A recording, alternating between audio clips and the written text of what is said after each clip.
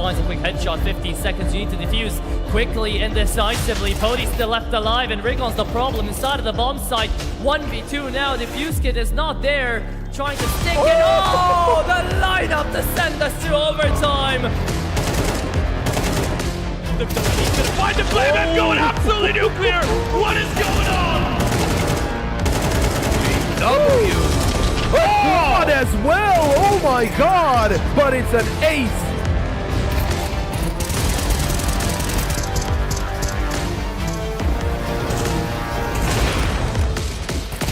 Oh! Up throw with a no scope.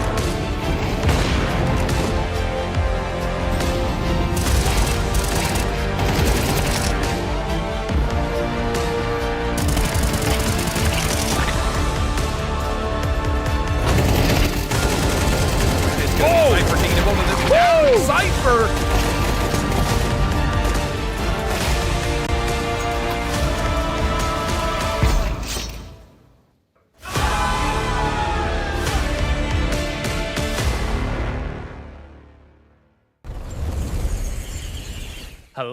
Hello, everybody. Good evening, good morning, whatever the day may be for you. Welcome back to Dracula's Castle out here on DraculaN. Bucharest has seen quite the fight yesterday as day one came to a close, and the close qualifier themselves went away to get us ready for this double LM bracket playoff series that is abound out here into this LAN.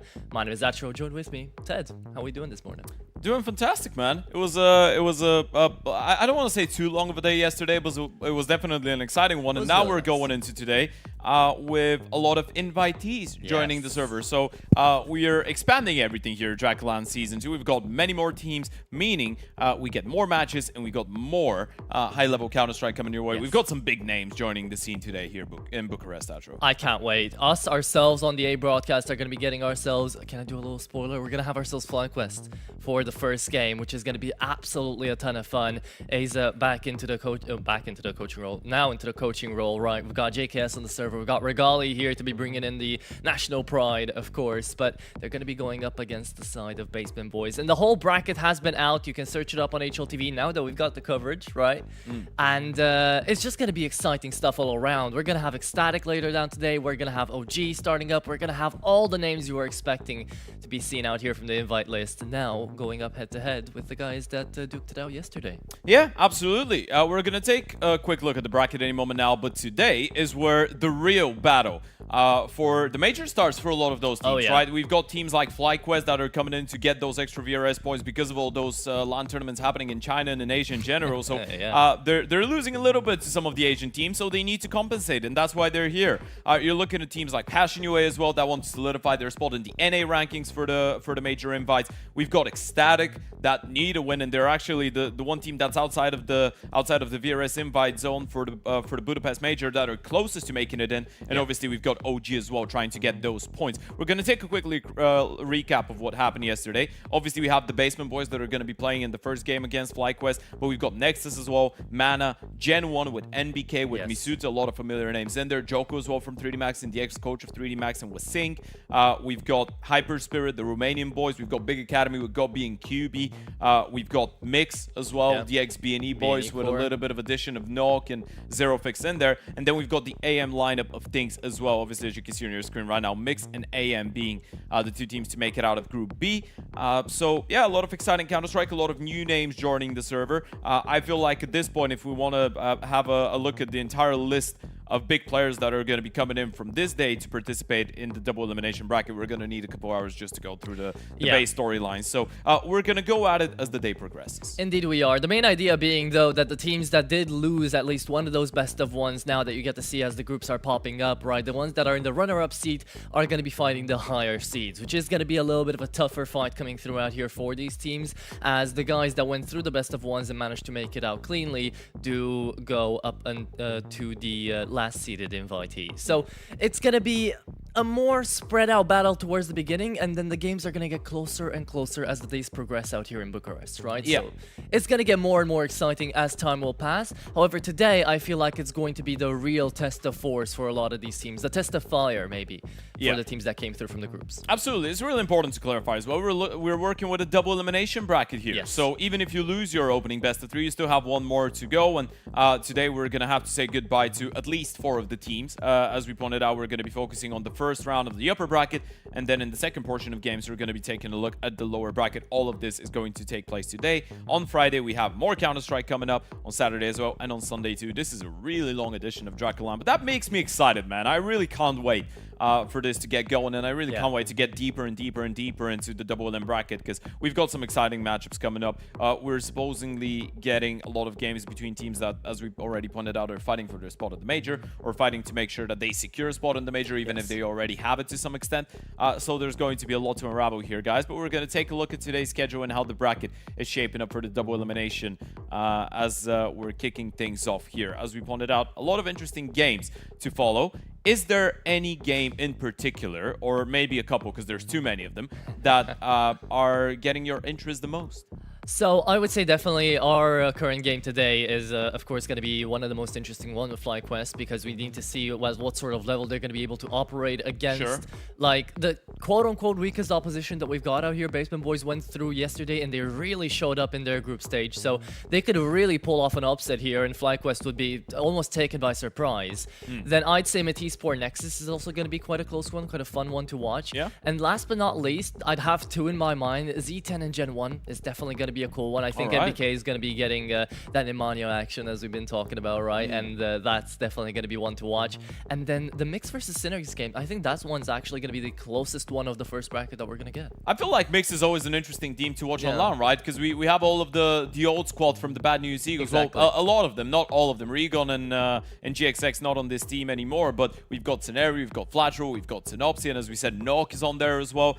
Ecstatic, we get to see the return of Acor to LAN Counter-Strike as well, and he's fighting to try and help Ecstatic potentially reach out for that final spot that will help them get to the major. And as you said, we've got Gen 1 Z10, Madden versus MBK. That's going to be a bit of a banger. But here on the A stream, we're going to be focusing and starting things off with FlyQuest taking on the Basement Boys. Now, in case you don't know who the Basement Boys are, folks, worry not, because this is completely normal in case you're a connoisseur of Tier 2 online or Tier 3 online Counter-Strike. We've got a young team coming in with an in-game leader who's a product of the Spirit Academy lineup, someone that played with Dong, that played with Zontix, that played with Baz, with Artfrost. That was the iteration of Spirit Academy that Owner was on. And then you've got a couple other guys like Paul Bandana, like Levantino, that have been around for a while, and then a couple newer additions of young players like Bambush and Trouble. So the Basement Boys, after losing a really close, tight BO1 on Nuke against Gen 1, MBK, and Misuta, they were able to win a best of 3 to qualify for today. But yeah, it's been a long road for them. I feel like just the fact that they're making it into the second round of action, or the second day of action, is an award big enough. And now they get to play against one of the, if not the best, but one of the best teams that we have here in Bucharest in the side of FlyQuest. So for a lot of those guys, in case you don't know them again, probably the people to be excited about the most after yesterday, Paul Bandana with the rifle. And then you're looking at obviously Trouble with the big green. But we had a lot of good stuff coming in from Owner, who's, as an in-game leader, actually quite a decent player mechanically as well. Yeah, we see him have a lot of big moments, especially on the opening department, on the entry fragging department. So he's going to be having a lot of success if FlyQuest don't have a really strong start here at the beginning. They've had to travel a lot to get here. Maybe bar Regali, right? Maybe he was already home. But the boys haven't gotten too much time out here from FlyQuest to get their pracs in and get their warm-ups in. Whereas, again, as we just mentioned, Basement Boys went through a long day yesterday to make sure that they know what's going on today. They know, they feel the connections, they feel the PCs, and they're ready to go. However, we have to talk about a FlyQuest too, right? Because there have been changes made, and Regali out here with the AWP is going to have a little bit of competition out on the first best of 3 up against Trouble, because we did see him connect some nice shots. Okay, so, let's not beat around the bushes. FlyQuest need to win this event. They do. And this is the same conversation we're going to have about Ecstatic, about Passion UA, and probably about OG, right? Those are the 4 top dogs of this entire event. There's a lot of teams that could upset pleasantly, right? That could bring in some surprises. But if you're FlyQuest, you're coming into this one, you want to win this event. You've got JKS, you've got Azar making his debut as the coach of this team as well. Obviously, he's got a great connection with a lot of the players, used to to play with JKS for many years. He's played majors with him. Used to play with a lot of the other folks as well. So you're talking about a team, primarily, by the way, Nedic. They played together on Talent for a little while. So Azure knows those players. Azure is coming back as one of the most reputable in-game leaders to ever go out of the Australian scene. And now he's coming in as the coach of this lineup, replacing Aircast. And I feel like this is the type of a move that, at least in my eyes, is FlyQuest saying, we know we need to get to a level where we have more comfort, we have more stability, we have more consistency in a way. Because FlyQuest has been a really exciting team to watch for a lot of time. Even in the first half of the year, before JKS arrived, they were still a team that was really exciting to watch. Still a team that you're looking at and you're saying, well, Nedic being put in those star positions is probably going to need a little bit of time to get used to playing higher level competition, but he's an incredibly sharp and good individual. Same for Vexite. Regali's been having those standout performances. I've been loving what Ince is doing as a proactive in-game leader around the map, but now you're bringing in a couple more experienced figures in pursuit of, I feel like, FlyQuest being able to actually get a little bit deeper, because we all remember what happened at the Austin Major. They started off with a 2-0 winning the BO1s, and then they bomb out after losing 3 consecutive BO3s. You're trying to get them up to the next level in a way that you know if they're putting themselves in those positions, they're going to be able to close out their games. So I feel like with JKS and with Azure now, things should get even better. And in a team or in a tournament like this one, facing off against teams like the Basement Boys, they should be winning easily. Of course, they should be winning easily compared to the opposition, but the first game with a new coach, especially on LAN, is always going to be a bit of a question mark. You know, how are the teams going to be able to perform? How are they going to be able to work around each other? From Superbet's side as well, from our partners, we get to see Regali having his odds there for his under and over. So you guys, if you are over the age of 18, can check on out to that one. But this is going to be a very exciting one for FlyQuest, because half the team out here have only got like 20-ish lands under their belts, right? They're coming in out here, and that's no small experience to say the least, but it's still not to the level of JKS or Azure, right? I mean, it's a wild thing, by the way. I was actually having a look at it because I wanted to compare some of the experience, and you're looking at someone. You're looking at someone like JKS, and obviously we pointed out they played with Azure for many years on Renegades, on 100 Thieves, all of those iterations. They've made major semifinals together in 2019 in the Berlin Major. They've played 486 maps on LAN together, and this is just the two of them. Just LAN. Out of nearly 1,000 as a duo online as well. It was 976, the specific number.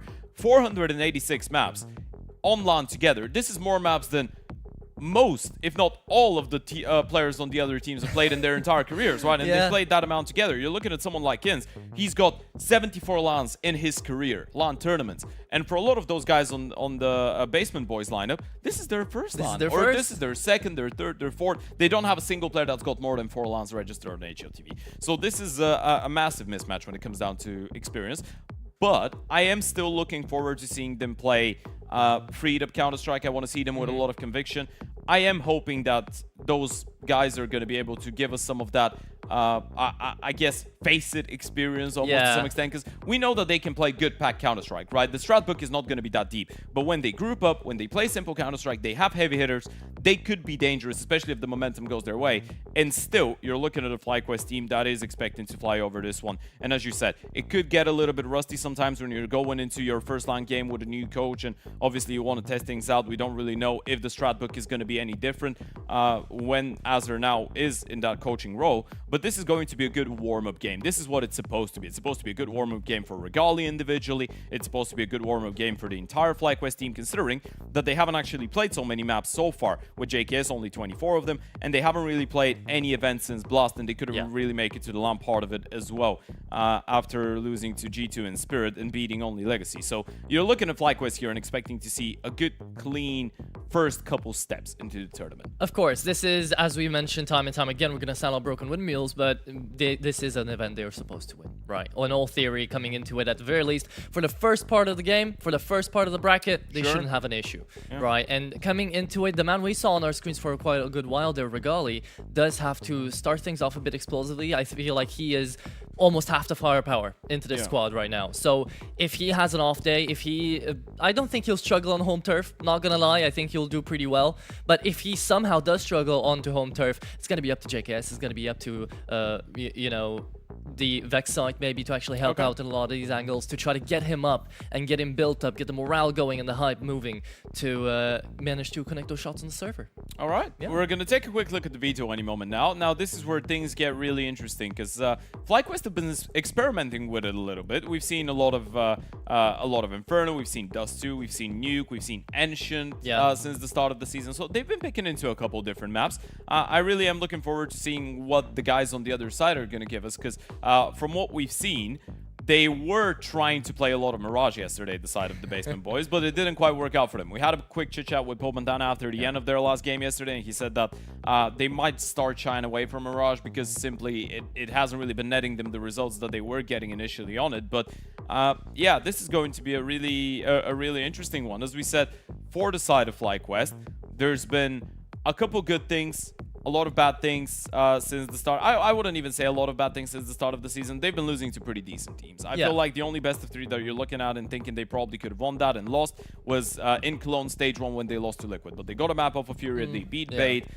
Then they were able to win that Blast Rising Asia qualifier by not dropping a map, which is the level of comfort you should be seeing on a local level out of those guys. But this is, I feel like, the first LAN event that they're playing outside of the Asian and Oceanic region this year that they are a heavy favorite in. And this is usually not the role that we see them in, right? We usually see them in the role of that maybe dark horse to some extent, not to win the entire event, but to pull out a couple upsets. We're looking at those occasional really good standout performances out of Regali, out of guys like Netic, like Vexite. Now JKS providing more stability, but this is one of the first events that I'm going into thinking FlyQuest is a big favorite. So it's going to be interesting how they deal with that position, right? Because there's teams in the world of Counter-Strike that do a lot better when they are the underdog. So we're going to take a look at the veto. We see that Dust 2 coming out of FlyQuest, and this one makes a whole lot of sense. A train pick to try and switch things up.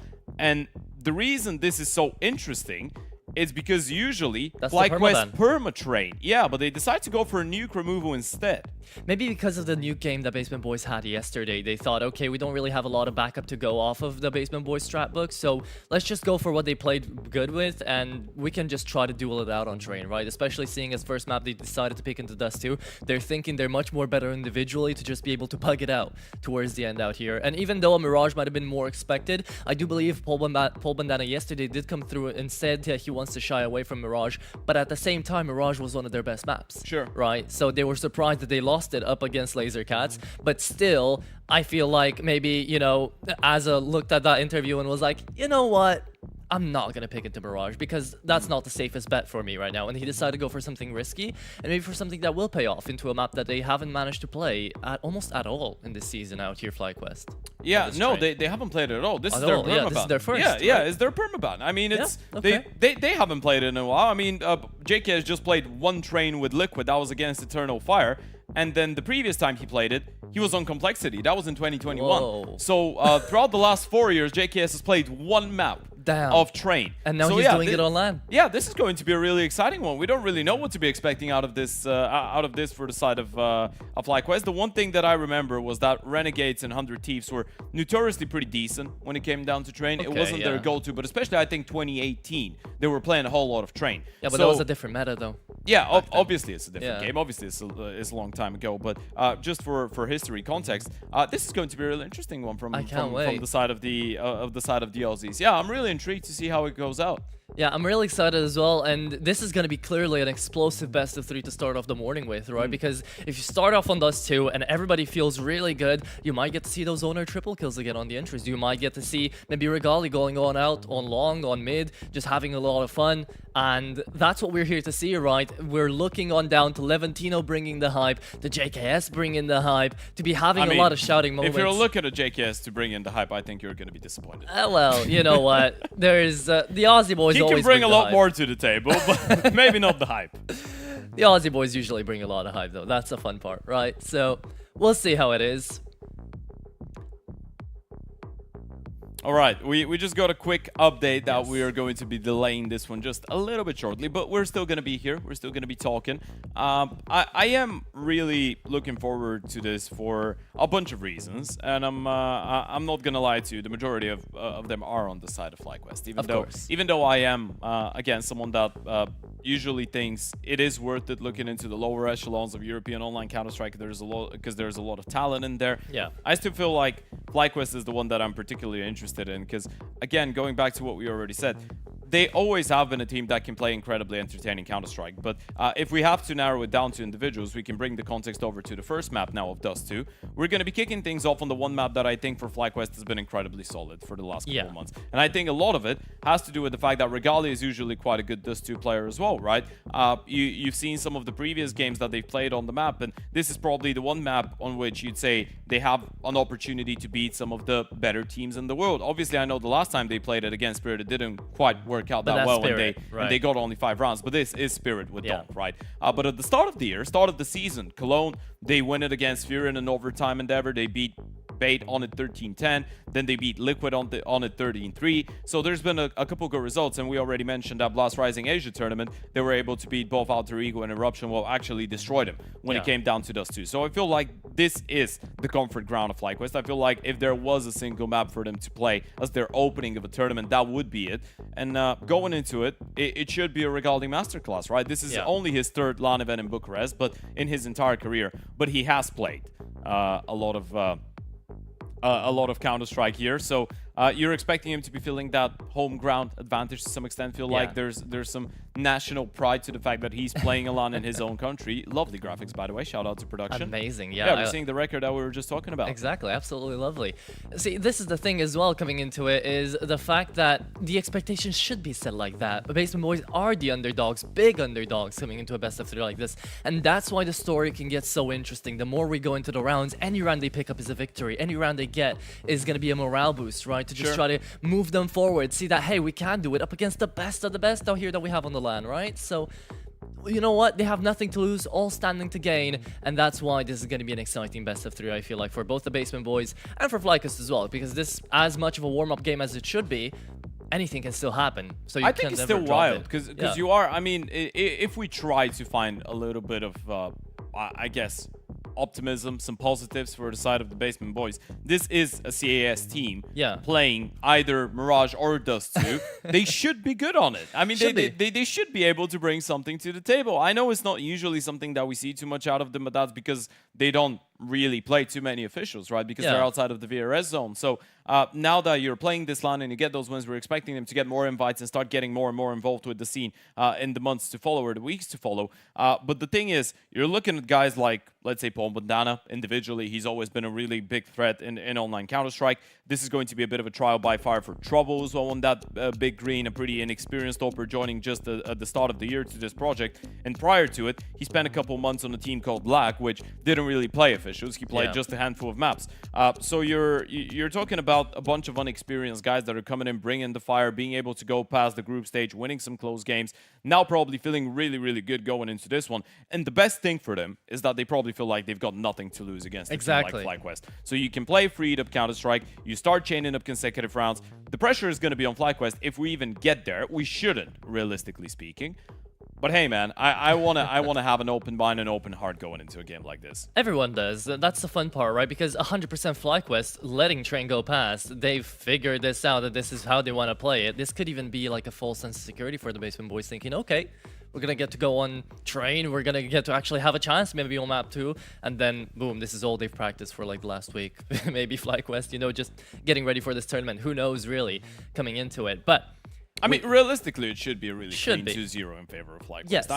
We're going to try our best to present the Basement Boys to everyone watching and, you know, find some reasons to get excited. I feel like the one thing that Owner was playing with Zontix and Donk and Art Frost and Baz on the same team should be an exciting detail. The thing is, when you do play with world-class talent, it doesn't necessarily mean that you are one either. But I feel like Owner has something to bring to the table. Obviously, he played on other teams like Bait as well for a little bit longer. He's played some major qualifications. He played with Rinku too. So we've seen Owner being surrounded by really high-level talent over the years. And I really want to see some of that experience being brought into the server. But yeah, as we said, we can keep on speaking about them, but it should be a tough game for the Basement Boys. You know how it is also, you might want to think of it like this. FlyQuest have been used to so many tier 1 tournaments when like a master fencer is going up against another master fencer, he would love to always go up against an experienced player rather than someone that doesn't necessarily know what they're doing, because they're much harder to predict. You know, I don't think that's necessarily the case here. Basement Boys are still an organized team. I think it's always a factor, more so if it's a LAN game though, Yeah. right? Because it's that is another factor to it. If FlyQuest were playing the Basement Boys online, we'd still say they win 2-0. Exactly. But you would have an open mind towards one of the maps being a little bit scrappier and maybe a little bit closer. On LAN, that shouldn't really be the case if you're talking about a team like FlyQuest. Yeah, this could still be an exciting game for multiple reasons. You're looking at the Basement Boys and expecting to see a couple occasional good individual plays out of some of the guys in there. And in the end of the day, it's all about the vibes, man. It's all about having a little bit of fun. Of course, 100%. And we got to see the map Vita. We got to talk extensively about this best of 3. While it's still going in through a couple of technical issues, we can actually talk about the other best of 3s that we've got right now, going into the first games of the day, because there's 4 consecutive ones going at the same time. So, you know, there's going to be a lot of CS out here for DraculaN today. And even though it's not all covered on the A stream, we've got the B stream, C stream, D stream as well. Before I get you started on those, though, I do want to remind everyone, especially the teams looking on ahead, signups for Season 3 are open. We got to see it on the walkthrough dust too as well here.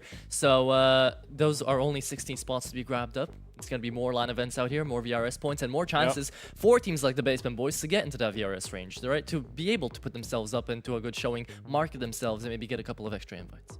Yeah, absolutely. As you pointed out, we have 3 more games going on simultaneously with this one. We've got Metasport taking on Nexus. This is going to be an interesting one. I'm excited for that one. We get Mayo09 on LAN with Metasport. First LAN with this team. He played a couple with Johnny Speeds earlier this year, but in case you don't know who Mayo is, he's a massive talent, this kid.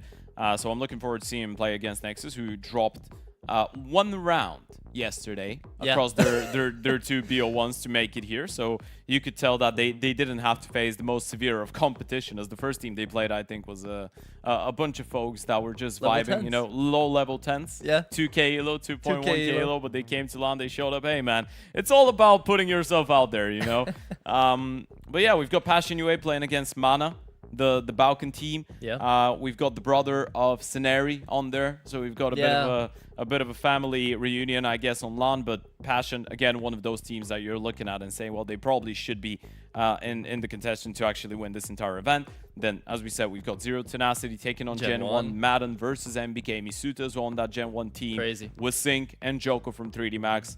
And then those are all of the games for the first round. And then we're going to keep it going, of course, with the rest of the first round matchups in the playoffs later on. But we're just taking it 4 best of 3s at a time. I will say, I think the next round of best of 3s that we're going to have after these ones out at 12 a.m. local time, I think those are going to be way closer than these ones.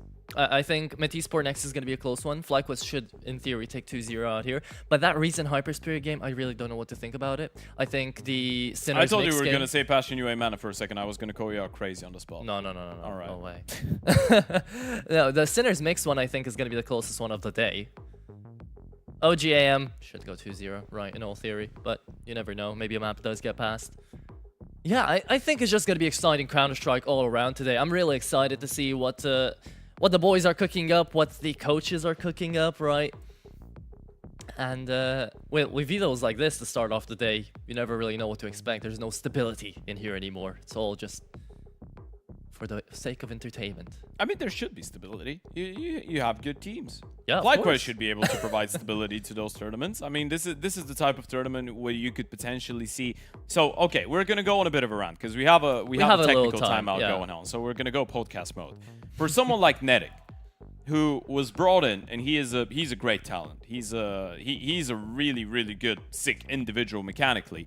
He's been struggling with consistency a little bit. And it's always difficult when you just get thrown into the deep and fingers pointed at you and you're like, well, now I need to be the star player of this team. Obviously, now that JKS is here as well and you've got the support of Regali, I think that's going to take a little bit of the pressure off of the shoulders of Nedic, because obviously he's the most aggressive rifle on this team, right? And he's the opener. Inst is trying his absolute best, by the way, to try and help him out with all of this and compensate for a bit of it. But I think for Nedic, the fact that you've got someone like JKS taking a lot more initiative than usual as well, on the CT sides primarily, is opening up a little bit of possibilities for you. You can play passive sometimes, you can play aggressive. You're not forced to go for plays, but he still has been struggling with in terms of firepower output. So I think a LAN like this one could be the catalyst for someone like Netic. Could mean that you're playing a couple lesser teams in comparison, obviously, to what you're usually used to. Then you get the confidence up, you start playing better and better and better, you build up that self-trust, and then you go into the next bigger events with a lot more to show. But speaking of JKS taking initiative, this is actually a conversation I wanted to have, because there is a weird phenomenon that I'm noticing throughout the last couple of weeks with some of the teams. So bear with me, I'm going to shout out James now. Because on Parivision, you've got that one player called Belchanok, who's an anchor on big bomb sites and small bomb sites, actually 3 of them, 3-3. You still have him be the person on the CT side to attempt the most opening kills, even though he is an anchor. Now, this has been changing throughout the last couple of days, but that was the case for the first 2 months of the season. JKS doesn't anchor small bomb sites. He's primarily anchoring big bomb sites, but he still, as an anchor, is the one single player on the side of FlyQuest that initiates the most amount of opening fights on their CT sites. And again, as we said, the sample size isn't massive. We're talking about 24 maps here, guys, but this is still something really interesting. This is still JKS, I feel like, going into this one saying, I realize I am one of the people that should be leading the team, right? I know I am one of the people that needs to be providing not only stability, but a little bit of opening. Yeah, a little bit of openings when the team is struggling to find them on their own, right? So we are seeing a lot of initiative being taken by JKS, and this is something I like a lot.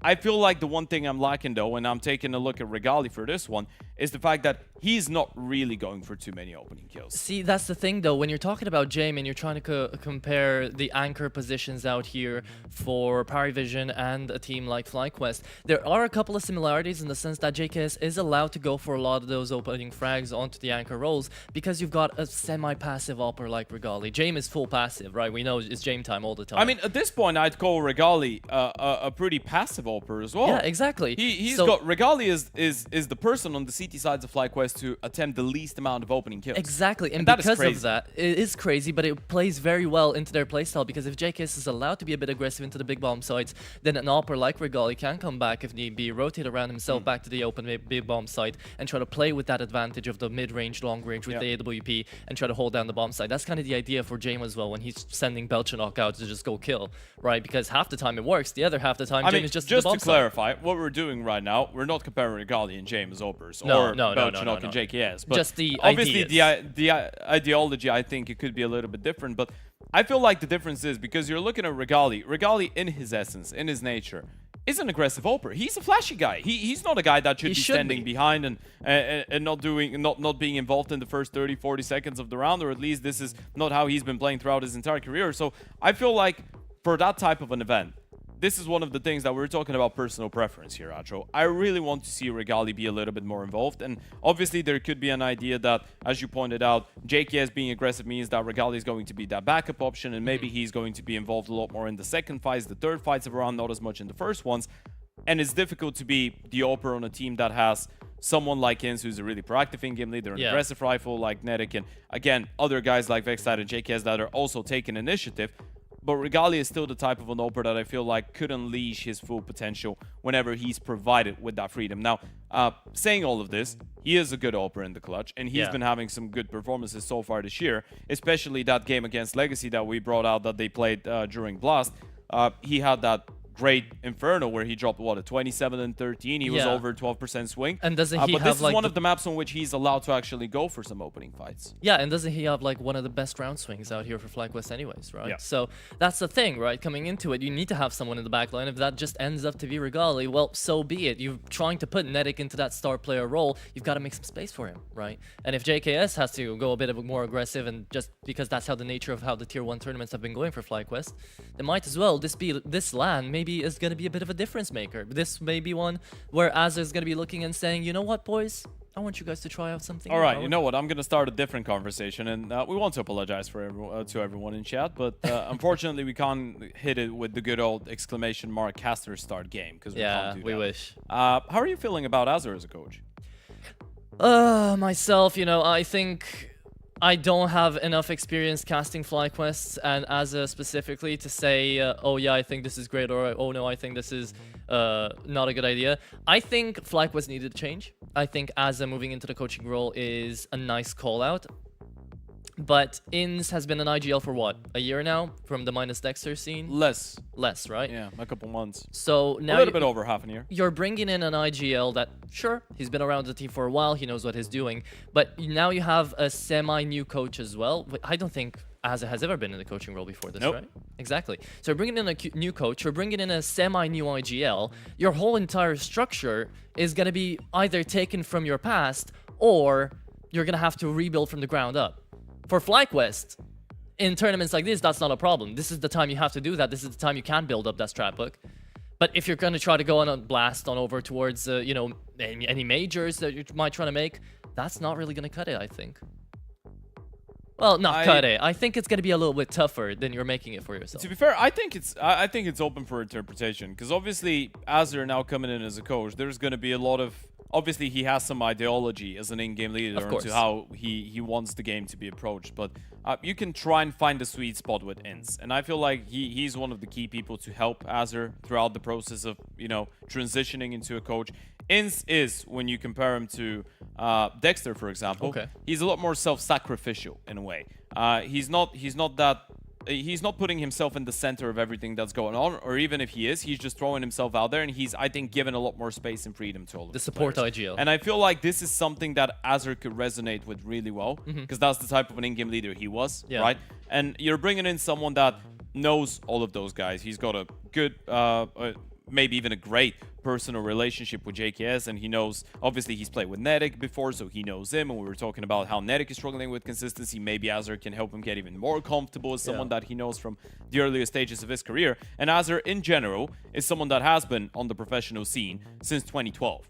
Right, since the Vox days, when he was when he was playing with Sponge, and then obviously JKS as well. So he's known the scene for such a long time. I feel like he's been through multiple projects to know how to stabilize stuff. And let's not forget, he was the in-game leader of that Renegades lineup that made major playoffs, that 100 Thieves lineup in the years to follow, which was pretty much same players, just different organization with a couple changes. But the thing is, I want to keep an open mind towards Azur becoming a good in-game or a good coach, sorry. I feel like he could definitely find a way to make everyone on this team a lot more comfortable. And one of the main issues with this team was probably the emotions, the vibes, if you want to use the Gen Z lingo. Yeah, I feel like the atmosphere was not always great, and you needed someone to be that, you know, smiley person that's going to make everyone else feel better, because we're getting good performances out of Regali most of the time, but when he goes quiet, he goes really quiet. JKS, we know, is not necessarily the hype man. Ince is probably one of the more energetic guys on the team, and maybe to some extent, I guess you're looking at Vexside and Netic, but Vexside, again, doesn't really strike me as someone that's going to go in and just scream all the time. So I think Azur, for the atmosphere of the team in general, might be a really good addition. You see them on the mic right now. You see them on the actual screen, and you get to see smiles all around those. So that's the good part, right? Vexside is looking a bit serious, but Regali, Inz right now, I think we saw him as well be quite focused. But Regali's having fun, right? Vexside is having a little bit of fun.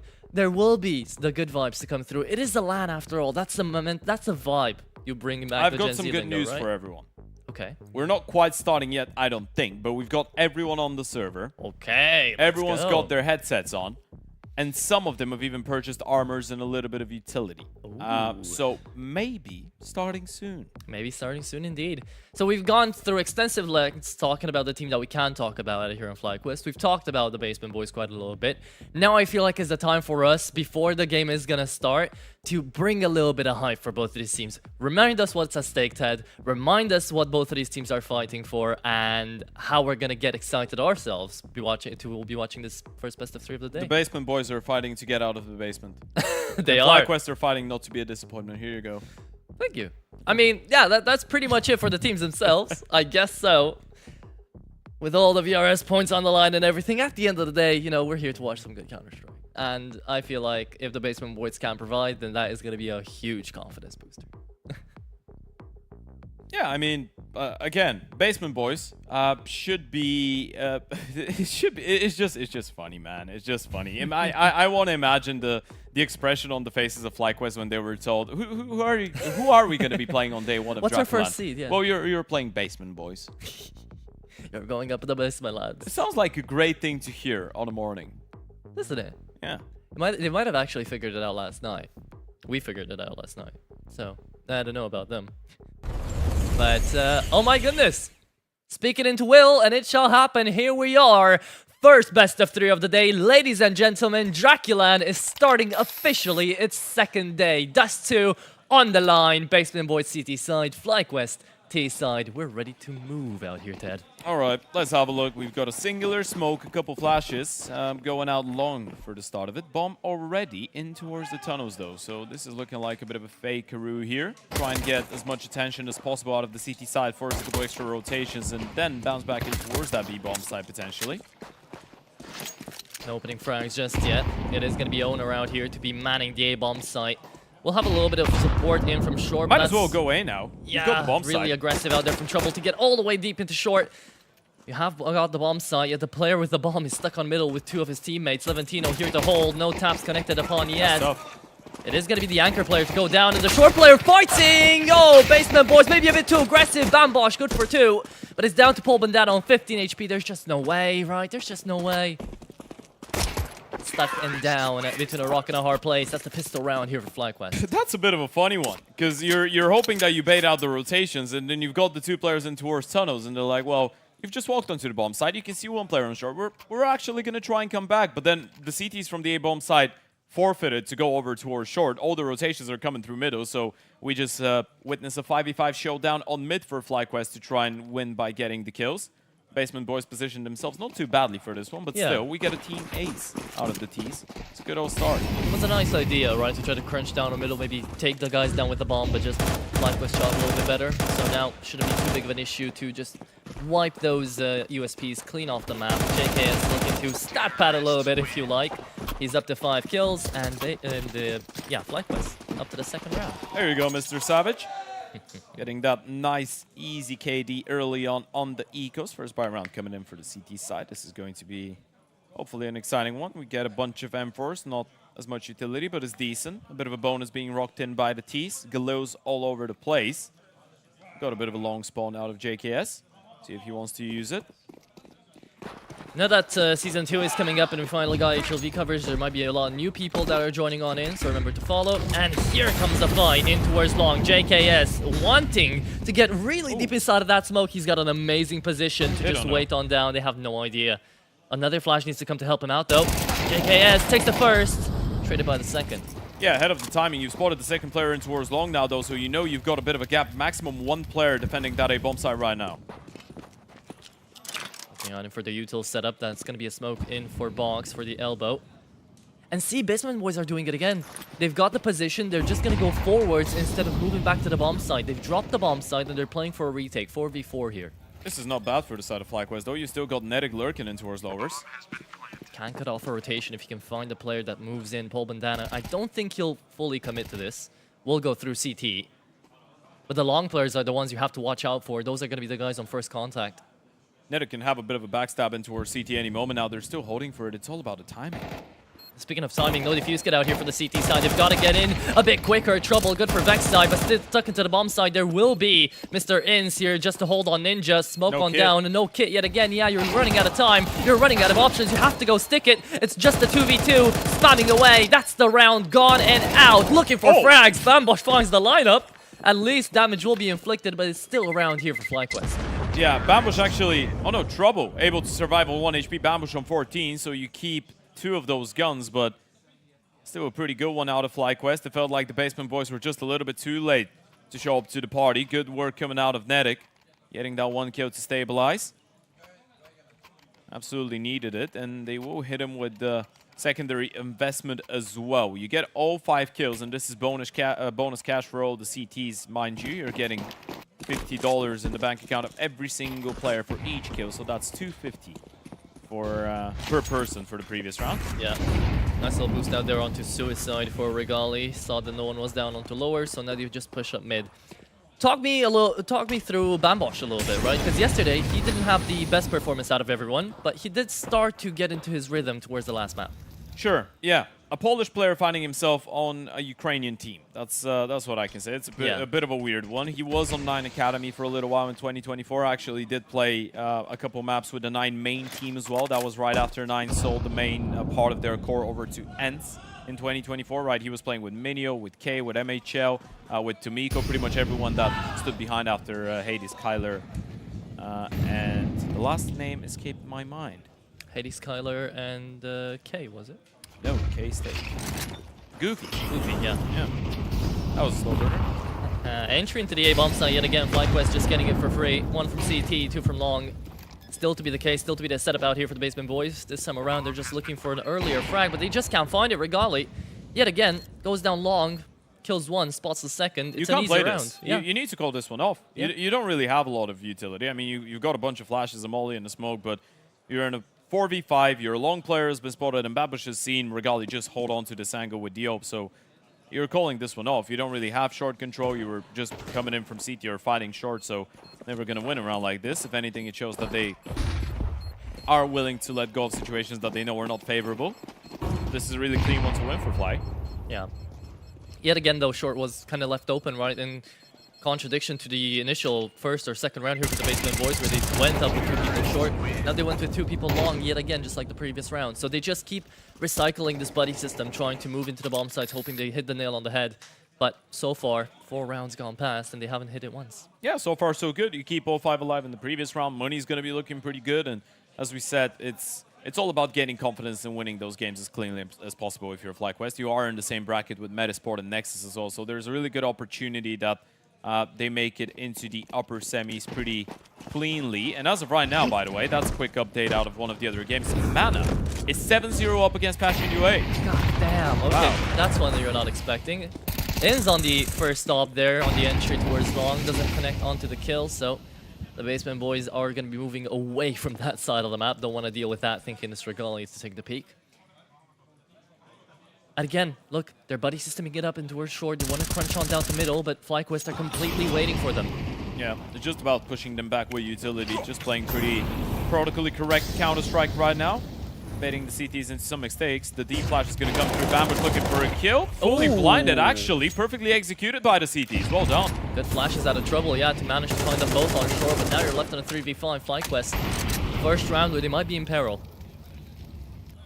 They're going to be defaulting it up, though, waiting for the Basement Boys to overstep here, to make a mistake, to try to give the round back. Yeah, it was pretty well done. The first player was just holding Django. He gets blinded. The second player that was supposed to swing and save him just gets killed by the second CT. Going on for the strafe, JKS. He's able to find the first one. Is he ready for a second? Now he spotted him out, and this is a double. Coming out in towards Long. That's going to open up a little bit of space. Levantino with a lot to do. And Levantino does half the job, manages to take down Netic there. Inz and JKS left standing in a 2v2. And Basement Boys did overstep, right? They did go into that Long, and they didn't have to fight that. But yet still they did. JKS bringing the round back. Paul Bandana with an AWP now, looking for his first frag of the match so far.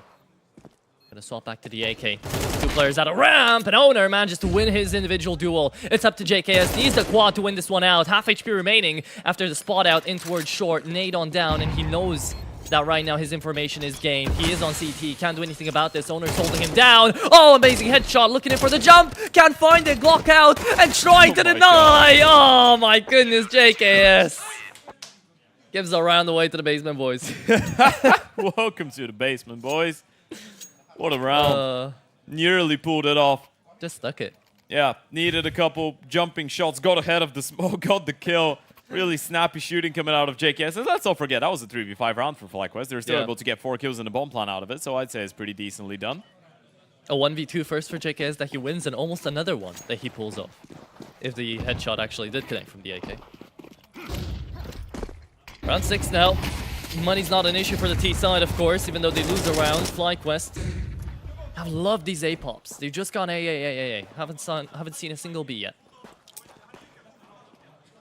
Yeah, this one is a little bit of a different approach, though. A lot of mid-centric rounds to start it off on the T side for Fly. Now you go out long, you push them away, and you're meeting no resistance, which could be a bit of an issue. And the thing is, Netic doesn't have his eyes set on the tunnels anymore, and that means he's not really going to be able to coordinate what is going on there. The Basement Boys have pushed clear out that entire area of the map, and they're not seeing anything in towards middle. So as of right now, this should be pretty clear for the Basement Boys. A pretty easy situation to read.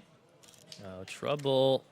Looking for his opportunity to shine. Flash comes through. Here comes the first engage. Out from that smoke, actually. He blocks the Molotov in towards CT, but Vexai still finds the first. Traded out into the bomb site. Trouble desperately needs some help, but the rotations are being cut off by Nedic.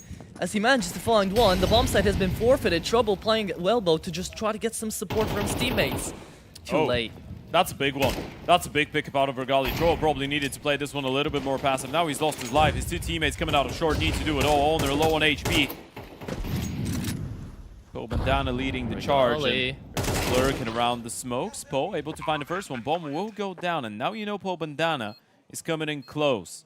JKS wants to make sure he doesn't give away his position. He wants to make sure he doesn't give away an opportunity. Well, they know where he is, but don't peek. You know, Paul could be holding for all of this. Head tucked, waiting for S to take contact, and the spray is absolutely perfect out of the captain. The Aussie general out here. Look at how he does a nice little spray transfer to find that last two. And you can tell the years of experience there for JKS. You put any other tier 3 player from the European scene in that position, they peak. But JKS just holds it down the line. Baits it for his teammate, wins out the round. 5-1 out here as FlyQuest. The expected victors are now doing what they're expected to do. I mean, that was a round that in general was not played badly from the Basement boys in terms of getting that early information and knowing what was going on. But FlyQuest just powered through all of them. It's the individual prowess to come through, man. Oh, all okay. Right. Nice little break through the smoke. Trouble connects the shot. Looking down to Long to do the same thing. Bambosh, I don't think he's going to throw his own nade, though. And in case you're tuning in for the first time to the stream, yes, our smokes are pink. Yes. Not all the time, though. See? They're normal now. Depends. Depends when you catch them. Production has been definitely gotten a big up this season. Gotta shout them out. JKS, nice for the first. Bambosh plays with the pole there, manages to actually find JKS on a trade. Yeah, that was nice. I mean, you had, I think it was Inz standing on the flash, just waiting for JKS to request to peek, and he gets mollied out. It felt like he was supposed to just go down instantly without a smoke, but the flash comes in, sets him up for 1 kill. It's probably more than what he should have been able to get away with, and now you spotted the second player in towards Long, so you know they're probably just running a standard 2-3. You could try and bait a rotation, go up short, but it's all about seeing how they want to approach this one. So there's 40 seconds until the end of it. The thing is, smoking towards CT doesn't really bait the CTs into doing anything, so the mid walk is coming through, and we're just going to have a straight up 1v1 against Po Bandana here, and Trouble towards the back of the bomb site with the op as well. You've got so much utility if you're FlyQuest right now. You've got so many options open. Yeah, the block does come through. Opening shot there for Netic instead of Po Bandana. Trouble looking for the next one coming up the window, but there's 20 seconds left to plan. 2v3 now, and it's all up to Trouble into the bomb site. 1v1 out of the offer. He tries to go for the no-scope. I respect it, but it doesn't pay off. Post-plan scenario now, and I think Bambosh and Oda are going to attempt this. Just one flash. You need to flash off Regali. This should be a free kill, but look at the player coming in from the tunnels. That's going to be all around the world. Regali's turned around. He's ready for it. He's glued in. Shot hit. Doesn't get easier than this, and Bambosh is going to get caught looking the wrong way. Pants down. 6 rounds on the board. FlyQuest. I want to make it clear that we don't have an audience. Regali's just that good to keep the awareness away into tunnels. Trusted in his teammate to check out into mid. Don't have anyone standing right behind him. We're not rocking the Fragadelphia. Hearing the ooh. Who's behind you, dog? Tack timeout out of basement, boys. Needed, right? 6-1 down. CT side of Dust 2. Oh, we can hear players going absolutely mad, though. I can tell you for a fact this is probably mana. 100%. Judging by the screams. I think they had some technical difficulties there, because the last time we checked, it was, still 7-0, but they are in the lead over Passion, which is crazy. A quick update out of the other games as well. Metasport currently 7-3 up against Nexus, and Gen 1, 6-2 up against Zero Tenacity. Not too shabby. All of those map 1s. Map 1s indeed. Yeah. Regali, quick pick out along. A flash will come through. Oh, it's a smoke, actually. He won't time it. Doesn't make any noise.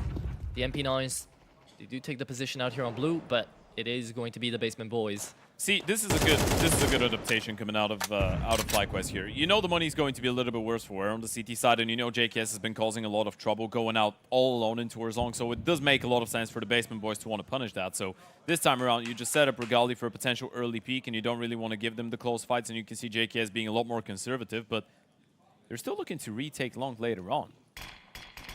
That smoke as well buys a little bit of time, but FlyQuest can still go wherever they wish. They're just burning through the CT util right now.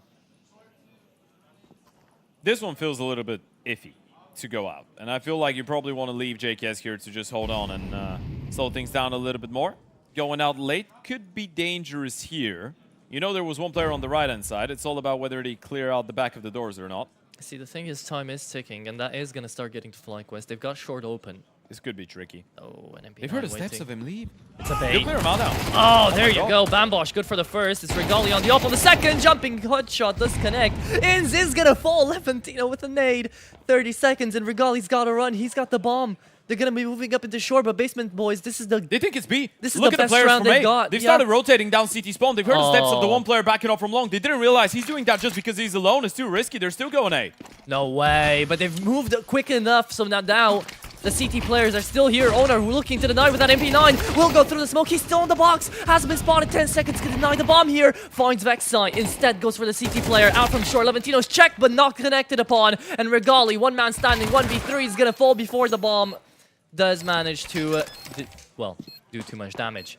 6-2. Second round here for the Basement Boys. That's a big triple coming out of Levantino. I mean, again, it should have been a round that's impossible to win for FlyQuest, straight up. Yeah. After that initial engagement in towards long, it was just a perfect bait with the one player leaving, actually. I thought it was just going to make it easier for them to clear out everything, but you hear the steps and you're thinking, well, we've got ourselves a bit of a timing maybe, boys.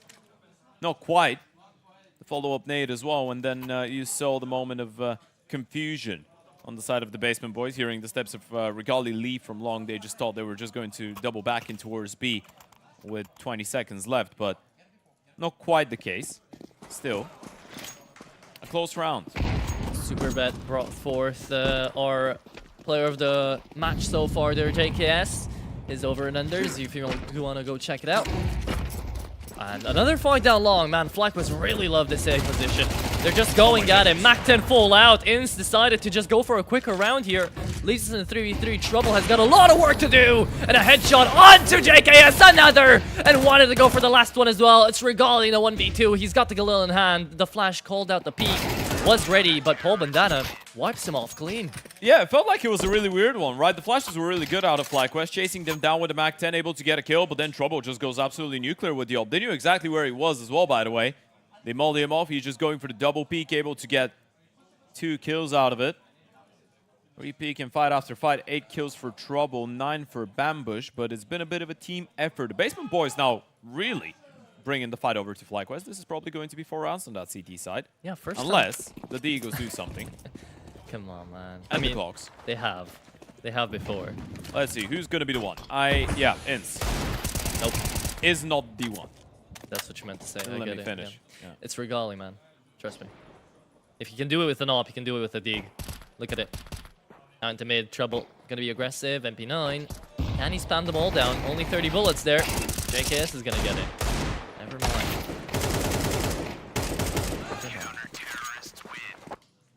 Nice and clean. Yeah. All right, though. I am ready for some basement action. I just said what I said. Let's see what the boys can bring forward. 4 rounds on that CT side already. Not looking too bad at all, as we said. Best map probably in the pool for FlyQuest. Not even probably, it is the number 1. So you give him a fight here. We might be in for an interesting one. And yeah, Atro was just pointing out, by the way, towards something. I'm going to say Atro. I am Sponge in the chat is not really Sponge. I was just saying they were sad. I don't think that's chat. Tech pause. Out here from FlyQuest. Inz is getting the big guns out. Azza is going to be But on I the can mic. bet you he's watching. He's definitely watching. I hope so. Yeah, definitely feels exciting seeing Azure make his debut as a coach. In the short shorts, did you see? Used to be, used to be teammates with him and JKS. Yeah. Played a couple big events. Back a long time Major. ago. Yeah. Man, it's been... We're getting close to double decades ever since that happened. 2032 it would be. Closer to that than 2012. Right. Good analogies for me, thank you. Yeah. Full buys Just to come letting you through. cook, man. Thank you. You know, You I do you. appreciate it. Let me fuck up in my own right. With pleasure. Oh, trouble. Good for the opener here. Netic will go down. Advantage here for the Basement Boys. FlyQuest will be scaling up short once again.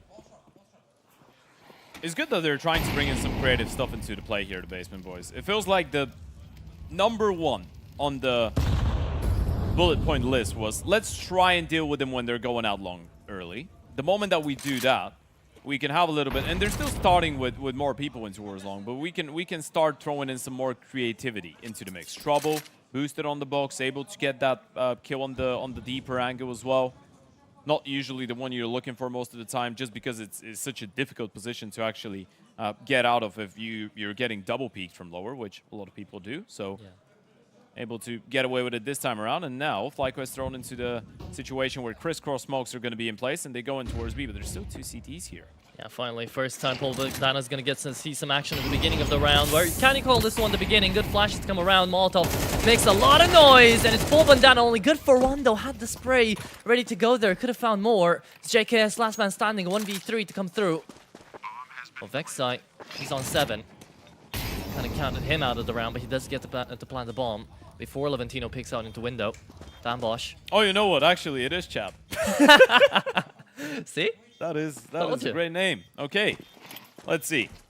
JKS, Vexite, head tuck, flashes up. Vexite will have to do it all! The one tap is so nasty, but the up shot is even better. Trouble, what a round! Still, what an attempt out of Vexite. That should have never been a FlyQuest round there. Vexite nearly makes it work. See, but that's the crazy thing. I think that's the second or third time you've said this. Shouldn't have been a FlyQuest round. Basement Boys are putting up a hell of a fight on the CT I mean, side. Trouble is 12-9, man. That's really exciting. And for someone that, again, before joining this team, where he hasn't really played the amount of officials that you probably expect, because they are simply outside of the VRS, he just had a couple maps in his career prior to 2025. So, yeah, this is good, man. And they are getting the comfort of obviously being a little bit more confident, I guess, after yesterday. But this is a really good fight that they're giving FlyQuest on one of their best maps again. We're pointing out, this is the map pick of the LZs. Dust 2 is usually quite decent for them. Oh, JKS try to go up against the grain. The flash didn't work out. Levantino takes out one, traded out. Bambush with the advantage in towards long. The nade will go down to take a lot of damage out of Ins as well. Down to half HP. This is a good trade for the Basement Boys. They're all going to be rotating into the A-bomb side, though. You're leaving Netic to try to come in through short, and now they've got an open B-bomb site, but FlyQuest aren't going to be going all the way around the map to go for that. Even though they got a lot of time, a fight will happen again into long here.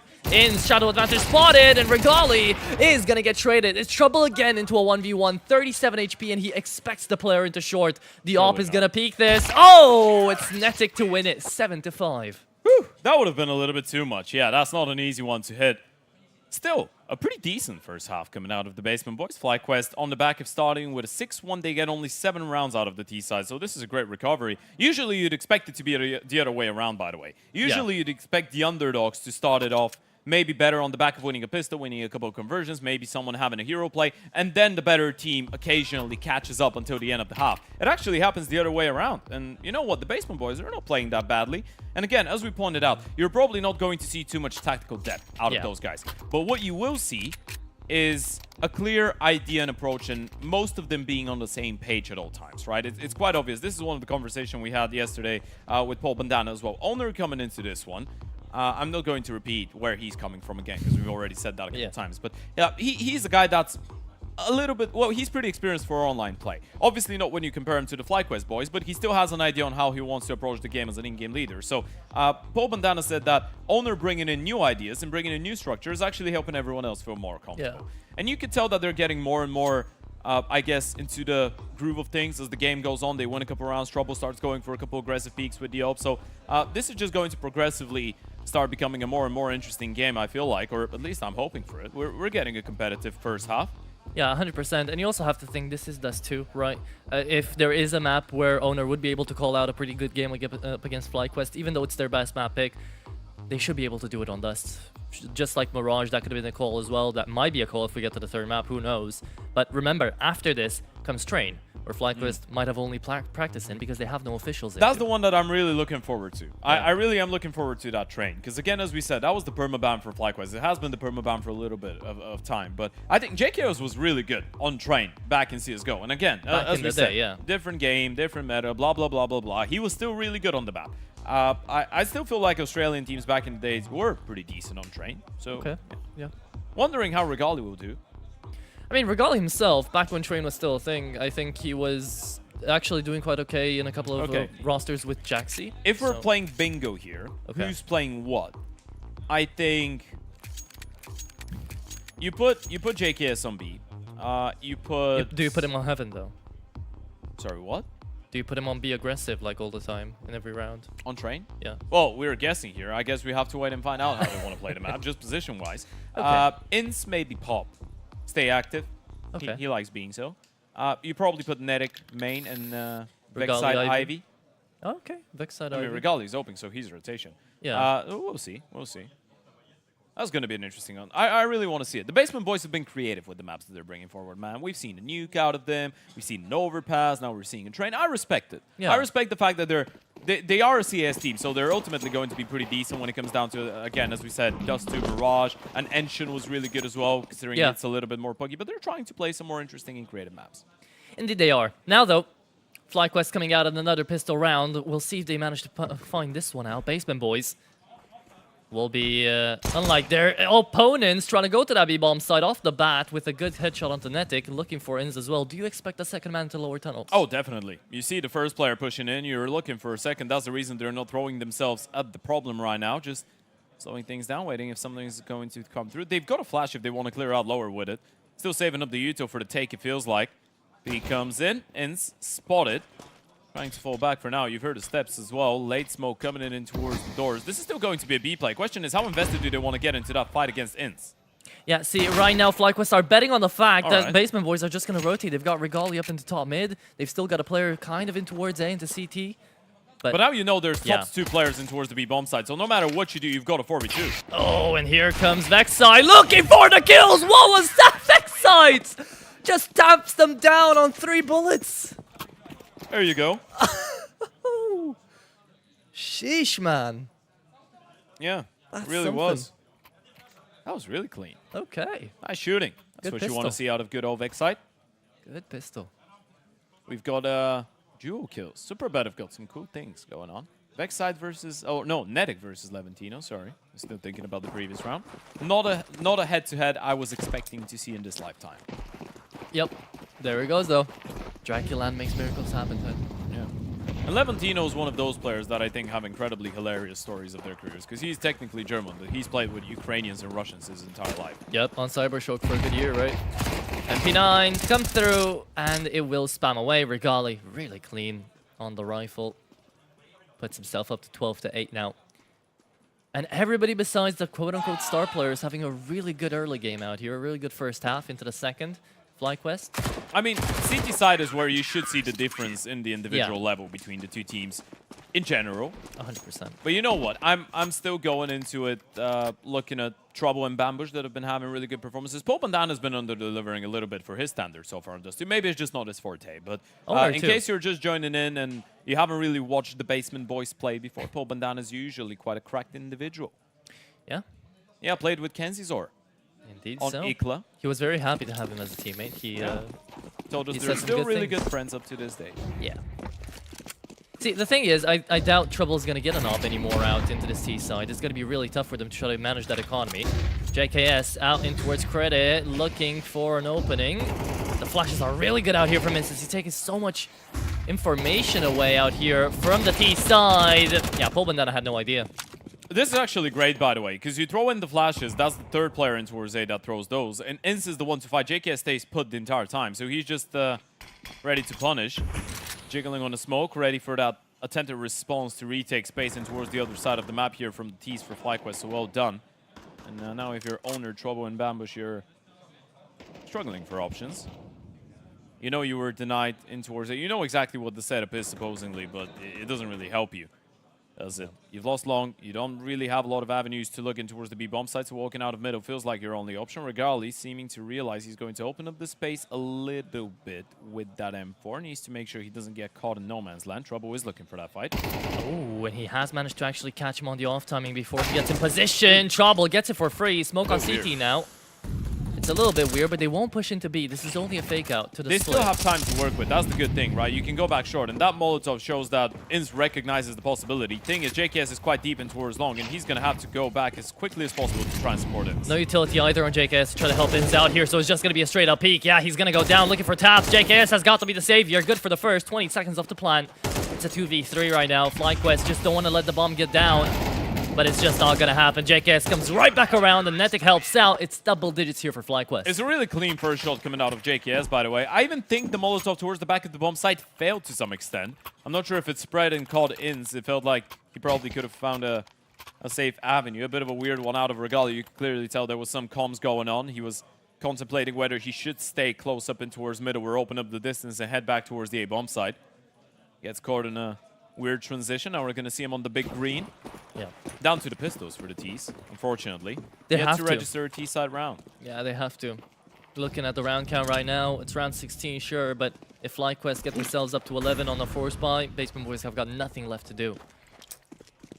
They can't really play for overtime up against FlyQuest, right? You're bound to lose a round. So, Tech9 is looking to do miracles out here. Alongside the Eagles. Basement Boys, they've had an interesting run, especially on the CT side, bringing it back a couple of rounds. Now, they would love to at least manage to put up a couple of rounds on this T side to show that they can fight, they can get in there, and then try to give us some hope for that trade, right? JKS, traded. Nice find out of Paul Bandana. He did promise he's going to be wearing a bandana today. He lied to us. I'm so disappointed. Didn't show up with a bandana. Regali wavered with the first shot. Now, you know exactly where he is. Good thing is they don't really have a molly. Flash is good, but Hope shot does not connect onto the second. So, time to back off, at least for now. Good thing is he's got the cover of Ensign towards that back of the A bomb site. Regali connects on that one finally. Able to get the kill, and Netic will take down Trouble. So it's nice and clean. JK is the only one to go down, but money's still looking pretty decent for the CT side. And all in all, this does too, it feels like, is moving to its expected conclusion of a clean FlyQuest win. Good stuff out of the Basement Boys in the first half. This is the last opportunity for them to show some teeth on the T side as well, but it's been a difficult one. Has been. Has definitely been. And it should be difficult up against FlyQuest, don't get me wrong, right? But the Basement Boys, they're just looking for that first round on the T side to try to get a little bit of momentum. Right now, that's going to be tough to break, though. You still have technically 2 tackle timeouts you could send out, but right now, FlyQuest just looking to try to end it. Same setup as always here on the defense, just no one down in towards mid or short. Netic saw them all, tries to help Vexite out, but it's only going to be good for one. Great grenade and the incendiary to go along with it. Going to be halting the boost for just a little bit, but here comes the fight. Here comes Netic, great for 3. Out here alongside Vexite. Trouble, though, on the entry, finds 2 headshots, gets the bomb down. It's a 2v2 on the retake here. Yeah, this is doable. It's on the B bomb side, though. Got the U2 as well, so not impossible. Trouble, low on HP. Owner will have to try and step it up. Thing is, you don't really know if there's someone coming in from the tunnels area. And in the pursuit of some comfort, he's trying to actually get ahead of the smoke, trying to get ahead of the play. Felt like he was forced to do something like this, but JKS is there for the shutdown, and now this is going to make life even more complicating for Trouble. Yeah, but he's on 24 HP. I doubt Owner should have been the one to go in. Trouble might have been able to go a bit aggressive. 1v1 remaining in, finds the instant headshot. Trouble, he got a really good 3K out of that round, though. You have to give it to him. Very nice try, but it's still FlyQuest on that point. A couple close rounds, so there's some positives to be taken away for the Basement Boys, but yeah, in the end of the day, it's going to be a pretty clean one out of FlyQuest. 7 map points to start things off nicely. 100%. And as of right now, by the way, they are one of the few favorites that are actually dominating, right? Because we've got a 9-9 game between Z10 and Gen 1. Not really sure which one is the favorite in this one. Passion UA, 8-9 down to Mana on map 1. It was a 7-0 start. Yeah, they've recovered. Metasport 11-6 up against Nexus. So FlyQuest are having the easiest of times right now. And it kind of feels like we can smell a 13-5 right here, right now. Netic with the opening. Trouble able to get 1 in return. Owner getting a little sneaky. Oh my goodness, Netic though being aggressive, manages to get traded out indeed. It's a 3v3, but on lower tunnels, JKS has still got the real estate. Doesn't have the shadow advantage though, so Bambosh takes him out. Good information being gathered out here by the basement boys. Vexite is going to be pushing up against the grain though. There's no way Bambosh knows about him. It will be a 3-man setup, but he's spotted on the barrel. Bambosh takes him down. It's Regali down to a 1v3 and down to 0. You know what? I'm loving what I'm seeing out of Owner, because I think he's just said at a certain point, with the previous push in the post plan in the last round, and now those maneuvers around the smokes, I think he just knows being a little bit cheeky and just playing this one almost as if it's a puck might be the way to upset those guys. I mean, just yeah. be like, you know what? We're not beating you strategically. We might as well throw a little bit of craziness to the problem. A little bit of face it in the mix. Yeah. Sprinkle it Yeah. in. See, the thing is, you're allowed to do that because Trouble's 19 and 16, right? That's who you've been picking up rounds before. He is having an amazing goddamn game. Bambosh right behind him, helping him out. So if those two guys are able to play well, and your star players aren't actually doing it yet, then just, you know, throw everything to win. Just have fun, fight it out, and see how many rounds you can put on the board. There you go. All right, yeah. Get ahead of the smokes. Go for fights. How you gonna anti-strat going through smokes, huh? Through your own smokes. It's perfect, man. That's the face away. You've left one player in towards middle. Medic should be ready, but the spray does not really connect. He was. A couple wayward bullets, though, and you know what? Basement boys win this round. They're probably getting 8 out of it. This is everything that FlyQuest have got money-wise, and they will try and group up. Thing is, even if you get the kill on Levantino, he's gonna get some information. Actually, doesn't get too much out of it. And Paul Bandana's there with the reface. You still have not spotted Regalian. The over in the equation could be the issue, but he's left the A-bomb side as of right now. Joining in, and this is probably just going to be a save for Regalian Vexite. Should be. Vexite's still on a 5-7, though. I think he might want to go down mid to try to pick up some guns. Regali will connect through the box, though. Paul Bandana still left alive. That was actually an opportunity to win the round right there. Try to come back into it, sure. He dropped the bomb on the cross. They did have a smoke on Bambush. Thing is, he is the one in towards lower, so they had to cross. Did Paul it without Bandana a flash had one as too. well. Yeah, Paul Bandana had one too. He just threw it into short. All right. Yeah, but there you go. Just thought he'd swing then. Because why not? He might have. Why not? Just cross like this, flashes, smokes. You don't really need all of that as long as you've got the power of friendship and confidence and face. And Premium. How did that miss? face it premium. You know, the ping isn't always the perfect one. On LAN it should be though. Trouble. Oh my goodness. Those guys thrive on 100 ping. I know. Oh my goodness. How do you expect Trouble to just push through another smoke? He's stolen the op. Double op setup, T-side to save. I think this is where the game actually gets a little bit interesting, because that's what we were talking about, right? In a matchup like this, you're just waiting for the moment of realization for the side of the underdogs to be like, well, the more unconventional we are, the bigger our chances, probably. This is what we're seeing right now. Trouble's on 20 kills. Bambush on 16. I mean, Trouble's top fragging the server. Yeah, he is. 20 bomb out of him in round number 20. Still got an op right now. Full push out of FlyQuest into long. To be expected. They're going to go for something a bit more aggressive. They're just on pistols with a hero on 4 out of X-Site.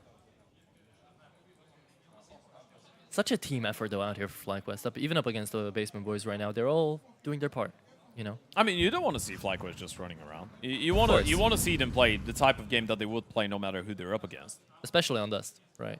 Especially on any map. Like they should be a team to be playing proper Counter-Strike. Yeah. So, yeah. But that's why if Owner just starts playing Pugs, proper Counter-Strike is not going to be as easy to play anymore. Spray transfer there, denied by Vexite. Yeah, now you've seen the M4 of Vexite probably wants to keep this one as mobile as possible. You can see him instantly drop into CT and try and make the cross in towards the left-hand side of the minimap. That's exactly where the bomb's going as well. Thing is, Inst is all alone as of right now. Vexite will have an opportunity to get on B on time. Imagine Inst just gets a kill here. There goes Vexite.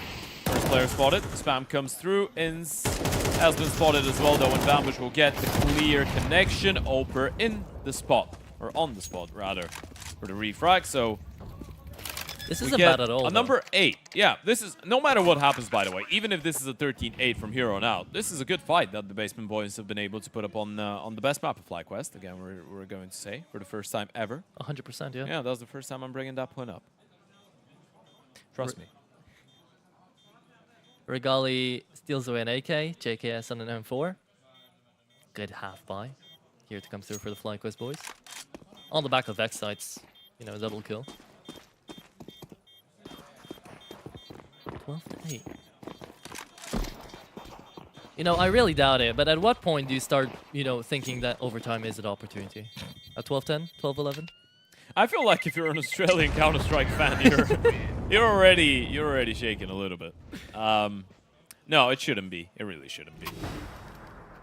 Again, as we said at the start of the game, this is usually how things go if we switch the positions of the teams, right? So if FlyQuest was the underdog that had that massive lead, so if it was the Basement Boys in the 12 whatever lead, 12-6, 12-5, 12-7, blah, blah, blah, then you would say it's difficult to close. FlyQuest should not really have too many issues, and this is a well-placed tactical timeout out of Azure, right?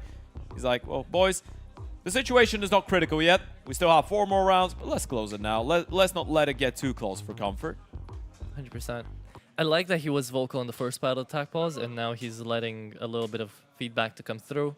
See how his players are feeling, see if they get ready to close it out, and most likely they are. Also, another good thing that I think we missed out on mentioning is the fact that by knowing the players that he's coaching right now, Azure knows what his approach should be in tough moments, in tactical timeouts or whatever, because he knows how JKS would react to certain things, how Netic would react to certain things. So that is a big bonus for a coach, because you usually need a little bit of time to get to know people and know exactly how you could express your feelings and emotions and how you can give your feedback. Yeah. Have to know what to do for every single one. The Ops are doing amazing here, but Vexai takes out 2. Still an entrance into B, though. Basement Boys with Bambush's initial frag onto long. They've got man advantage now, and I think they've got the round. FlyQuest are going to save. The worst part about all of this, they actually had a lot of bodies in towards the B bomb side. They just get run down, refragged, one after the other. Trouble, Bambush, Pole, Bandana, every single one of them with a kill each. And if I'm on the Basement Boy size right now, I know the money is not looking fantastic, but it's still good enough. You got to go hunt. The moment that you realize those guys are saving and they're not playing for the round, you could try. It's not the perfect idea to lose all of the guns, but you can at least send one player. This is becoming a really close map now. 12-9, 3 rounds the difference. You get one of those guns out of their hands. This could give you an even bigger advantage. That's exactly what Owner's thinking. Going for those peaks. He's the one to try and find something. Didn't see an op into this round either, so Basement Boys know that they might only save the rifles, but still 2 rifles saved away could provide a round possibly here for the incoming one. They have sent Paul Bandana to search. Of course, he's on 5 HP, but he won't find anything. It's an AK and an M4 taken over into the next round, and there's a lot of util into the back of both Regali and JKS here, so... Okay, now I am realistically wondering if you're an Australian Counter-Strike fan. Do you start shaking a little bit? Yeah. Because this is not fun anymore. This is the 5th match point here for FlyQuest on this dust too. Yeah, you're probably thinking, okay, those guys had a little bit of a fun time. They got some rounds on the T side. We should be closing out now, boys, right? Those are just random hiccups, but nothing too much, right? Nothing to be worried about. Surely. Remember, this is double Ilum, so maybe FlyQuest are just doing the big brain thing to gain more VRS points, dropping down into the lower bracket. I would doubt it, though. Imagine we go to the point where we're like, well, at least it's double elimination bracket. You never know, man. No, this is... they'll be all right. I'm sure of it. Should be fine, yeah. Enjoying what the Basement Boys are doing, though. They are putting up a really good fight, and Trouble keeps it going. 22 kills already. Out long we go. FlyQuest do have 4 people there. Thing is, this is not a full investment, but you still have a whole lot of rifles. You've got 3 of them in towards that A-bomb side and the pistol from Ince with a little bit of util, so this could get quite ugly really quickly for the Basement Boys. At close range, even the 5.7 can become a rifle, really. Vexai finds the first hit again. Vexai's been really dynamic in throughout this defense for FlyQuest up against the Basement Boys. Now managing to find the first here. Regali getting his injury down. Yeah, down to half HP. JKS down to 24. Might want to give that M4 to someone else. Netic might be asking for it, but he's all the way into long. No, it might be Ince. Looking on into the bomb side. 35 seconds on the plan out here. Basement Boys going in 1 by 1. Regali taps them down. Oh my god. He's just going in huge. Surely not like this. Surely not in the half buy. Oh yeah. Especially with how patient they were. They waited for the spam. They waited for the util, but Regali just mows them down with the AK. And FlyQuest, it wasn't the cleanest of ways to kick things off here at DraculaN, but they still get their map pick over the line. It's 13-9 on Dust 2. The Basement Boys definitely have a reason to be feeling proud of themselves, especially Trouble with that 23-18. But in the end of the day, it is the Aussies to win their first map with Azure as their coach. Yeah, and I mean, you have to give it to Basement Boys. They definitely put up a fight. It took a little bit until they started that T side, but this just gives out hope. It gives motivation to them to go into that train and think, hey, you know what? We took 9 rounds. Why can't we take 13? I think for me, that is just making map 2 even more exciting, right? Because as we pointed out, this is going to be the first time we see FlyQuest play on this map. Yeah. Not only with JKS and Azure, but in general. In general. The map got re-added to the pool. So, yeah, and it's going to be the second time JKS has played it ever in CS2, right? Wow. Yeah, it's going to be a really fun one going forward. Usually a map that they perma, but the Basement Boys gave them a really good fight on Dust 2, which was supposed to be a lot cleaner, I feel like. And then FlyQuest going on to Train. We'll be trying out a lot of things that they've probably come up with in practice. So yeah, I think the Basement Boys have been providing us with a pretty entertaining game so far. 100%. I've enjoyed it. I thought it was an amazing map with #1 here and a good litmus test to see how they fare on LAN out here into Romania for the FlyQuest boys as well, right? They still feel confident. JKS 1.45 game impact. I mean, makes sense, right? But there you go. If he has to come through and show up to the rest of the team that, hey, it's chill, it's okay, it's good. We're feeling good on the PCs, we're feeling good on the LAN. It is going to be that 13-9er on map #1. We'll play that little game to figure out if you are right about the positions on the train, maybe, right? Once we get there. But right now, we're just looking at the MVP of the day, of the map so far. Of the day, technically, right? Already MVP of the day. Just give him the tournament, give him the trophy, give let him everything. leave right now.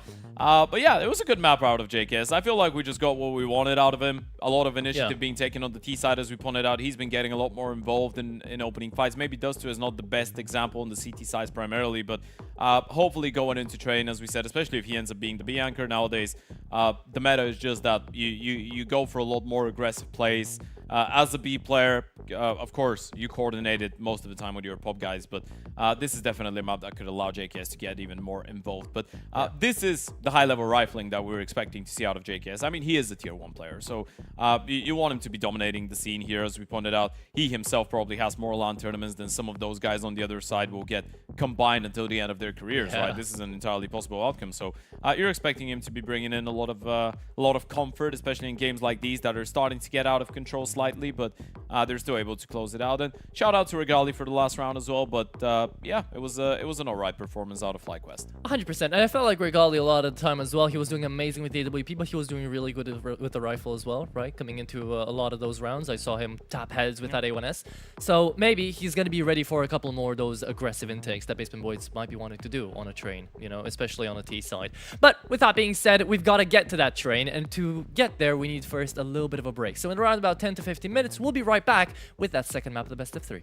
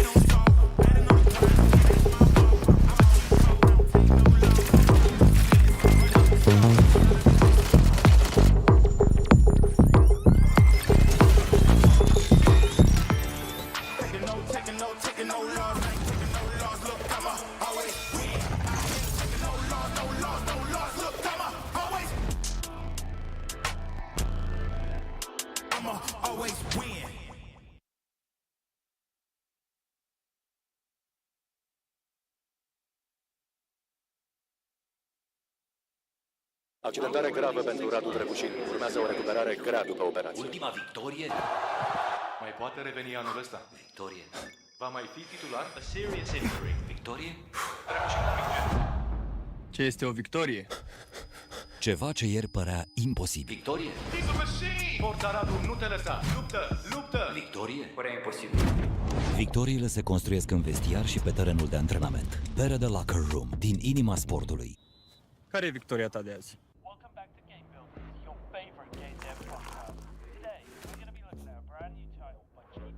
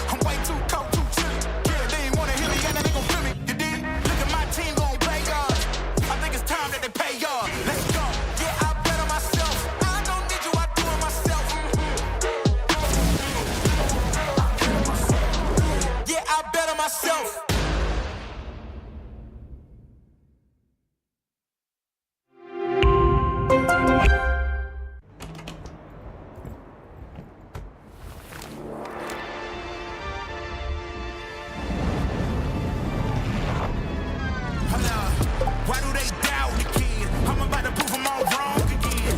I got a low tolerance, cause they don't even know what the problem is. You're waiting on the boy to fail, now hold your breath and face your head. Cause you play a roulette with each step, I progress no less. Go ahead and place your bet, cause we know who we are, we know we top tier. Cause all the hate that you bring, we know it stops there. I'm taking off like a rocketeer and stopping here. They cannot see the future, but see profit here. Wait up. Always win.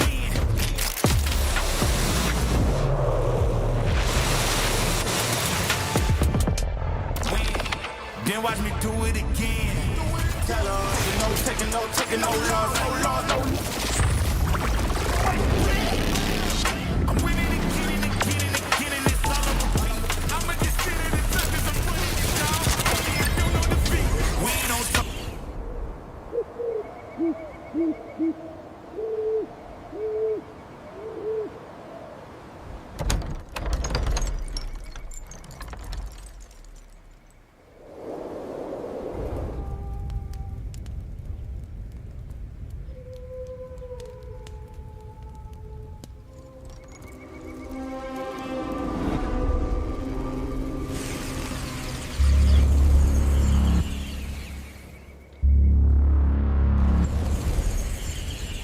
Welcome back out here with the second map of the first best of 3 of the day. Basement Boys actually, surprisingly and pleasantly, put up a fight on map number 1 out there into Dust. And now we head on over to a map that JKS and the rest of the FlyQuest boys have only played twice ever since CS2's out. I mean, JKS has not. JKS has played it once, right? And that was on Liquid.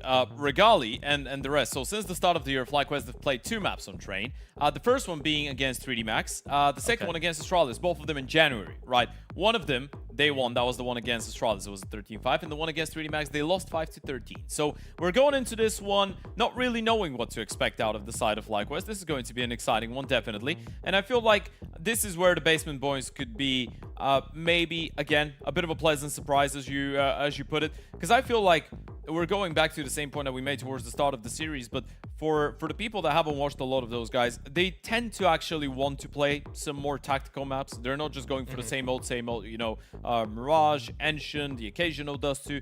No, they do like playing creative maps. They do like playing more complicated maps, if you will. Nukes, overpasses, train now. So I'm liking the style out of the Basement Boys. I really like the fact that they want to pick into it. Obviously, if FlyQuest are leaving it open, they probably know it was eventually going to be a possibility that we're left with a train. But I am wondering to see if they are seeing this one as a bit of a curveball as well for the Basement Boys to pick into, or this is something that they were just ready for and they've prepped a lot on train and they're going to be good to go. But yeah, this is going to be an interesting one. See, this is the fun part as well, because probably Azza wants to have as much impact as he can as a coach, so he probably looked at the games yesterday and he saw what Nuke was being played out here by Basement Boys. That's why we got to see the ban come through. I still think FlyQuest could have gone Basement Boys on Nuke. Even on that map, I still think they should have gone them.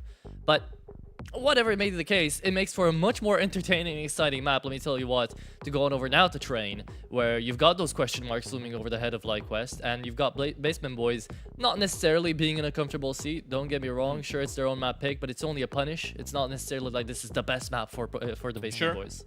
Yeah, it's an interesting one as well, right? Because FlyQuest removing Nuke means that they're down to play an overpass as well. Yeah. And this is something that we haven't seen out of them yet.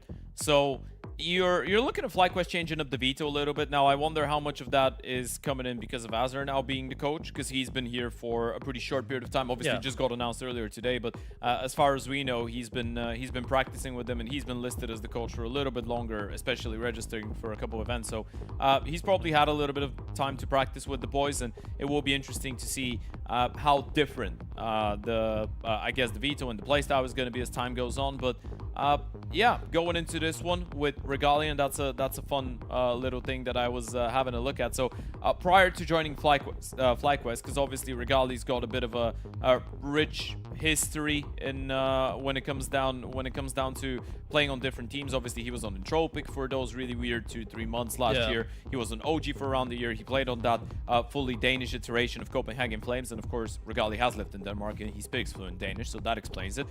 He played on Fnatic Rising and Fnatic a little bit, but the last time he actually actively played Train prior to joining FlyQuest was on Game Agents. That was when he was still playing on the Romanian scene, so that's 2021 as well. And I was having a bit of a giggle about it, but actually the last Train that he played before joining FlyQuest was against the Bulgarian team. That was against Cade and in 2021. Did they win that? No, he lost. 16-12. Yeah. I think that was the Tokyo iteration of the skate back then in 2021. No, Tokyo's never been on skate. What am I thinking of then? Either way, whatever I'm thinking of doesn't matter right now, because we're talking about FlyQuest and Basement Boys on Train. Yeah, we're not here to talk about Bulgarian Counter-Strike. We want to keep the stream funny forever. Yeah, indeed so. I don't even want to talk about Bulgarian Counter-Strike, and I am Bulgarian. That's why I don't want to talk about it. Let's get into the swing of things. CT side start for the side of FlyQuest. As we said, a lot of interesting things to be looking out for. And early doors. A double push in towards Ivy. Playing for that information. It's going to be a straight B pop for the Basement Boys, though. Not a lot of, I was going to say not a lot of util. No utility at all. 5 Glocks with armor running at you. Terrifying, but because of the double Ivy push and the lack of presence in towards A, this is going to be read into for the side of FlyQuest. We've got a bit of a cloud setup for the side of FlyQuest, but they've actually went for the 5-man walk down pop out A. You'd never expect this one, especially with 5 body armors, but just open bomb site. Here Double you go. main. This is something that they might be thinking about, but they're probably not going to be ready for a second player. Inns collects the first. He had the trigger discipline there. He couldn't have known, but he could have collected 2. There you go. Takes a dink. And now waits for the rest of FlyQuest to come around. This is a tough retake scenario here for FlyQuest as well, because you're working with no defuse kit. It's just a single flash and Regali to try to retake with. So 2 out of pop, 2 out of Zed, 2 out of main, and 1 from CT coming through right now. Basement Boys looking to be aggressive, and they will manage to give Levantino 2.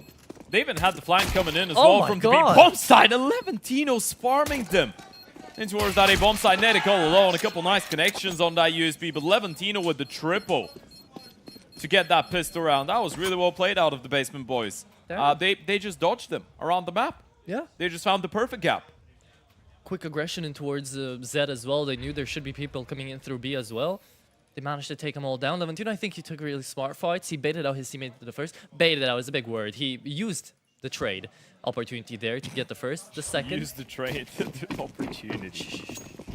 What a phenomenal lingo, man. Thank you. I was gonna point out Blame, but Blame is not that type of a player anymore. No, but it's a great. It's strategically positioning yourself in order to get the reach. To secure the kill. Yeah, secure the round. Force by coming through. Scout on Regali. Here. Come through as well. FlyQuest. They're trying to be very dynamic on this map so far. They're moving around a lot. Especially into a force fight, they have to, don't get me wrong. Games managed to pick up the first hit again. That was a good way to cut off Paul Bandana from everybody else, by the way. You re-smoke main later on, you have that high flash. Even if Paul gets one kill, he's just going to get refrag. He was all alone on an island, so it's a good little execution. And now you've not seen a reaction. It's another reason to rotate a second player back towards the B-bomb side to try and support Mr. Savage. As we've got the double push pop coming in as well. Aggression to come out of pop. Gotta move a little bit quicker out here. Ince could be finding another. Trouble finds him. Owner helps out. And that push gets entirely smoked out. Now you know they probably had a B-stack going on if this is the push that is coming in, right? They definitely cleared out something and they've rotated people back. The thing is, you still could slow it down, just group up and go into it. Just hope that on the back of getting that double, FlyQuest will rotate a couple people back in towards the A-bomb side. And as of right now, it's not necessarily a B-stack, but the more time you give them, the closer those other players will get. Regali, he's got a 1v1. Wayward with the first. Did land onto Levantino. See, this is the thing. Basement Boys know that FlyQuest are going to take the correct approach almost every single round because they do play the correct Counter-Strike. So they're just going to be able to wait it out, and now they're going straight back through pop. Managed to plant the bomb. 3v3 incoming. JKS towards Long Dog. Please don't call it that. I know this is how people call it nowadays, but this is pop. It's pop. It's pop. I don't care. There's a dog that's really, really long. It's not right. It's not. And where JKS is right now, you'll call it drop even if you go a little bit further in. You can still try and lock them in. You can still try and get a couple kills. Thing is, you want to hold on to the AK, that's for sure. Regali's going to stick around. That's a nice find. And a rifle he could potentially pick up, but might as well stay on the scout for now. Doesn't want to experiment with it too much. No, Medic might actually go for the sprint to try and get his hands on the glue, and he didn't find it. Regali. Yeah, he waited for the bomb to blow up so that he wouldn't take the damage, he wouldn't fall. Try to help out his player into Ivy there as well. Either way, 2-0 here for the Basement Boys. Really good start. They managed to deny the force buy as well. FlyQuest, save away an AK, a scout, and 5-7. Yeah, this is still a dangerous one. Looking forward to seeing if JKS will be involved in some kind of early round shenanigans with the rifle. Try and get an early opening, make the round a little bit more doable for his side. You're right about Nitik being Ivy all the time. I think he's played it every single round so far, no matter the buy. Nice flash.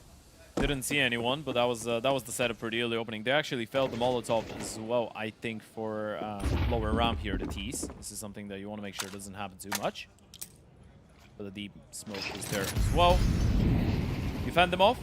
It's all about keeping that rifle as proactive as possible. You can see JK is just opening up a little bit of distance, staying close up and towards it. That way he can support both the bomb sites at the same time, pretty much. You're cheating your way into a quick rotation.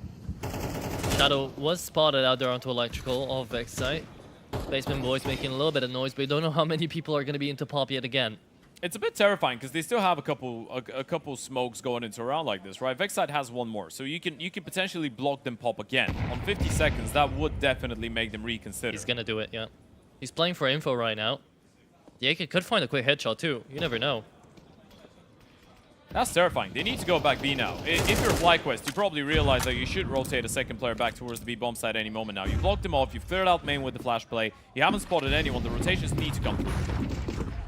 And the rotation has come through, but it's only a USP to come now, so Ince is going to get immediately taken down. JK is still into the bomb site, looking for the Heaven players to come up, and it will go down, but only good for 2, as it is going to be 20 HP onto Bambosh, 10 on Paul Bandana. The Deagle does his job. Regali will come through with that scout, looking for a headshot. Owner finds it instead. Owner's been looking quite clean so far. And now Bambosh helps out. 4 kills each for the remaining players out here on the Basement Boys as they pick up the third. All right, it's a nice 3-0 start. I mean, those rounds are getting close, and JKS is able to get a second out of that backside position. Thing is, he was just not ready for the third player to swing as well. Too many bodies being thrown from the upper ramp, but still a pretty expensive one. And as we said, every single kill that you get on a round like this for the CT side is an extra money injection straight into the bank accounts, $50 per person. And over time that accumulates, that adds up to having more hero rifles on some of the half buys, a little bit of extra pieces of utility, a defuse kit. So one of the reasons the game is feeling and looking a little bit more CT-sided nowadays. First tactical timeout for the side of the Basement Boys, and this is something that you used to see a lot more of before, back in the days. You go for that regardless of whether you win or lose the first 3, but when you win the first 3 and when you are on the T side, you know you can break the money of the CTs quite severely if you win the first buy round. This is pretty much job done for the T side. On a map like Train, if you get a 4-0, you reset the money potentially 5-0, you're already going to be feeling quite good about your chances in the map overall. Got to see the team economy there as well. Full buying to come through for FlyQuest with EWP invested as well. Brought to you by BRDS Group Substitution. We still need to. I think we still need to get one of the Gen 1 players. MDK should come through. Yeah, just record how they're saying Group Substitution they had, and we can just play this. Yeah, play it every single time. I will practice. It's just been a while since I've spoken a lot of French. Polished your French. Yeah. 3-0 up. And Paul Bandana waiting for this main push to come through. Basement Boys have realized there's been a couple of pushes coming through out here from FlyQuest. Even on a full buy round like this, Paul Bandana was ready for it. Managed to find the first. Syndrome comes out. He is going to get traded. Good on ins. Yeah, a little bit hesitant whether he should have gotten ahead of the molly and go for the fight. Probably should have, considering he was already low and there was no way for him to get out of there. But it's still a nice kill to find. And then the play comes in towards that B-bomb site. Nedic needs to be careful. Flashes are good. They haven't spotted JKS out yet, but he's just good for the one kill. Nedic, all to do. Able to get one. It's all about staying alive right now. Trouble is going to get the bomb plant to come through. Regali, Bogdan Law his way into an M4 right now. Netic with 6 HP up left to the AWP. Coming in through the CT side door there. Might have been able to catch Levantino off on just a bit of a timing. Couldn't see him. Timer is ticking. Flash comes through. It's going to be really all up to Trouble here to hold it down as Levantino's just taking a couple of stray shots in from heaven. Finds one. In smoke on the bomb, tap away from that AK, not gonna connect on the lethal shot. 17 HP, he comes into the defuse, that is gonna be Levantino denying, and that's the round here for the Basement Boys, 4th on the board. They just hold on. Levantino should have never gotten a kill out of upper on that low HP, and Regali's going to be able to hold on to the big green, but this is a 4th consecutive round, and now this is starting to look like a pretty interesting map. Money's building up on the back of the loss bonus. You get the kills as well for FlyQuest, so you're getting that bonus money that we talked about. They can still go for reinvestment, but this is a 4-0 start on the T side of Train. God damn, Basement Boys actually bringing the phone to FlyQuest here. Regali gets that saved AWP from the previous round, but he's the only man here on a big weapon. I mean, they could reinvest, but a half buy here seems a little bit more reasonable, right? You can still put a lot of utility in the hands of the MP9s, and you can try and get up close and personal, make it an expensive one. But this is a great opportunity for the Basement Boys to potentially get a 5-0. Now, the thing is, the money on the T side is not great because of the previous round. Wow, but look at the aggressive pop to come through out of main. You thought for a second Basement Boys would play slow, knowing there would be a Force or an Eco to come through, but instead, Ince is just finding them one by one. Good for a double on the MP9. The Scout is actually getting a little bit of damage onto Owner. It's a 3v2 here that FlyQuest can definitely get. They made it doable. Look at that move out of Ince. Oh, just looking for the elevated angle, able to catch them with their pants down. Owner going down, and Ince with a triple on that MP9. They've made the half-buy work, and it's JKS on the op to put an end to it. The speed being brought in from the side of the Basement Boys, but denied Vex side with the jumping MP9 towards the back of Electrical, by the way. That was a hilarious sight to behold. Able to get the first one, kept on jumping. It was kind of like you're looking at a Max 7 on half on Inferno, by the way. He's just jumping, peeking right side, peeking left side, jumping again. Yeah. Ince is the real hero of the round, though. He is. He takes out 3 with that MP9 of his. Just runs them down, I guess, to pick up an AK. Basement Boys, again, I would have thought they would play a bit more slowly, knowing what the buy would have been for FlyQuest. Now, they've lost against the half, and now they've got to go themselves for the Force.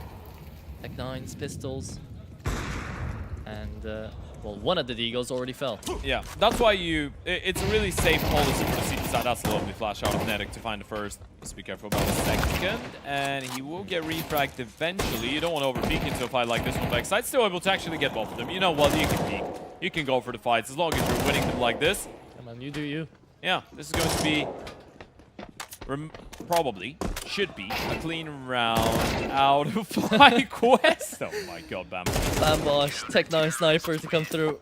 But yeah, I was going to say, this is why the decision to go for the half-buy with the MP9s is actually so cool from FlyQuest, because you're playing it safe. If that half-buy with the hero open and the MP9s doesn't work, you still have a buy going on next. Yeah. But you still knew that you put up a lot of damage in the round prior. You got all 5 kills. So the money on the T side just gets ruined instantly. So this is now FlyQuest getting back to the swing of things. But we were talking about positions. Netic is actually the Ivy player. Yeah, he is. You saw that. He's usually being put in the eye of the storm, so to speak, on most maps. Even on Mirage, he plays connector, right? So being put in these positions just keeps him up. Yeah, he's been given a lot more freedom. He's been given the option to play, to make his own decisions towards Ivy on a map like this, which is nice. Yeah, Vexside being the main player, and as we said, so I almost got all of them right. Is playing pop. Vexside to push up a little bit, farm up those pistols to come through, knowing he's got the MP9. And see, that's the thing as well. If you're being put into these positions like Vexside, like Netic, it also allows for the opportunity to make plays like this. And I mean, Vexside is the interesting one as well, because he's got some star spots on some maps, and then he's got some extremity spots as well. But that's because Inz likes to keep it active as an in-game leader, right? One of the few maps, if not maybe the only map on which Inz is quote-unquote isolated, is Mirage, where he's the B anchor. Yeah. But every single other map, Inz gets a position where he can lead from the middle of action, right? Just put himself in the center of the map, which is a really good thing. You want to be a proactive in-game leader. As we said, he's given space to his players, but at the same time, you're giving yourself the possibility of getting, I guess, more active look at what is going on around you. Even on that Mirage, you know, it would be Inz actually not staying onto the B bomb site if JKS would play small bomb sites too, you know, anchoring down small bomb sites. Yeah, but he is the anchor. Exactly. Okay. AK's out here for the T side. Basement boys now looking to keep that advantage as they've gained it into the first half, into the first part of that first half. FlyQuest, it'll be playing a bit more passively this time around. But as they've taken B control here into holes, JKS finds the first. Bambosh stuck into pop. Yeah, those are the aggressive moves that we were expecting in towards the brown holes out of JKS. And they paid dividends for the first. Vexside ready for that response. We'll move into Olaf out here. Just get past it, trying to get into the main. Bambosh is into the bomb site though. He's got a huge lurk around if he can find Vexside. That's a weird one though, right? Because the bomb has been dropped and you still have 2 players around the map. It's all about whether they think about it, but he'll need to find all 2 or 3 of those kills in order for this to have any impact right now, Bambosh. Good thing is no one's looking for it as of right now. Yeah. But they should know A is open. I feel like the more time passes, the more they will start considering this. Yeah, but look at FlyQuest, right? They're playing so well around this bomb. They've got 4 bodies here already, technically, if you count Vexside into the A bomb site. No one is turning around. I don't think they're. I don't think they're considering is looking this. at Ivy. He's gonna get surprised, but he could still net the kill. No one is looking for uppers. He's got them turned around. There goes one. There goes the second. It's an MP9 left out here as well, trying to play close. The bomb's not going to get it picked up yet. 25 seconds. Will go into the B bomb side. Look at this. He's managed to take so much space, Bambosh, as well. Allows Paul Bandana to plant here. And look at Paul coming through. He's going to hear the second player rotating as well. He might get a double kill out of this if he plays his cards right. There goes the first one. Regali's able to turn around. That was the one that they needed. Electric coming out of the Oper. And it's all about finding Owner in towards the back of Oil as well. Molotov to try and force him out of position. He doesn't need to. Burning, though. They're not getting the sound cue. Owner. He can win this round single-handedly. They're overlooking it. It's already. The spray is not the cleanest one ever, but it will still do the job. And Regali, time is a factor. He needs to get the kill as quickly as possible. No kid currently on him. I'm not sure if there's one on the ground to get picked up. It didn't make a difference. Owner is so damn clean on that rifle. Amazing clutch out of Owner indeed. The headshots come through, but because it's an incendiary that Regali throws out and not a Molotov, it doesn't fully spread out to him. And it's the Banes of the CTs. You got to live with them. 5-3 here for the Basement Boys. My goodness. We got a nice little graphic out here for the direct comparisons. Bambosh, currently, managing to have a kill up over JKS. Another sentence I didn't think I'd be hearing or saying. Yeah? Bambosh is an excellent nickname, though. I love it. We made sure we liked it yesterday. Bish Bash Bosh inspired. Yep. We've got after all the names. Trouble, Bambosh, Paul Bandana. I mean, Paul Bandana's not a new one. Yeah. He's been around the online scene for a while, but yeah, it's a pretty fun nickname. makes it disappointing because you could see how he could rock a bandana as well in the previews. Man, you put some anxiety into this guy. You talked to him yesterday, bring a bandana. He was out here this morning. He actually did say that he asked his team manager to buy one. Nice little flash into main. Ball. Looking to make good of the Mac 10.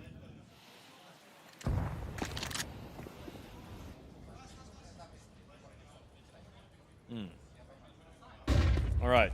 Here's the peek, yeah. Some deep blocks in towards main. You haven't put a player inside. You know there's a little bit of presence in towards pop right now. And again, you've started with 2 in towards that B bomb side, but just been a slower default out of the back side. Has to be careful. It's a pretty slow round. 45 seconds on the clock, and they've made up their mind. We know it.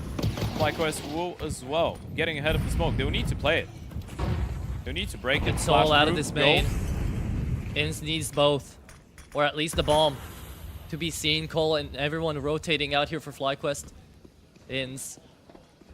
Looking for the fade out. Now there's 3. You're hearing the move. You're hearing the Mac 10 moving as well. Vexoid great for 2, but he gets traded out. Bambosh finds 2 of his own. And now is down to a 1v2. JKS has got to make it through in towards Zeds. 10 seconds left to plant. He gets spotted. Basement boys double the scoreline of FlyQuest right now. 6-3. I can't believe they're making this one work, by the way, because they played a really slow and stagnant almost default where they don't really throw a lot of util to bait out the utility out of the CT side either, right? So there was a lot of smokes, a lot of mollies that they had to run through on the moment of the execution. And we're going to see it on the replay as well. Regali, that's straight up unfortunate. He's able to get the kill, not ready for the swing out of pop. Yeah. And then I guess it was just because Ulner was so late on that re-peek out of main. The FlyQuest player right in front of him just didn't think there would be another guy coming in so late who was just hiding in towards Nico for such a long time. Attack pause now to come out of FlyQuest, and you get to see it on their faces, right? A little bit of uncertainty to come through from JKS, but that's, you know, always seen when FlyQuest aren't performing to the best of their abilities. Man, even getting a map off of FlyQuest for the Basement Boys in a series like this would be absolutely massive. That would be an upset. That would definitely be an upset. Even though you're talking about a map that FlyQuest are playing for the first time. Yeah. We need to take that into consideration, but they leave it open. They knew it could come down to this, either to this or an overpass, right? So they must have been ready for it, and obviously it's not too late. We don't really know what's going to happen. They might get 6 rounds, and maybe they've been cooking on the T side. But the Basement Boys are making this one look not that far-fetched. This is still a CT side of map, though. FlyQuest. The starts are the starts. We'll see how the second half fares. Until we get there, though, we've got 3 more rounds to go, and this one might be a little bit more explosive. Out and towards brown holes, we do get to see the utility already being sent out. Grenades get called in. Oh, steps in towards Pop. Vexite hears it. We'll actually go to check. Bambosh moving on into the first. The flash comes through, and it's a good one out here. But Bambosh has been connecting all of these shots. Finds the second. How's he allowed to get with the second?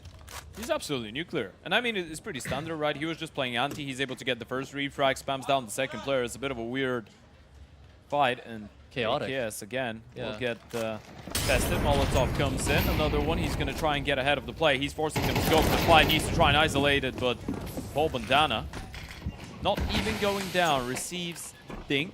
Still gets the kill. This is going to be another save out of FlyQuest. This is 7 rounds for the Basement Boys. Great flash there as well to come through out of Bambosh. JK is going to see anything done, and I mean, man, I think just FlyQuest haven't been ready for the C-side to be this oppressive out of Basement Boys. Just that aggressive to come through their own smokes, to come in through flashes all the time, and just peek off and off timings. FlyQuest have been more ready to actually intake onto these bomb sites rather than not. I think it's been all right. They've been ready for some of that early aggression out of the CT side. They've shown us some slower defaults into an A hit. They've shown us a lot of B takes as well. They're trying to work around the map. We haven't seen too much action in towards Ivy, I guess. They tried it at the start, but it didn't really work that well. And now they're going to try and even get those guns out of the hands of the CTs. Kinetic does go down. Oper needs to connect, but he will miss as well. And this is a big one. Still, money's not too bad for the side of FlyQuest. Regardless of losing the Oper. If you want to go for a force, you could, but it might be another half bite coming up for them with the upgraded hero rifles, actually, at this point. It doesn't really feel like they have too much of a leeway, so might as well just keep on going for the investment. Yeah. And again, a replay. Paul Bandana winning that fight against JKS, and those kills quite key. Still enough money for Regali to bring out that big green going into round number 11, but Basement Boys, I can't believe I'm saying this, might be looking for a 9-round T-side on train against FlyQuest. Indeed they are. With the rounds, though, comes in the smiles, and with the smiles comes the pressure. Basement Boys are expected to keep this up, even on a CT side. is about to come through here on the train. A bit of aggression out into brown holes. The MP9 is looking for shots in the pre-fire out of Levantino. Calls them back. Looking for the shots. Levantino sprays them down. Good for 2. Checks it to Zed. That is going to be Netic coming out and taking 2 more. Nice on Ivy though. There's a bit of a gap to be taken. Volner wants to try and do it, and I think he's already closing out the distance. Backside needs to check this. It's all down to the timing. I mean, he's been left all alone towards the back of the A bomb site, right? He can't possibly do it. That's why you're calling Regali back in, but it's all about whether he's going to be ready, and the answer is no. Olner able to catch a bit of a timing on him. Now he's known. Owner moving around, making a lot of noise. Backside is really the main man in the fight here. Netic all the way back into CT, trying to make his way around from there. 50 seconds. There's still a lot of time to play for, but the utility is already coming through. One spot into electrical, one known. Out here is going to be Owner. Burning. Oh, burning alive. That is a toasty Vexite, but it's down to Netic. Great for 2. Clutch comes by. FlyQuest finally break that streak. I know Netic is the one to get a 4-piece, and that double kill in towards B was absolutely massive, but the fact that Vexite is able to get a kill regardless of just being a corner there, he was going to die regardless to the flames. Actually does make quite a difference. Sets up Netic for the double. We're going to see it on the replay. Lovely spray transfer out of Levantino. Netic with the turnaround, but that's been a much more chaotic game than probably what FlyQuest are hoping for. Yeah. Lovely stuff coming out of the New Zealander. The Kiwi. Sure. Nexus managed to take a map off of Matisse-Sport, by the way. We just got to see it out there into the graphic. 1-0 right now for Matisse-Sport. It's the pistol. Oh, in trouble. Nice opening out into Ivy. There's 3 more where that came from, though. So Regali, he's got to deny. Hasn't yet found one. And Passion UA needed OT in order to beat Mana on map 1, but they're 3-1 up on, or 3-0 up actually. They're on map 2 right now. And Zero Tenacity are farming Gen 1. Oh my goodness. Yeah. That one's going to be over in just a moment. In just a moment. 13-11 on map 1. Currently 11-2 up on Dust 2 for Madden and the boys. Who would have thought? For Christ's sake. Nice to take away the AWP there from Trouble. Is going to pick up the second AWP of the CT side for the last round of the first half. This 5th is a necessity. You need to win it. Instant and AWP, not usually something you're accustomed to seeing, but he can make it work. Double AWP setup and play for FlyQuest, and now you should know. Regali could be anywhere around the map. Bambush still waiting for his teammates to get a little bit closer. Thing is, the moment that you start testing that B bomb side, Vexite is going to be so quick to make his move.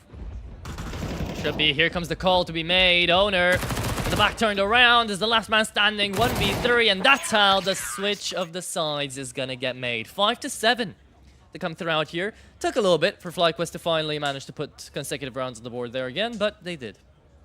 Yeah, 5 rounds leave it open. The thing is, you can, again, never know what to expect after the switch, but if we were to assume that this is a normal game of Counter-Strike, which it might not be, but if we were to follow the path of logic, then the Basement Boys should be pretty happy with how things went in the first half. All in all, on the side of FlyQuest, we've seen a good performance out of Vexite individually, and as well, especially with that triple kill on the MP9. That round was quite massive. Netic had that big 4K, but it kind of feels like the individuals are holding on for FlyQuest, something that obviously is always going to be the case when we're talking about that type of a mismatch skill-wise, but team-wise, the Basement Boys have not been playing a bad game. Bambush, 13-7, keeping it going. Levantino's been bringing in a lot of impact, regardless of that 9 and 12. Don't look at that. Yeah. There's been so many nice opening kills, so many multi-kills as well. The impact has been quite severe coming out of him. Especially anything that Levantino usually is the first man in, right?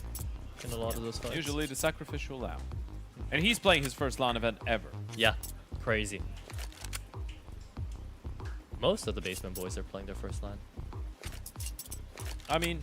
Paul, Bambush, yeah. Trouble? No, for Paul it's his third LAN ever. Bambush, third LAN as well. For Trouble and Levantino, this is the first. Right. And Owner is playing his 4th LAN event.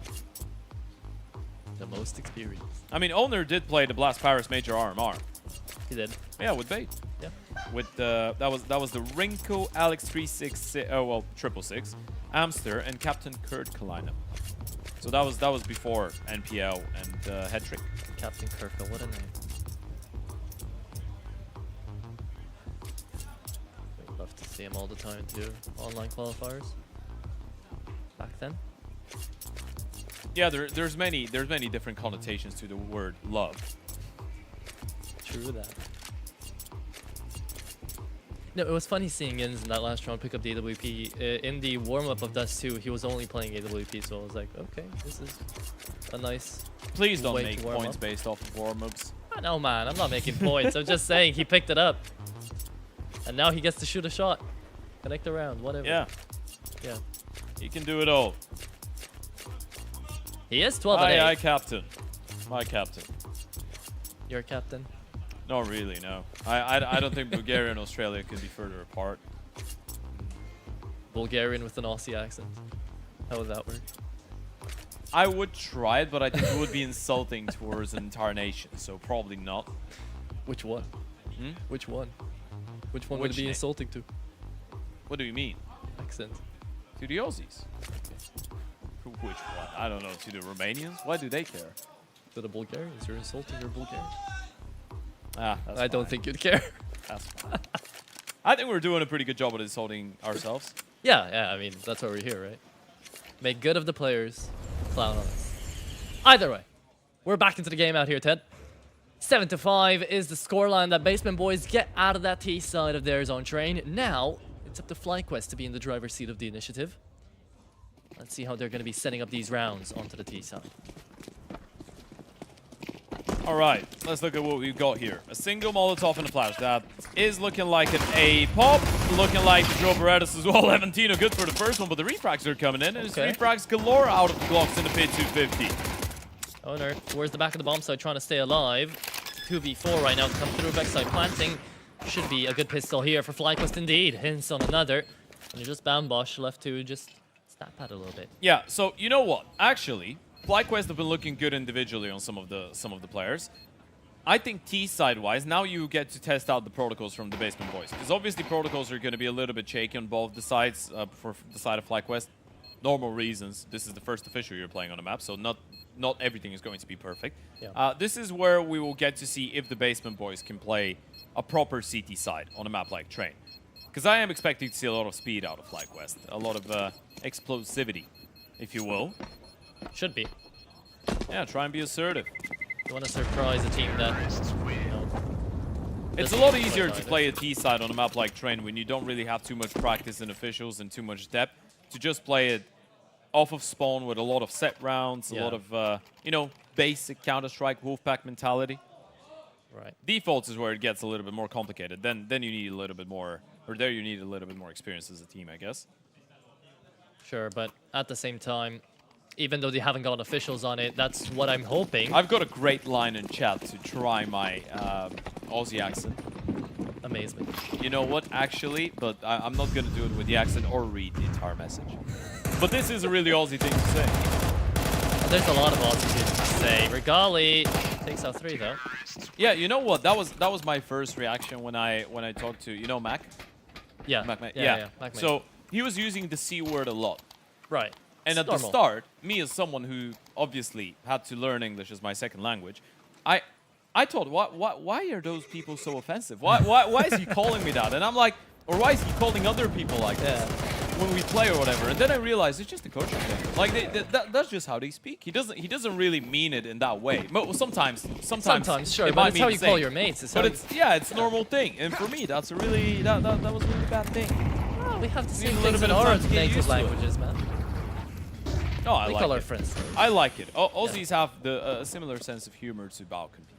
Yeah, exactly. That's We the just fun use part. different words for it. I think they fit right on in. We're gonna ask them about that actually. You know, how are they feeling on Romania? How are they feeling in the Balkans? Do you feel like right at home? Do you slot in? I mean, Regali probably does, because he's from here. 7-7 though. Basement Boys, they could pull through quite a big upset if they take this round.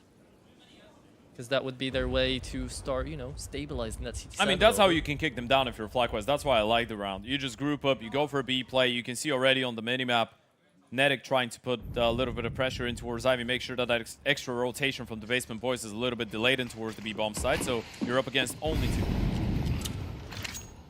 Flash comes through, into the bomb side, Bambosh looking to deny. Amazing counter flash to come through here for the CT side, Bambosh! Lines up 3, that is a beauty in the round there for Bambosh. And yeah, his individual prowess is just gonna keep going up and up. JKS and Netic to fall as well. Wow. Wow. That's a mold down. I mean, we're gonna check it out on the replay, but that's such a nice way to start off your buy-round campaign. Bambush just goes absolutely nuclear, and this kid is on 16 and 10 already. Check this one out. They go for the B pop, able to get one, turning around towards lowers, getting 2 and 3. Imagine he had a tough day yesterday, and now he's coming today up against Oh yeah, FlyQuest. he wasn't one of the standout players. Yeah. He wasn't playing against teams that are even close to the level of FlyQuest, and now he's farming. Exactly. Look at him go. Crazy. Okay. Advantage here for the Basement Boys. Think about it again. We're entering the later stages of this train. FlyQuest on a force. Yeah. Galil's coming out. Tech9's as well. Yeah, In's downgraded to a pistol. Utility's not of plenty necessarily, so you don't really have a lot of A takes in you. And this is another awful spawn call. You can see the A smokes lined up already. One of them failed. Levantino, not a good time to be bringing out the util, mate. There you go. Instant Vex site. Take him out. Open up the site a little bit. They actually failed both. Or was that intended to go Ivy? I'm a little bit confused. I think it was. For Trouble there to actually move positions, but instead he just goes forward. Because look, FlyQuest have still yet to get up to the bomb site. I'm not sure. That looked like a pretty standard lineup for an execution. I'm not sure. We can look into that. I don't know. Either way, right now, it is Regali with the bomb, checking behind, spotting Trouble coming through Ivy, and the push into A is still happening, just a bit slower, a bit later. Trouble and Owner, last two standing, 2v5. Make it a 2v3. Vex site has no idea about Owner. Isn't about Trouble either. Spams will come. Owner. I think he might have heard Vexai go down the ladder. Spams him down. 2v2 now. Oh my goodness, this is going to be a backstab. Surely, JKS. He falls up into the train, and now it's Regali in a 1v2. Diffuse get onto Trouble so they can take their time. Molotov into hell, and that will be Regali. Good for the first. The Galil needs to spam against the AK. Down to half HP. Trouble is, though, a single headshot would work, but Trouble denies him, and it's a 9th on the board. He shows the finger. No, no, no. It's a still around here for the Basement Boys. That's absolutely massive. That was nearly, by the way, a 2 versus 5 that they pull off. That was a really good attempt, but... Oof. Crazy. Oof. It was a good attempt. Vexide able to get a double. In's able to get one more. Regali and JKS needed to get it over the line. Actually, not a 2v5, sorry for that. But still, the first couple of fights don't really go their way. It was a really messy start to the round. Yeah. God damn. FlyQuest relegated to pistols now. Could be double digits for Basement Boys on train. Yeah, they overpeak a little bit. They really did overpeak a little bit. Yeah. Oh, actually, it was. Yeah, it was. It was a 2v5. Yeah, it was a 2v5. Push. Ambush. Oh, shaky aim. Still connects on all of them. Etic and Regali now looking for damage. Amazing grenade. And the cleanup as well. Quick round. Out of the CT side. Regali. First to headshots. All right. Yeah, this is out of control now. This is potentially going to a third. Crazy. Crazy. They won the pistol. They won the conversion. They leveled things up. The moment that the Basement Boys got the money out and the guns, they started winning. And they've been going strong ever since. That 2v5 round is massive. That's a big hit for FlyQuest. Because it was a bit of a... It felt like it was a chaotic A-pop. You still make it work to get the opening kills, and then you end up letting it slip. Yeah. Now at least you've got the AKs to go at it again. But this is definitely not a round that you should be letting go of. Levantino here could find the opening frag into this round number 18. The flash comes through, but just a second too late. Inns takes him out, and the opening frag goes the way of the T side. Now FlyQuest have got a little bit more space to work with, and they might be calling out a split. 2 from Pop Dog, 1 from Main. Just at the Ivy player, Regali hasn't really pushed up. He's just looking to line up utility. And Popadan has just executed Inns. That was in towards Main as well. I think Inns was trying to go back. And now you're starting to rotate people back towards the B bomb side. Thing is, there's still plenty of time for FlyQuest to work around the map. 60 seconds, bomb still in towards Main, and it's in close proximity with the Ivy player as the walk starts to come through. Thing is, Trouble's posted with the open. There's 2 AKs going his way. How much util do you want to use in towards Ivy before even spotting him out initially? Trouble's going to be in a good spot to potentially get 1 kill spot the second player. He sees the bomb. I think he knows. Or did he not? It was down to the timing. Couldn't see it perfectly there. AWP is going to block the smoke, but there won't be an opening there. Needs to look towards Ivy. The push is coming through. He's not looking. But surely, yeah, he's not looking. It's a free open shot onto Trouble if he doesn't turn around. Into Pop, they've been spotted out as well, but JK is quick enough to take down 2. 20 seconds is just Paul Bandana left to deny this 1v4. Makes it a 1v2. Hold on, it's very doable. Netic needs to plant the bomb. Regali is out here. That's winnable. Here's the movement. Just needs to kill bomb. Can't do it.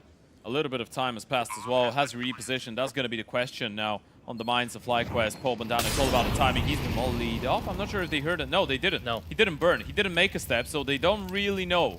Still, if he's coming out of 0, he's walked out. Paul Bandana, this would be the clutch of a lifetime. That would be the play of his career, probably. The ace clutch as well. Now he's been spotted out. Regali going for the fight, running out of ammo. Don't need it. The taps to connect. But Regali is there for the denial. That would have been a little bit too painful for FlyQuest to let go. Would have been a nice fairy tale there for Paul, but it does not happen towards the end. FlyQuest, seeing that these rounds are coming way too close for their comfort, they managed to win one, but they will take out the tactical timeout to just talk a little bit about it, calm down, and try to figure out how this game is going to go.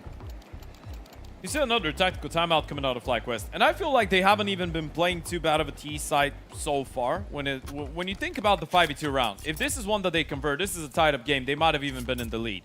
But now it was a 4 versus 1. Again, it goes not down to the wire, but you can see a world in which the Basement Boys pick it up again.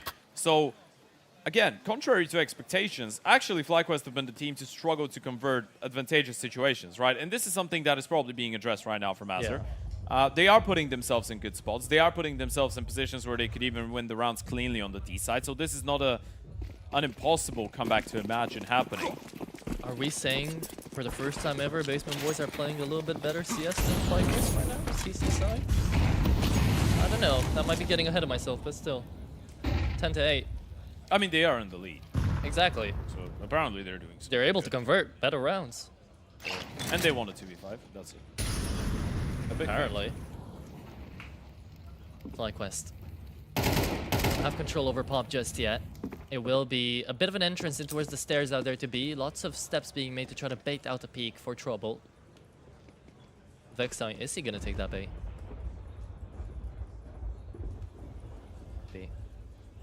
FlyQuest playing a very slow round here. And he did take the bait.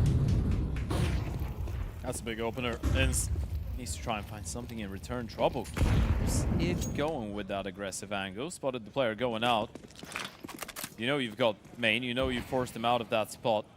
And you still are rocking that double setup in towards the B-bomb side. FlyQuest, we're thinking about going for something, but the block is really good. On 40 seconds, you re-smoke that lower ramp. FlyQuest have a decision to make, and I think they've made it. You see JK You still have a little bit of utility being lined up in towards that A-bomb site right now from the likes of Netic. So he's going to throw in what is a bit of a fake, and you're hoping for the B-walk to work. You see JKS just nodding his head. He doesn't like what he sees right now. Blows open the smoke, not enough. The second one will come through. Bambosh takes Ins out. JKS found out next, and it's just a 2v5 that there's no way for FlyQuest to win here. It's a save and an 11th on the board here for the Basement Boys. Yeah, you're going to start scratching your heads a little bit right now, because this is a round that you just never entered. You were never in this. You were just locked out at all times. You were just trying to figure out ways, I guess, to get back, but just get shut down all over the place. Netic, Regali should be able to hold on to the open, the AK for the next, but this is the Basement Boys 2 rounds away now from getting a map off of FlyQuest. Insane. And we talked about it, right? They're the last seed to come through out here. They're like, what, 235th in HLTV or something? They don't have a VRS ranking. Yeah, they don't have a VRS. They are 235 on HLTV, yeah. Yeah.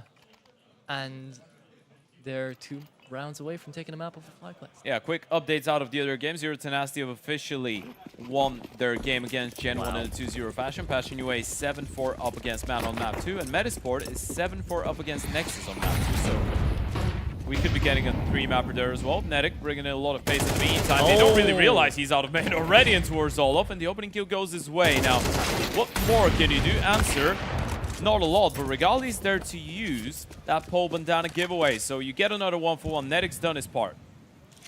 Checks into Ivy just to make sure, but FlyQuest are all the way flying into the B-bomb site. It's going to be up to Bambosh to try to deny this. Sees them move in towards the side. The only AWP right now is the big gun out of FlyQuest, and it will stay into the brown holes waiting for Owner to peek out. Bambosh could take them down one by one on these pistols. The bomb at least is going to get planted. He needs to get the kill. Regali's the one that needs to win them the round. Required. They've got pistols on everybody else. He can't afford to miss this one, and he doesn't, but doesn't get the kill.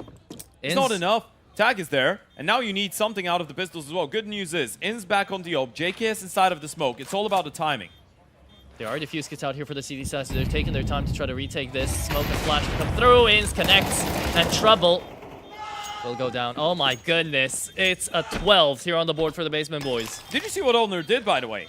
He went back in towards Bob. He made it look like he was just going to run in towards Z. That's the reason JKS didn't turn around for such a long time, because from his perspective, Olner is going back on low HP, and he's coming Z from the A-bomb side. But then he doesn't see him. Ins still didn't turn around. Olner just made it look like he's going back, and he just doubled down. Kills Ins from behind. He never intended to leave. That's a massive round out of him. And you can see how JKS was just, until the last very second, he's just waiting for Olner. That's why he's not turning around towards those B players. And it's such a tough round here for Regali. He had two opportunities to make the round there, to close it out, but just couldn't land the shots. 12-8 now, and 4 match points here for the Basement Boys to close it out. We're getting a reset. Yeah. So the first match point is going to happen in a little while, but this is still crazy. It's insane. As we said, if the Basement Boys get a map, which at this point feels quite like a real possibility, this is already as if they've won the game. One map against FlyQuest. This is fantastic for the Basement Boys. Yeah. Might be getting a bit of a roll back out here. Should still be 12-8, however. Boy, oh boy, we've seen some incredible stuff on this train.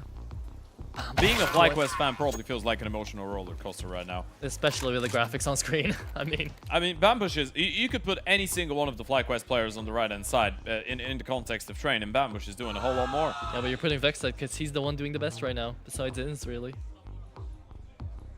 Again, you can have your pick out of all of them. Bambush is just having a massive map here. And it was Trouble on map 1. It's Bambush here. Levantino's been stepping up with a couple nice timing plays and a lot of impact as well coming out of Olner. Yeah. Good supporting cast here for Bambush. What can I say? I mean, Levantino and Olner, as you say, they are doing their part as well.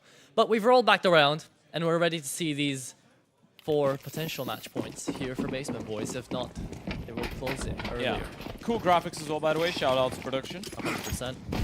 That's off. Great work. Main. Out here being taken up by FlyQuest. It's a bit of a gamble to try to be this aggressive when you know they're going to be pushing up. You know there's always one in Olaf here. Pole. This time trying to deny a fast push. Molotov is going to be forcing him out of position, but the smoke is actually going to cover his retreat. Trouble. Good for the first. Looking for a second. Will not connect the shot. Calls them out though on the move. Doesn't find the third either. Oh, they've all gone past.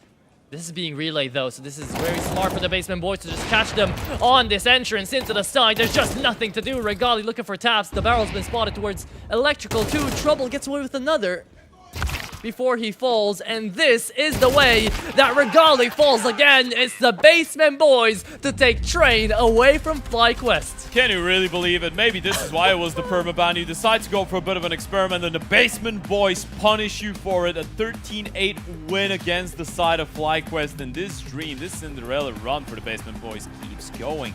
They were a team that was quite close to getting eliminated yesterday on day 1, and now they tune in. They play against one of the best teams in this entire tournament, and they get a map off of them after putting up a really good fight on map 1. Bambush going absolutely nuclear. I don't really know what to make out of it. I mean, we were expecting the train not to be perfect for the side of FlyQuest. It still is a little bit underwhelming that they let a map slip. Yeah, I mean, the Basement Boys are going to be pretty happy about it, that's for sure. And now they put up a close game onto Dust. They take away map number 2, and we're talking about a Mirage Decider. Like, it's still in the realm of possibility. However crazy that may be, Basement Boys have got a shot at this. I feel like at this point, nothing is outside of the realm of possibility, right? I mean, we just see Bambush destroy FlyQuest single-handedly on train. So, yeah, anything could happen. Anything's possible. I feel like we should still be considering FlyQuest to be the favorites going into the third map. They still should be the favorites, but this is the Basement Boys really, I guess, proving a point here. and in the same time, FlyQuest doing the same, but not in the best way possible. But again, as we said, it's not about losing a map or not winning cleanly. It's about winning the game in the end of the day. So they're still in this. They can still get a 2-1. But Bambush was phenomenal, man. He just brought in everything. Everything. Yeah. Find another tournament to say that for Bambosh up against FlyQuest. Damn. Okay, either way, as we get to see the stats being rolled on the screen right now, last map will get to commence now into this best of 3. I don't know if that's going to be the case for all the best of 3s that are happening on the other streams. However, I would say this is turning out to be a really exciting game. So, Ted, before we jump into that break, talk me through what your expectations, I guess, can really be for Mirage. There's not that many. I feel like if we're talking the Basement Boys, first of all, they were able to bring in a surprisingly structured game when it come down to train, but again, there was a couple rounds that FlyQuest probably should have converted. That 5v2 is going to be one that we're going back to a couple times, but all in all, I think, again, the same way that their T-side started here. Win the pistol, get the momentum going your way early on, find a couple well-performing individuals to step up their game, because on map 1, we had Trouble on the op. On map 2, we had Bambush on the rifle. You still need someone to overperform to some extent from the side of the Basement Boys if you want to be competitive with FlyQuest. And then on the other hand, you're looking at Mirage, you're looking at guys like Regali. We were talking about Netic, we were talking about Vexside, we were talking about your short and connector players. We need to see a lot of firepower being brought in from them, because in the end of the day, when you've got individuals such as those we already mentioned and JKS on the team, you need to be the team with more firepower in the server, and Mirage is the best map to show it. Exactly, and 100% you always are expecting at least one X Factor to come through out here from Basement Boys, because they're never expected to take a map off of FlyQuest, right? So the fact that they do manage to get Bambush to show up like that, now your real star players that you're always putting them on good positions can start to shine on Mirage. I mean, I was talking more about FlyQuest. Yeah, but Basement Boys as well now, they are going to need that X Factor, right? So coming into it, we're going to wait to figure it out, right? We've got another map to go, so we're going to be jumping into a break, and then we'll get ready for that last map of the best of 3.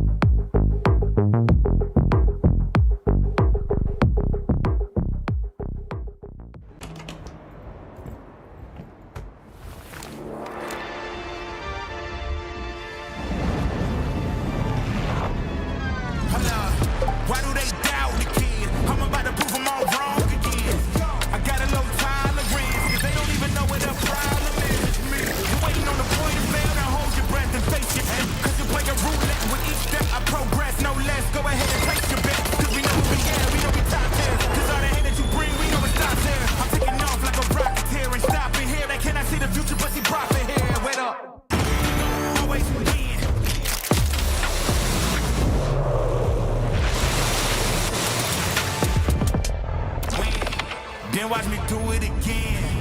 Tell her, you know, taking no loss, no loss, no. I'm winning again and again and again, and it's all on repeat. I'ma just sit in the touch 'cause I'm winning it, dog. I don't know defeat.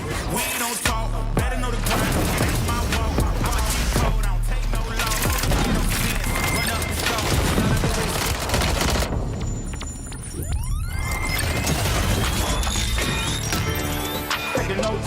Taking no loss, ain't taking no loss. Look, I'ma always win.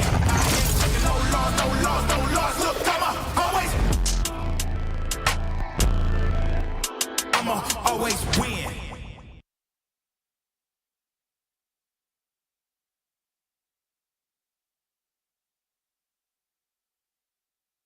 Accidentare gravă pentru Radu DraculaN. Urmează o recuperare grea după operație. Ultima victorie? Mai poate reveni anul ăsta. Victorie. Va mai fi titular? A serious injury. Victorie? Ce este o victorie? Ceva ce ieri părea imposibil. Victorie? Forța Radu, nu te lăsa! Luptă! Luptă! Victorie? Părea imposibil. Victoriile se construiesc în vestiar și pe terenul de antrenament. Pere de Locker Room, din inima sportului. Care e victoria ta de azi? Welcome back to Game Builders, your favorite game dev podcast. Today, we're going to be looking at a brand new title by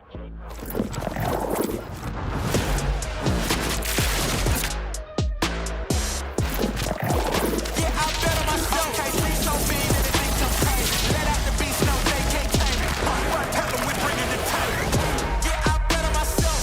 Yeah, I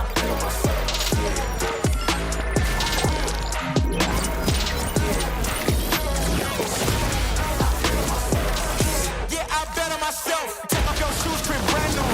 Light up the wax like a candle. Lightning on fire, watch me heat up the track. I took the crown, I ain't giving it back.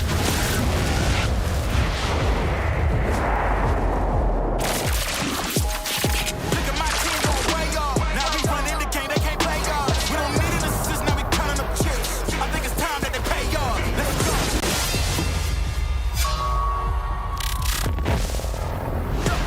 I bet on myself. I don't need you, I do it myself. You get it back, that's silly. I'm about to run the game, no kidding. I'm way too cold, too chilly. Yeah, they ain't wanna hear me, and they gon' feel me. You dig? Look at my team gon' play y'all. I think it's time that they pay y'all. Let's go. Yeah, I bet on myself. I don't need you, I do it myself. Yeah, I bet on myself.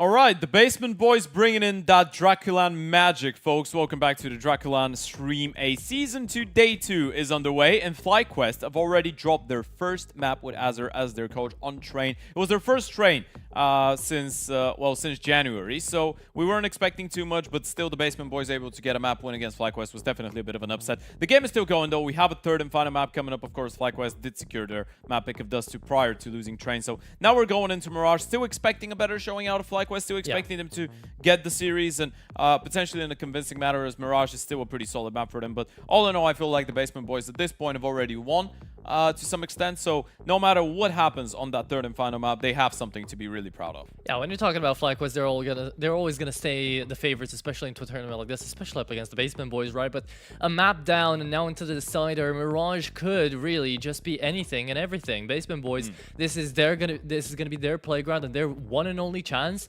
to show up that they can actually perform up against the biggest team that we have in the tournament, right? Yeah, one of the biggest teams for sure. And I feel like for those guys, it's just been a really good story to introduce and a really good opportunity to introduce themselves to the world, right? Because you're getting so much exposure when you're playing against a team like FlyQuest, because everyone is tuning in, right? Yeah. All the Aussies are tuning in. They want to see FlyQuest. They want to see Azure as their new coach. So you're getting an opportunity to show yourself to the world and what you can do. Now, the bad news is that you're going up against FlyQuest on a map that is usually quite good for them, right? If we look past those losses against G2 and Spirit, which were 4-13s, but again, those were really well playing some of the best teams in the world. You're looking at some wins against Legacy, Alter Ego, close games against Bait and Furio. So literally, I feel like out of all maps, that could have been the third and final one. I think this is the best one for FlyQuest, especially because the Basement Boys, even though they were a team that was picking into Mirage quite a lot lately, they haven't really been winning it, regardless of picking it, right? Yeah. We've seen them be a little bit lackluster here on day one when it comes down to Mirage, so I feel like still FlyQuest should have the upper hand.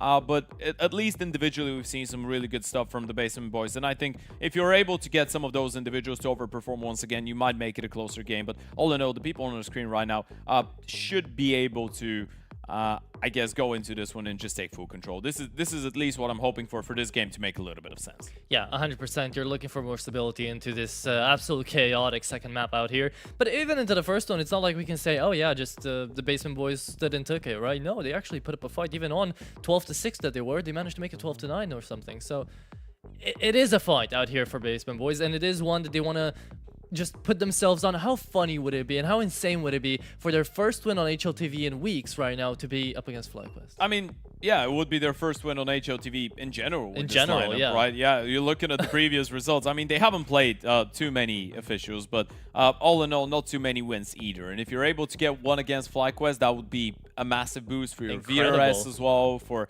pretty much everything. For all the individuals, they're bringing in a lot of confidence into a game like this. But again, you're going into a map that's pretty open. You're going into a map that relies a lot on the individuals. And we were having that conversation about FlyQuest on Train. Obviously, the playbook is not going to be as deep when you haven't really played it as much, but there was some good individual moments. We are looking at guys like Regali, Netic, and Vexside now, especially going into that Mirage, though we were having that conversation earlier. Mirage is one of the few maps on which, on the CT sides especially, Inns is a little bit more isolated from the action, so you're putting a lot more emphasis onto that mid-trio of Netic, Vexside, and Regali, especially on the CT sides, and hoping to see the star power.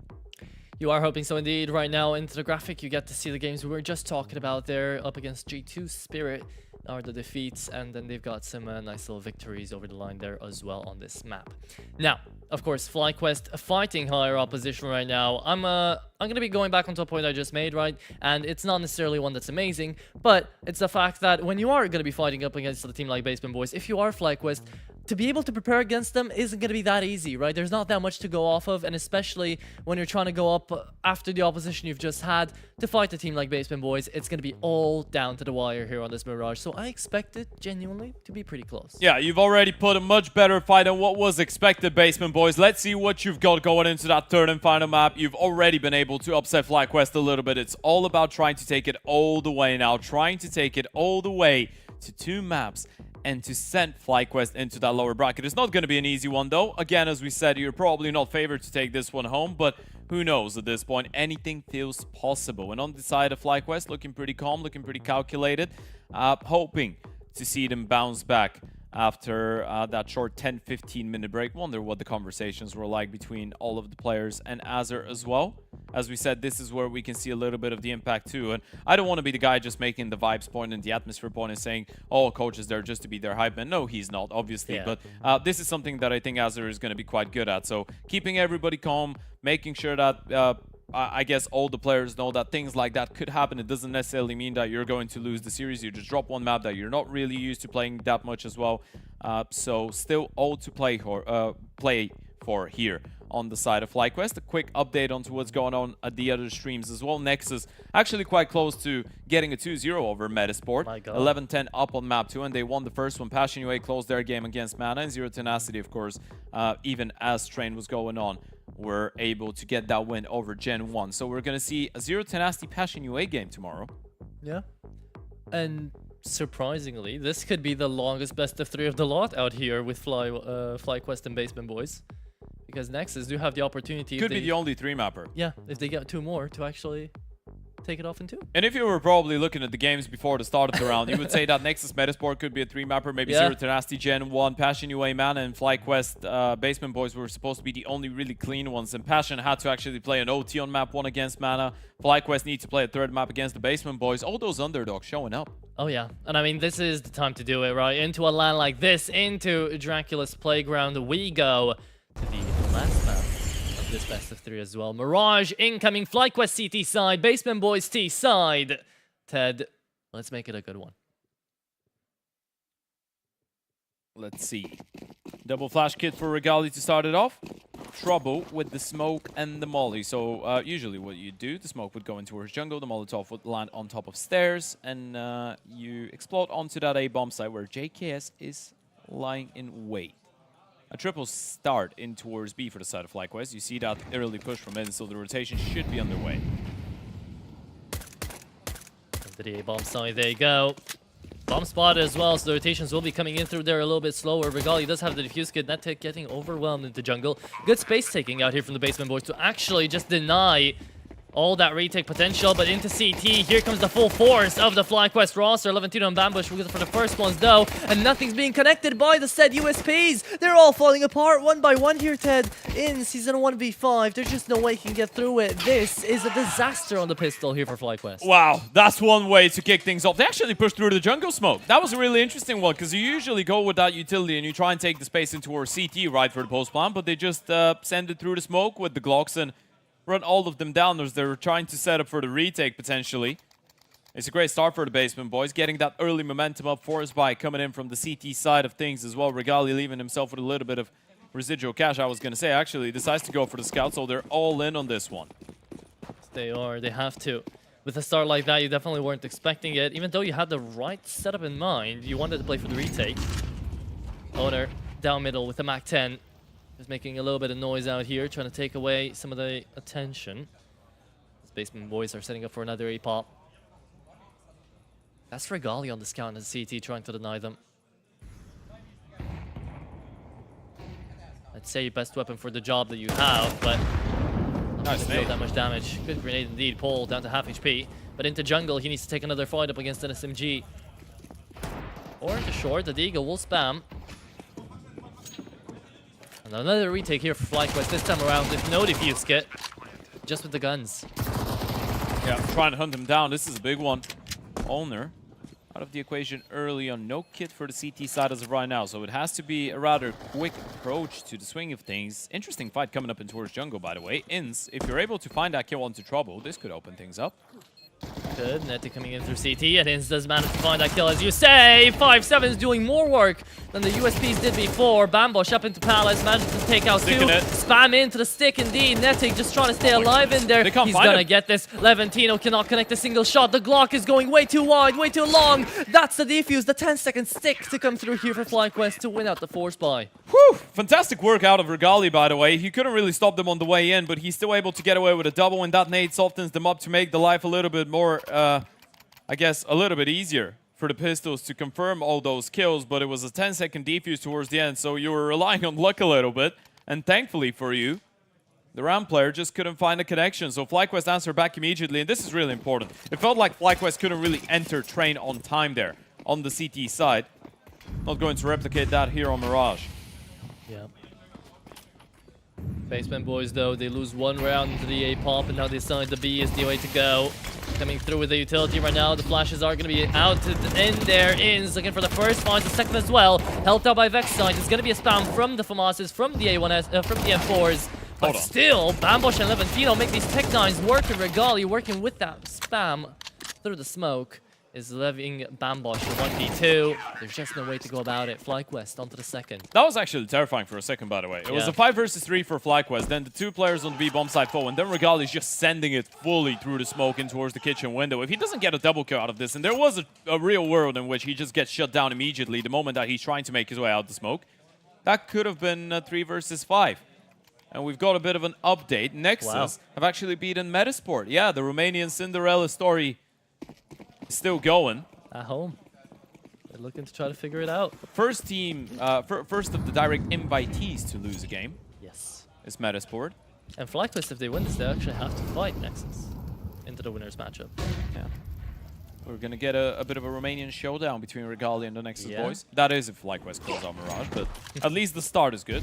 Start is good. A force bite to come right back around here for the Basement boys. Could make it back to a 2-2. Oh yeah, by the way, memorize that lineup for the stairs, Molly. That was the quickest one. That was a nice flash. Levantino was able to get one, but all in all, it feels like FlyQuest should be able to close this one out. JKS doing God's work in towards the stairs. Yeah.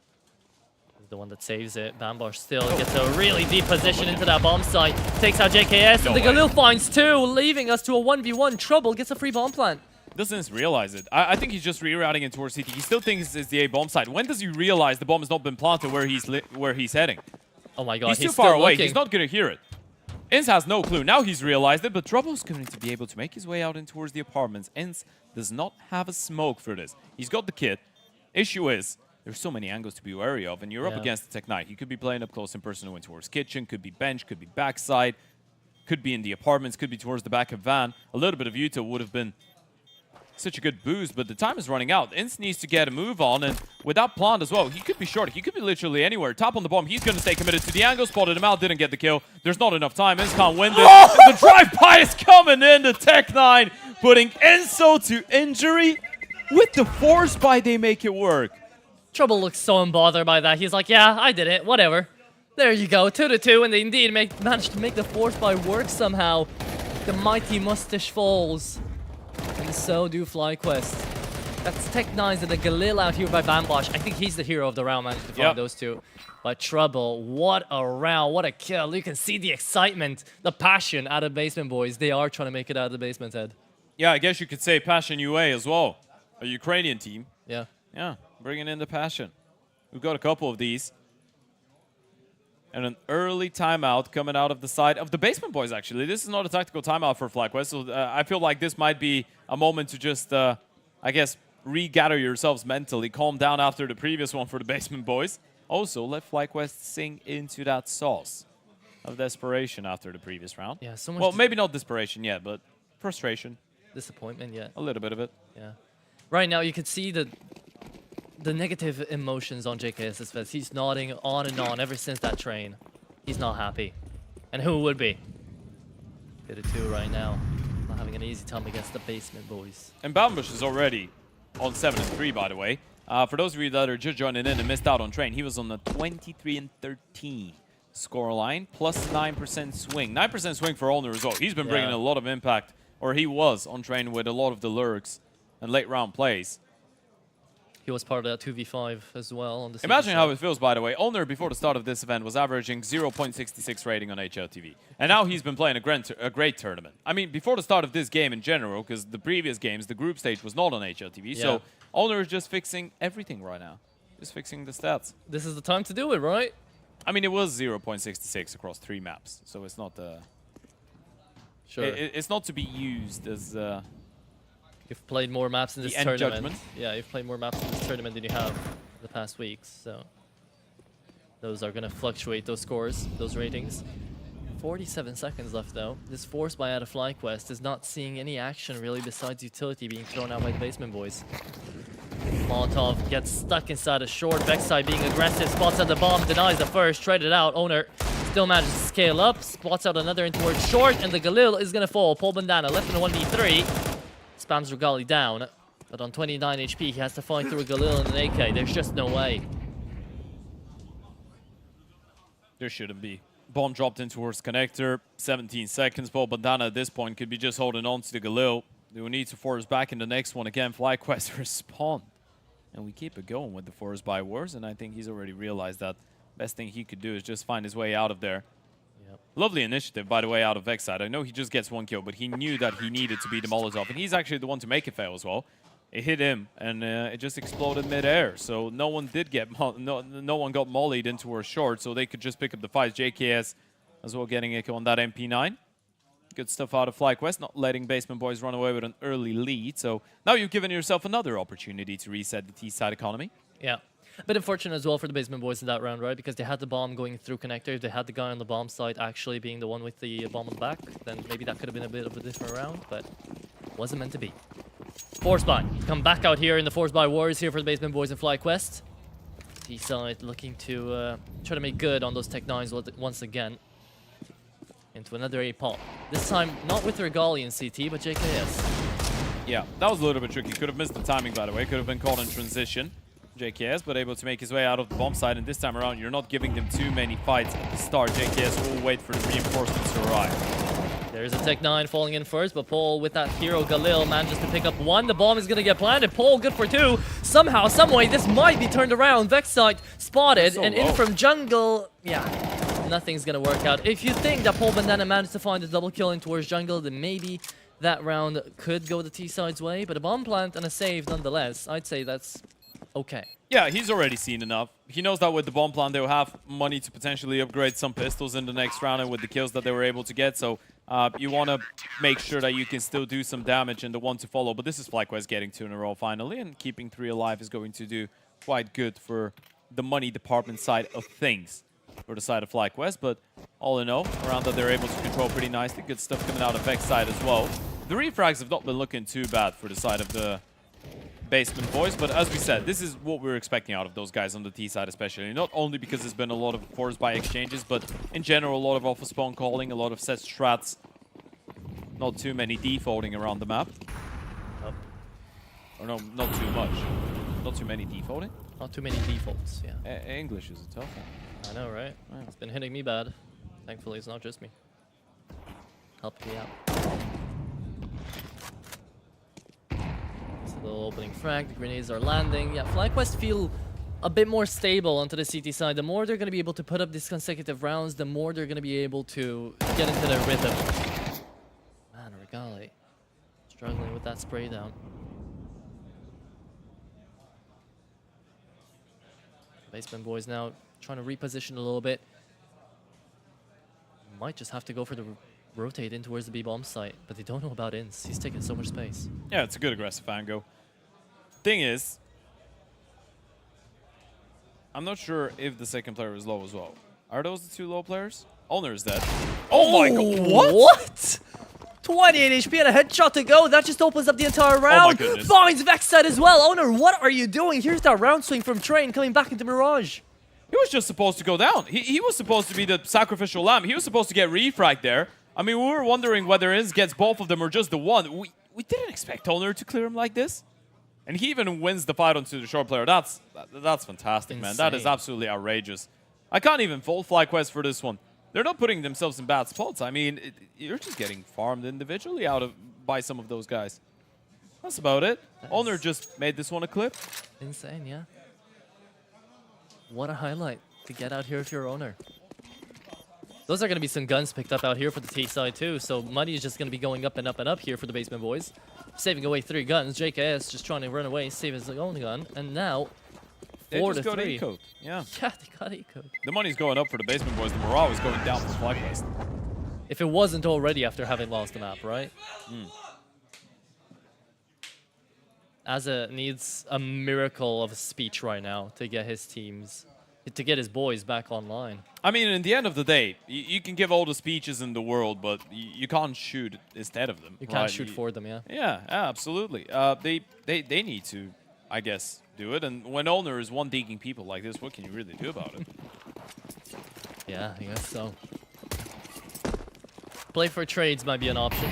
They're starting to work out that buddy system 2-1-2 setup coming through out here for FlyQuest.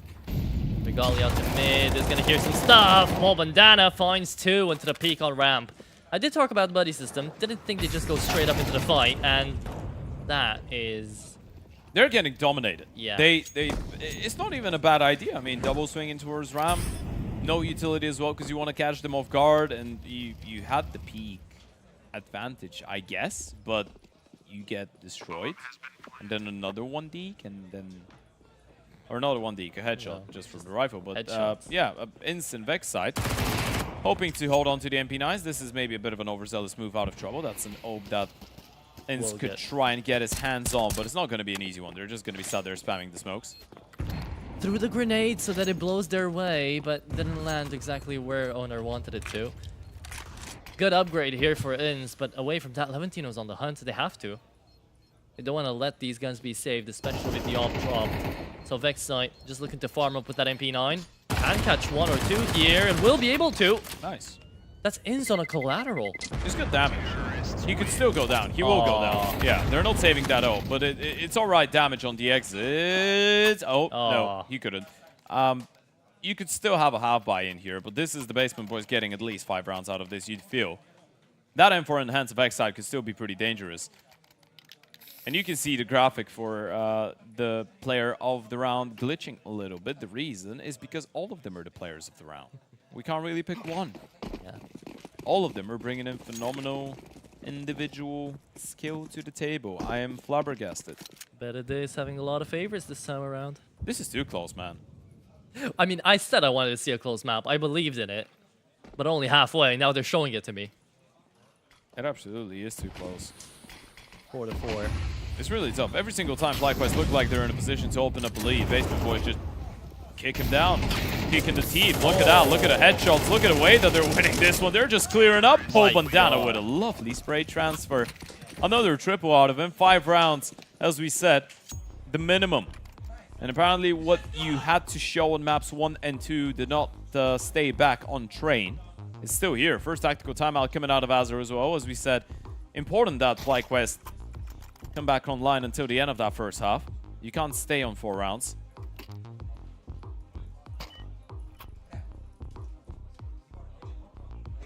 Don't think Rigali's going to get out the glass cannon either way.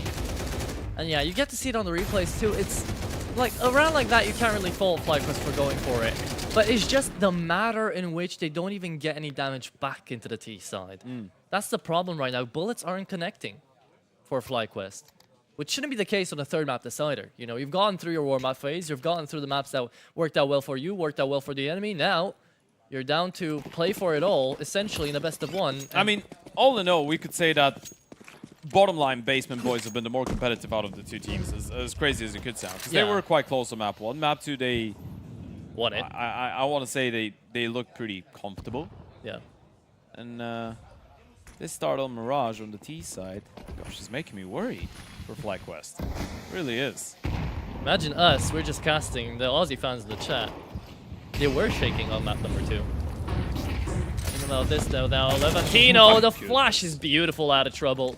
Look at him flying out. Yeah. He's just strafing midair. Fully blinded, going through the smoke. He's on an absolute terror. They're getting run down. This is already, you're calling this one off already, boys. You can't win this round, and you know it. You're just throwing yourselves at the problem right now, but you've been blocked so deep into CT. You're not winning this round. As painful as it might be, you need to give this one up.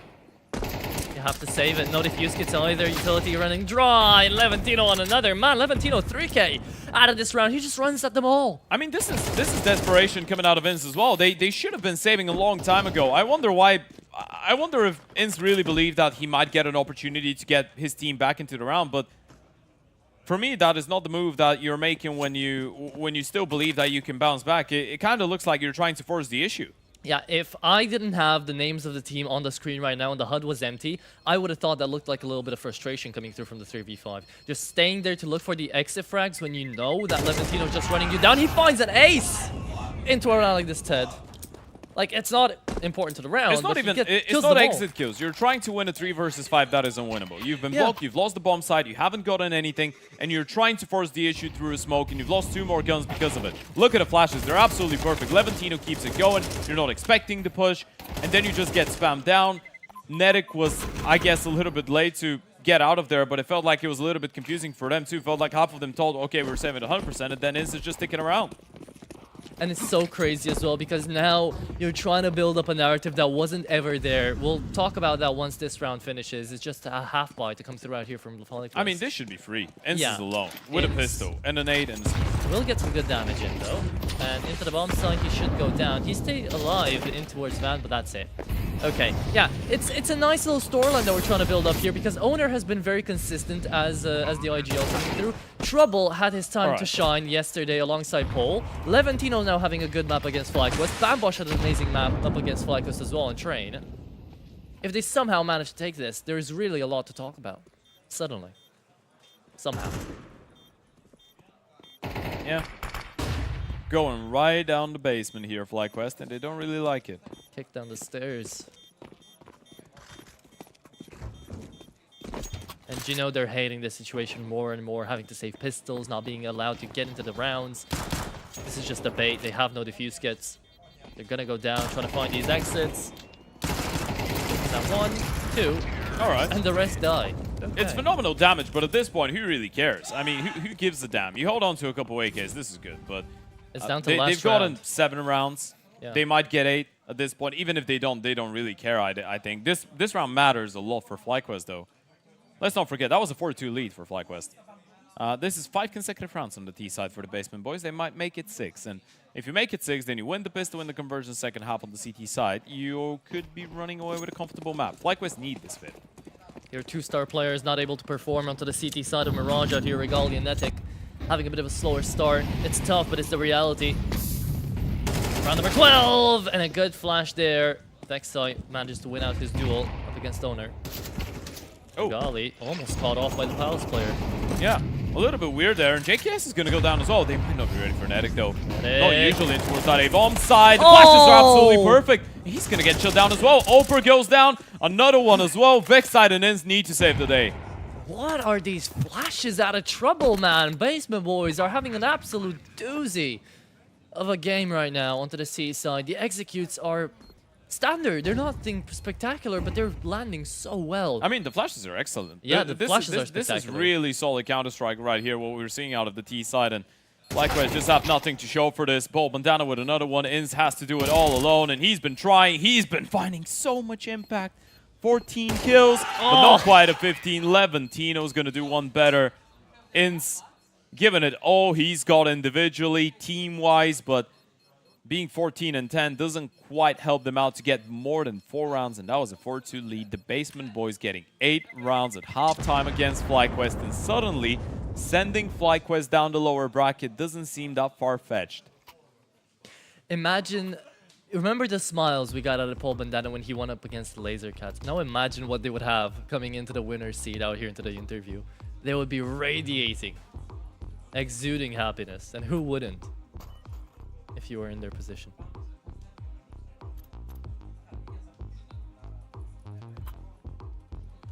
Crazy endeavors to be happening out here into DraculaN. But these are the Cinderella stories you're looking forward to.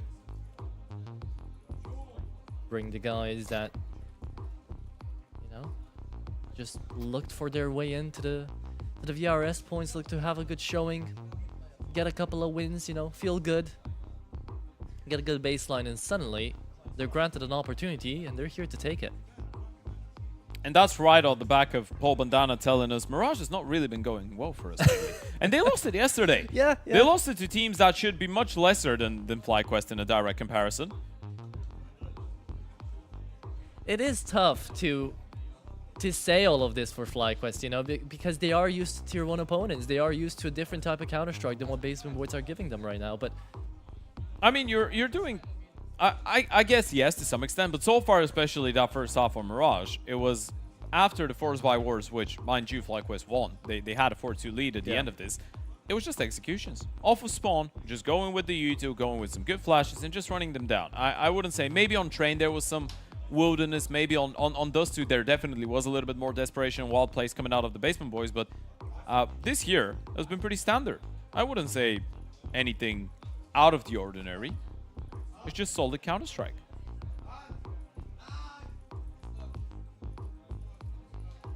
And the last 2 teams that were able to win a 13-4 on Mirage against FlyQuest were G2 and Spirit. The third one could be the Basement Boys. could be How does that sound? crazy sentence just to come out, but it's real. It's true. Someone get them out of the basement. They'll do it themselves, actually. They're keep it going. doing it themselves, yeah. They came here out of their own pocket money, I'm pretty sure, to make it to this event. And then you're telling people to go and touch grass, man. This is what happens, guys. This is what happens when you just stay in the basement, you play Counter-Strike all day long, you show up on LAN, and you're just having the time of your life. Look at him. Owner is loving life right now. He can't stop smiling. He just can't stop. This is a position where they've dreamed of being able to fight against this caliber of teams, and now they're here. All right. Ready to kick things off for the second half of action here. FlyQuest, 4 rounds only on that CT side, going into the offense. Last and final opportunity to bring a little bit of order, a little bit of sense into the chaos that this entire series has been for the Aussies. all has to start off with a pistol. Needed A lot that. of util. Very nice setup here for the basement boys. They've read into this perfectly. They've sent down 2 middle. Could find a lurk around, and everybody's down to the pop on B. FlyQuest, the only way out is to go into under. But no information really gathered. That util's being set up out here. FlyQuest are going to want to run. They've got everything. I mean, even now, Ins, he's going to throw in that Molotov. That's not going to fake too many people, though. You still know it's a B play, right? 100%. Owner's taking up that much space, and it's going to be the full fight in towards the B-bomb site. Paul Bandana not to be expected here. The first shot actually goes the way of the CTs. JKS able to trade it back out, but he's fighting in through bench with a lot of people left to prove. And that is going to be Paul Bandana. Good for 2. Gets out with the frags. Traded out by the USPs. It might be a pistol round here for the basement boys. 2v1. How does he get a double kill out of this Paul Bandana? He should have been dead to right. And he's not only winning that fight onto JKS, he followed it up as well when Ins, bomb on his back. So many angles to be looking for. He needs to clear out so many different positions, and he's looking for that B-Apps player, but Owner is out of there and repositioning already. Ins needs to get that bomb down. You need to at least make sure you've got a force buy coming up in the second round. But it's a 1v2 clutch, and there's no way Owner left just to go back there. He's going back B-Apps again. Never going to be expecting that one in. He's moving into the kitchen. And look at Trouble. He's just staying out of dodge. He's not giving in an opportunity. It's all about how late you want to play with this one. Now you spotted him out. Now Owner can start forcing the issue. Now are you going to be ready for the B-Apps? It should be the last position you're considering, but he's able to find the first kill. And a couple shots connect. He's looking for the defuse kit. There was one dropped somewhere. Smoke on the bomb. Tap as well, trying to bait him out. Tags him down. Time is a factor, and Ins is able to clutch up. That might have been what just saved the map for FlyQuest. The mightiest mustache in Australia saving the day out here for the FlyQuest boys. That is a must-win pistol round out here for FlyQuest. They're about to drop at a pin. Whew. But, I mean, there's another force coming up. yeah, but still. You can put your top dollar on that. Still flabbergasted by the fact that Paul Bandana is able to get a double from that boost position. And an A execution coming out of FlyQuest straight away. As of right now, the CT's again leaning in towards B a little bit more. So this one should be a lot more simple to confirm. Unless they take too long. Unless they do take too long. You've only got Levantino out here for the CT to the A-bomb site. Now the rotates are coming through. They're not taking too long out here, the basement boys, however. Not the perfect CT smoke. Yep. We'll give a little bit of space out into tickets for Bambosh to work with. Good on the first frag there for Net. Even through the full flash. Connects on Trouble. Bomb planted. Round secured. See, this is how you do it if you're FlyQuest. All right. This is a lot more logical now, isn't it? They won the force in the previous, or, well, they won the pistol, sorry. But it felt like they needed brute force for it. Ins with a big clutch that has kept him in this. And you can't speak highly enough of Ins right now. He's the IGO, he's the captain, he's the only reason they're still in this.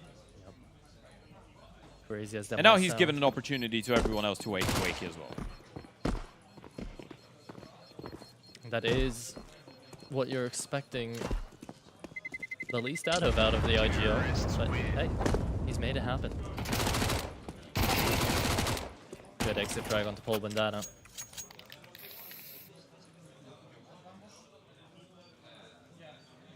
Eight to 6 now, Ted. Surely Basement Boy's not going to invest anything into this one. And we just go for the half buy. Maximum. Okay. There could still be crazy shenanigans happening out here for the CT side. You never know. We've seen the Eagle rounds go past before.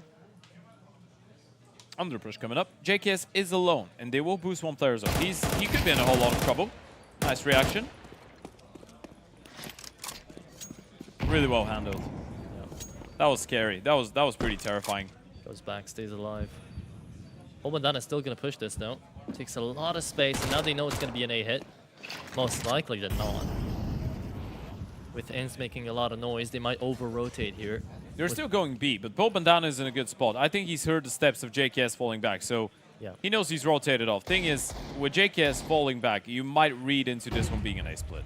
And they're just going up short. Exactly, that's why Ins is still staying here to make noise, right? To kill these players that have rotated around. But after all, it's just pistols here to hold, right? is doing the right thing into looking for those shots, and it was really down only to Paul to try to deny this. Didn't happen, so it's fine. 8-7. FlyQuest take 3 out here onto the T side. Okay. You can even see the reaction, man, of Bambush right next to him. He's like, well, that's my teammate right there. Just having fun. Look at the kills that he's getting. 16 and 8 for Leventino. You get one more? Yeah, he does. Okay. Absolutely. Crazy. A little bit of damage. But starting to ease your way back into the game. Regali looking a bit more comfortable now that the scoreline is starting to close up. But a full buy will be coming through out here for the CT side of the Basement Boys. First time onto the CT side, we get to see Trouble on that AWP as well.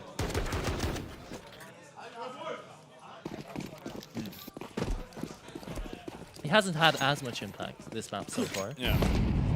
I mean, map 1 was great out of him. Yeah. So if he's able to even come close to what he was doing on Dust 2, this is definitely going to be a tough one for Regali to deal with on the other side, especially as he doesn't really have the ult yet out. Bit of a bonus by being rocked in. Flashes are perfect coming out of Regali. He's going to set up Ins for the opening kill, but Owner still there with the refrag. Tomas actually does connect onto the connector player, and somehow, some way, Bambush is holding over the B-bomb side as well. Went all wrong here for FlyQuest, even though they did set it up correctly. The refrags coming through from the Basement Boys were just too good. I mean, if you're Regali, what can you really do, right? Safe. You throw in the first flash, you set up your teammates for the opening, then everyone else goes down, and now you're just stuck in a 1v4, being like, well, boys, I don't really know what to tell you, besides we are getting mowed down. He actually does get 1 kill, which is alright, I guess, doing a little bit of damage to the CT side economy, but the Basement Boys are just winning those rounds pretty cleanly, and now it feels like there's a lot more of a team effort, right? Paul Bandana, Leventino, Bambush, a lot of different players stepping it up. And now you're thinking about all those close rounds, the clutch coming out of Vincent, the pistol. If it wasn't for that, this map probably would have been over by now, and still the Basement Boys are able to keep the distance between themselves and FlyQuest. That's the first round on the board here for the CTs. Being put up, we do know.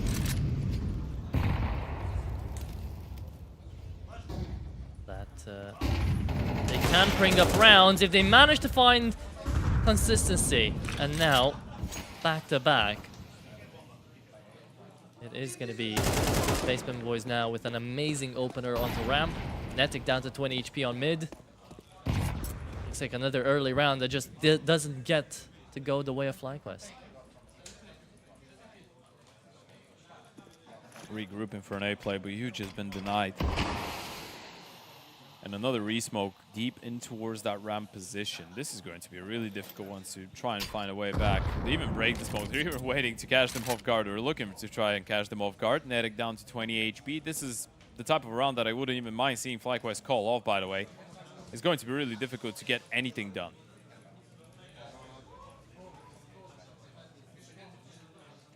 They still have to attempt it down ramp once again. Regali this time, the next one down. It's just an absolute execution out into that ramp for this round. And FlyQuest, they just don't know how to deal with it. Amazing flash and the nade combo, but JKS, last man standing, needs to do it all. It's a 1v4 here. Next on the Owner, missed shot out of the upper. CT's got 2 players, but you don't know about the stair one, so Trouble just comes in, steals away that kill, but it was still getting the round here for the Basement Boys. Double digits on the board, and it's starting to look a bit like Train. Yeah, it really is, and the money's running out for the side of FlyQuest as well. You're going into an eco. You're probably looking at a tactical timeout being called in from Azure before the next buy round, because this is going to be the most important round of the game so far. But the Basement Boys are in a great position to get an 11-7 lead here. 4 rounds the difference. It felt like FlyQuest were starting to crawl their way right back, but the moment that they get too close for comfort, they get completely shut down. And now, this feels like the beginning of a final stretch here for the Basement Boys. It feels like the dream, the Cinderella story could start looking alive to take a best of 3 off of FlyQuest if they just win 3 more rounds.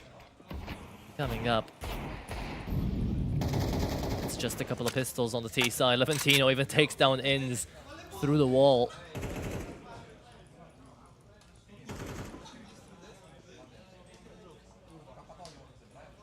And this B pop is not going to go through. They've only got a single flash to work through it. They've got to make it work. They might use it into middle. Double nading into island, no one spotted yet, and it's just gonna be an execution. Woo! Look at how clean it is. It's a Modown. Levantino with another triple kill. He's been farming those multi-kills so far. 20 and 10 for the German on the CAS team. They're really having the time of their lives, aren't they? 11 rounds on the board, 2 away, and Levantino, that was his 5th multi-kill since the start of this map. Povendan is sitting on 6 right now. Ins on 5 on the other side. Nedek yet to register a single one. Opening kills-wise, Vexside is actually doing a really good job being 4-1, but it doesn't really feel like it's making that big of a difference right now. Yeah, it does not. A full bite to come through. Might be the last of its kind here for FlyQuest on the seaside. Netic does manage to actually make good use of that in Molo. Takes out trouble. Levantino spotted out, pushed up into catwalk. We'll be looking for at least 1 kill. He's out in the open though, surely will go down the moment he gets spotted. Will try to run away back towards short, manages to. Looking out of A. This is gonna be big. Big kill. Povendan needed to deny Ins, and he was all alone, by the way. No opportunities for anyone to attempt to refrag, and now you're grouping up for a B-pop, putting all your eggs into that one basket and hoping for the best. This nade from Bambush could be absolutely massive, and it will be. Timing is perfect. Regali down to 62 HP, Vexside down to 48, and he's even got another player to rotate in. Big kill out of Regali. Are they ready for the second player, though? That's the big question. Levantino, good spot. Whips the first one. No one turning around. Levantino, good for 1. Refrag comes in. Oh, Owner still left alive, down to trash though, looking for another, back towards the BAM site. It is going to be Regali with another headshot. Paul Bandana out of apartments in a 1v2, wanting to finish this one off. Made steps, so JKS should have been able to hear him though. Moves back away and he does not know. JKS with the back turned away, still manages to win out the duel. 11 to 8, FlyQuest still in this game. That's a massive one out of Regali. You needed someone else to step it up out of both him and JKS. Ince has been putting so much work into trying to keep them alive in this one, FlyQuest, and finally someone else steps it up as well. Regali getting a double, JKS as well, getting that kill into the jump spotting player as well was absolutely massive. He had a smoke. If he sees all of them, he just deploys the smoke. There's 2 of them towards the back of the B-bomb side. That would have been a great defense probably out of the basement boys. We're going to see it on the replay as well. Levantino felt like he could have been able to get away with a multi-kill too. That was around of thin margins. And for the first time in a while, in a round of thin margins, FlyQuest are the ones to come out on top. Yeah, a little bit of disappointment there coming through from Trouble.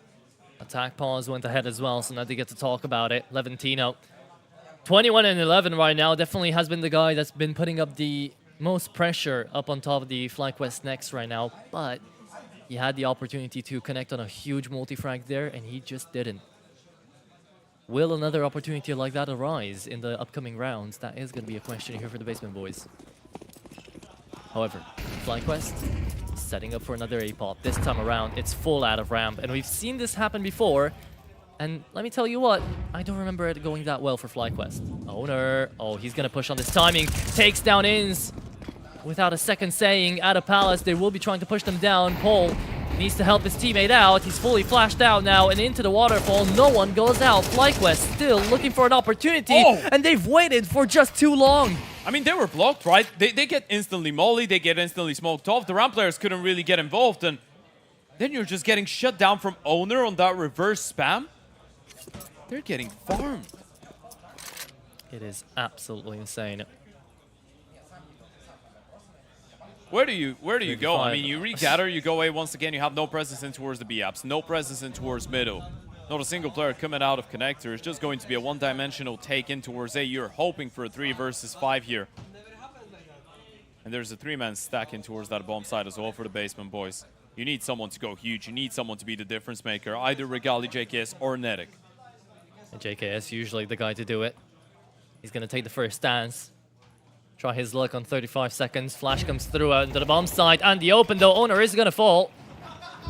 Good 4-1. Paul Bandana still inside of the bomb site. Gets hurt by that incendiary. However, still manages to get out with 1. Regali's out of the fight. And is just down to netting now. 1v3, 20 seconds. There's just no way. Netic, touted as a star player right now. Hasman's having a star performance and is going to go down. Bambosh takes him out, and it's match point and series point now for the basement boys. They're playing with so much confidence as well. They're just putting constant pressure on FlyQuest right now. All those early round aggressive plays, the flash in towards the round, then you block off with the util perfectly to deny the possibility of a refrag. The basement boys are playing good Counter-Strike on that CT side. Oh, yeah. Sure, you can make the point about FlyQuest being a little bit underwhelming, maybe not even a little bit, but the basement boys are playing well. They are. It's good They're counter-strike. getting a lot of good calls. They're getting a lot of multi-kills. We said that we need another individual to overperform after Trouble did it on map 1, Bambush did it on map 2. We've got Levantino dropping 22 and 11 here. You don't get to beat FlyQuest without good counter-strike right behind you. It's a good opening out here for Inz, but it might still not be enough. It's the solo rifle out of that round, managing to prove itself worthy of the first one. However, blowing up in that smoke, it is going to be Owner able to make it still a 4v4. Good response. They don't want to play on the back foot. Every single time they lose a fight like this, they're just waiting for a response and looking to fight back. Inz doing God's work, make it a triple! Does he really have to do it all alone? Apparently so. Inz is a saving grace out here for the FlyQuest side, and now with a quad kill out of that round, we'll be able to keep FlyQuest alive for just an extra time. I'll say it right here, right now. Inz doesn't deserve to lose this map. Oh yeah. He's doing everything, man. He really is. 24 and 16. It's so impressive. Out of someone with so much experience, he's supposed to be the 5th player on this team when it comes down to the fragging department, I guess. And now he's the first. As we said, he is giving himself a lot of active positions on some of the maps. Mirage is usually not one of them. He's a roaming IGL, but there's no extremity T-side defaulting IGLs, is there? Inz just having a phenomenal game. Yeah. And it's too tough right now, right? Because Basement Boys, FlyQuest have realized they have to play a bit more puggy up against the Basement Boys. But when it comes down to the duels, to the individuals, somehow, some way, Basement Boys have been managing to win most of them. Good opening frag out here from JKS, though, to disprove my earlier statement. I mean, they are down to pistols. This should be double digits for the side of FlyQuest. Easily. However, this is the point where any overstepping, any mistakes, and you don't want to get more damage onto that T side than necessary. The statement Pure Cinema would be the perfect thing to say right now. We'll do it at the end. Yeah. Let's see who takes it after all. Either way, it's Pure Cinema. The Basement Boys have won the map and secured overtime on the 3rd. Yeah. It doesn't really matter if FlyQuest... I mean, it does matter if they come back and win it, right? We could look at the game from a different perspective, but for the side of the Basement Boys, they've already overachieved massively. Huge. No one could even predict this. It would be insane to. I don't even think the Basement Boys could have predicted this. You would have called them crazy. But crazy is what you need to get results like this. 12 to 10 will be the scoreline right now. Trouble is going to get to save that M4 away. The rest of them, hopefully, will just be going into search for a couple of kills, a couple of frags. Oh, there does it, but can't connect. 12 to 10 indeed is going to come to pass. And imagine how much that would mean for the VRS of the Basement Boys. Imagine how much that would mean for the VRS of FlyQuest, just the other way around. Yeah. You lose a game against a team that doesn't even have any VRS. They're not even in the rankings.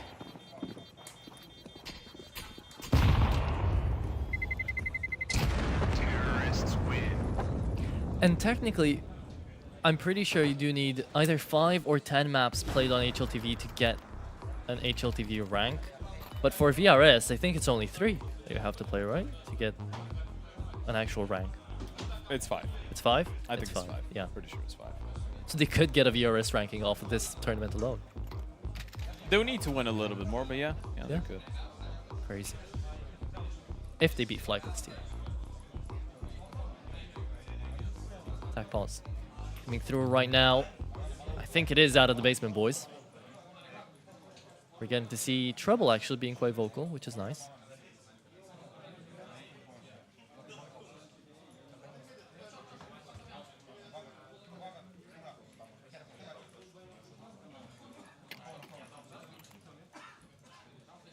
Kind of a last stretch though out here, Ted. Last full buy we'll get to see out of the Basement Boys, because next round will just be a force. It's down to round number 23. We're fighting all the way out here through regulation to figure out if FlyQuest can make it to OT or not. Double nading is great onto Trouble, but he won't be defeated yet. Yeah, no one there to spot out Honor and towards Under, by the way, so he can just take a left, push through the smoke, and go in towards Underpass if they start making a lot of noise in towards that B-bomb. Side aggressive position out of Levantino, top mid as well. Inz has been left all alone. Is that a majority walk Under?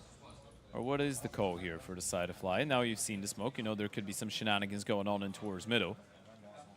Is that just going to be a B-pop? They've been blocked. Look at Levantino. He's pushed all the way in towards TV right now, and he's flanking K. Yeah, but he's made steps in towards T-spawn. only hears what's being given to them by Inz right now. He's being such a trooper, making this fake out work. He is going to go down. It doesn't even matter. Yeah, it's going to be down to the B bomb side. It's up to Bambush to try to deny this. How many can he really get away with? That's the first for free. Looking for another. Regali finally trades out to shore. JKS gets the kill as well and is down to a 3v3 retake now. It's still not going to be an easy one, but Trouble being low on HP on the AWP as well was not going to be of much help in that retake. You're still looking at that one-player flank, and that's Levantino. P comes in. That's a massive miss out of Trouble. Regali nearly gave this one away.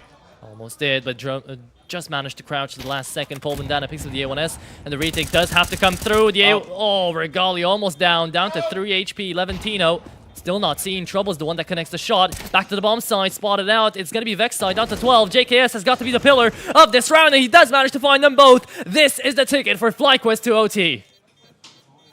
JKS. Oh, it had to be him, hadn't it?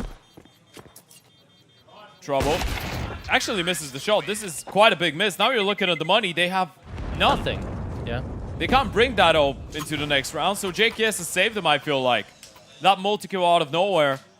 Man. Regali, that peak was scary. It was very scary. If Trouble's able to hit that shot, then the round could go completely different direction.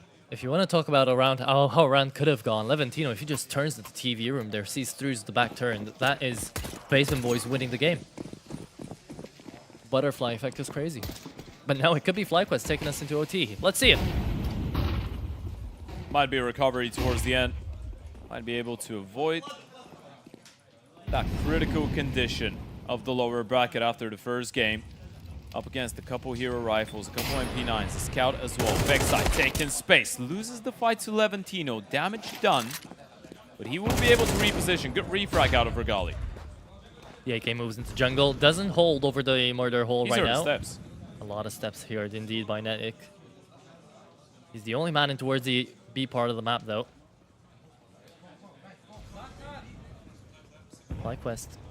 They're leaving him on the rotation here. They're leaving him on the flank. Owner tried, but it's still Netic on the headshot.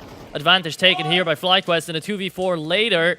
Basement Boys do not have great chances looking into this one to try to win it in regulation. However, Paul did a lot of damage. It's Trouble down to the scout, and he is going to fall. FlyQuest do what's expected out of them and take us into OT. Whew. And we saw the reaction of Vince, by the way, on the camera. It's just a deep breath of relief. Yeah. Oh. That was a terrifying one. I mean, you haven't won it yet, but at least you're not losing anymore. He had to go 26 and 17 even to take us to OT, man. This is what not, a performance. This is not to be expected out of the IGL. Nope.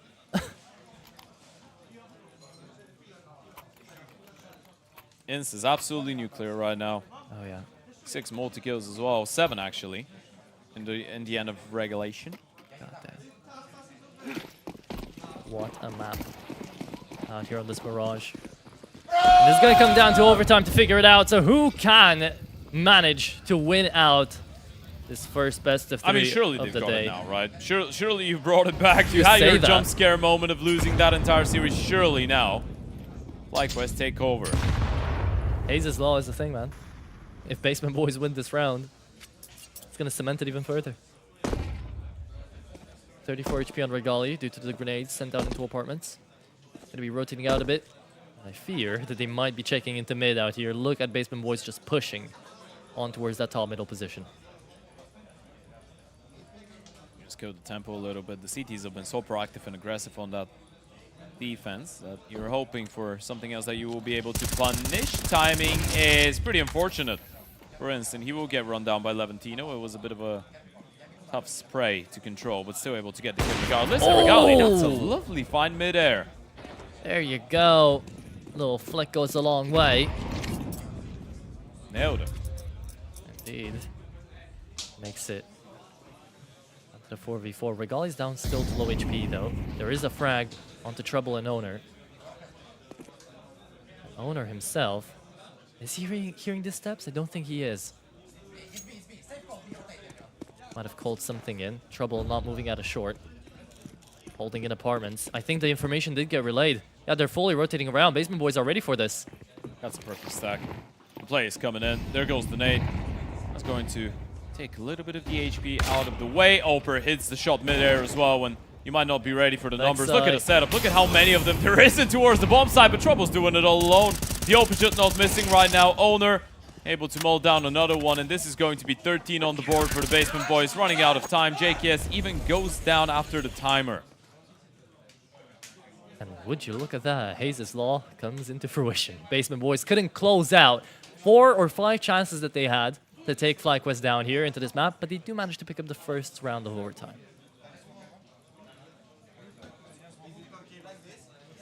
And finally, I think that was a moment of redemption there for Trouble, right? As he connects a double shot into apartment. Sure. Yeah, he hasn't really been having the best of maps, but yeah. I guess it's really difficult to be critical of anyone out of the Basement Boys, because they're not supposed to be doing this. They really aren't. So we can't even be critical. We can be praising them when they're doing well. But yeah. I mean, Levantino's outrageously good. 100%. Same map. Owner doesn't get through too many. Yeah, felt the insta smoke. Still able to get the kill though, and Levantino will get that refrag on the HE. So you got a 1-for-1. He's trying to stay active. He's gonna go for more, yeah. Here, the tease, and they've heard the drop, but Trouble's still there to pick up another one with the ult. They've taken the head of the beast down. Ins is out, and Vexite holding close. The smoke is going to spot him out. Yeah, Levantino goes for them all. Another 3K out of Levantino. What is this, like his 5th, 6th? I don't know. At this point, JKS left standing in 1v3 gets taken out by Levantino.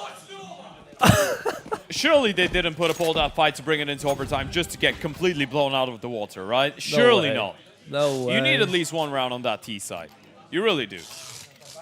This is starting to enter some NAPV AmCow territories right here for FlyQuest. For FlyQuest, yes. For Basement Boys, is the Cinderella story they didn't even know they could put up.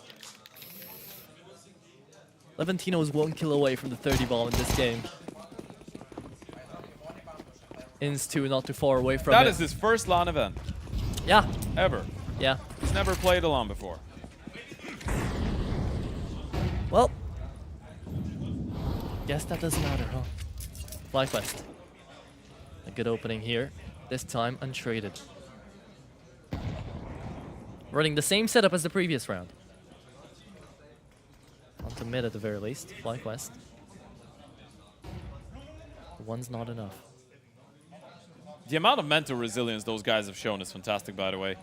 You'd see a lot of those teams, when you are an underdog and you have an opportunity to close, you miss out on the opportunity, and then I guess you just get completely blown out of the water. Under those circumstances, I feel like it actually did take the pressure away from them. Netic trying to step it up, but Bambush again in a good position for the refracking. He spotted the Deagle again. Let's remember, JKS did go down after time in the first round, so now he's got no money. Still able to make do and make good of that Deagle, and Vexite is coming in around the world. Trouble's not ready.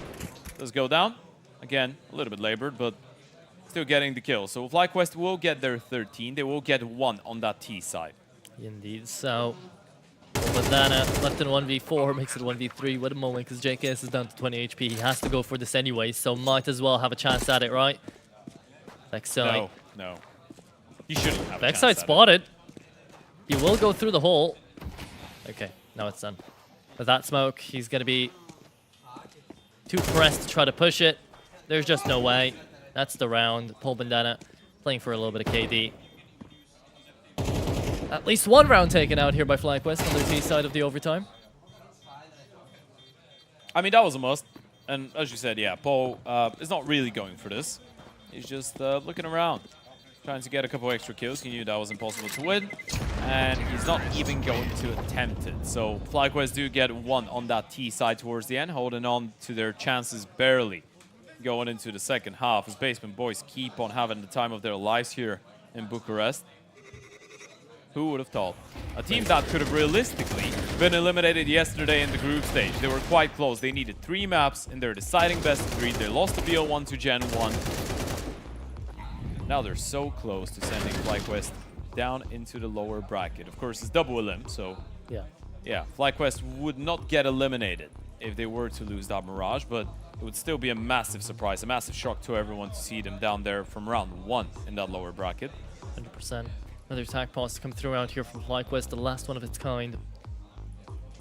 And Basement Boys... If you're a Metasport, by the way, you're hating life, because there is a realistic possibility that we get 2 directly invited teams into the playoffs to face off against each other later on today for elimination. Metasport already lost their game against Nexus, and now FlyQuest might do the same against the Basement Boys. That'd be crazy. Yeah, you could get a Nexus Basement Boys winners matchup. That'd be insane. But it is a huge possibility right now. Basement Boys just 2 T-sided rounds needed out here to take it over the line, win this game out. Regali out into mid is going to phase out. And I don't know, man. Basement Boys just love to play these close games yesterday and today as well. And they did seem to thrive yesterday when it came down to the pressure. I think they're thinking about a quick B-pop, or at least they were at the start, but the bomb in towards middle, they're going to slow it down. One player going down under. You're just playing a bit of a default right now. And Nedic needs to be careful. Levantino looking like he's thinking about going through smoke. The moment that the top con smoke opens up, there goes the peek. Lovely peek out of Nedic as well, but Trouble's there with the refrag. Bomb spotted 2. Trouble's been much more awakened towards this latter part of the map. Connecting a couple of very important shots. Basement Boys have got away in towards the B-bomb site, and they're going to try to go all out for it. You've got them separated, right? You've got Regali and JKS alone in towards that A-bomb site, and then Vexside and Ins on B. They'll have to hold on. They do have to, indeed. It's a 2-man setup here onto the B-bomb side. No one can even come to save them. It's up to Ins to be that savior, the hero of the FlyQuest squad right now. You saw the coach for a second being a bit too happy. It's still not done, but Ins takes 3. It had to be him. It had to be Ins. You're finally getting a little bit of output, I guess, again, out of someone in overtime from the side of FlyQuest. And it's again Ins, man. I know in the end of the day, you could probably make a point saying, well, if tactically FlyQuest are struggling, he's the in-game... He's 29 and 20. Look at him.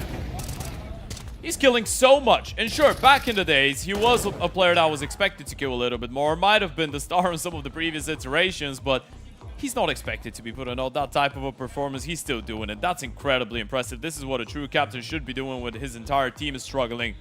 Ins is the single reason they're still in this game, and he keeps powering through. And you're seeing a little bit of frustration now on the faces and in the reactions of the Basement Boys, because this one feels real now. Right, before the start of the game, you probably would say they wouldn't get tilted too much if they're losing some close rounds because they know they shouldn't be winning. But now it feels really real. Now you know you've got a chance. So this hurts. This really hurts. Exactly. Frustration is going to be coming all around. This was the Cinderella story that Basement Boys were dreaming of, hoping of, and now got the chance to. It's down to the last 2 rounds of this overtime. Still could win it. Still could send us to another if need be. But the Basement Boys... Oh, it's trouble again. Leg shot from actually a dink from Nedic. There's trouble on the connect. They're going into a B-pop straight away, by the way. Look at him up the pace. And again, it's a similar round to the previous one. You have the Oper and one more rifle starting middle. This time they get a kill and you're just grouping up for an instant B play. Ins needs another massive play. Look at the minimap. Everyone else is on the A-bomb side. No one jungle, no one connector, no one short. He's alone. He has to do it again. Ins has been left up to so many important rounds right now. And I know he's playing well, but you can't just do this to your IGL. Ins managed to pick up one, finally gets put down, shut out. It's a 4v3 now. And Regali is the one that needs to go huge right now, alongside Vexside coming out of kitchen. JKS, he's on the flank, but surely he'll be held for. That's going to be a tough one. Low HP on Trouble, but he's on the Paul Bandana slightly tagged down, but this could be 15 and another map and match point for the T side. Breaking smoke, trying to catch them in transition, not really happening. They're all waiting for JKS. Oper actually misses the first opportunity. Time is running out. Halfway gone now. A little bit over 15 seconds left. They need to make a move, and Paul Bandana's got them locked in. JKS able to finally activate on that flank, but the time is running out. You need to get those kills, and you need to get them quickly. It's not really working out. Regali putting in all his efforts into it, but there simply isn't enough time. He'll get every single kill, but the round's still going in favor of the Basement Boys. One more opportunity to close out this game and send FlyQuest into the lower bracket. Hands in their heads there for FlyQuest. You got to see it on the end. Disappointment coming through as there's one more chance for the Basement Boys to close. They struggled to do so into regulations. They couldn't. And now they're granted another gift by the gods here. A gift by themselves. Levantino yet to make the 30 bomb happen. Ins already did. But it's 15-14 out here, Ted, and the stakes could be higher for both of these teams. Getting aggressive. JKS looking for that opening fight in towards the ramp. He's got a little bit of support out of Regali. Smoking towards Palace to ensure that the Opera could stay focused as well. And they want to keep going. They're going to get posted deep in towards the ramp. JKS playing anti. Regali taking first point of contact. Waiting for the perfect opportunity here. Paul Bandana not going to overpeak this. This is really smart of the Basement boys. They're waiting for a setup and they're waiting for the mid players to come out. Scaling up on connector. The thing is, you can't hold on to this setup for too long, right? Because the Smoke Palace is going to fade away eventually, and it did. Yeah. So JKS is just going to be left nearby to jiggle with a smoke in hand. Regali opens up the distance a little bit more to be careful about that Palace position. He's still waiting. He's relying information that there's nothing here yet, but they're still scaling up connector. This is the one information they do have. Basement boys finally will be able to see them. Oh, the timing though coming through. JKS running away. Regali still on connector. Now moves away back towards ramp, but it's Paul, first one to go through. Regali stays alive. The jungle player out of the fight though. 40 seconds down. The Basement boys have got a really good lead into the A-bomb site. They've got the man advantage. One more player in towards bottom connector. This fight is massive. Levantino doesn't really need it. He doesn't want to give that fight away to Ins. He's playing a slow one right now, waiting for the short player to scale up. It's Trouble down to 35. Out from the Palace position, but he's going to stay alive.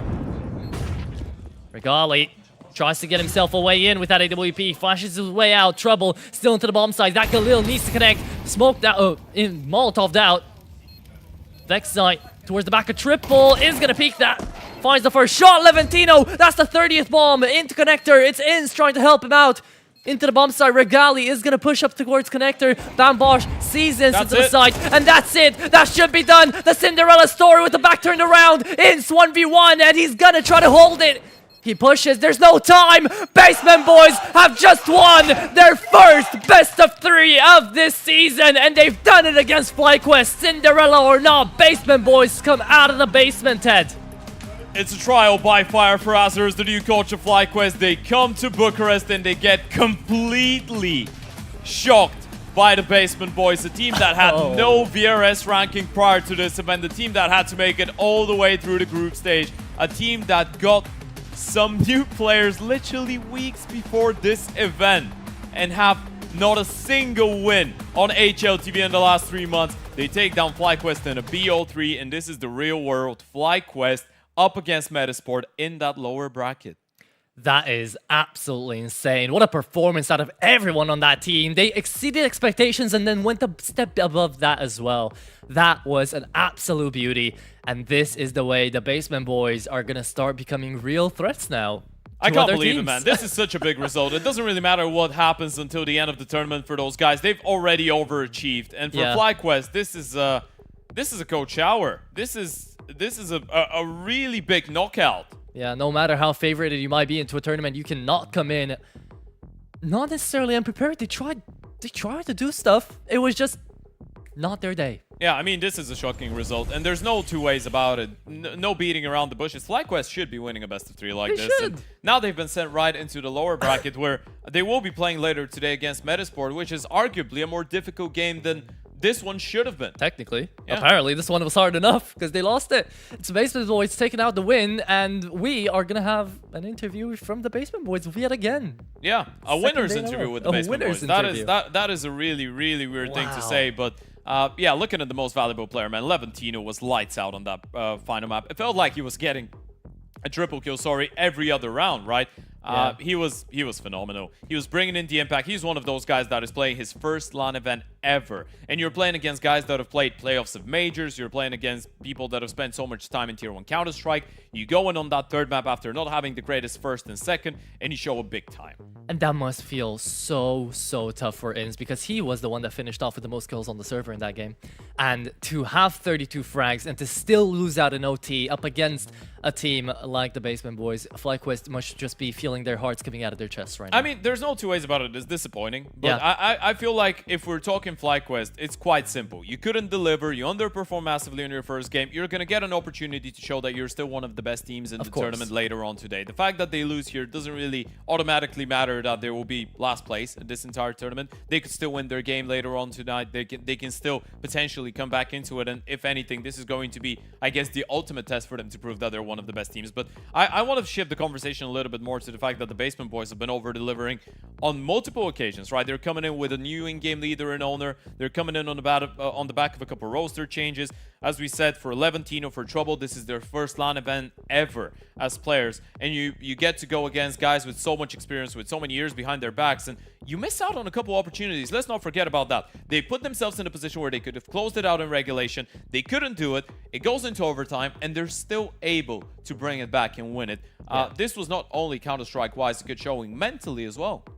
Mentally too, this was an incredible bout coming through out here from the Basement Boys, and it just shows the potential that these 5 have got into the server and IRL to be able to keep it together. But now comes in a bit of a fun thing to think about, because instead of it being a Matisse Sport Easy win on the invite in and a FlyQuest win, now we get the winners matchup tomorrow to be Nexus and Basement Boys. Yeah, that's absolutely wild. And one of Metasport and the side of FlyQuest would have traveled all the way here to Romania just to get eliminated on day 1. Exactly. And that's going to happen in around about 3 hours, but we've still got more to talk about here right now, because we're going to be sending it down to the actual stream right now, to the actual event, into the PCs, and we've got ourselves Messioso down on the scene to try to talk with the loser bracket out here. Let's see how FlyQuest feel.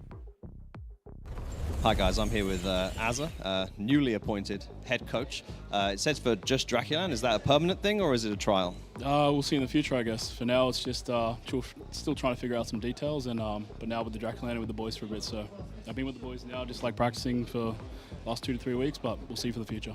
All right, jumping into the match you just played against Basement Boys, I want to highlight one thing. Have you changed your permaban? I don't know. Maybe we play 7 maps, man. I can't tell you. Okay, so the context there, guys, is they used to ban Nuke, used to ban Train, now banning Nuke. Obviously, they picked Train against you. Were you guys prepared? Did you expect it? Yeah, we did for sure. We've been slowly putting this map into our pool now for the last couple of weeks. The boys still learning the map, but I don't know. Today we made a lot of mistakes, to be honest, especially on Train. So it's one for the review, and we got to go back and have a look at all the mistakes together and fix it. So yeah. Okay, so looking at the positives from losing in this game, you came here for VRS points, or to protect your VRS points. Yeah. There's more matches in the lower bracket. So how are you feeling about making a lower bracket run here? I mean, us Aussies have done it before, but at the end of the day, we lost now, but we just got to reset and just pump the next games, bro. That's all it is. Like, we're lower bracket now, and we just got to reset and, just pump it. That's it. We got to come in strong every game, and every game's a fucking war. Every map is what we need every round, we just got to keep going. So yeah. All right, thank you very much. We're going to go back to the desk. Yeah, that was quite something. I mean, it's interesting to see now how he kind of looks at this, right? Because it's not good, especially out of the head coach, to see him being down right there, and he has to keep it up for the team. He sees what the mistakes were, acknowledges them, but will keep trying to work towards those, right? So who knows? Maybe, as Messi also said, a lower bracket run can still happen here. I mean, it should be a possibility for a team like FlyQuest, if we have to be real, right? This is a team that should be able to win a couple of games in the lower bracket, and hopefully losing the first game is just going to take away some of that maybe pressure, some of that rust that they came into the tournament with. But we're hoping to see a lot more coming out of those guys. The good news is that we do have a much more positive interview as well. We've got a winner interview, and we've got Owner joining us here from the side of the Basement Boys. Now, first of all, congratulations on the win. And you know what? We're going to start it off with the one question that you should never be asking players. But the thing is, this is such a massive result for you guys that there's only one question that we can kick things off with. How are you feeling? Good. I don't know. I have no words. We're playing well today. We prepare for this maybe 3 months we have when I joined the team. So I think it's a good result for us. We don't have a valve rating at all, so yeah, it's incredible for us. Yeah, now you're gonna get one. But I mean, you've spoken about preparing for this, right? That Mirage, I mean, please just walk me through it. I saw frustration on the face of Levantino. I saw passion going there. I saw every type of emotion coming out of you guys.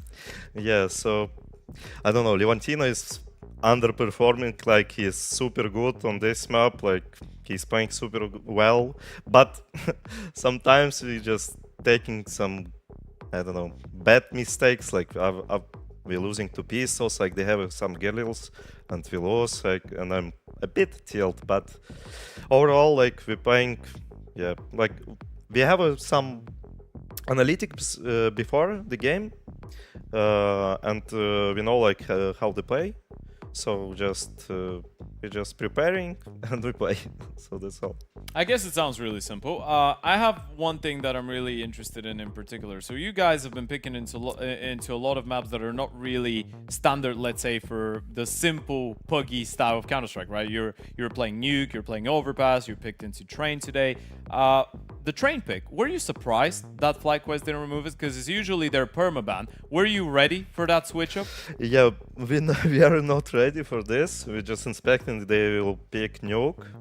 But no, we just inspected they will can pick Train because GT is always like he love these maps like Train, Nuke, like it's their like I don't know, it's their good maps. So yeah, we just maybe we're a bit shocked when they just ban Nuke. We instead pick Train. We have a good Train, so yeah. So I presume that Train might be another one that we're going to get to see later down the line out here. Who knows? But speaking of later down the line, right, you're into the winners matchup out here. You're only going to be playing tomorrow. How are you feeling about Nexus now? Wait, who we playing? Against Nexus. Nexus? No, I think no. Nexus, it's like they have a worse rating than FlyQuest. But it's not easier match for us. It's the same, like, I don't know. Like, we'll see what happens. All right, and lastly, because you have been around the scene for many years, you've changed a lot of teams in Tier 2, Tier 3 Counter-Strike, and it felt like the last couple months were pretty difficult, I guess, trying to build something like this as a new project. But if you had to compare this Basement Boys project to some of the previous ones, would you say that what you're seeing right here is something that you guys could repeat? Do you think that this is just part of the process and the team is really that good and this is the level that you can bring forward? Because you should be able to put yourself in the shoes of the audience where they haven't really seen too much out of you guys. So is this the level that we can actually expect long term? On this team, like I'm just playing 3 months, yeah. Like on previous teams, I have a just coach, I have just something else like analytics. Like on this team, we're just playing like we have 5 players. That's all. We have our CEO, like Alex. So we have just 2 players who just can understand how to play the game, and I'm just helping for this. Like Levantino is understanding the game with me. Like we're just creating some stuff on our team. Like we just making some maps, like making some moves. But overall, like every player is just giving some progress, like on moves, on game. Like it's just on team, not only on me. Yeah, understood. I mean, right now you guys are the underdogs of the tournament, so you're prepared to prepare a lot more for the upcoming matches either way. I really have believed in this Cinderella story, and I think you guys brought forth something really nice out here. So yeah, I'm gonna be looking forward to see how you guys are gonna do. Thank you. And I think I'm not the only one. No, absolutely not. Thank you very much for your time. We're not gonna take too much out of it. You've got another game to prepare for tomorrow, but for now, it is lovely stuff for the Basement Boys. Insane. Yeah, I never thought we were gonna be talking to one of those guys at the end of the game, but that's it's honestly really nice to see, because as we said, Owner a couple years ago was on that Spirit Academy project with all those guys like Zontix, like Donk, like Arfrost, and he's the one that kind of got left behind. I guess Baz became a streamer, but out of the others. So it's really nice to see him finally get a little bit of success as an in-game leader as well on a larger scale event against a really good opponent, right? Because if they were playing another team, we probably wouldn't be getting hyped up as much for those guys. But they've just taken down FlyQuest. Sure, an underwhelming FlyQuest, but still a FlyQuest. So this was a great result out of the Basement Boys. This was absolutely amazing out of the Basement Boys. And they will have more to do tomorrow as well. But today, there's still going to be some other matches left to be played. The other sets of invitees are down to meet the other side of the seeds out here that managed to make it out of yesterday. So we'll be jumping into a break, and then we'll be right back with a new desk ready for you guys to go to 2 more best of 3s through the DraculaN.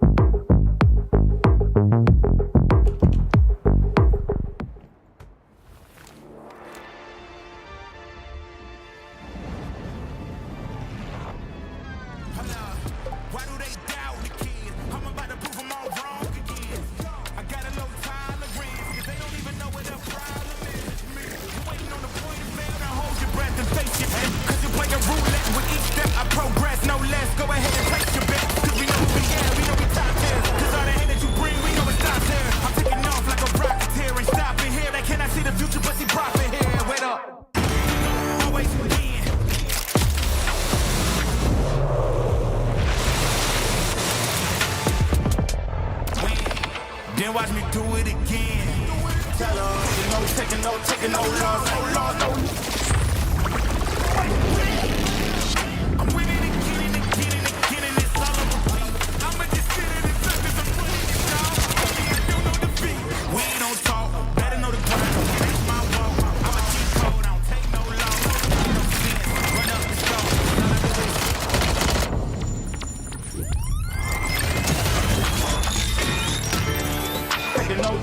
Taking no loss, I ain't taking no loss. Look, I'ma always win. I ain't taking no loss. Look, I'ma always win.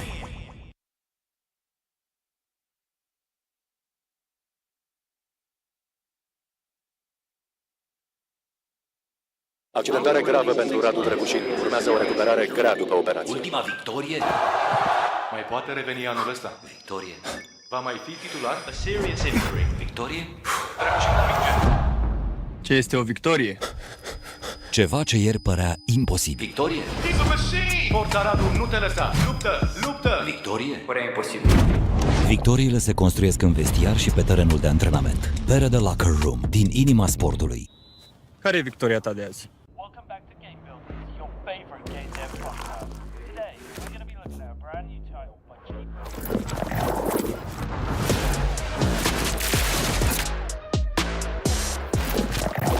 Yeah, I bet on myself. Can't be so big that it thinks I'm crazy. Let out the beast, no, they can't tame me. Tell them we bringing the table. Yeah, I bet on myself.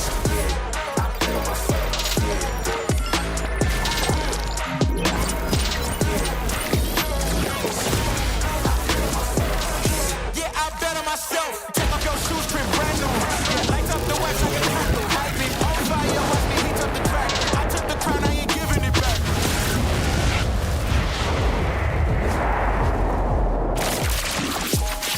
Look at my team going way off. Now we running the game, they can't play y'all. We don't need an assist, now we counting up chips. I think it's time that they pay y'all. Let's go.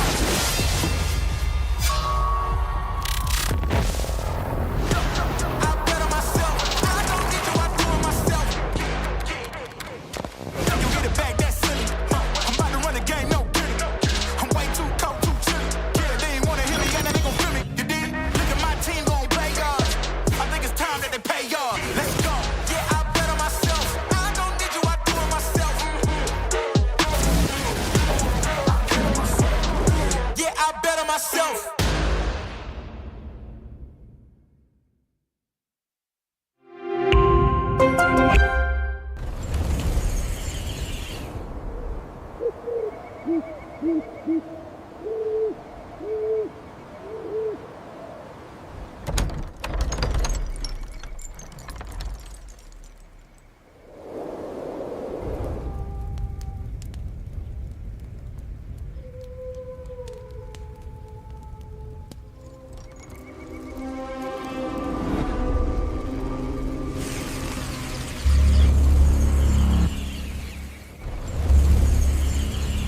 Welcome back. We're back ready to get some more action here done at DraculaN Season 2. We got a quick change of faces and, well, a quick change of game as we had a very... I'm going to say a very big surprise, to be honest. I mean, we just had FlyQuest bowing out to... or not bowing out, bowing down to Bays and Boys. They're not out, obviously. Double elimination bracket. But kind of a surprising turn of events. Well, it was a close one, to be honest. Nobody expected it to be so close. Even Ted and Atro especially said that they weren't expecting this Cinderella story, as they put it, to be happening. However, we have been witnesses of everything in Counter-Strike so far, and Basement Boys seem to be the better side of it today. And it was a pretty positive surprise to me, because I'm really looking forward to see more out of this, because they said they have nearly 3 months together with this new roster, let's say, together with Owner, and they seem to be very promising. The question that Ted asked was that is he a big believer in this roster, more so than he was in the past with the lineups that he's been in, and it just makes me a believer as well.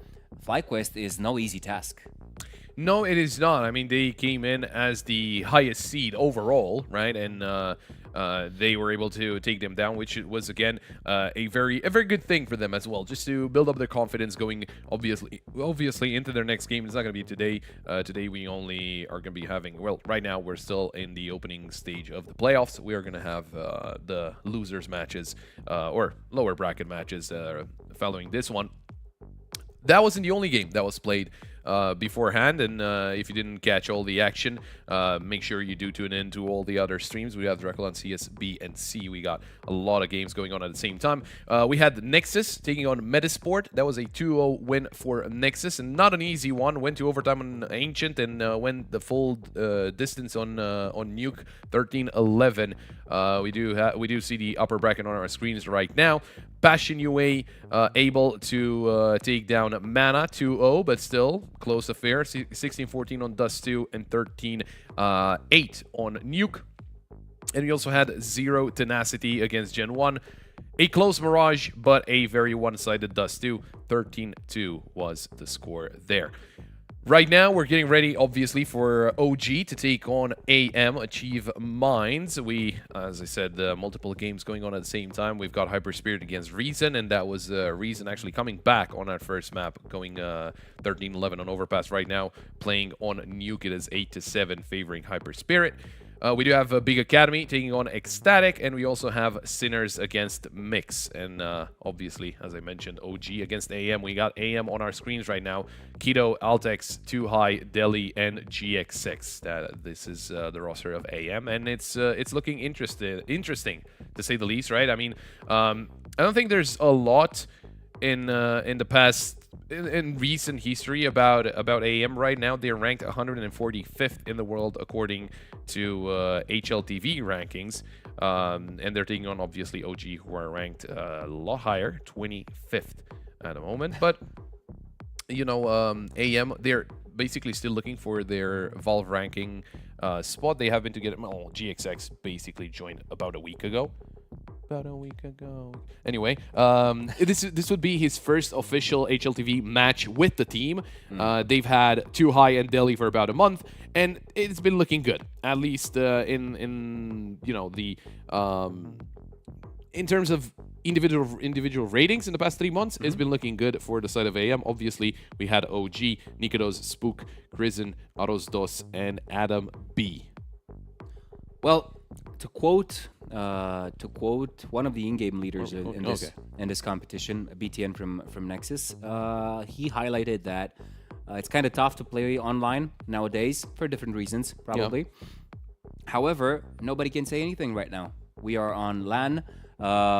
Reason is taking their game on LAN as well. There were some speculations there, but everything's gonna be destroyed when you face off against other teams in a LAN environment.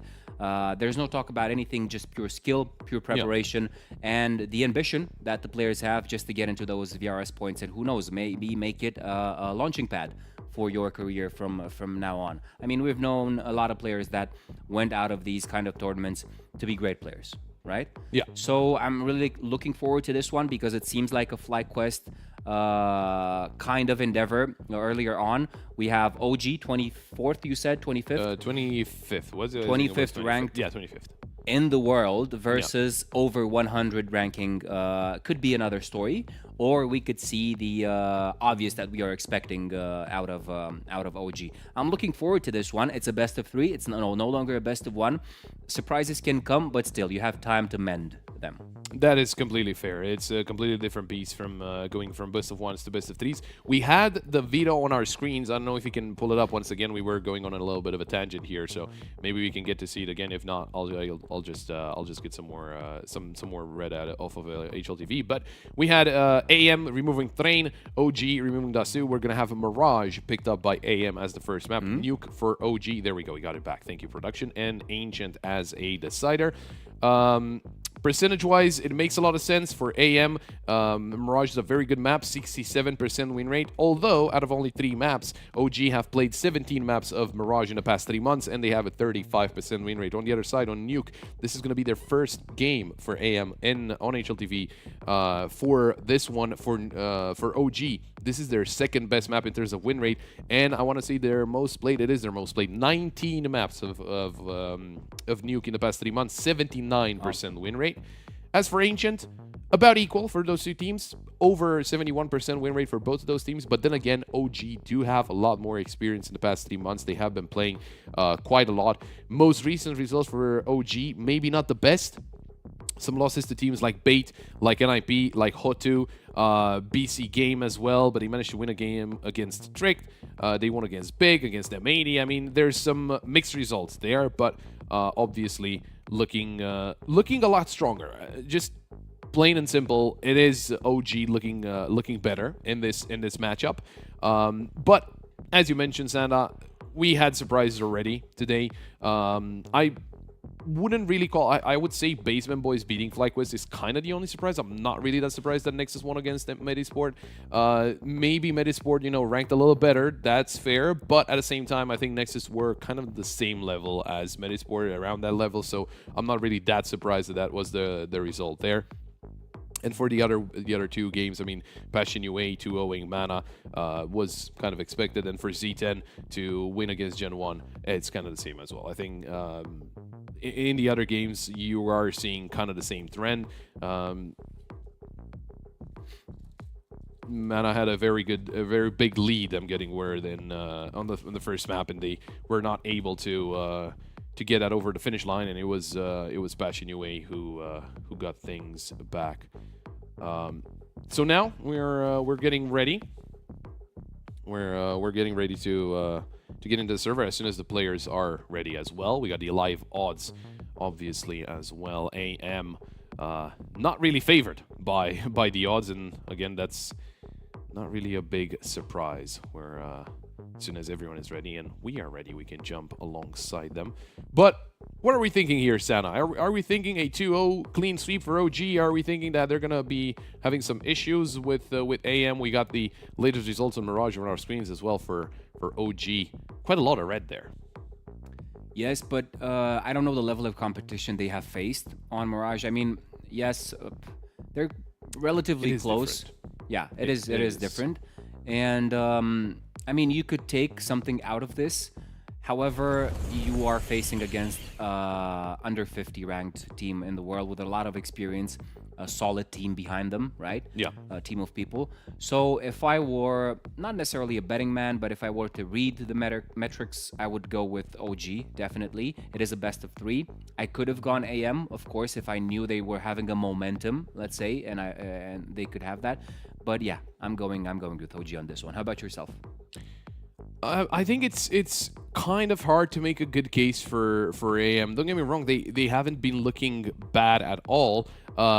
They did go through Group A with a 2-1 score. They did lose to AIM Club, but they managed to beat them right after that. So AIM Club, unfortunately, not part of the competition anymore. They were eliminated by AM.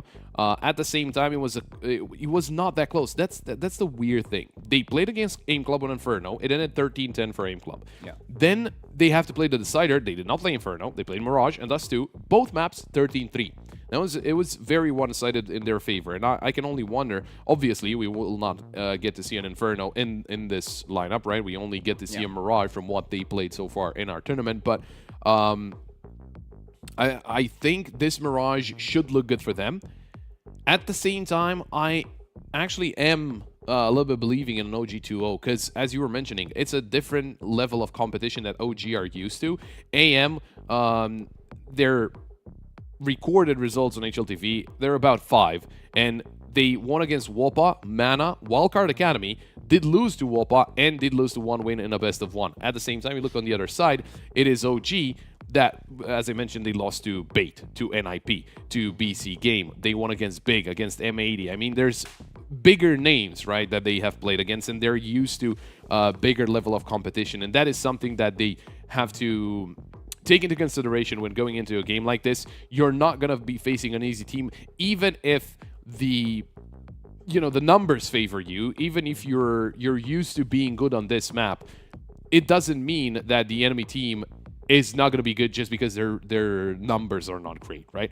Arguably, for OG, this is their worst map. 35% win rate is the lowest win rate they have out of any map that they do play. Thankfully for them, in some kind of capacity, they do not play Dust 2. That would have been a map that AM would have been very happy to play. It's not going to happen today, obviously, as we mentioned before. Mirage, Nuke, and Ancient are the three maps that are going to be played.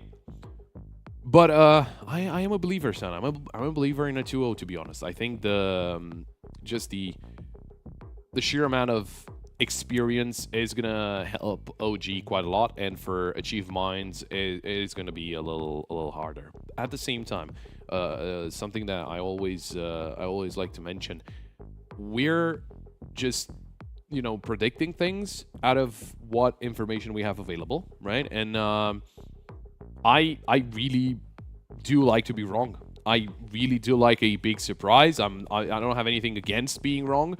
And if Achieve Minds, if they get away with 2-0, then hey, good for them, right?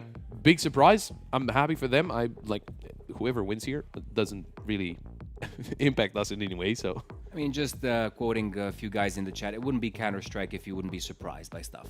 That is completely fair. So we are expecting anything out of this. We could probably get a feel of the game after the first few rounds, just to see the level of the matchup between these guys. Maybe could even get a highlight of who's feeling the game earlier. So I'm really looking forward to this Pistols. Let's see who gets it. We got Achieve Minds on the terrorist side and OG starting on the CT side. Here we go. And we are live. Now, I'm curious if Achieve Minds, obviously, as they do have a lot of information available onto OG, if I'm assuming they've done their homework yesterday after qualifying for the playoffs, and they tried finding out as much as they could out of what OG tend to do in their pistol rounds. And you can see Achieve Minds with a lot of players towards that A site. They've got their fifth coming in as well. Altex will be joining his teammates shortly. And, well, for OG, the majority of the defense was actually towards either mid or B. Bomb will be planted. Deep CT smoke, not really that helpful. There's a big gap on the left. But they're going to be fighting for control. Spook taking down Delhi. GX6 with a couple of taps. P250 in hand. And that is enough to take down 2. Nikodos looking for a shot. There is still a player towards Sandwich. It is too high. Spook able to take down GX6. That was the dangerous player, but too high finds Nikodos, and towards CT, Keto will find that final kill. Achieve Minds getting a first round on the board. Who are you having your eyes on from the side of Achieve Minds? Who are you expecting stuff? Probably the most popular name, one of the most popular names there is Keto, right? Well, I mean, they've all been around, right? GX6, I mean, we've seen him with the guys that are, what was that other team? Mix, right? He was in the team with BNE and all that, you know. Altex, he played for Sashi and also for Astralis Talent. Delhi, I have to double check just to remind myself. He was with Eyeballers. There we go. So another name that we had in our previous season, and Too High played for Inns Academy. So there's a lot of names that we've seen before, especially in the tier 2 space. But I think the biggest name is probably going to be GXX. I think alongside Keto. Don't get me wrong. I mean, if I'm not mistaken, I think he was at one point with. He started off with Big Academy. He was in the main lineup of Big. He was in the main lineup of Big as well.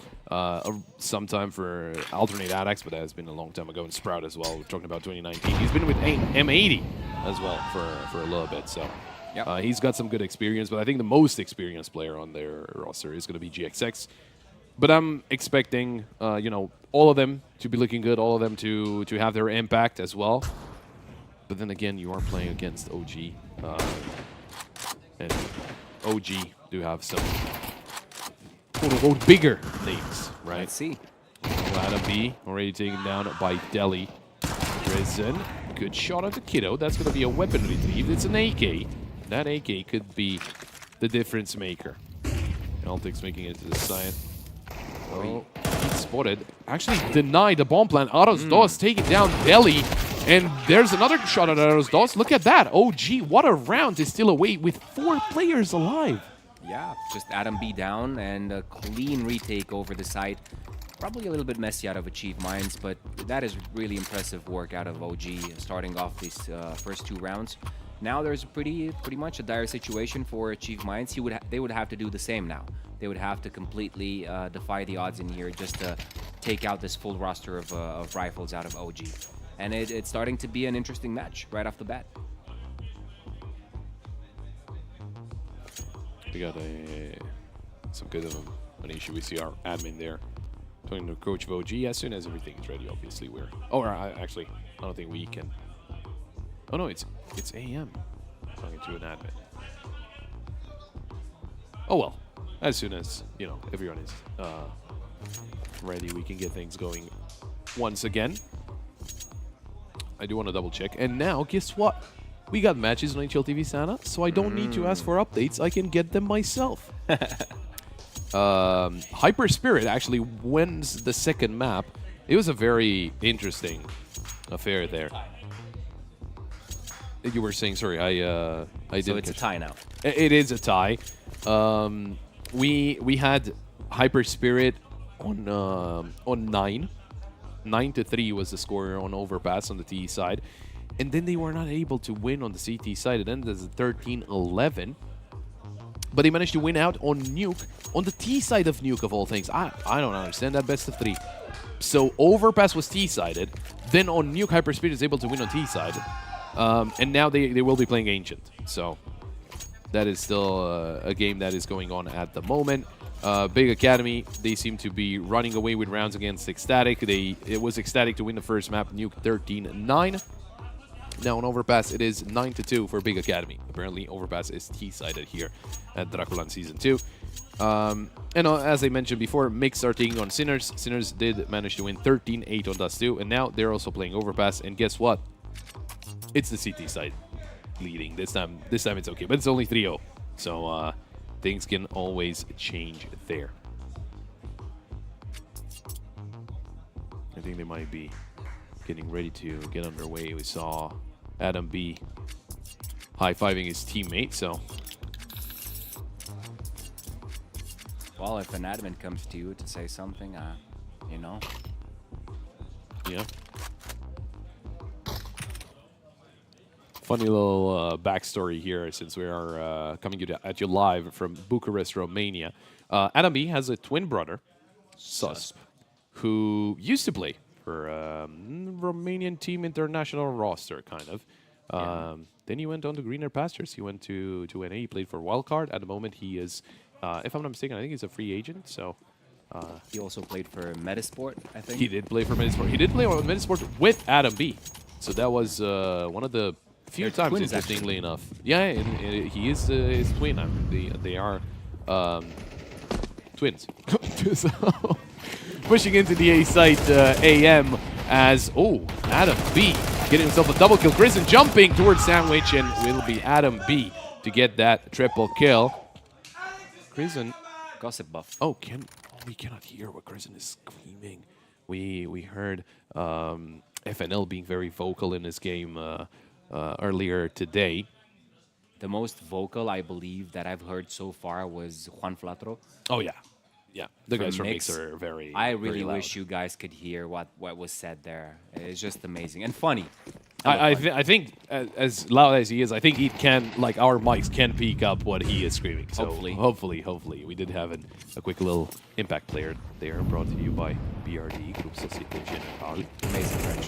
Adam B just on fire at the moment, alongside Grison, Spook, and Nikodos. This was an anti-eco, but a very clean anti-eco. Everyone's still alive on the side of OG, so that's gonna get their economy up there. It is looking very good at the moment. AM, they will be buying up now, so we'll see how this one is looking for their side. I think they were just very surprised losing the second round like that. Surely not expected, and well, obviously, great effort from Aros Dos that time, and also Nikodos, with the scout and all that. So very impressive stuff there out of OG, and they're straight into the game, right? They've been here, basically being the first game of both teams. They've been here warming up for some time, and obviously it's done them wonders. But going back to the idea I was mentioning in the piss round, where OG, they do have a lot of games in recent history, not so much for AM. So obviously AM, they did their homework and looked at how OG tend to play on this map. How they tend to defend, how they tend to attack, and all that, and obviously how you prep for your game. And I do want to see out of AM some kind of counter strat, some kind of baits, just to see if OG are gonna react the same way, and if your notes are gonna be very, very important for this game, or if OG are just gonna read into that and their reactions will be accordingly. At this point, I'm a big believer in reactions. So probably OG are just gonna react to whatever is going on in the map. We've seen the initial rounds, and to me it seems that they just want to get comfortable in their own gameplay. Achieve Minds would be the one with a little bit more pressure, because they want to bring their A game. They want to respect whatever is being trained back home. So I'm looking forward if it's just going to be as close as I would hope, or it's going to be a mull down out of OG. We've seen these rounds, and it appears so that OG is really prepared for anything they're going to throw at them. But let's see. It seems like another slight issue here, as we are still paused. Adam B making sure that he can hear everything. Obviously, that's a big part of CS. Sound. Talking about sound, it's his birthday today. He turns 45. No, he is quite young.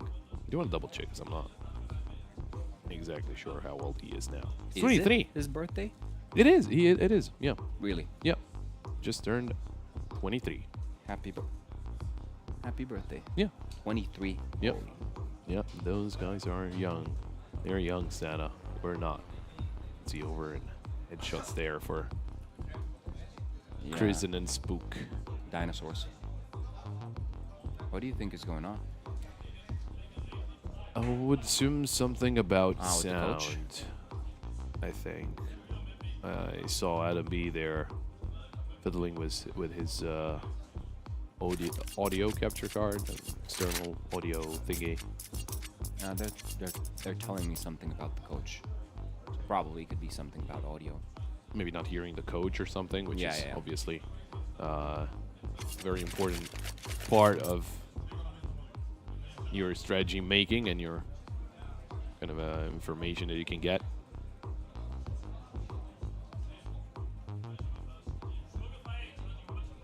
No, it's about sound. Yeah, some USB issues, but shouldn't be something too complicated to fix, and we could quickly get back into the game. See players getting their headset back on.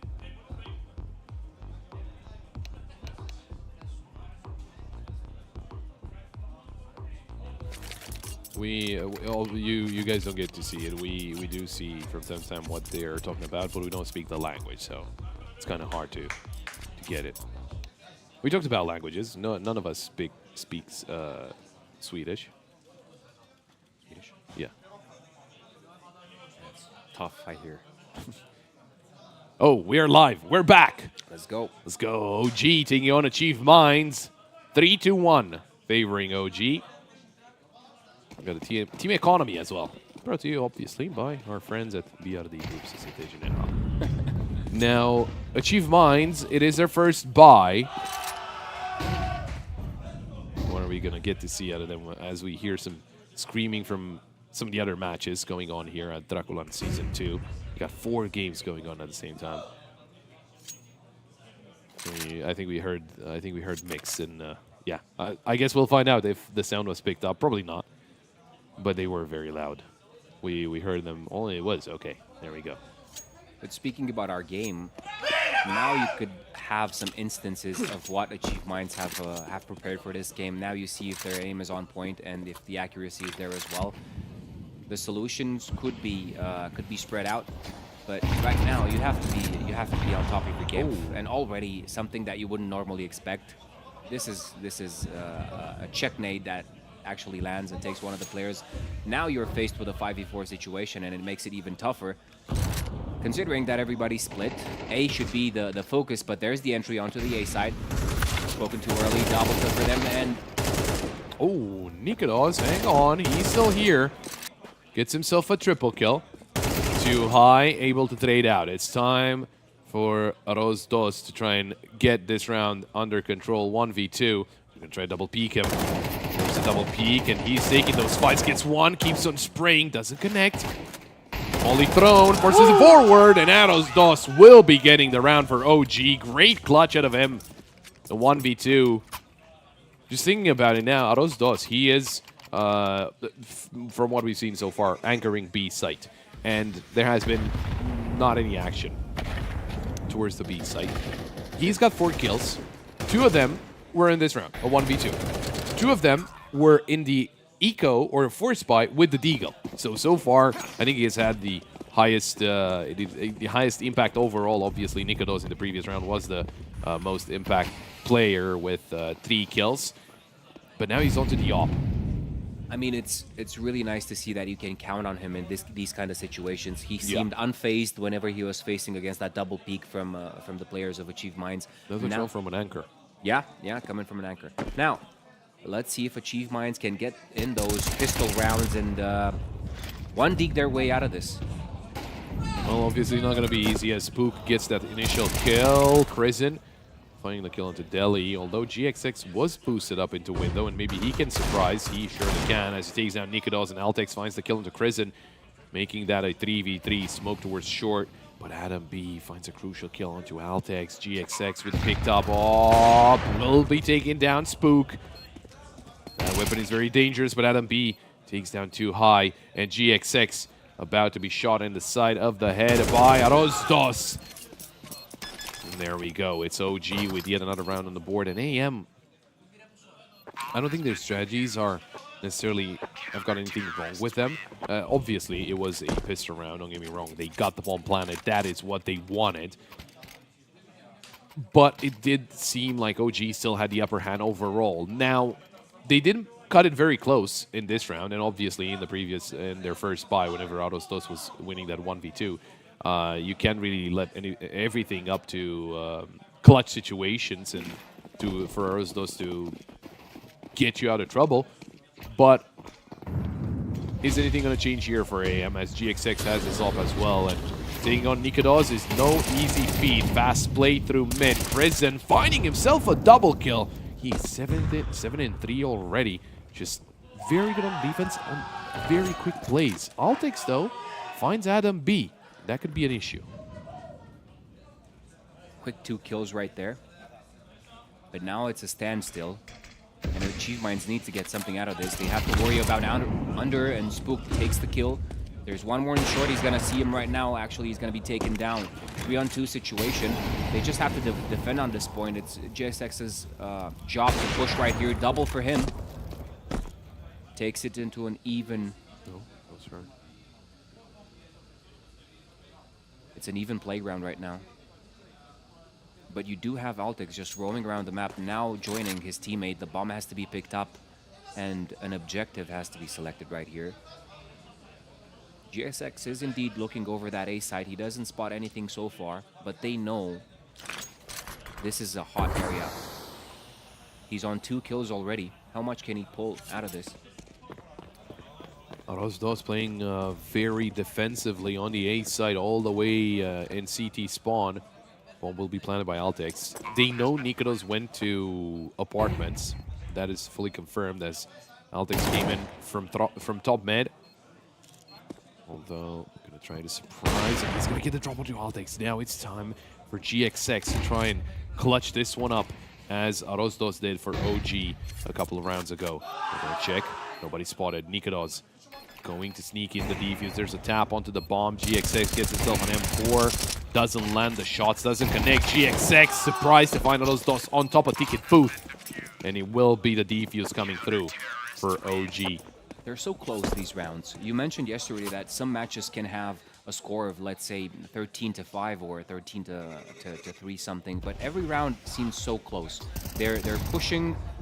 Now the economy is looking good, but every time you have at least three casualties on the side of OG, but that really doesn't hit a dent in their armor too much. It's just looking an OG match, an OG map right now, despite the statistics that we've seen in the beginning. A lot of red on the side of OG on Mirage. Doesn't look like it, does it? No, it does not. We do see the storm breaking on stream B, where Sinners are leading 8, or not, they're not. That's not an 8. That's a 0. So that's Mix leading 7-0. But I think the biggest difference is you were mentioning this about games being close, but the rounds being close, but the scoreline not being close necessarily. I think the biggest difference here, as Too High takes down Nikodos, is that they have been close, but OG has been in control the whole time with the rounds there. This can change now, as Nikodos is the first one to fall. They lose their upper very early on. Crimson will be swapping over to the op. But Achieve Minds do have the player advantage, and if they want to swing into the A site, there's a couple of players waiting for them there, Adam B and Crimson. And Adam B, while he had a good start, he's gotten himself a good amount of kills. He has been found for the past 3 rounds. He has been found easily by Achieve Minds, and he wants to change that as he's playing Sandwich right now. Oh, that volley will force him forward. Adam B committing to sticking to that position. Couldn't do anything. GX6 was not swinging. Altex will take down Crimson.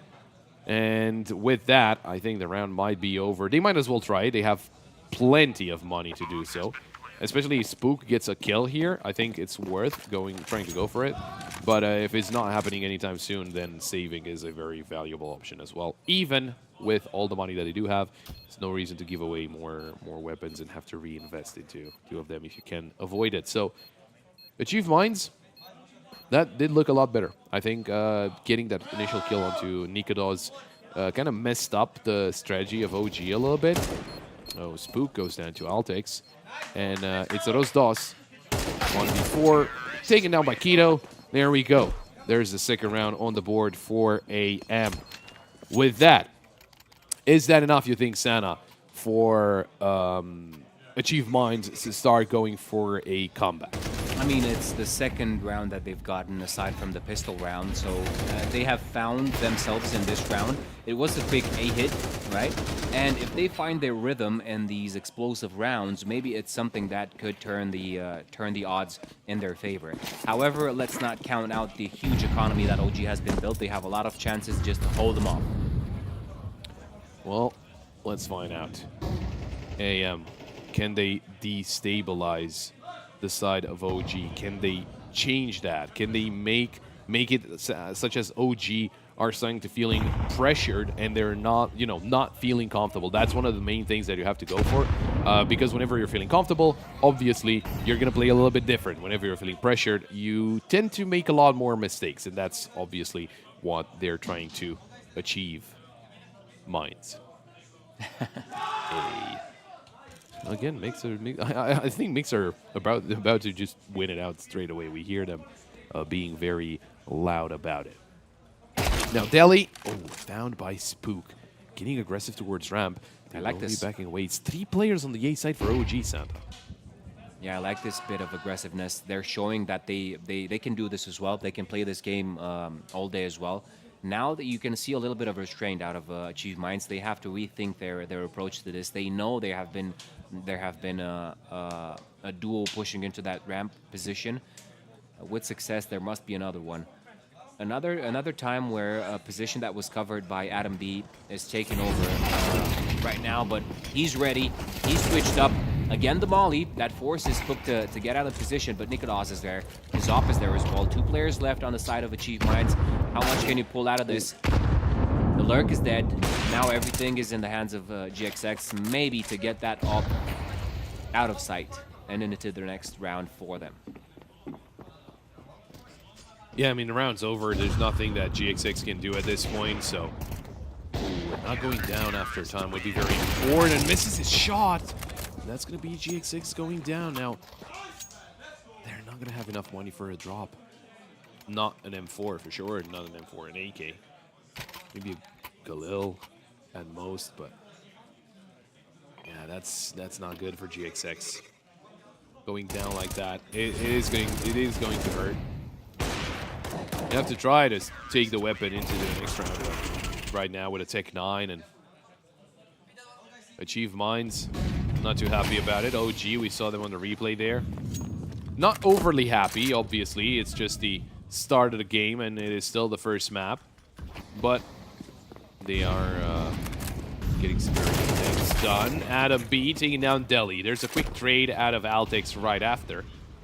Bring it into a 4-on-4. Wow, too high. I don't know how he messes up that spray under Crescent. That would have been so important to get, because now it's a 3v3, and they've gotten some more information to one of the players. Nikodos expects Keto to be a little bit closer, maybe pushed up onto a ticket booth. He is not. He is right under the ticket booth, and Nikodos starts backing away. Where can the enemy be? That smoke is treacherous. Missed shot by Nikodos. That molly will force him potentially forward. Oh, another missed shot by Nikodos. It's a 3v2 now, favoring Achieve Minds. Smoke next to triple stack. High flash. Those dots, no problem. A smoke onto the bomb. And he's going for the defuse, and he is actually defusing in the corner, but Keto finds the kill. Spook now into the 1v2 as he takes down Altex. There's the spam into the smoke, going for the knife. And there's Spook spotting out a player, but it's Keto to find that kill. If he would have been accurate, he knew that there was a player right under him. Didn't matter in the end, couldn't get the kill onto Keto. So that is going to give Achieve Minds their third round on the board. Now, Santa, would you consider Mirage a CT-sided map or a T-sided map? Well, just judging by the situation we have in our hands, it is kind of split. If you play your side properly, I think there's no... I mean, it can't... Economically, I was going full Romanian there. They do have the upper hand, CTs, but I've seen really good games out of the T sides of many teams. For example, Basement Boys. Yeah, no, for sure. I think you're spot on. I mean, just the map being not overly favored. I think it's, okay, maybe 55-45 towards CT, maybe something like that. But slightly CT-sided, because obviously it's a little easier to defend. But you do have a lot of avenues to push in if you're on the T side. Good shot by Nikodos. Oh, Spook finds Keto. That's very important, because now they're trying to push into the B site. Rosdos with a double. And we were talking about him being a very good anchor, and he proves that yet again. Altex will find the trade, but now he's in a 1v3. He knows that Nikodos is behind the site. And he's on point. Nikodos will be finding that kill. It's OG onto 8. And it's not looking too good on the economy of Achieve Minds. A bomb plant would have gone a long way for them. But the reason I asked you about your opinion about Mirage is that it is not this CT-sided. It's not a nuke, right? It's not necessarily an overpass or somewhere where the CT side can just be dominant because the map helps. It's not really the case. We heard. Who are we hearing? OG? We can contact from under and zero late. Okay, let's hear what we don't even have a smoke for that. Yeah, no smoke. No smoking club. But let's just go contact B, please. No? I contact. Oh, it's Achieve Minds. Yeah. Is that it? I don't even know if everyone heard him. Maybe they're thinking we're losing our minds. It's always great to have an insight on what they're saying. Yeah, and it felt pretty normal, not really going for something too complicated. But I think one of the main things is they just now started to attack B. They got attacked in previous round, and in this one. So far, that's basically the only thing that we've seen so far on the B site. And don't get me wrong, Rosdos, he is very happy to have enemies coming his way. 9-4 so far for the young Portuguese player. He's looking so good, and they haven't even stormed the B site so far. Just a couple of occasions where the lurks were coming in and so forth, and he had to leave that that anchor position just to fill the gaps on the other side. However, yeah, he's feeling the game. I think he's eager for them to come within his sights. I think another good thing is you can look at the scores of every player on OG. They're all into 9, apart from Krizen, who's on 10. And they're just, everyone is delivering right now. Krizen, especially, a lot of multi-kills. And this is going to be another one of them. A double kill for him. And, oh, he's baiting too high in. Is there any help? No one's helping him. Krizen, there's no way out of this one. You are going down. There we go. It's too high to find that kill. Nikados finds GXX, Deagle in hand. And with the Deagle, he's going to find too high. 9 on the board for OG. A very good first half. And yeah, it seemed like Krizen was not happy. He was probably like, come on, guys. I got him there for like 15 seconds. Where are you? Come help me out.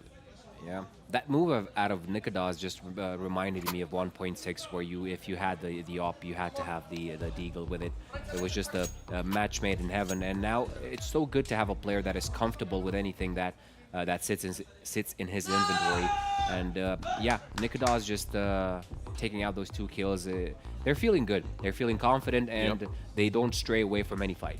Yeah, reminding ourselves of 1.6. Okay, Grandpa, just take your pills and go. Come on, almost everybody here played at some point. Even though you were watching your older brother or whatever, father in some cases play 1.6.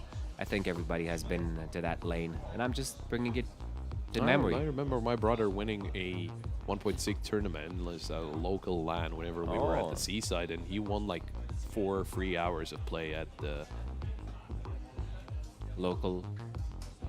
Okay.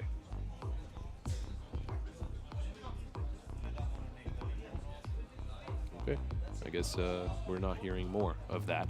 Whatever you would imagine happens in a 3K ELO game, that should be put on a wall. Whatever. Expect the unexpected.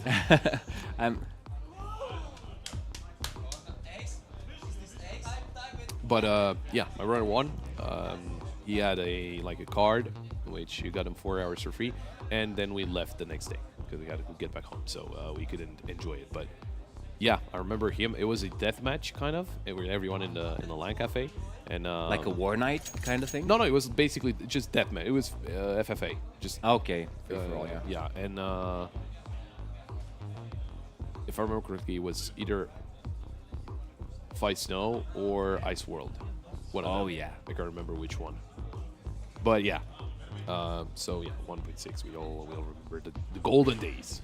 What do you think I think we can find this. What do you think the average age for CS2 is? Player average age. Oh, I think that's. What do you think? Let's guess, and maybe people in the chat can guess as well, and see how close we are. Are we talking about pros or just in every player? In general? Every player. I would tend to say a little higher than expected. I would probably put it around 19. I want to say. I don't know if we can find it out. Okay. Because I think what's the like the minimum age that you need to have to play Pro? Counter-Strike? No, just to play Counter-Strike. Is it 12? Is it PEGI 12?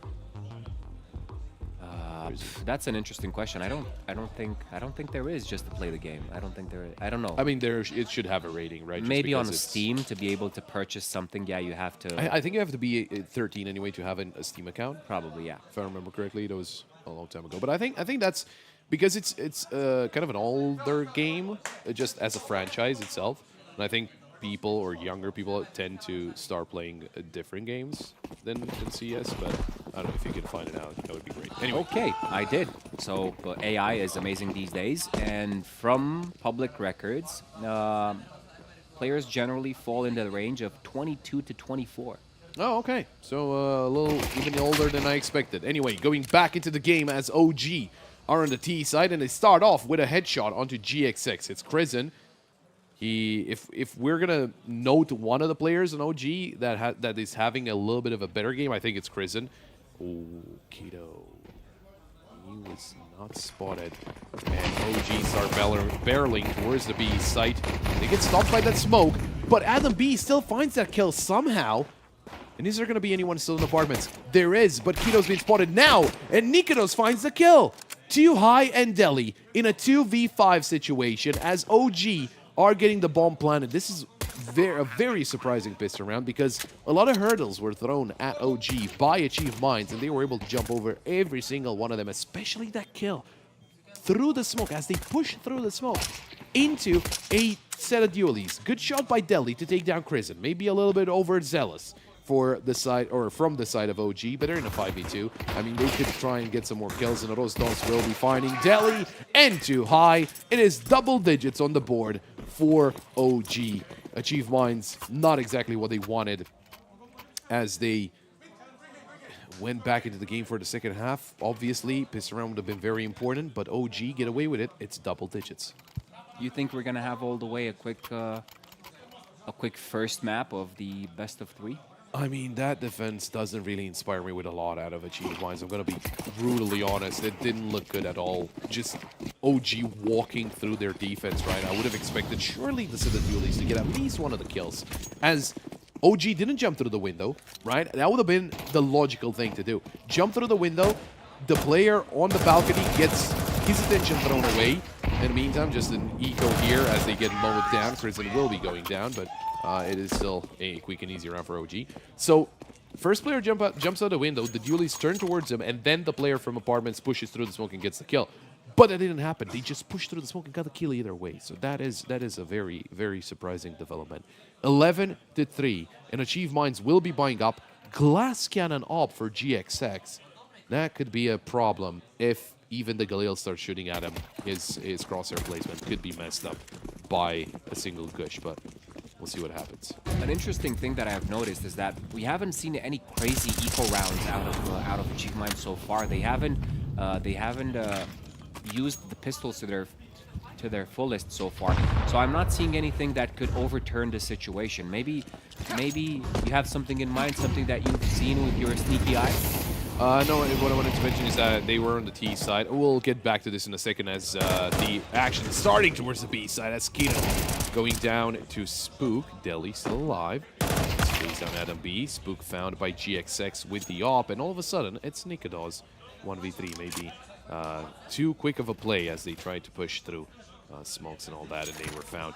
But what I wanted to mention is that I think the silver lining for Achieve Minds is that they were on the T side. They were getting bomb plants, and they didn't really have a lot of eco rounds just because they had the economy behind them. That will not happen on the CD side, as Nikados is trying to clutch up 1v3. Great reaction, but loses a big amount of his HP. That's the biggest issue.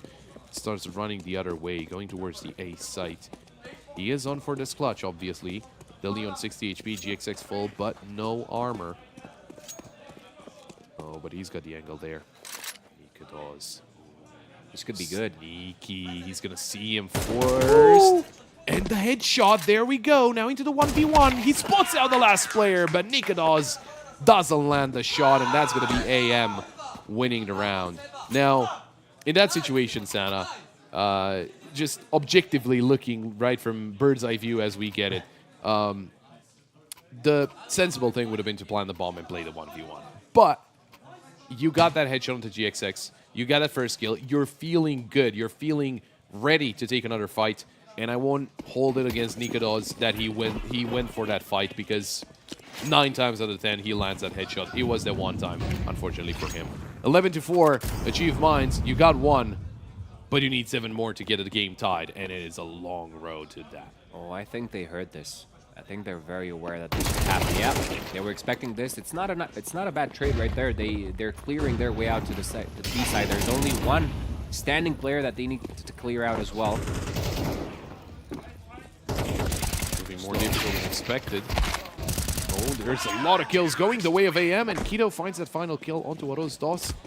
Very quick rotation out of Achieve Minds. That is something that we've noticed in this round. And OG, if they've noticed, maybe they can use that to their advantage. Yeah, they're starting to feel the grip of it. And now that they had the superior weaponry, I think this usually helps with getting a slight boost, just mowing everybody down. But it's starting to look scary in the beginning right there. You had all players coming, rushing in. Utility saves a bit of time. But indeed, as you said, it was a quick rotation, and that saved the day. Now you're going to be facing kind of the same situation. Let's see if OG have these amazing pistol rounds.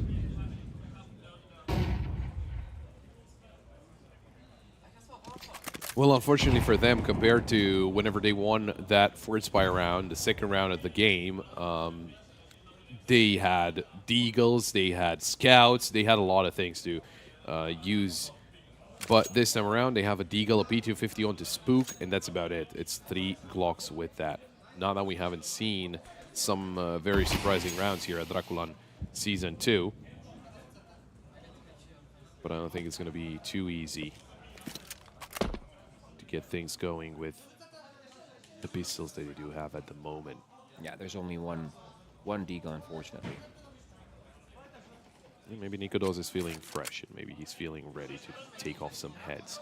Yeah. To be honest, AM, they're very focused on mid. They have some very good control over mid, but there's a single player onto that A site. Good timing onto too high, though. That nade, boom, a lot of damage. Yeah, indeed. Let's see what they can get out of this. Now it's just a one-way street for Achieve Minds, as it should, in this kind of situation. But now, they're bringing the big guns to play. We haven't really seen OG take over the map properly or creating space for themselves in order to capitalize on planting a bomb, taking the other team out. Maybe there's something to this. Maybe Achieve Minds are doing a lot better on the CT side. Well, as you can see, the coach of OG talking there, it is a tactical pause called in by the side of OG, even though they're very far ahead, right? They're still 5 rounds up, 11-6. A couple more rounds and the map is over. Do have to remember, this is the map pick of AM. And Nuke, as we were mentioning in the pre-show, this is going to be their first game on HLTV for AM, I mean, on Nuke. OG, that is arguably their best map. Most played and second highest win rate, right behind, I think it was Overpass with 80%, and this one is like 76, something like that. Anyway, another buy round here for OG. And compared to what we've seen before, they slowed down. They're not too quick about it, taking their time, seeing how Achieve Minds are going to react. Achieve Minds do have 3 players towards the A side at the moment.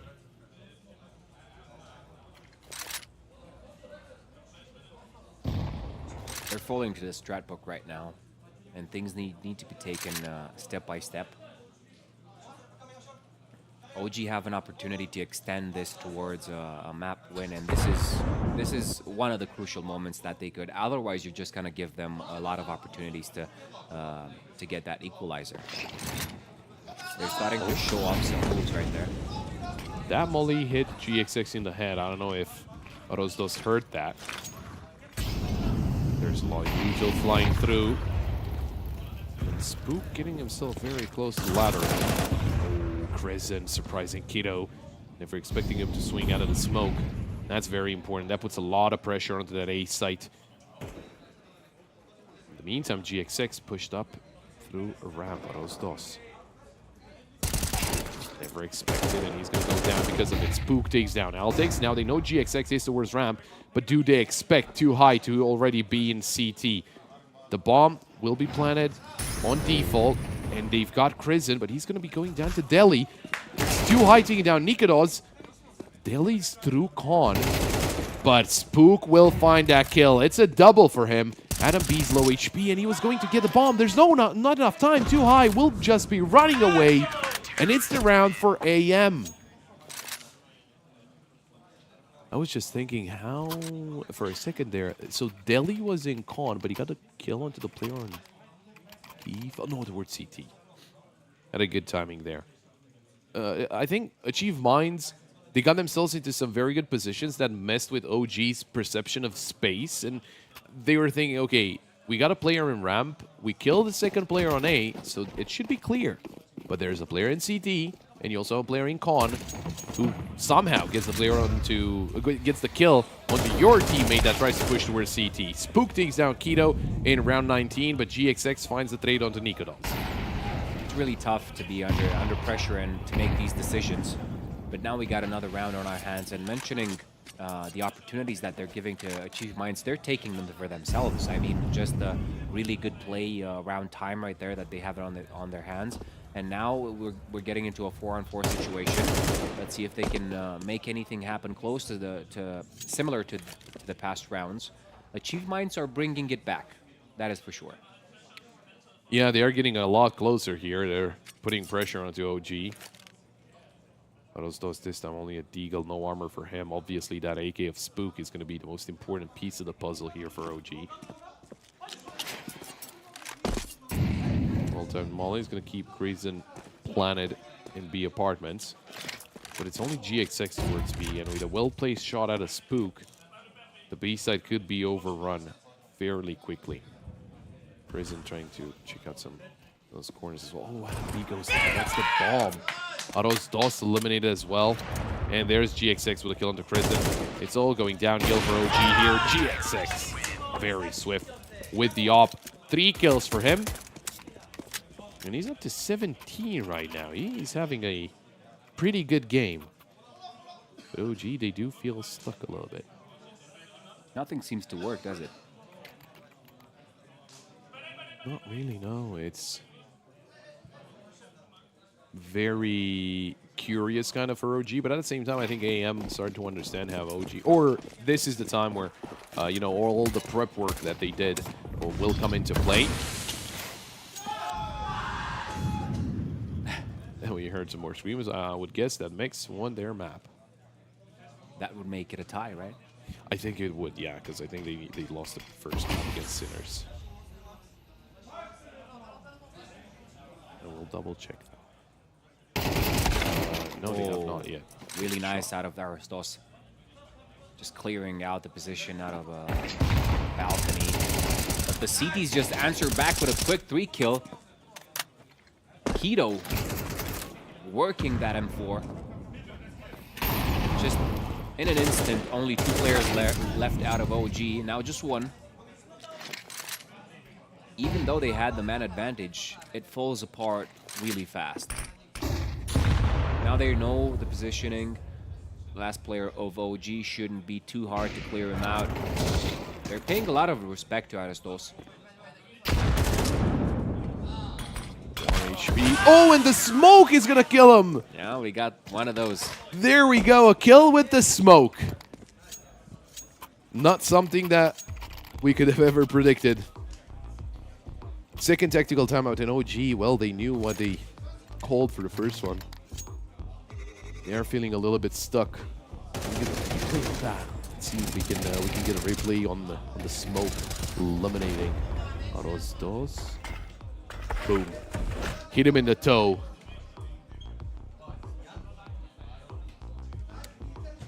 Well, OG, this is not a good position to be in, because this round is almost a given for AM. OG, they're up with the pistols. They got some Tech 9s, they got some Deagles. They do have some fighting power, so we won't give it to AM just yet. But it is a tense situation, and for the situation they're in, I think AM are dealing with it very, very well. I think they're just sticking to the plan, you know, just think 1 round at a time, ignore the score, see if you can come back. And hey, compared to the 10-3 difference that we had, 11-3 even, they have come a long way. You can see the live odds for those are for the second map though, but they're not really favoring AM, and that is, well, understandable at this point, especially with the track record that OG do have on Nuke. Yes, but they've been building so good out of these past few rounds.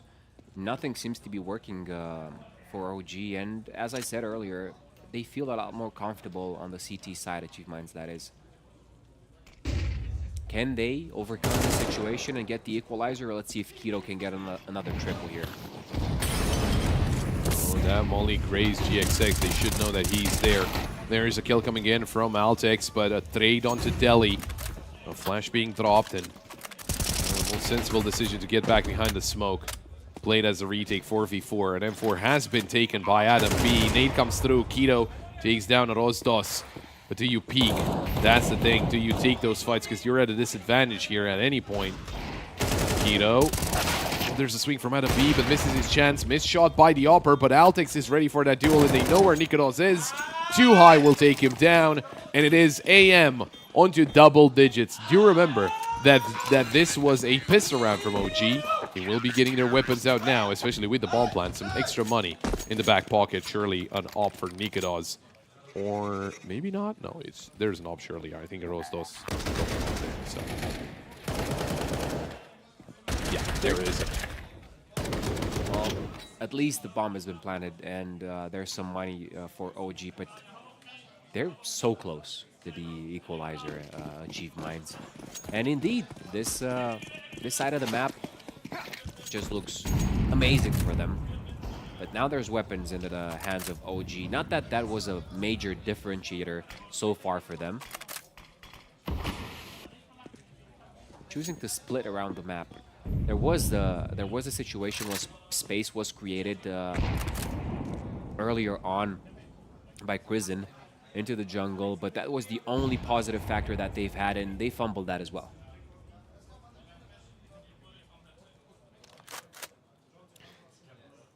Round 22. OG looking for the golden ticket into map point.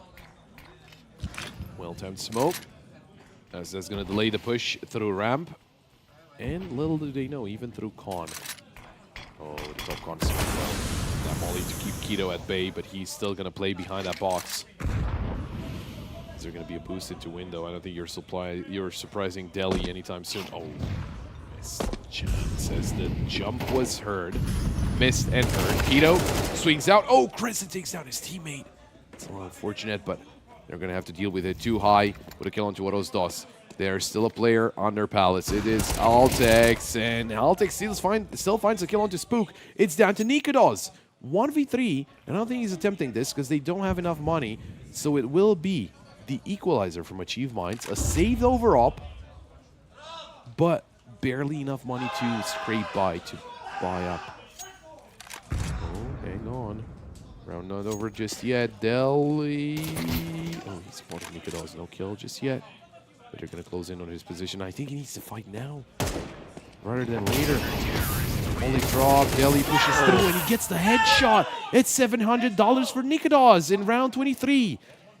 That is very bad. By the way, who's screaming? Let's find out. Just amazing out of Achieve Minds. They say Rome wasn't built in a day, but they're starting to make their way towards a win on this map. And they basically have it in the bag right now. There's literally no money for OG. Just Spook can trade something there, but what can you do overall? Give an AK to your best rifler. Friend? Yeah, to your best friend. Remember, guys, just give an AK to your best friend. In Counter-Strike. In Counter-Strike, yeah. Don't forget to drop your friends.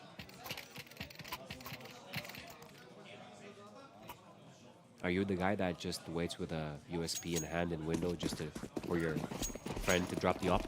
Oh yeah, okay, for sure. I just tell them go peek and I'll just get the weapon off of you after you're done. I even warn him. Then he goes down, I get the op, and then I die too. You know, I'm not better than him. It is what it is. Yeah. Side note from the other games, Reason and Hyper Spirit just went into overtime on the third map. Mix are leading Sinners 12-11 as Adam B swings and takes down Keto. And Ecstatic, they're up for 3 against Big Cat. Now, they get the opening kill, but the only AK that they do have is in the hands of Adam B.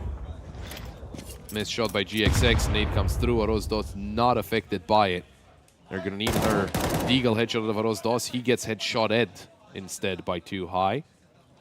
But Too High is defending by himself. Missed chance from Spook to surprise the enemy player. And Adam B will be going down. It's down to Nikodos 1v4. No armor. Delhi's nade takes him down. AM in the lead for the... Not for the first time, but they get back in the lead after a very long time. And they have only one chance to close it out. Round 24. 12-11. A single match point for AM to take down OG. Complete the comeback on their map and send us over to Nuke. Wow. What a run. What a run on this map. There's not a single round that OG have taken after the pistol one. The pistol in the anti-eco. But yeah. Yeah. It's been a full-on marathon for Achieve Minds. Oh, Mix and Sinners also went into overtime. Is that a sign? What is going to happen in this map between AM and OG? Well, Spook goes down. That's a good sign for the side of AM, but Keto overextends. Adam B with a double kill. GXX eliminated as well. It's player advantage for Achieve Minds. They are not out of this yet. Keto has been a master of that connector, but now it seems Adam B has woken up. He heard the short player, but Altex is just there. He's present. 3-on-3 situation right here. This is going to be a decider, but Arastos, oh, the kill on too high. Extending that lead. It's all up to Altex and Delhi. Prison on the A side as well. Altex spotted. Rotating towards the A side because they know the side itself is clear and they could get a bomb plant. They could get away with a bomb plant. Delhi spotted. Is he gonna swing? Takes a quick peek. No one there. I think Delhi needs Altex with him right about now.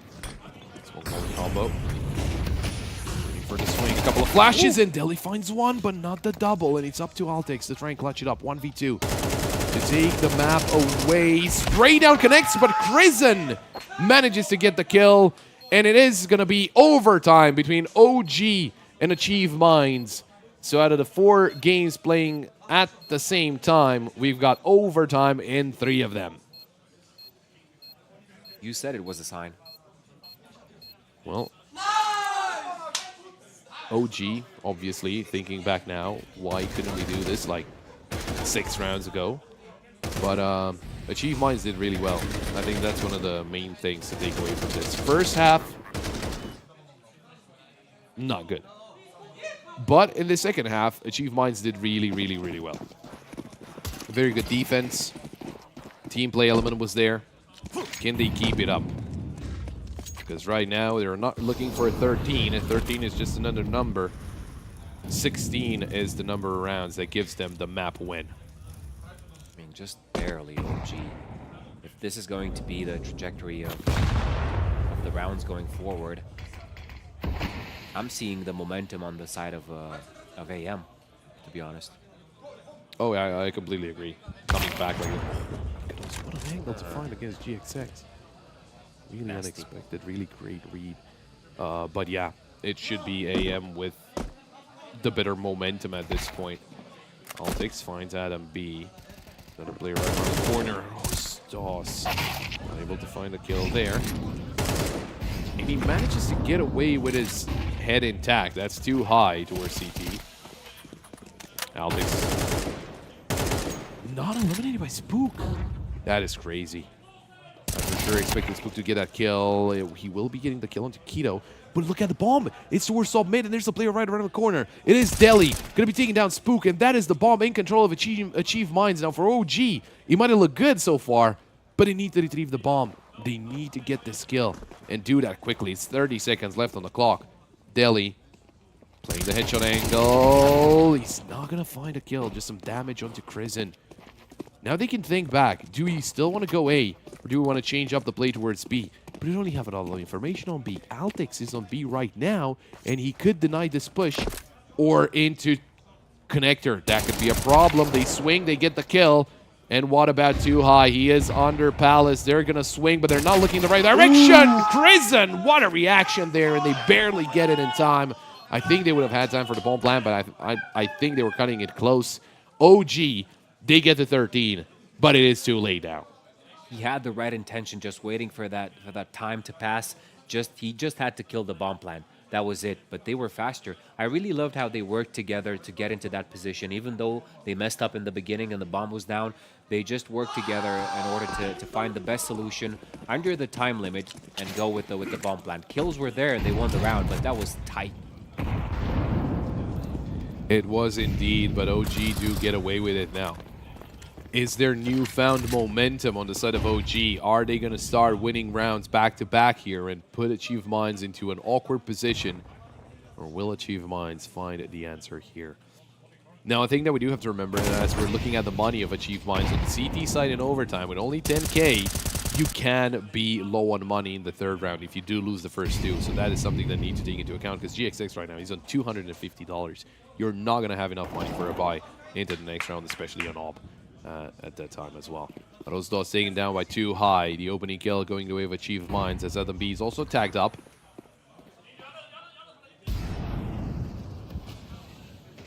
And there's some good control over mid for OG, but not swinging into sights just yet.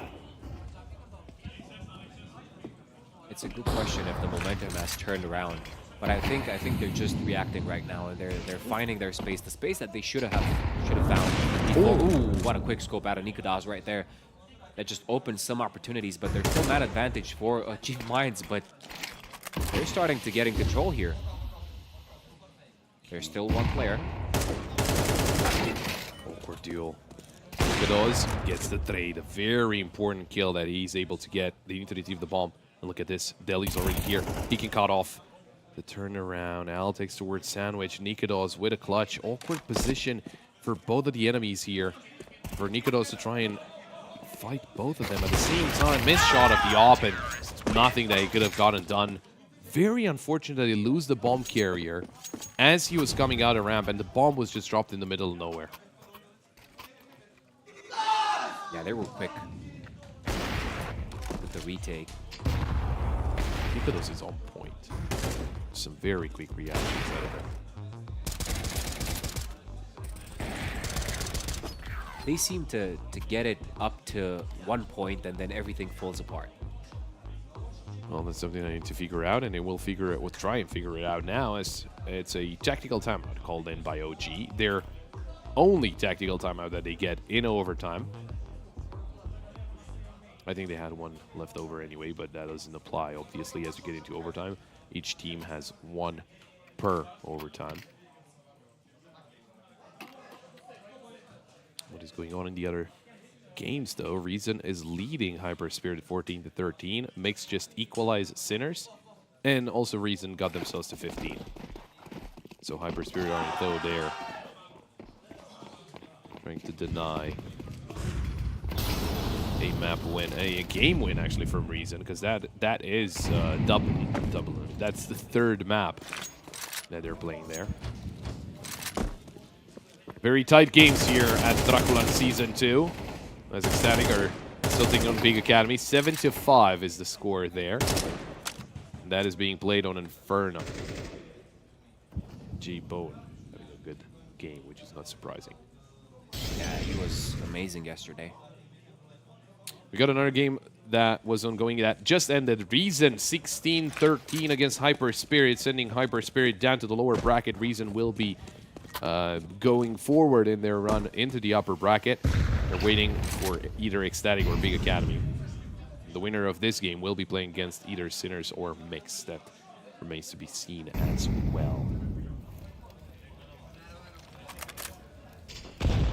We have a lot of close games on our hands.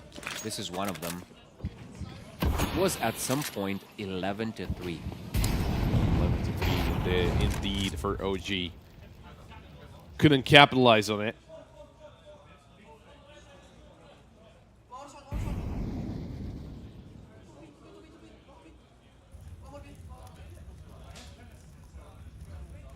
You're urging them to go. It's 20 seconds left. They have to get into the site here, and they're trying to get into the B site, and it's not going to be a problem.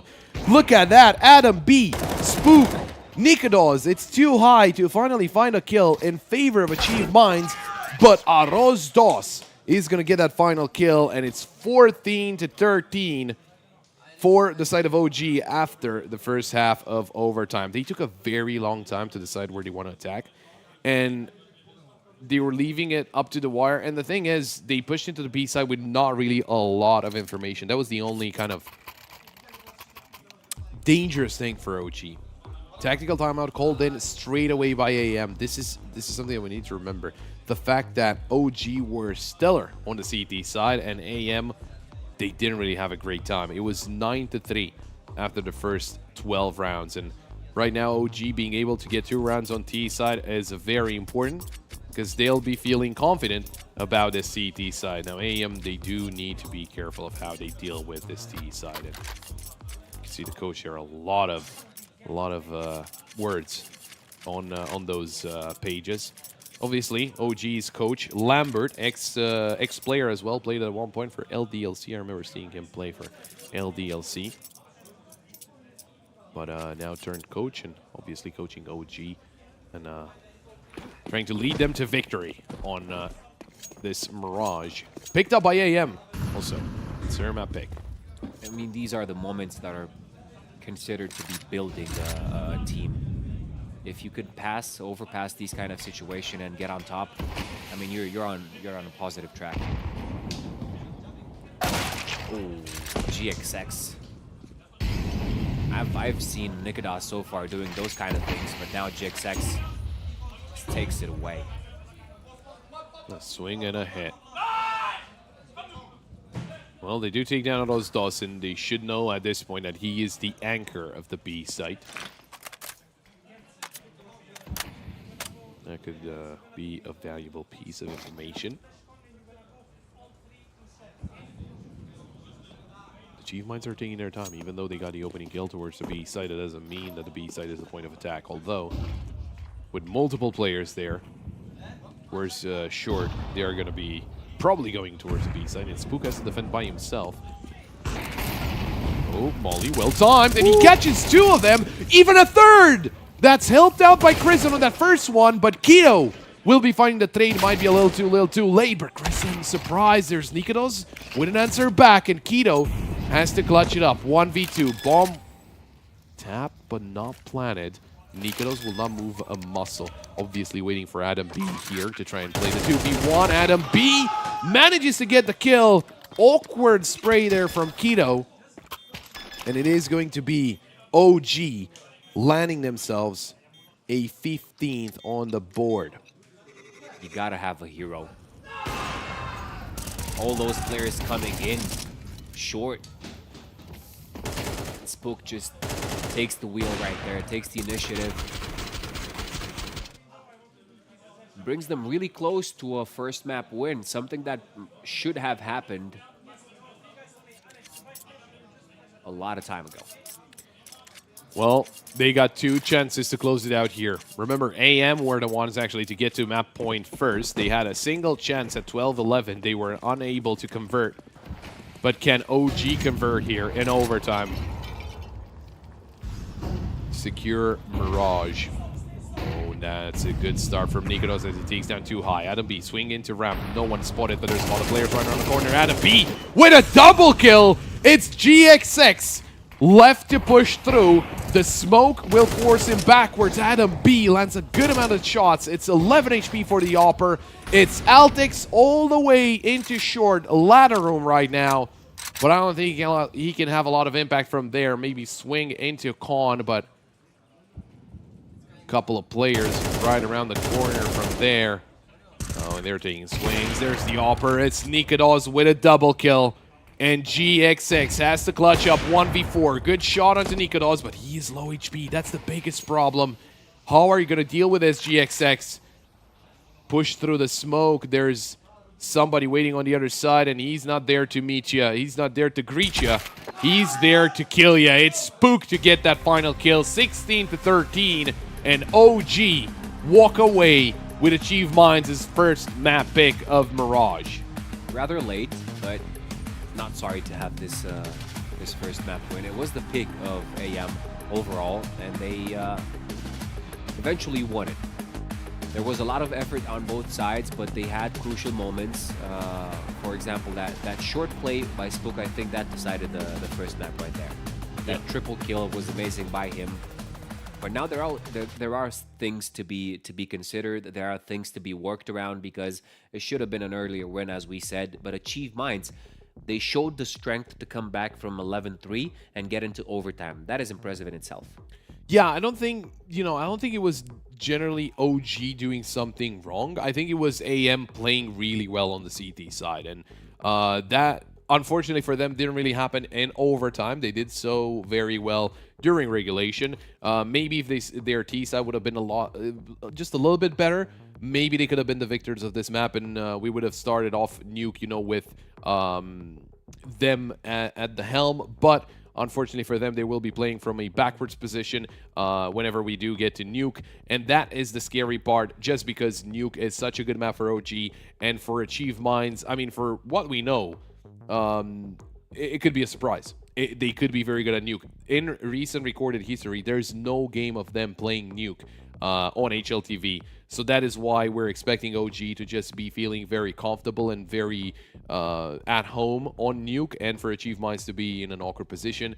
But I guess that's up for debate. I mean, that's up for to see what is going to happen on that second map. But on this first one, OG, they were all ready. They were all playing really well, especially in that first half. Sure, second half they slowed down, but you could have seen it there on basically the scoreboard at the end of the game. I mean, Nikodos ending with 26 and 18. Spook was 22 and 19. Adam B was 23 and 18. Everyone was hitting their shots. Yeah, at some point everybody was in line. You were mentioning in the beginning. They did indeed have a great game, all of them. But the best out of all in OG seems to be Adam B. Expected, some might say. Now some stats for you out of this first map. He did indeed close out the game with that ramp hold. Yeah. And you can see here the difference. Nikodos had a little bit more kills, but Adam B had a little bit more impact. So that is why he is featured as our MVP for this first map. Obviously, we're going to get to see what happens in the second one on Nuke. I am expecting Nikodos to be feeling even more at home than here, right? With op kills and op shots and a lot of holds, especially outside. So he's going to have a lot more impact there as well. Not only he had a lot of impact here as well. He was very close to Adam B, but in the end, of course, Adam B just a little higher there. You love to see these kind of players just feeling confident in their position, and you're right. I'm looking forward to see how Nuke is gonna pan out, because Achieve Minds have seen that they can stand up to OG, right? And they can get up really close and personal with them. And Nuke might be an opportunity for them to show that these numbers that OG have been building so far are not necessarily the truth, right? And I think they're building towards they have to actually to take this map and build towards a win. But it's gonna be tough, man. It's gonna be tough. If Nikodos is gonna be in his environment, Nuke can be a playground. Oh no, for sure. That's one of the scariest parts of AM. I mean, they do have GXX onto the op, and I mean GXX, he was doing very good for his team. Ended up as 21 and 21, as well as Too High did. But in some of those duels, Nikodos was coming out on top, and not necessarily against them, but against his teammates. And you kind of need to find those skills against Nikodos to kind of shut him up and get your own ball rolling. But with that in mind, 16-13, first map in the bag. We got Nuke coming right up right after a break.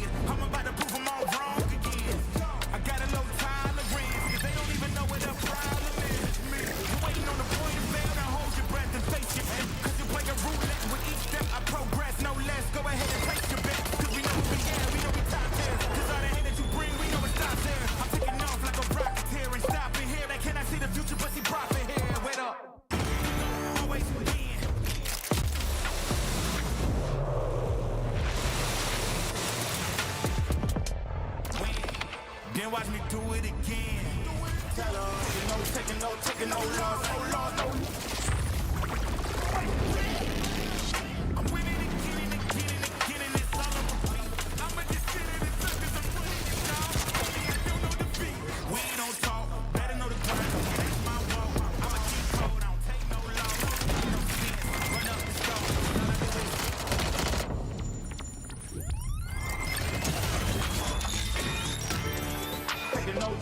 Taking no loss, I ain't taking no loss. Look, I'ma always win. I ain't taking no loss, no loss, no loss. Look, I'ma always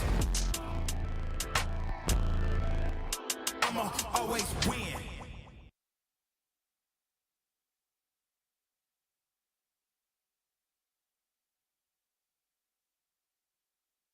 Accidentare gravă pentru Radu DraculaN. Urmează o recuperare grea după operație. Ultima victorie? Mai poate reveni anul ăsta. Victorie. Va mai fi titular? A serious injury. Victorie? Ce este o victorie? Ceva ce ieri părea imposibil. Victorie? He's a machine! Forța Radu, nu te lăsa! Luptă! Luptă! Victorie? Părea imposibil. Victoriile se construiesc în vestiar și pe terenul de antrenament. Pere de Locker Room, din inima sportului. Care e victoria ta de azi? Welcome back to Game Builders, your favorite game dev podcast. Today, we're going to be looking at a brand new title by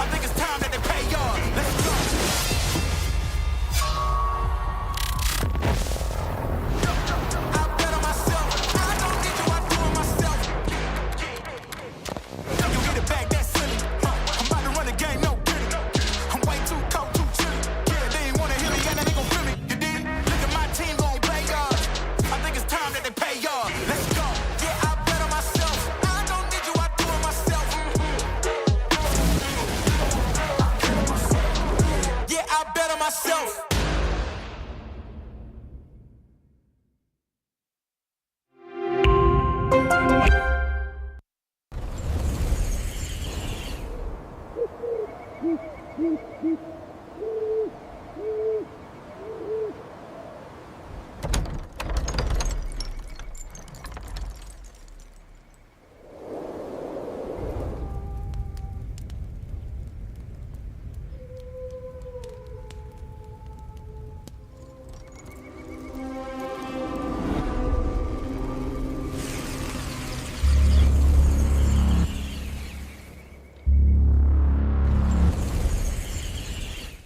Welcome back, folks. Yours truly, Sanda and Pop at the desk with the second map of this best of three between OG and Achieve Minds. We've had an interesting Mirage on our hands, starting off with an 11-3 for OG, and then just getting to overtime randomly. Yeah, no, it was very surprising. I mean, again, Achieve Minds played really well. I don't think OG did anything necessarily wrong. It's just Achieve Minds were very good at defending, and they were able to get themselves up to map point, couldn't convert it, and then we went all the way into overtime, and it was OG to steal it away. So now, OG, they're up a map, and they're moving into their own map pick of Nuke, a map where they have a very good track record. For AM, this is going to be the first time they played on HLTV. Obviously, not too good, just overall to be having that, because OG, they're going to be coming in with amount of experience in AM, while, you know, they probably practiced the map and, you know, they got some strategies on it. Right after, whenever they have to play, you know, an official, things can change. It's not always going how it is in practice, and you have to sometimes adapt on the fly. So... yeah. We'll see what can get done there by their side. But OG, obviously, as it is their map pick, I'm expecting them to start on the T side. And, well, we've had some nukes today, and we've had some teams actually do good on T side, which is a little surprising, considering it is one of, if not the most CT-sided map in the map pool. But obviously, it remains to be seen. I think it's going to be very good to see how the attacks of AM are going to line up against the defenses of OG, and the other way around, obviously. Actually, we're going to be starting off with OG on the T side, so we're going to see how their attacks do line up against the defense of Achieve Minds. And if Achieve Minds do have some great strategies, then they could maybe get a drop onto OG and kind of surprise them and put them into a tough spot. As soon as everyone is ready, I see everyone is on the server, so they should be getting ready anytime soon here, and we can be getting underway with our second map of this game. As a quick update, let's double check on the other sides. Mix managed to win against Sinners in their second map. 16-14 was the end there. A very big lead that Mix had. Went into overtime and they were able to convert. Ecstatic able to win the third map against Big Academy. So that's Ecstatic with their day done. We'll be seeing them tomorrow for their upper bracket, to continue their upper bracket run. They will be playing against Reason, as Reason won against Hyperspirit a little earlier today, or a little earlier. And that's it, because it was a little earlier. And obviously, the game we have at hand. Later on in the day, we will be getting to see FlyQuest against Metasport, Mana against Gen 1, Hyperspirit against Big Academy. That's a rematch from the group stage. And the losers of this game, and Sinners against Mix. That's going into the third map. But we are ready, and we are live on Nuke with Achieve Minds on the CT side, OG on the T side. We'll see what happens in the second map. Oh, yeah. Considering what you said, that this is heavily CT-sided, I'm looking forward to see if Achieve Minds can pull up the same kind of mysterious and achievable defense that they have been pulling off on Mirage. They've been doing it without a sweat. The stress didn't get to them. And now, considering again that this is the map of OG, should be a tough task. Let's see what they have brought to the table. And this pistol round could decide the future and the development of these first ones. It seems to be that the B side is of high interest right now for OG. Kind of a quick path they had there, but now the retake is coming in and they have numbers to fight here. Deli's the one to open things up. Oh, but quick kills out of OG. 3 in the number of 3. Let's see what Too High and Keto have right here, but now it's just Keto. He's been known to have positive outcomes with the pistols, but this is indeed a tough task. The bomb is going to be planted onto the A side, but he's already in heaven. Let's see. He spots the first one, but he can't get the kill. He does on Adam B. It's all on him. Second kill onto Spook. He doesn't have a defuse, so this is going to be tricky. Prison. Not pushing in just yet. And Keto is expecting a big rotation out of Crescent. But as you mentioned, Santa, there's no defuse kit.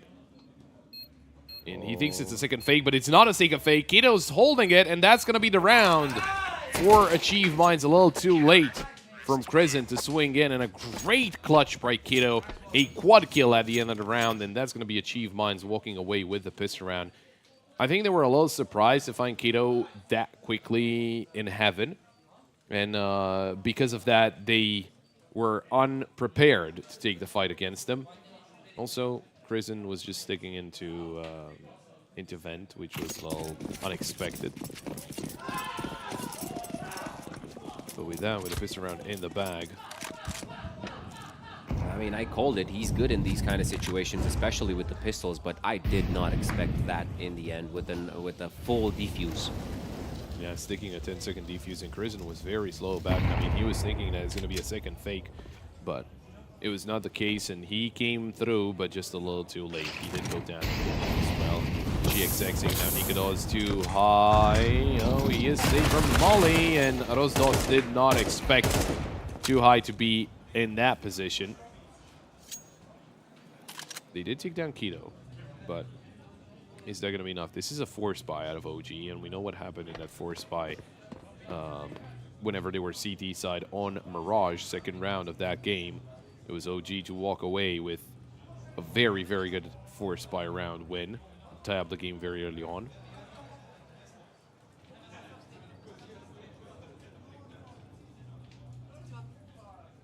Adam B looking for a chance, looking for a kill towards the B site. This is his chance to spot out GXX. A very early op from him. Prison finds a kill into Deli, but he's got an enemy right behind him. That's going to be Too High taking down Prison. And now Adam B. He jumps into the B side, but he can get a lot done in a 1v3 situation. Taking the fight against Altex, will be landing the headshot. But he's down to 19 HP. Single straight bullet, and that is him gone from the round.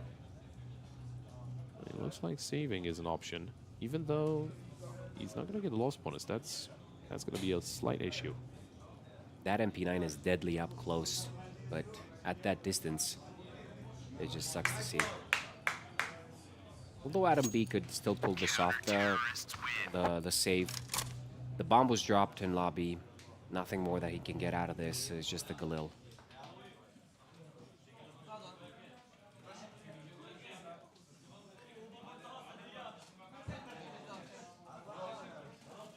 There's no money for OG to keep pursuing this third round.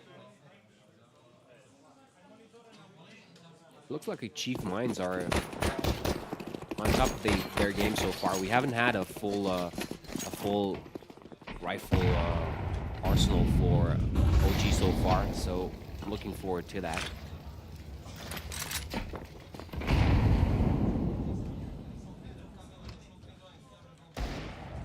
Oh, GXX. Opening up with a kill onto Spook all the way onto Silo. You hate it. It's a little awkward. He's laughing as well. Imagine having 10 games lost in a row and then that happens. Yeah, not too happy. Altex. Animation. There's Keto with a kill on the other dots. Oh, the op is here as well. Keto, though, doubles up. GXX getting very early on. Good shot. Altex and Crescent. standing. Surprised to find Delhi push all the way through trophy room. And that's the third round on the board for the guys on the side of AM. Now, even though Adam B did have a force by save over, he's still able to get himself a Galil, so it's not the end of the world.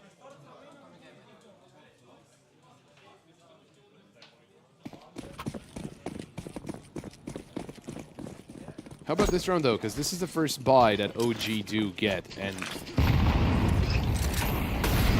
some very early aggression and utility used up towards the A site just to put some pressure onto Achieve Minds. I could have seen a fast play here, but they don't want to go for that. It might be a little too reckless to just go for a fast A rush in their first buy round, trying to find out how the enemy plays against the full buy, and then maybe you can try to go for it if it seems feasible. Yeah, they tried to create some space. There was nobody there to find. But this just gives a tick off the chart to see exactly how they're playing. Prison, although manages to get the first one through the smoke. Mustn't feel nice. GXX is still lurking towards outside, just trying to see if anything is going to come into his scope. But the direction is the B side again. There's nobody there to welcome them, aside from the rotation.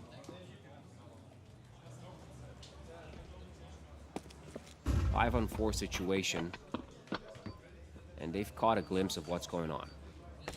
What do you do right now? You go for the full rotate, or?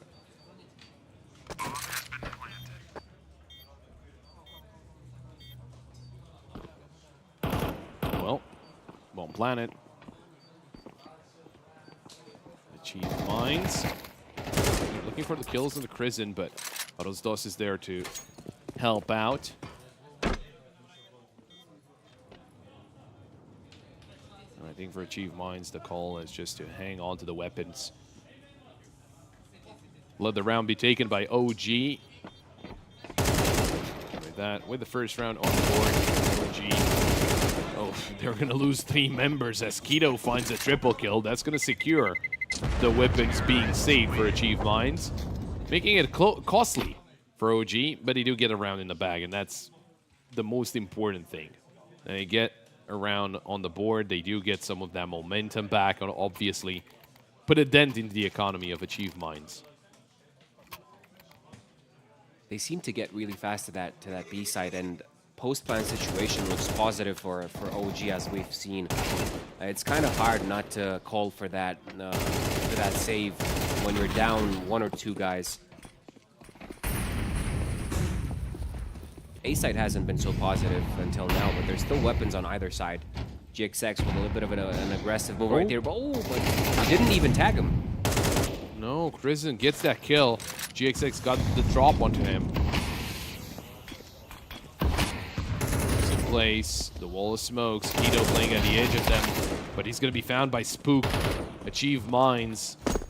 Maybe a little bit overzealous. A lot of damage dealt there to Prison, but for now, not a lot of danger. As they do send Spook down into Secret. They know they've got almost full control over outside. Only 3 left on the board for Achieve Minds. They had a defend. They had all the right intentions, but they did overstep. They got punished. That kill from GXS could have meant a lot. But now it's OG's time to spread out their wings. Just spread out spread out on the map. Find some other kills as Nikodazda is here. Too high, taking some victims for himself. Whatever he can get. 4-2 situation, and similar to the previous round, I think you have to call it. No, for sure. 2v4, and especially the B site, you're not really going to go for a retake like that. So saving the weapons is much more important here. Obviously, their economy not going to be looking as good as it did once. I'm not entirely sure if they're going to need it, or potentially they will, and Too High can help out with that.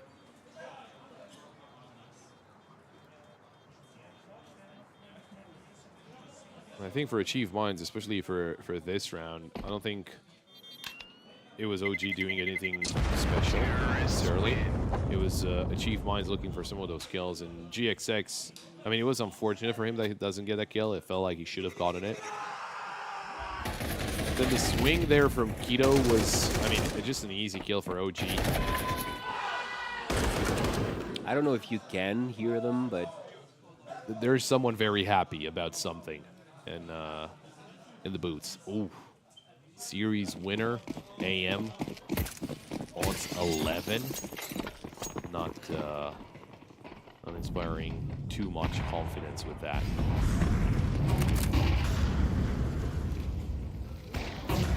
Great shot by GXX to start things off, but they're swinging into the A side. Crism finds one. There's Keto with an answer back. Oh, Adam B. He's able to take down Keto, but Spook had a chance there. It's a 2v2. Adam B tagged up. He's going to get the bomb planted. Is that molly going to be enough to take down Adam B? Keto's going to hide here, but he's just going to take down Heads as he takes down GXX and Altex. And that's going to tie up the game. And look at him. Ice cold. Casually getting 2 taps there. And just, yeah, another day at the office for Nikodos. he had a bit of a slow start, but that just puts him on the map right now. Obviously, he is the impact player as well, brought to you by our friends at BRD, Group Société Générale. You're friends with the bank, huh? I'm not. Exactly. I mean, I'm not, you know, tournaments. They like Counter-Strike, it seems. I mean, it was positive in our lives for so long. Why shouldn't it be on their side as well? Do you like Counter-Strike, Santa? I love it. No, I don't. No, I don't really like this game. It's just not enough dragons. You're okay. No, I'm joking. Counter-Strike, deep ingrained in the culture. I mean, to be honest, I think you ask anyone in Romania about Counter-Strike, and I think they heard about it at least. For sure. Maybe not a lot of the older generation, but the younger generation for sure. I think everyone has heard about it. Everybody under 40 at least. Not CS2, but like Counter-Strike in general. Yeah. Ooh, 6. Oh, hang on. A couple of headshots. Although Nikodos will deal with GXX. Daily. Good timing. That's Nikodos going down. Adam B a little too far away to help out his teammate. But they do take him down as he comes up from the vent. That means it's a 3v2. A site opened up. Too high. Peek there by Rostos, but it's going to be Too High getting that kill. So that gets it to equal numbers. And Adam, it's actually Krisen going down. Adam B now up for the clutch. He's going to take that fight willingly. And now into the 1v1. Gets himself into Hut. Altex is in heaven. And a little late on the peak there from Adam B. Altex will get that kill. And it's 4 on the board for AM. Back to winning ways and back in the lead. Yeah, there was a big advantage in the beginning of the round, but they just managed to crawl through every situation and capitalizing through Altex. It's these rounds that you have to fight over. I mean, 2 guys had the USBs in hand. It's tough to see. But Achieve Minds, they're holding their own. This was a must round for them. Look what it means to them. Tactical timeout called in by AM at this point, trying to figure out how they can deal with situations more effectively, because it was not an easy round. Obviously, OG are not going to make it easy for them. And into round number 8 we go. With another buy from OG. Missed this one up, and it could get AM a lot further ahead. through. Molly's in place there. That's going to delay them. They just start pushing right after. Oh, too high. Tagged up through the wall. And it's not going to be a fast play. Okay, slow down. They did pressure the A site. Push through. Spook. That's the second kill he gets through smoke like that. Achieve Minds not learning their lesson that Spook is about to spray through whenever the smoke blooms. I mean, squeaky door. If that's in the back of your head every time, you wouldn't take any risks. But I like how they're fishing for something. They're testing the waters with that squeaky door being broken and the smoke in main. Might be caught off guard right there, but Krizen is more than ready for too high. And then there were two, GXX and Delhi. Trying to defend right now, but it's a B site take by the side of OG. They will be getting the bomb planted. No issue there. Although, they still have to deal with the two players still left alive. GXX, he's very close to the action, but it seems like the save was already called. He's going to regroup with Delhi and try and hang on to the weapons. So OG will be getting themselves the equalizer. Even sticking very close to the enemy team is very important. Just 6-6 first half is still great, especially if you're on the T side.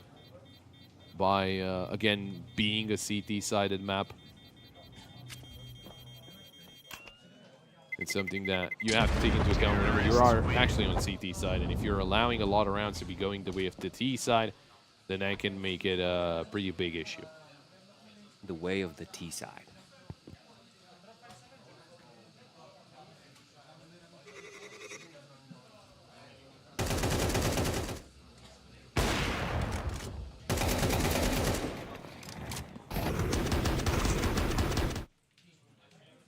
We're going to be jumping into the 9th round of the second map.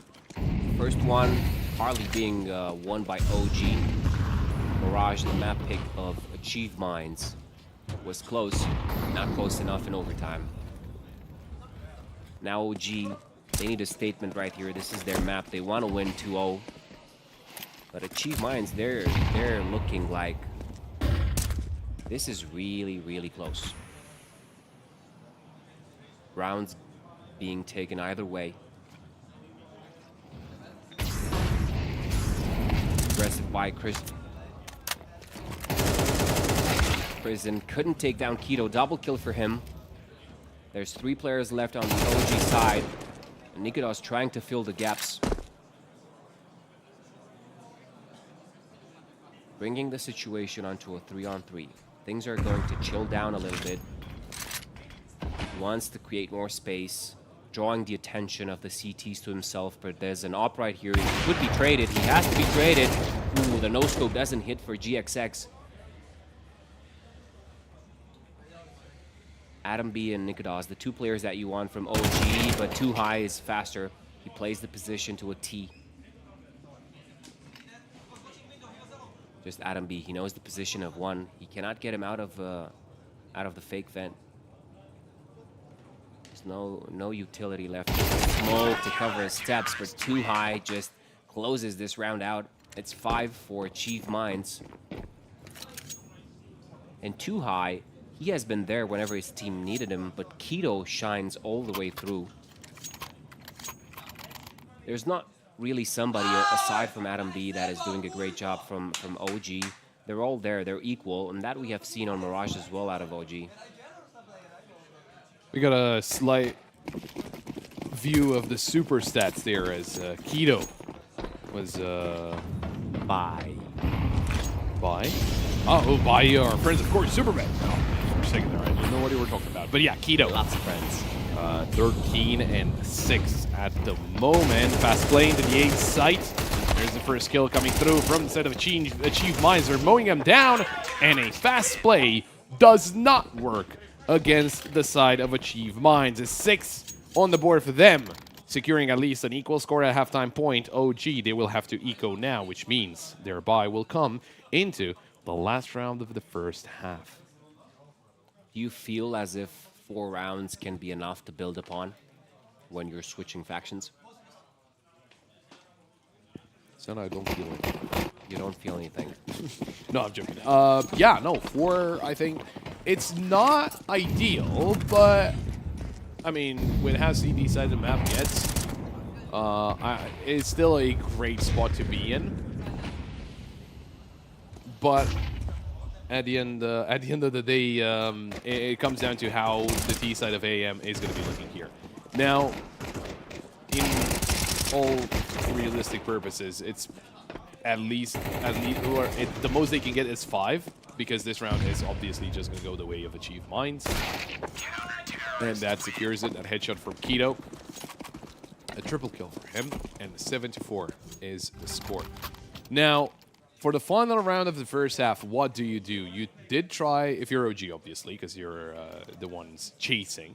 You had a try at a fast play with the pistols, and it did not look good. Now, that's not to say that with the weapons it cannot be done, or it cannot look good. But I guess it remains to be seen, right? And they're not going for a fast play. Side, obviously, they're split up across the map. GXX, aggressive play. There's a hit, but not a kill, as Rosov is still alive. All-for duel between Prison and Keto. And Keto still wins that duel. They're spooked with the trade, but too high. Answers back. A couple of players already down into Secret. Rosdos hanging around Squeaky Door. Could be going down into Vent. Although teammates are rushing towards the B site. There's a trade from Nikodos, and I think the bomb plant can be going down any second. There we go. Planted out in the open. But Rosdos is found. So now Nikodos, how do you play this 1v3? You're stuck on the site. Gets himself towards double doors. In front of double doors, it's not a bad position. But if you open them, they will be hearing that. Oh, there's a hit, and there's the wall bang through the door. Found information found out by the Opera coming in from Ram. That's going to be an 8-4 first half for Achieve Minds. Not a bad one in the end, considering we were down to 4-4 just what it feels like a couple of moments ago. So we'll see how it looks as they will swap sides, and OG will be getting on the favorite side of the map here on Nuke. But not a bad performance out of Achieve Minds. Again, I mean, it is kind of similar to what we've seen on Mirage. They played really well on the CT side, but hopefully for them, it's not going to be similar to the fact that their T side did not look that good. Because if the T side is not looking good for the side of Achieve Minds, OG, surely they will take that chance to get themselves back into this game. Now, what I do want to double check out of this game is the fact that OG, again, they have a very good track record on this map. They're on 79% win rate. And, well, as expected, they are better at the CT side. 60.3 CT side round win percentage. Coming off of a 3-match winning streak. Played against AAB, Big, and Hotu. And they won all of those games. Actually winning against Big 13-4. Very one-sided affair between those two. But are they better on the CT side? They are. That's the percentage was from the CT side. 60.3% win rate on the CT side. Let's see if 8 is enough. Well, I guess it comes down to if they're able to get through with only with 8, or OG are able to come back with only 4.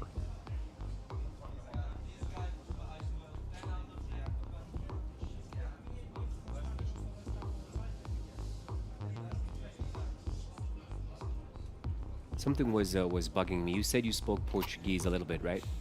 Okay. More or less. Isn't it arroz doce? It's not doce. Whenever it's arroz doce, something like that. Arroz. No, I think it's arroz.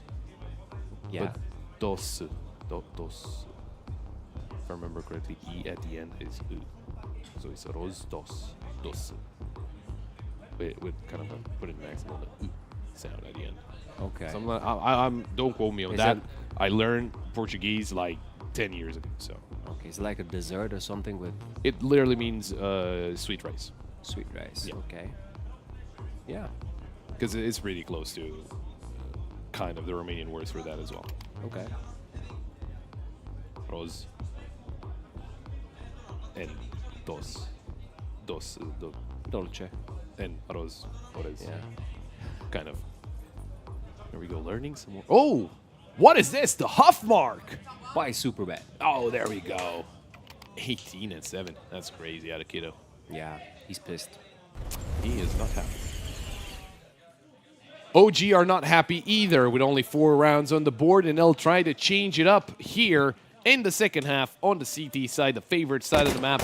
Achieve Minds on the less favorite side of the map, obviously. The T side, as they will try to extend their lead. This pistol round is going to be very important for both of those teams. What can Achieve Minds get done here? Well, they lose Keto very early on as Spook finds one. Nikodos fighting outside. Obviously, that's where you will expect to find the Opper. Spook still alive, even though there was an array of bullets coming his way. And it looks like it's a Spook and Nikodos show in the pistol round as OG win the pistol round flawlessly with only 2 players getting the majority of the kills. They're starting to look good right off the bat. They didn't lose anybody, if I'm not mistaken, on the pistol round. They can close the gap with this one as well. Let's see if Achieve Minds, they didn't really have a bomb plan, so not a lot of reason to force this one out. Yep. You have some round advantages. You can work with that. They can get up to 6. Maybe you can take something afterwards. But you did say they have a really high percentage on the CT side, so let's see if that is really cemented out here as well. In Bucharest, DraculaN Season 2, Nuke, OG There we go. versus Achieve Minds. Also, I don't know if you know, Santa, Season 3 is open for signups. Oh, really? If you do want to participate in DraculaN Season 3, head over to DraculaN.gg, and this is just a plain old eco round, and it is another flawless one for OG, not losing a single minute.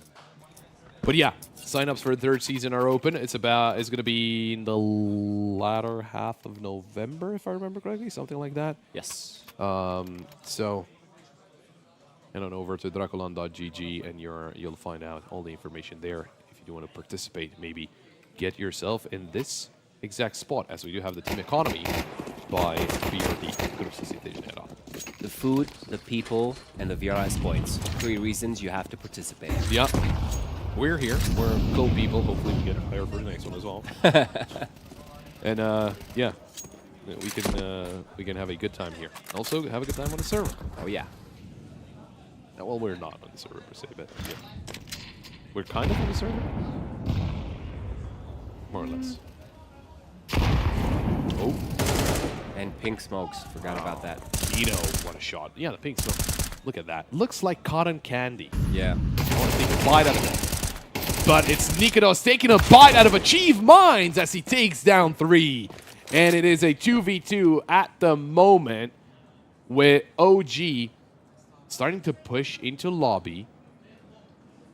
And through trophy room, that's Spook. But hey, guess what? They're going towards heaven. They will be pushing into the A site. Little did they know that the CTs were gonna do the same thing. Oh, Keto, I think he expects it. And they're trying to find out if there's a player there. I think the safer play is Spook to walk up through outside. Oh, the volley. What an important kill found by Keto. And look at that, what a shot. It's a triple kill for Keto. And the triple for Nikodos will amount to nothing as Achieve Minds are able to win the round, get themselves up to 9, and disallow OG from continuing their attempt at an equalizer. That's 2. They still have plenty of time to try it, but what a crisp shot right here. Boom. There we go. 9 on the board. Yeah, must feel bad for Nikodos, man. He doesn't even believe it. You had that in you all along?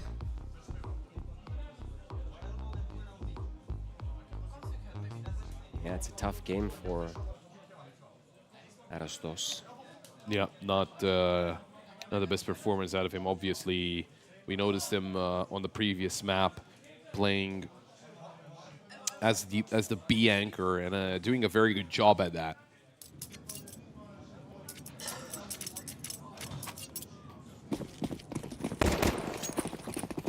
OG, thankfully, as they had a couple of flawless rounds, they do have plenty of money to buy up once again. An op for Nikodos as well. Did really well with a weapon. It's so interesting. Nikodos is so good with a rifle as well. We saw multiple multi-kills out of him. Very good performances. Just overall leading the pack right now, 14 and 11. On the other side, obviously, it is Keto with 21, although he is the first one to fall in this round. Prison took him down. Missed shot by Nikodos. Might have been actually wallbang. Kaladas, Altex, and Delhi, they're both around 20 HP. That is going to help a great bunch if they do decide to go towards the B side. A couple of M4s on the other side of the wall. They're feeling good about this. They still want to go for the B side. They are expecting them. Pop flash is all they need. See if Crizzen... Oh, they decide to be a little bit aggressive, but there's 4 Ts right there waiting. That is not the right move to be doing. There's 1, there's 2 for Adam. But too high just closes the gap. 3-on-2 situation with 2 low HP players. This could be easy. Spook just opens the door to a 7th round. Nikodos coming in a little late from ramp, able to get that final kill. There will be OG getting a little closer.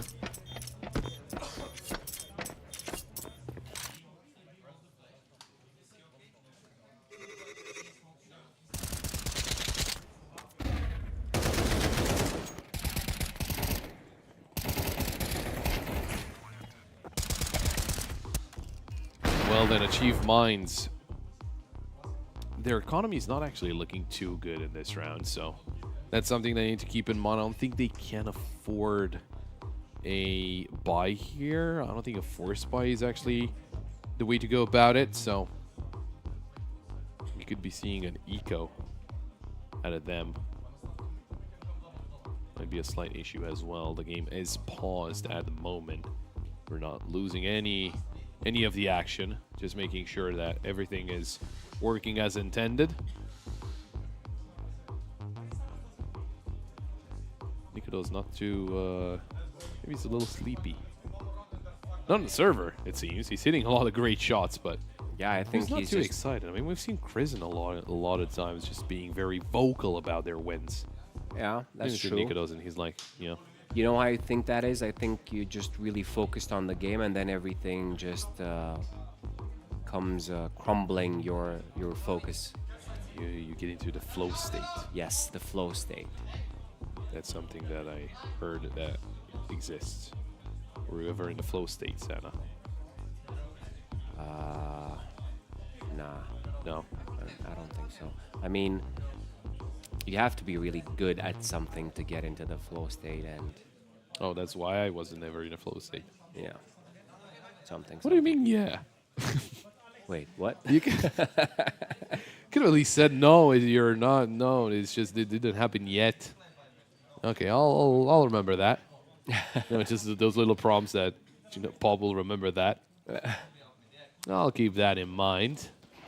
As Achieve Minds are playing with the Pistons. And OG, they're looking to defend against the Tech 9s, against the Deagle.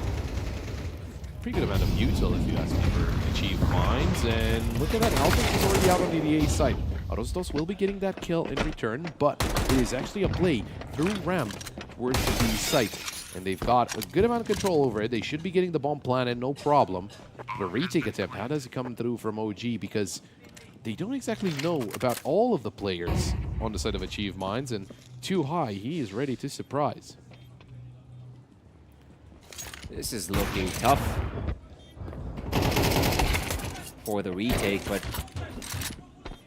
things are not looking so good. It's a 3-on-3 situation. There's not a lot of firepower on the side of Achieve Minds, but they've crawled their way up until this point, but the kills are just flowing from OG. Let's see if this is going their way as well. Adam B just closes the show, and it is going to be... Oh, it's a close one. It's a close one. No way! There is absolutely no way they lose the round like that with 2 players with kits. You are revolted. That is insane. That is not allowed to happen when you're a top 25 team. I mean, you just get off the bomb. Just let the guy with a defuse get defused. Wow. I mean, it is what it is. They moved. What are we even watching?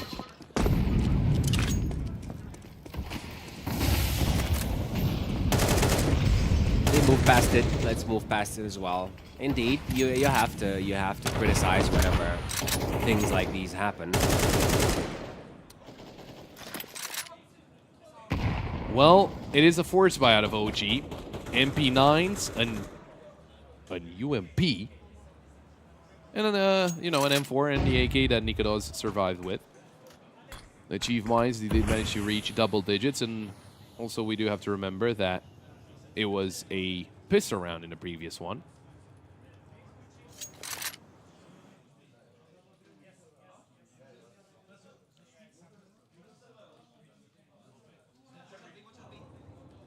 It is funny seeing the player caps as well on LAN. You saw GXX was not looking at his screen. He was looking at his teammate's screen.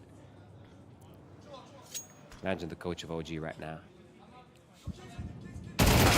Head in hands. Spook, though, finding the opening kill to round 18. That's Delhi eliminated. The UMP firing blindly into the smoke, and might have gotten a couple of tags here and there. GXX down to 35. All-time smoke as well, but Rostos is actually the only one defending the A side at this point. Spook's sort of rotating to try and cut off any player going towards heaven. 20 seconds on the clock, but Spook is found by too high, and that's a problem. Rostos did reposition. He's being very careful about main.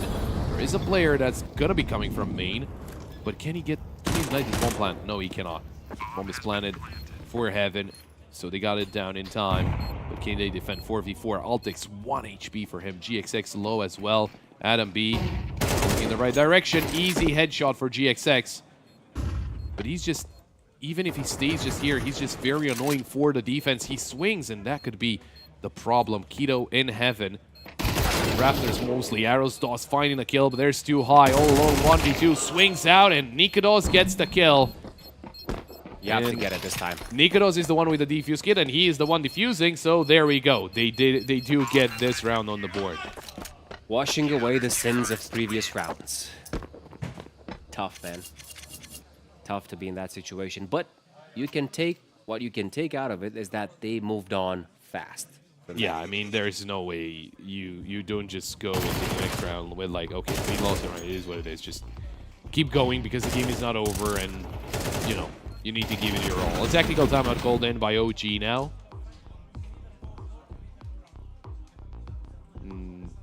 Getting no, probably not getting an earful from the coach. I think you just, I don't think you talk about it up until the game is over. You know, whenever it's over, you ask him like, what was in your mind? But for sure, I think the only logical call right there was that I do have time, right? Oh, and yeah. He didn't just jump off the bomb and let somebody with a defuse kit. And then the calculations. I mean, you cannot be good at Counter-Strike and maybe some time assumptions at the same time in some moments. You know, there's a different beeping whenever it's less than 10 seconds left. So I know, there's the song. No, not the song. It's just the beeping itself. Something that a lot of people don't remember that this game has is the fact that the bomb beeps differently depending on which bomb site is planted at. Okay. It is something that you won't notice because you're not actively thinking about it, and it's a very slight... it is pretty different. Like, if you hear them both side by sides, it's obvious. Okay. And if you can, you know, memorize it, it's going to be helpful on a map like Nuke, wherever the bomb was can be planted on B or on A, and the bomb sites are stacked on top of each other. Yeah.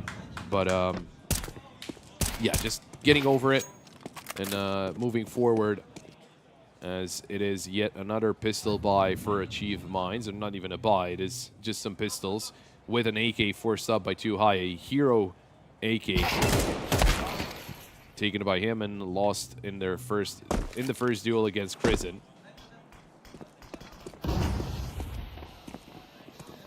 Trying to overwhelm the A site. The bomb plant would be helpful, obviously. The Glock will not get anything out of this one. Altix, though, did take down Krisen.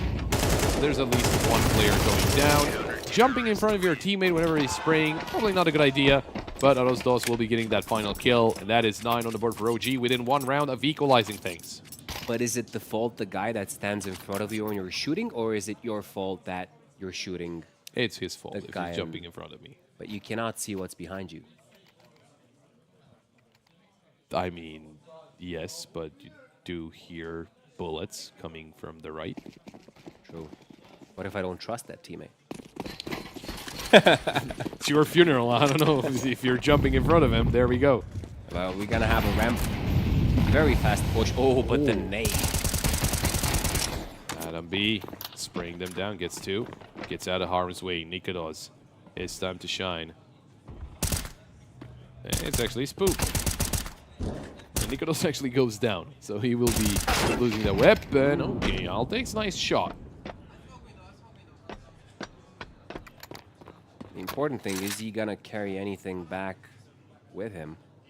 I don't think that's gonna be the case. They're gonna hunt him down. The smell of blood in the air, and they take him. There we go. All tied up, as Achieve Minds will be buying up into this round. But this is where things start to get interesting. This is where the pressure starts to build up. We see the super stats, pretty obviously by super bad. By Nikodos, 19 and 12 at the moment. We got the impact player by BRD Group Société Générale as well, with 3 kills. Adam B in the previous round. And we're into round 21. Okay, you're burning up, bro. Spook finding Altix, gets a 2nd kill, but Too High manages to trade out Spook with a 3rd, and is he going for that 4th? He runs out of bullets, gonna smoke out the molly. Adam B will fall, but Too High is low HP. Nade thrown, but Too High is already out of there. The bomb is dropped on A though, so Too High, 1v2, not gonna be easy. Not gonna be easy indeed, just 1 bullet. Oh, Spook. There we go. He gets his 4th kill, and OG get up to 11. Bless you, Santa. Thank you very much. I apologize, guys. No problem, man. Just a little sneeze. As OG sneezed past Achieve Minds in the previous round. I don't think that. The metaphors keep coming out of this guy. I think that's breeze past and sneeze past makes no sense, but it doesn't matter. We'll take it. Another. It's the cold season, you know? It is the cold season indeed.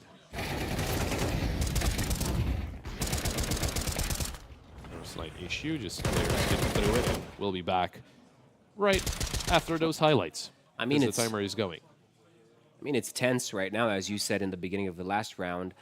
You only get enough chances to equalize on this one. You're just gonna give the 12 to OG right now if nothing miraculous happens whenever you have these pistols, and then it's just gonna be two map points for OG. You have to move in the right direction when you're getting to that point.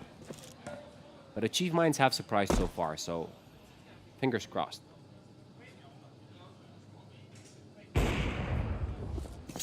Op shot rings out, but no one takes damage. There's already a player down into secret. It's pistol buy for Achieve Minds, and look at the kills coming in from OG. Nikodos landing a double kill. It's down to Kino and Too High to try and right the wrong.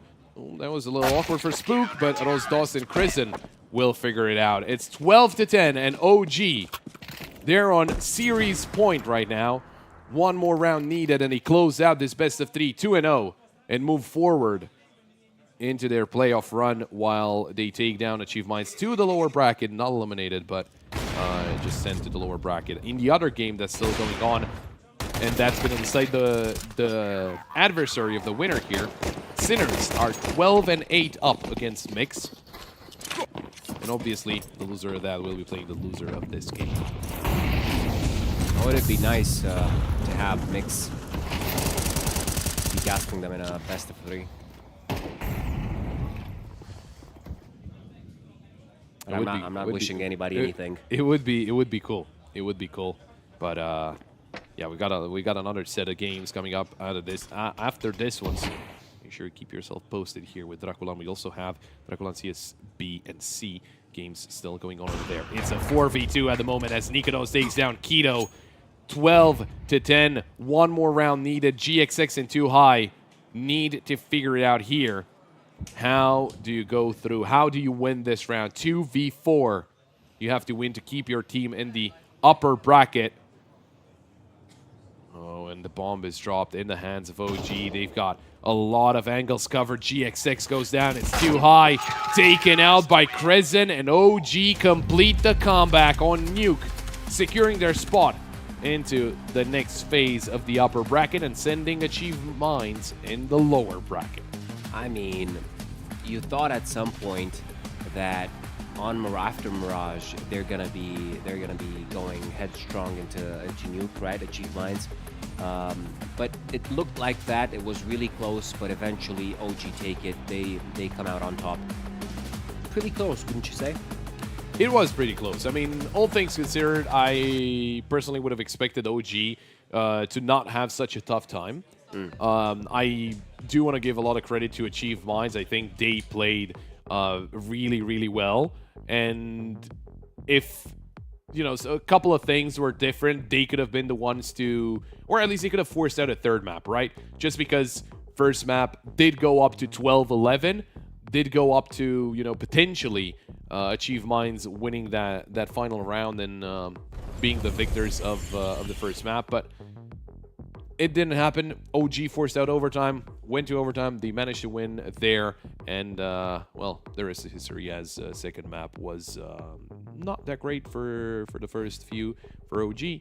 But at the end of the day, they were the ones to win it. And it is Nikodos as the MVP of the second map. Adam B very close behind him. It was a duel between the two of them in the first map, and it is in the second map as well. But it is Nikodos to finish off with a 1.42 impact rating, 22 kills, which out of the 22 kills, 10 were headshots. Again, a pretty good percentage considering he is the AWPer. Yeah. Very good with the weapon as well. Very, very good. Yeah, he was shining all throughout the both maps, especially on Mirage. He was hitting a lot of shots, important shots on Nuke as well. I was wanting to say how much weight did that round where they fumbled the defuse could have weighted if they didn't win this one. They just moved past it and they won eventually. They could have won faster, but it didn't really seem to matter in the end because Achieve Minds didn't really take any round after that, right? And they just showcased the fact that they still had it, right? No matter what happened there. But I'm sure you want to say something. Yeah, I'm just impressed with the fact that they were unfazed by all of that, right? It felt like I was more phased by it than they were, right? Because they just went on just as nothing happened. And that is something that you kind of have to do, right? Whenever there's a mistake like that costs you a whole round, and not even a mistake like that you know messes up your whole round. It just messes up everything, right? It's just you lose the round against no one. But to just get over it like that and just keep it going, that's very impressive. And I'm sure we'll get to talk to one of their players and ask about that certain situation and how it felt for them. If we get to talk to those, that's going to be very funny. But before that, we will be having a loser interview, and I'm curious to see what they have to say as well, because again, I feel like they played well. There is some slight issues with their T side, as we saw on Mirage and as we saw here on Nuke. Won't really hold it against them on Nuke just because it is a CT-sided map. But on Mirage, we could have seen a lot better things out of them, just because we saw how they're. If Mirage ends 13-4, I'm not curious about anything, right? Yeah. They were just better than you and all that. But in the second half, you were very, very good. And what happened was the dynamic change from the first half, where the first half nothing worked at all, right? Yeah. And that is something that I would be very curious to hear about from one of the players of Achieve Minds, and see exactly what kind of atmosphere is there for them. Because even going down to the lower bracket, I don't think it's the end of the world. I think they still have a pretty good chance of making it further and further, just because they looked good. Yes, indeed, they looked good. It was closer than I expected in the beginning, and maybe it shows something to the other teams that are gonna face OG going further. But Achieve Minds, they have a decent roster on their hands. I mean, from the beginning, I said that Keto. I had my eyes on Keto, and he performed very well on Nuke, as well as Mirage, maybe a late bloomer, GXX as well. However, you just gotta give it. The 2-0 speaks for itself, and we have some names going up in this competition, and they're all doing good. They're all doing really good. Most of them have won their decisive matches 2-0, but it's not over yet. It is not over yet. In the meantime, I don't know if I mentioned. I think I mentioned that Sinners won against Mix, so Sinners will be playing up against OG. But before we get into more of the things, I think we do have the losers interview, so let's see what they have to say. Hi guys, I'm here with Keto from AM Gaming. Felt like you guys were really in that game at the end. 2 big comebacks on the second half. Against a team that is pushing to qualify for the major. How does that make you feel? Like, what about what could have gone better for you? I think first of all, I'm happy that we showed up after the first half on Mirage. Like, I think we were all shitting our pants for some reason. Like, you could hear it in the voices, and I'm just happy that we played with some balls after. But I think it was like from both teams, it was like low-level CS, I would say. I don't think they played like they usually do. I think they really feel the pressure right now. And that's why they're also with and we with. And I think it was hard to watch, I think, from the outside. But I feel good that we made it close and we made them fight. And speaking just for you personally, obviously you left OG end of last year. How does it feel like to play against them now? Is it a grudge match for you, or? I don't really care. I think because none of the players I played with is there anymore. So only the coaches, and we always had good relationships. So there's like no bad feelings. I'm just happy that they're here and I could meet them again. That's good to hear. And let's talk about AM Gaming. It's not truly a team. Can you explain what it is for everyone?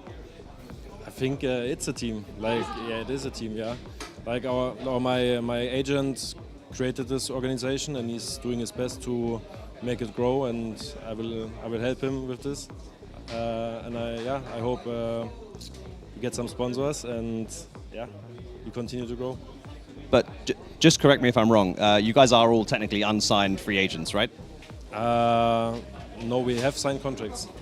Yes. Okay, good to hear. Good luck in the lower bracket when you play later on.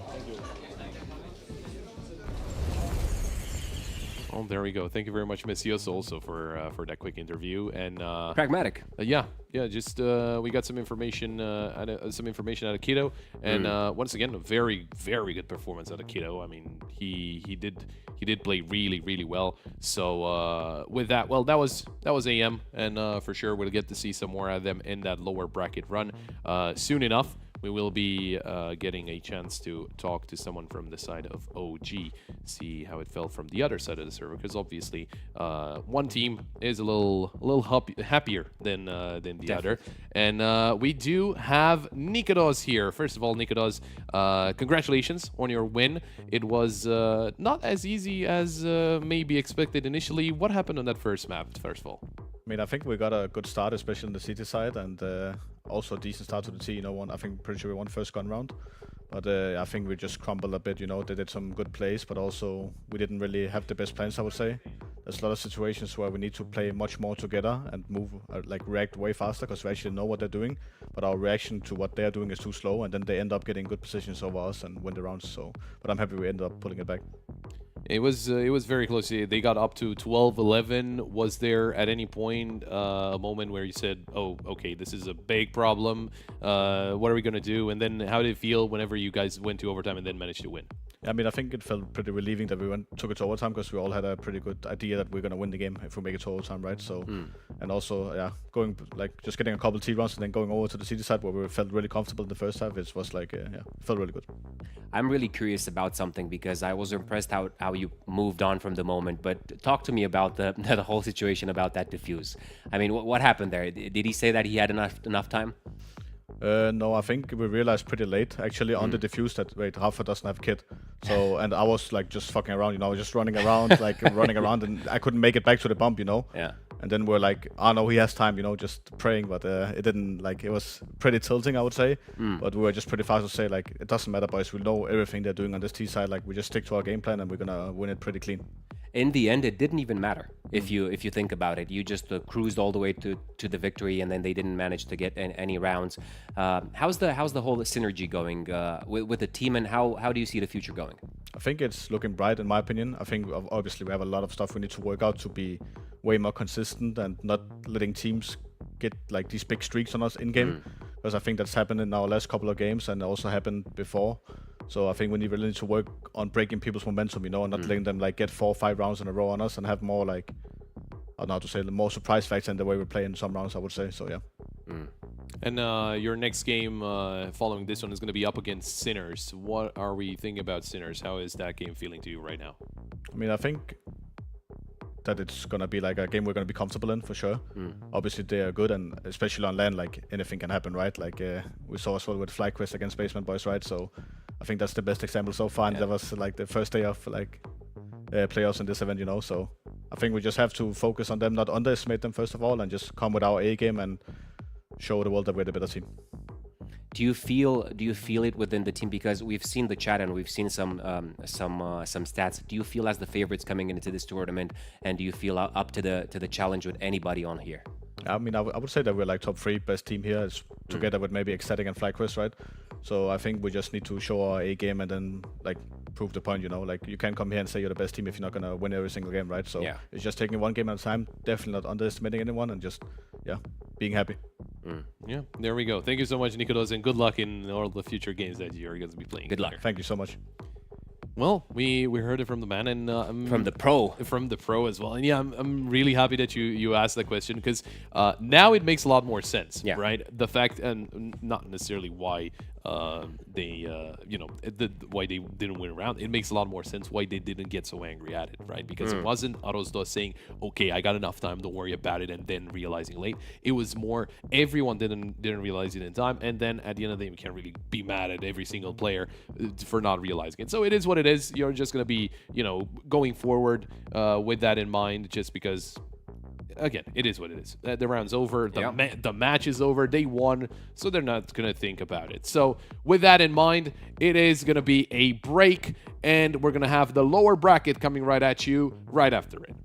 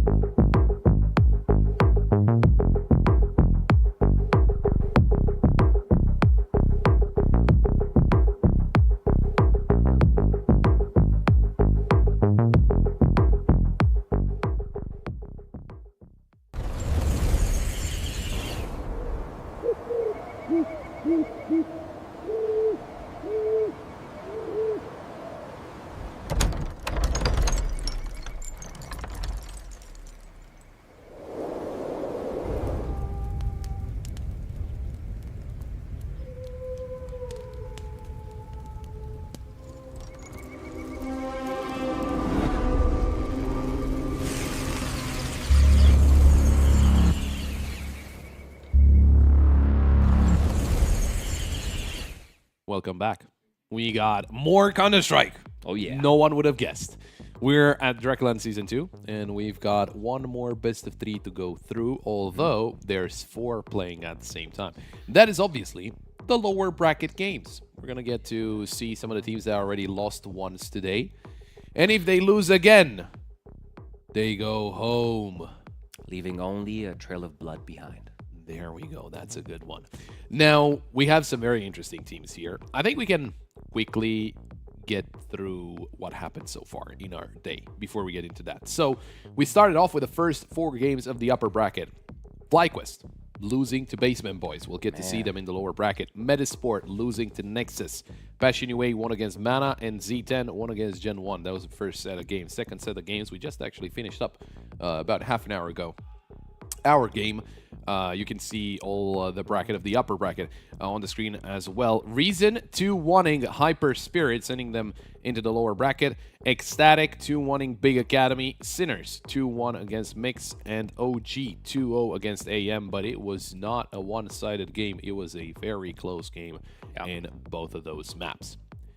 Now, as we were talking about lower bracket games, 2 matches are already ongoing. One of them is Hyper Spirit against Big Academy, where Hyper Spirit are leading 11-9, and I can only assume that is the first map being played. It is actually Overpass.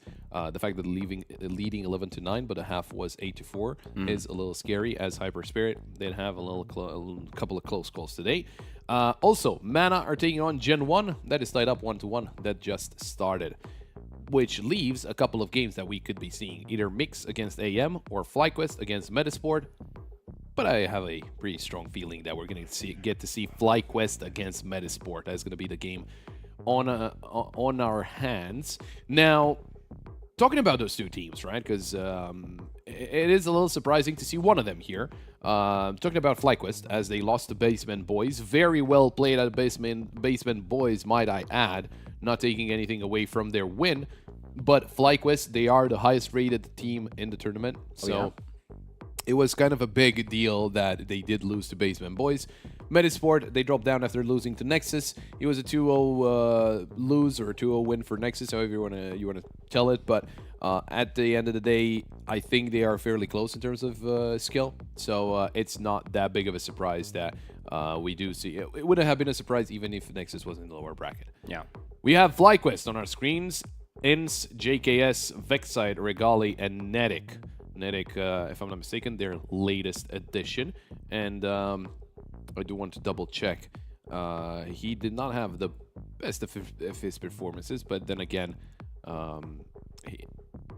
he is not. He's been in the team for 6 months. I am thinking about a different team. I do apologize. He's been in the team for 2 months, so I was thinking about a different team. But yeah, FlyQuest. Well, again, shouldn't be here. They had a very close affair against Basement Boys. Won Dust 2, 13-9. Lost Train, 13-8. And on Mirage, they lost 16-14. And that's how they dropped to the lower bracket. Metasport on the other side. Mail, Lumi, Giacchino, Isaac, and Plopsky. Both of these teams come after sore losses, let's say so. Probably kind of expected in the case of Nexus versus Metasport.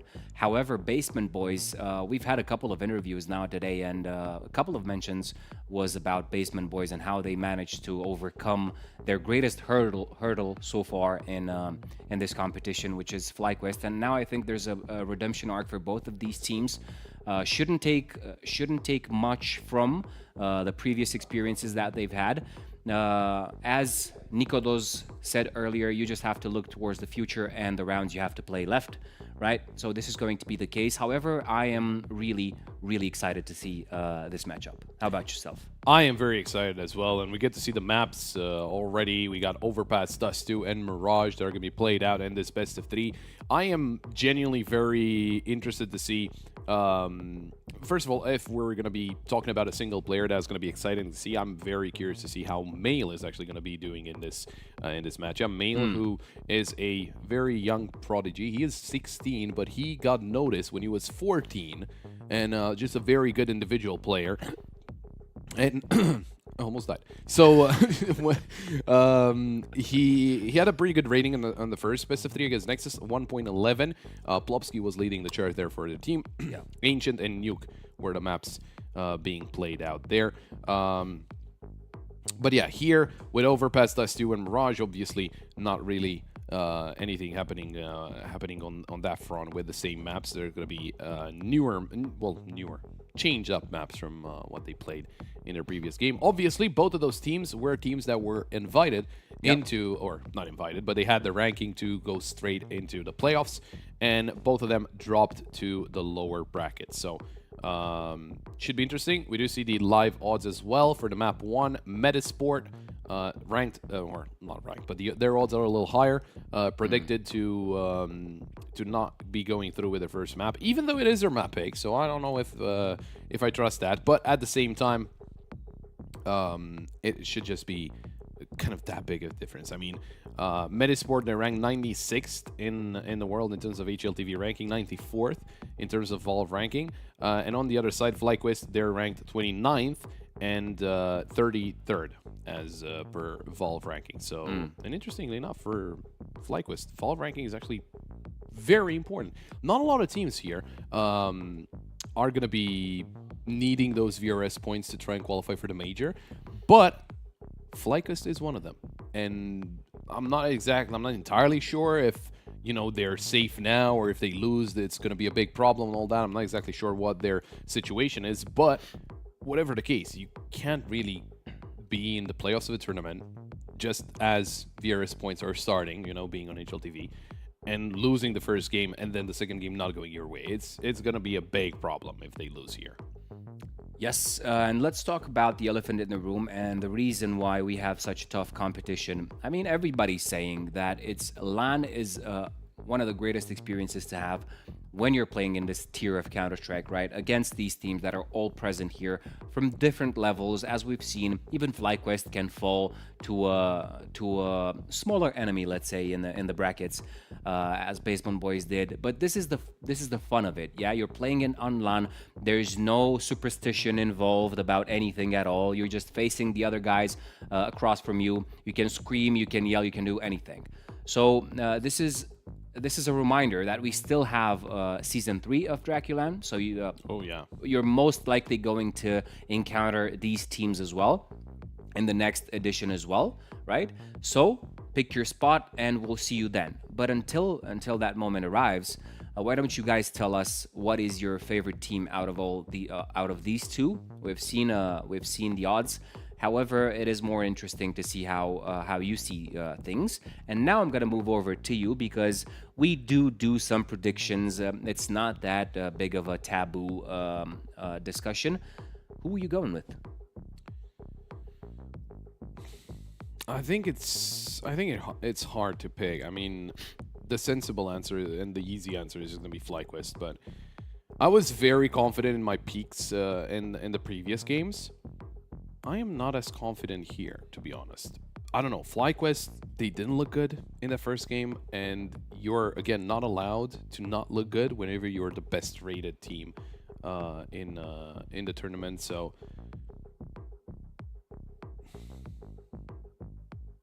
I'm just gonna go for the easy answer. I'll just go FlyQuest.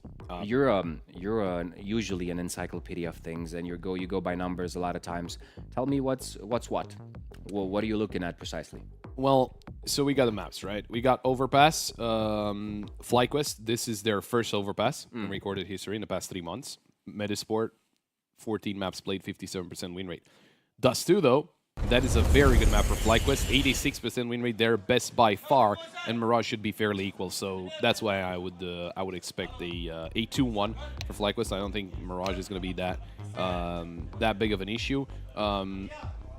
Actually, no. Now that I'm looking back at the numbers, I guess it comes down to overpass. I'm going to be honest. I think this is a Metasport 2-1 or FlyQuest 2-0.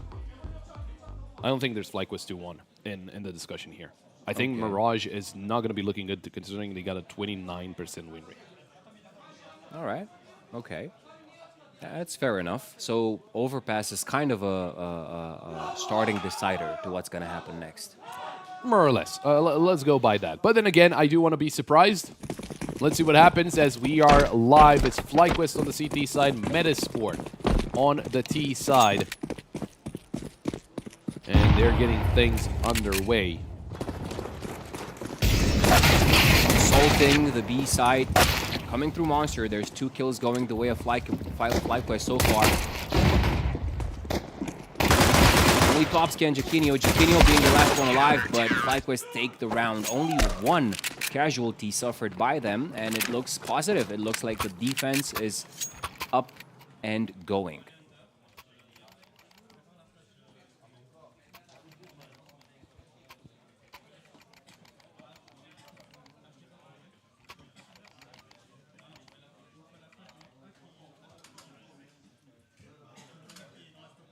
Sign language is nice, huh?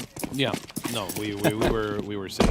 Don't worry about it. It's FlyQuest with a pistol round. Now Metasport buying up the pistols. Tech 9s in hand.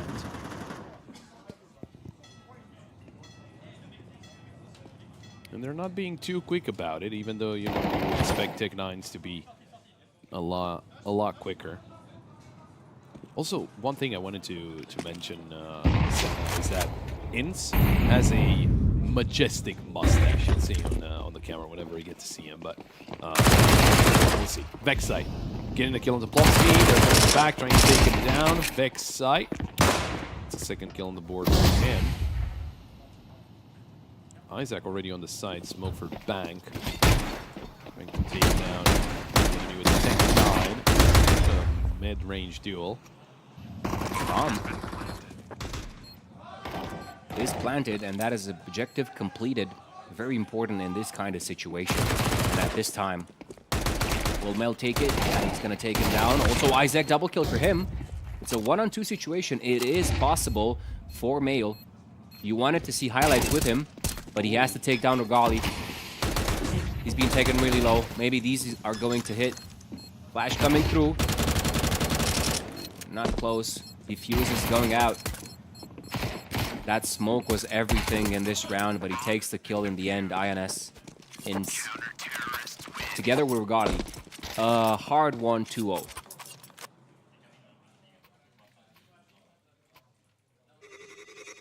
Well, considering it wasn't easy to get that, right? To get that second round, whenever the weapons will be coming out for Metasport, it might get even harder for the side of FlyQuest, but for now,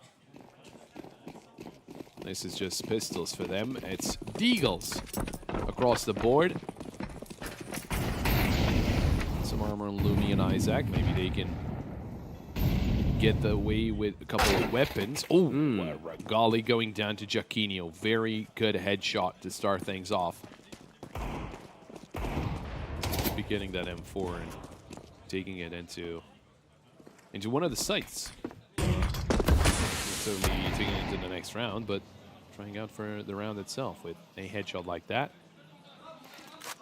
That's going to be a big problem for Metasport. It's Vexite to find Jaquinho and looking for that second. Unable to get it so far, and he's going to back away.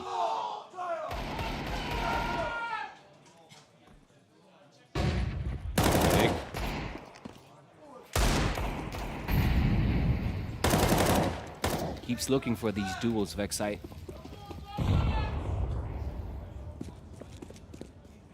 I mean, Metasport, they're just taking their chances with these Deagles. Finally works, but it's a weapon. Lumi. Searching for more together with Plopsky.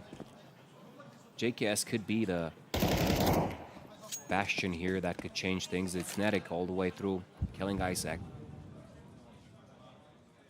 They still have the upper hand in terms of firepower, but the 1D can open things up very quickly. It's all on Netic. Ooh, called it. Mail, what a shot.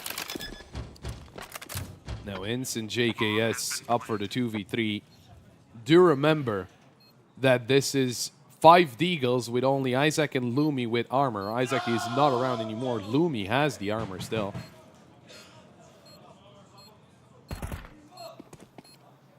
Couple of bullets heard. Lumi takes down Ince, going for the peek. JKS finds the kill, but he just has to save. Doesn't have the information. The last 2 players are low HP. And he's going to run away. I was talking about how Metasport are going to make things a lot harder for FlyQuest whenever the weapons come out. Apparently, I was wrong. It was not the weapons. They just had the Deagles that got the job done. You got to respect those Deagles, man. That's it. Okay. I thought there was more. No follow-up. More of a point. Nope. Gotta respect them. You know which region has some very nasty Deagle players? South America? Yeah. There, I've seen some very crazy shots with a Deagle.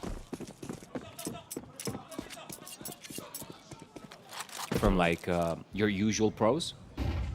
No. You legit wouldn't know them. Okay. I mean, there's a lot of talent there. There's a lot of teams coming out of South America. There is, actually. None here, unfortunately. But who knows? Maybe Season 3. That could be you, because Season 3 signups are open. DraculaN.gg. Find out more information there. Now, what about round 4? Because the weapons do come out for Metasport here. For FlyQuest, it's an awkward buy, as they do have an MP9, they do have a 5.7, and not a lot of util available to play out into this one.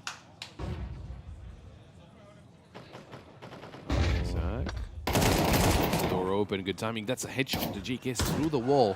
Meantime, Netic surprising Mail. That's a good setup between the 2 players. 50 seconds left on the clock for Metasport to get their play done, and it seems like A is the point of interest.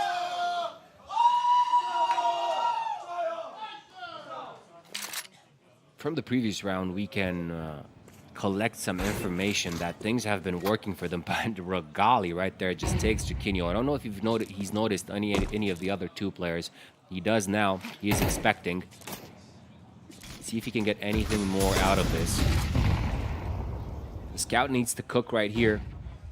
But there's also other lanes on Banana. Isaac is taking down Vexite. The long push is coming in. But Ince.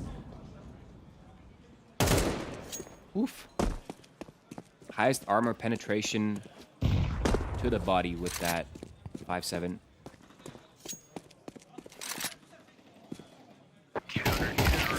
Oh, FlyQuest. They figure things out in this one. Are we going to get a look at it? Oh, we didn't get to see him quite a lot. He has a very cool mustache. Yeah, you mentioned that. There's a lot of acronyms going on. Just for a second, look at this. This is the VRS forecast. FlyQuest, lose this, you drop down to 36. This is what I was mentioning about the points. Yeah. Because they lose a lot more, than Metasport lose. Or if they, if they would have won against Basement Boys, Basement Boys wouldn't have lost as many points as they do. Yeah. But please go ahead. No, I was just saying that I'm really tempted to say INS. I know we were used to calling, players with 3 letters by 3 letters. But for Ince, it's just a little different.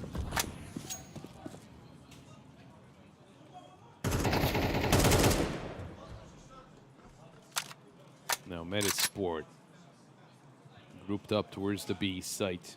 Got players towards Monster, players towards Short as well. The double nade stack, nobody found by it. They'll start pushing through Monster. Smoke and play. And it's not an easy site to defend. Plopsky will take down JKS, and there's not really a lot of support. Ince was isolated towards Graffiti. He's going to have to swing now. Well from Nedic. Vexside with a wonderful double kill. The spray transfer from him to open up short. But Lumi finds ends and Nedic with a double. It's Mail all alone, 1v3. Good headshot to Vexside, finds the second onto Nedic, and it's up against Regali. There's a swing from Regali, but he's not looking in the right direction, and Mail clutches up 1v3. What a round from the youngster, getting the second round on the board for Metasport. FlyQuest, a disaster of a round from them. And such a good attempt as well with Vexside double kill. Nedic, a wonderful double kill as well. But look at the kills from Mail, just so responsive, and big surprise to Regali that Mail was right under him. He's so young. He is a very young prodigy. Yeah, but he doesn't. That doesn't take away from his skill. We just seen that. A lot of up and coming names in the scene. Aside from everything, Molodoi just comes to mind. Oh yeah. No, there's a lot of new names, and just overall they keep popping up, and obviously Mail, one of the newer ones, especially as he was first noticed on Faceit at the very end. I think it was 13 or 14, something like that. 16 now, so he's got a long career ahead of him. And just imagine being a pro at 16, starting your pro career at 16, and you're not even, starting off with like tier 5 teams and all that. You're playing it for Metasport, which is like, I would confidently say tier 2. Yeah. And climbing the ranks, don't get me wrong. You're up there with the names of Monasi and Donkey.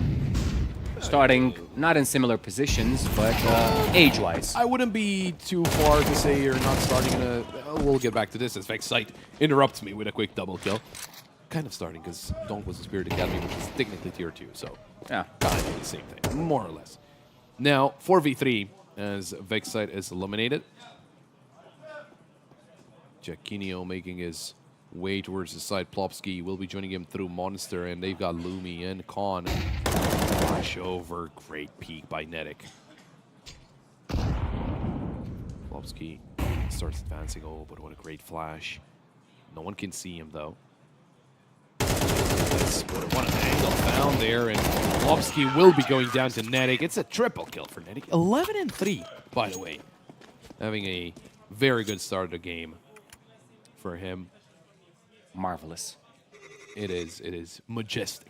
But yeah, kind of starting off in more or less the same way. Obviously, you do have some players with a lot of experience with you in the team. Of course, basically all of them, right? Some more than the others, but they've been around. They've been on even higher levels as well, so they can teach you some more things. And the only way is up, I would say. So yeah. Just overall very excited to see how his career will develop over the years.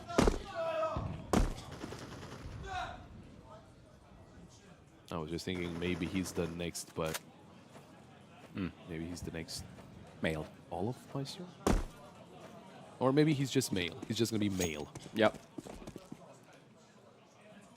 He's 16 now. 09 in his name is his birth year. Oh, boy. I was 13 when he was straight born. in the fields. I was going to school when he was born. Bruh. Oh, God. Almost starting high school, man. We are fossils. Anyway, pistols on the board for Metasport as they get the Deagles out, the Tech 9s. And it's Regali trying to take some fights with Scout long range. Still need to be careful, those Deagles. We know that they can sing, and you do not want to hear that song. As Util is coming over. Smoke's in place. Vexside up against the smoke. Could backfire. That's a prime time position right there. He plays his cards right. Oh, that's right. Yeah. Plopsky, the last man to fall, and he's one with a lot of experience that you were mentioning. I mean, Mill indeed has, he should be really fit for a sponge position to take all information and all experience from these guys. Yeah. So yeah, it's a good launching pad. Metasport, that is. But right now, we're looking more in the direction of FlyQuest because it seems that they're in control so far of this CT side. And Vexite was Vexite and Netic, together with Regali, were at the forefront of this this positive outcome. Yeah, you could see FlyQuest being happy there. Obviously, you can't really cry over spilled milk about, you know, referring to the previous match. It is over. You lost. It is what it is. You have to focus on this one, and they're feeling comfortable in this one. Not necessarily on their own map pick, as I mentioned. This is basically the first time FlyQuest playing the past 3 months on this map. Must feel refreshing. No, for sure. And, you know, it's not... The last, like, 2-3 rounds is not looking that bad. At the start, it was a little shaky, but I think they just had to get accustomed to what Metasport tend to do on the T side and then play on out from there. Now, it is an eco round for Metasport. It is all Glocks across the board for them. As they're building through mid. This should be easy pickings. I was talking to Atro. Okay. And we haven't really seen a full block success in a while versus weapons. We haven't indeed, and I don't think we had one this turn. I mean, if it wasn't on the A stream, I don't think we would have known. But just clearing out here. FlyQuest, flawless round, anti-eco. And I think it's just a lot of just the stakes are so big that you can't really risk that. So I think maybe that's why we haven't seen, not risk that, but like you're just gonna be a lot more defensive in the majority of situations when you're up against pistols, just to make sure that you don't lose weapons because you need the economy and all that. Especially yesterday where we had best of ones and you can't really afford losing too many rounds in best of one, because if the map is over, well, the game is over. You don't get a redo on the second map or anything of the sort. No. You're right. Right now, AKs for the side of Metasport. Mail got some information from short. That was Vexite he was seeing. They start getting aggressive through the short tunnel. This could be problematic. There's a lot of them there. But Mail just casually takes them both, of course, with the help of Lumi. Yeah, not looking in the right direction as they push out of the short tunnel there. Mail had the upper hand. And with that, getting aggressive like that ultimately backfired. And Lopsky will be taken down by Netic. Oh my, a quick double from Netic. Regali swings out to help out. And he's going to get a second as well. It's all down to Isaac. Regali not able to finish off the last kill. We've got the 1v1 between Isaac and JKS. Talking about players with experience. Both of those players. A lot of games and on big stages from both of them. Isaac gonna get a bomb planted. JKS following his trail. Comes through. That's gonna delay JKS from pushing in.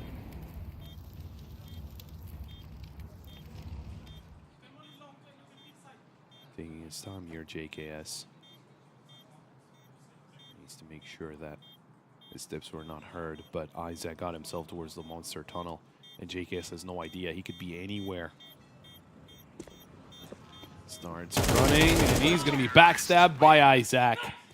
It's Metasport with a third round on the board. And considering the kills, how the kills went for FlyQuest, you would be surprised to find out that it ended as a 1v1, because Netic gets a double kill, Regali gets a double kill, and then it's just a 1v1 after that, right? Just because it was basically a 3v5 before those kills have gotten themselves going. Now, obviously, we saw the super stats there, brought to you by Superbet. It is Netic, 17-4.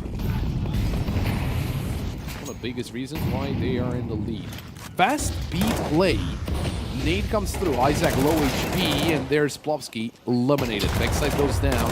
JKS finds a kill onto Isaac through the smoke. Jaquinio's also low. Lumi not connecting the full-on spray, and JKS has to hide for a little bit longer because he ran out of bullets. Yeah, but he's drawing attention to himself. Too much attention, apparently. 3-on-2 situation right here. Netic getting back into the position that JKS just fell apart. 3v2. Top tier commentator. There we go. They might not expect Nedic to steal B here because they took down JKS. They do have Lumi on the other side of the map going through A long. And the longer FlyQuest wait, the sooner they'll expect the flank. They're expecting a full-on rotate towards the A site. Oh, this is problematic for FlyQuest. Lumi found by Regali. But now, do you realize fast enough that you've been fooled and it is a B play? Regali going towards heaven. Oh, what a shot! That is Mail eliminated. And Giacchino with only 12 HP going to be taken down by Regali. It's a triple kill. And what a round from Regali. Very, very nice shots by him. I mean, taking down May like that, I don't think I've ever seen. I've seen that angle held before. I don't think I've ever seen a kill actually gained from that angle. We're going to see it. And to be honest, I mean, FlyQuest won the round. That's all fine and dandy. But a very chaotic round. It was a fast B play from Metasport, and FlyQuest, they were all over the place with the kind of their play, which is a little concerning. But for now, things are okay. It's 7-3. We've got 2 more rounds to go out of this first half. FlyQuest could end up as a 9-3 first half, and Metasport, well, I want to say they could get 5. Realistically, probably not. They are playing pistols right now. They have a couple of Deagles and a P250. I actually won't say anything. But Regali, he's there not to it is true. Leave anything up to debates. It is true that he's on fire in this one. Not leaving anything for scraps. What a shot! Isaac. Nasty.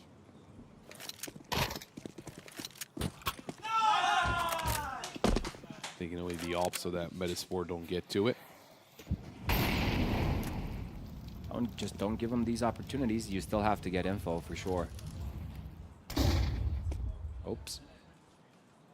Not a bad splash. There's Nedic with a kill onto Lumi. Clear towards mid with the Deagle. That was heard. And the dog spotted towards long. Nedic probably not going to peek towards mid anytime soon. He's going to leave his teammates to get that final kill because he is low. Okay, Mail. Is he up for another clutch? This time with only a Deagle and 9 HP. They're respecting his Deagle. He has to go through, though.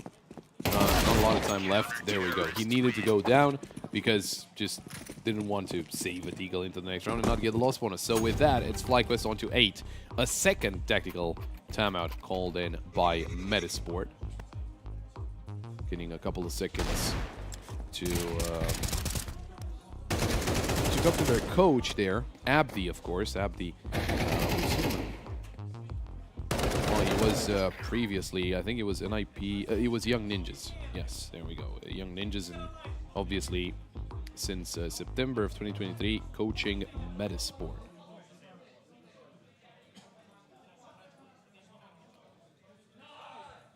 Well then, hopefully Abdi got his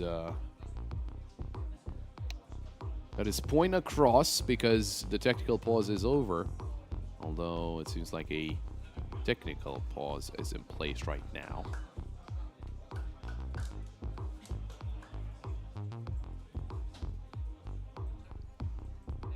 FlyQuest being all the way up 8-3 is, well, I want to say not something that I expected, but now it kind of makes sense.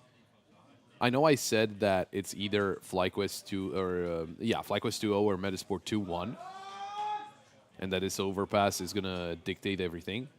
But I didn't really expect FlyQuest to be looking this good with no game recorded on HLTV on this map. But obviously they know what they're doing and they've prepared very well for this game. They didn't really have a lot of time. It was about 3 hours that they had after losing that initial game to playing into this one. but I'm guessing they are preparing for any eventuality. Now it is the final round of the first half, and FlyQuest would be very relieved to end up with a 9-3 first half scoreline. That would be the ideal scenario, wouldn't it? Medisport will try to deny it. And try to get themselves a fourth. Golly. They're spotted, taken down. Lumi out of the picture for the remainder of their T side. And he's got a couple of players right around the corner. A dink, but not a kill. Vexite still wins the duel. Plopsky had all the advantages there, but it's Vexite who actually walks away with the kill. Regali reposition, quick flick, and that is Mail out of the picture. Trying another flick, but this time it's Jaquinho to win that one. 13 HP for Jaquinho. Isaac still on full, joining his teammate through the monster tunnel. 20 seconds on the clock, and they have to get into the site, get a bomb planted, but that's Jaquinho eliminated, and Isaac gets both of them down. It's him against Vexite. About 40 HP for both of those players. Vexite coming in from short, and Isaac, he's not gonna get the kill. Very close. The spray doesn't connect fully, and Vexite will be walking away with this round. FlyQuest getting themselves up to 9. I think for a second he was thinking, oh, I need to get the AWP, but doesn't matter. You don't get it in the piss round. Yeah, you did enough. You did enough indeed. It is the ideal scenario considering the situation for FlyQuest. A couple of whiffed rounds right there for them, but not a lot to be troubled with. Sorry to interrupt you. We got the statistics on the screen, on our screen. Netic 21 and 5, 80% headshot percentage. Wow. This guy came to play, huh? Oh yeah. But please go ahead. I mean, what can you take out of these 3 rounds? There were a lot of close rounds that they could have gotten. Even those 3 were close themselves, right? But they seem on top of their game of FlyQuest, even though they haven't played this map officially for a long time. They seem to be comfortable. But we were talking about the CT side. It is indeed, if you ask me, a slight difference being on a more defensive side of things. Now we get the opportunity to see FlyQuest on that T side and see what they brought to the table. No, for sure, we saw Azure talking to his team as well, obviously coaching the side of FlyQuest. I do want to say some kind of a newer endeavor from him, but he has been around. I mean, he's not featured as the coach. He is with them at the moment.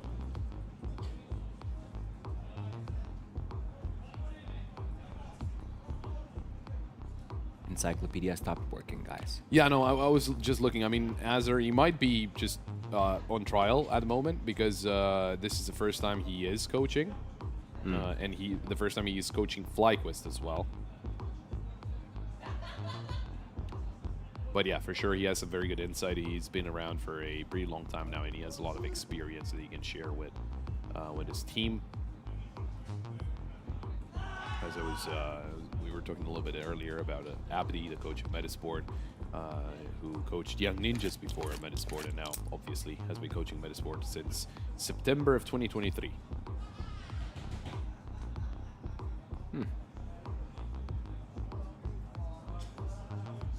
That is a cool keyboard. Yes. And a Vitality mousepad? I don't know. I think it was it males? It might have been male with that setup. So you wanna get the mousepad from Vitality so you can be like Zaiwu. Ah. There was a lot of contrast there. Yeah. There's a lot of specific things that the players have in order to make their game comfortable. We've heard about a lot of things such as that. And if it works for him, it works for him, right? Oh yeah. It's just, whatever you're thinking it's your lucky charm or anything. Maybe he won it. Yeah, I mean, if it's working, if it's making you feel more comfortable, as you mentioned, yeah. Nobody's judging. Yeah, you can get whatever. It's a like, you know, at the end of the day, it's a mouse. It's a mouse pad. Who cares, right? As long as you like it, that's all that matters. Second half with FlyQuest on the T side and Metasport on the CT side this time around. The favorite side of the map, we'll see how well they do on this favored side of the map as FlyQuest send 4 players towards Monster Tunnel and Short Tunnel. And Metasport have 3 players in Con, which is an interesting approach to this round, to this pistol round. Vexite trying to get some information out of mid. No one necessarily spotted, so... Probably they're expecting that Con play. Could very well be the case. A couple of smokes and 4 flashes on the side of FlyQuest for this pistol round, so there is a set strat for it. A minute left on the clock, but the smokes are going to be coming in. There's a smoke for short as well. Isaac lined it up, still behind the side, but not for long as JKS gets the headshot, and they're expecting that boost. JKS actually pre-firing the boost position. Jacquinho with a trade onto ends, so they need to be wary of the Monster Tunnel as well. They planted for CT. There's no smoke on the side of Jacquinho, Plopsky, or Lumi. No defuse kit either. Maybe one of their teammates had it. There's a swing. There's the kill from Lumi from heaven. He's going to take down 2. They forgot about that position. So now, in a 2v2, they will be going for the double peek. It's Vexite who reveals his position, and they will close in on him. Backs away, risky jump, but then he gets the kill on Plopsky, swings out. Lumi goes down to Netic in the end, and it is FlyQuest with an interesting piss around. They were able to claim double digits. It worked for them.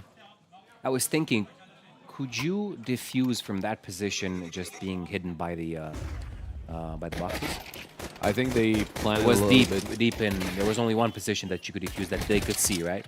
Yes, I think they plan it in such way that you cannot defuse from behind the box. Yeah, I know. Lumi's playing very close to it. That was male, no? Male, sorry, male. Yeah, male. Yeah, he's playing very close to his monitor. He feels he's young, man. Eyes working perfectly, metabolism. Yeah, we have to be that close to the monitor to see something. The eco round now, as Regali takes down 2. There's a couple of kills coming the way of Metasport. Not necessarily dangerous at the moment, but I think it can get dangerous because Khalil was retrieved. Isaac taken down. Plopsky going to be looking for any kind of kill. JKS right behind him. The door could swing open at any moment. There's Plopsky tagged up. JKS, kind of an awkward exchange between the two. Nade, not enough. But Plopsky not too alive either. Down to 14 HP. Another swing, and he's going to go down. And it's the Mac 10 of Ends to take him down. Obviously, some more money in the bank for him. But Vexite and Regali will still have to reinvest, so at least they got some damage done. Now, first buy for Metasport. It is the most crucial one because they have to win here. If they don't win this round, they're half buying into, or forced buying rather, into FlyQuest's map point. Yeah.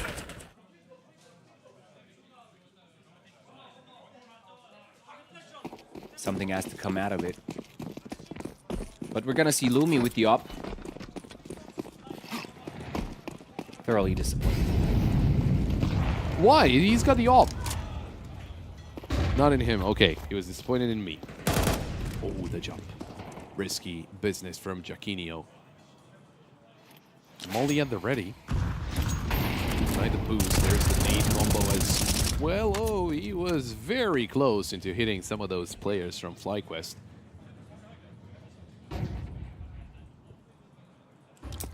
No up on the side of FlyQuest, though. They couldn't afford it, or they didn't want to go for it. And in this kind of a situation, I don't think you want to change up anything. If it is working for you, then you just stick to it.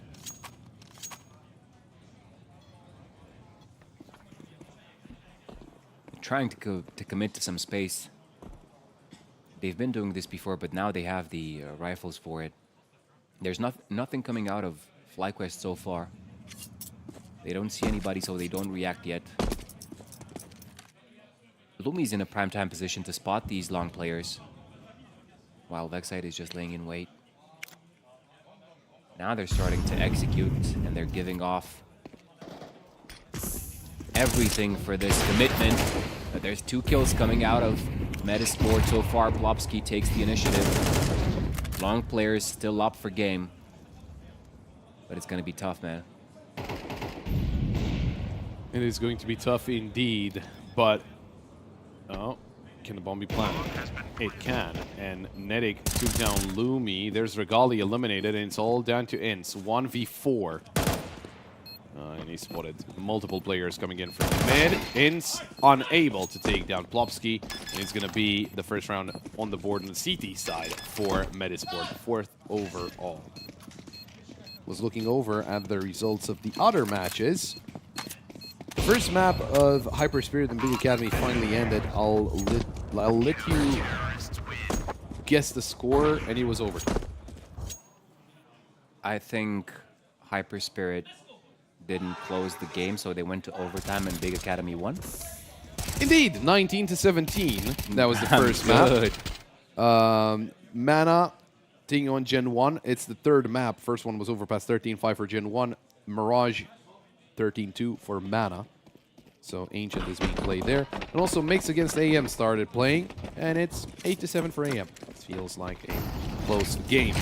But the one in hand, FlyQuest and Metasport. It is FlyQuest on a 4 spy. They are missing quite a lot of utility. You have a Tech 9 in the mix, but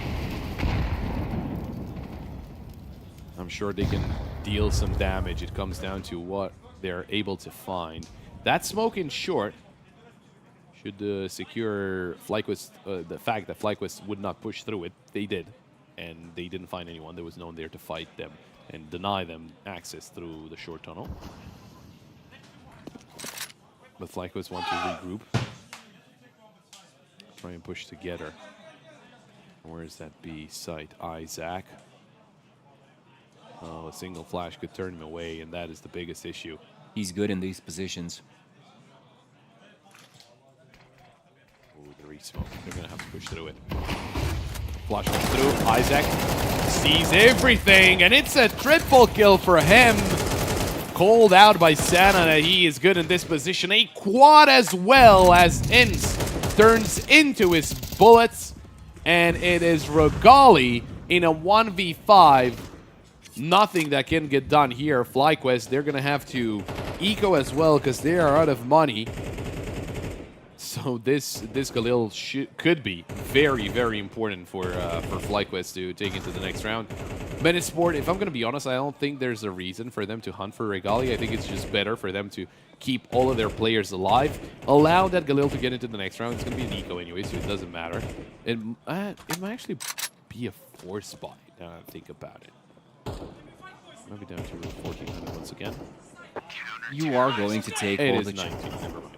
Now you're going to take all the chances that you want because you've built up a pretty big lead for yourself in terms of rounds. So it's not really that awkward overall to keep pushing your luck. But maybe I should apologize. It's not about luck. Look at this play though. It's about raw skill. And 20% skill. Isaac has plenty of it. Yeah, I just remember him in the times of Gamer Legion where he played to the Major. He had a similar experience on Overpass where he just destroyed everybody coming to Monster. Well then, relying in round 17 quite solely on the Galil that Regali saved over.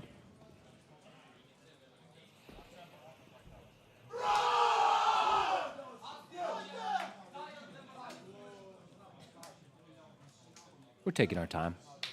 They are also taking their time.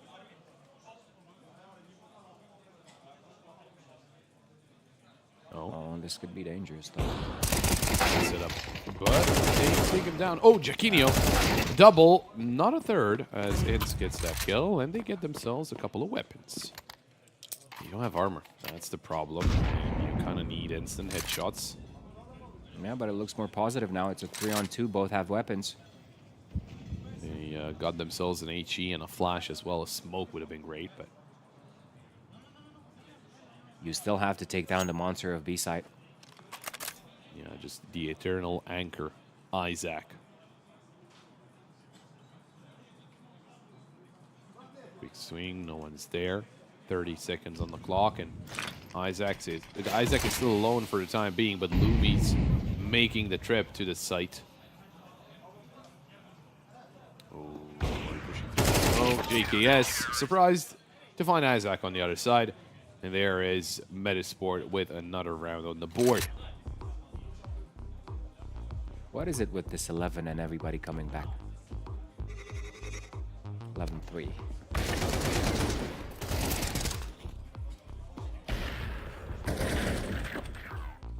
We'll see if Metasport will make it the same way as AM did against OG. They went all the way 12-11, but they weren't able to close it out, and in overtime it was OG to walk away with a win. Tactical timeout called in by FlyQuest. So they got a couple of, well, about 30 seconds to talk with Azur and decide what they want to do going forward into this T side. Remember, next up, we've got Dust 2 picked up by FlyQuest. Mirage as a decider if the is needed.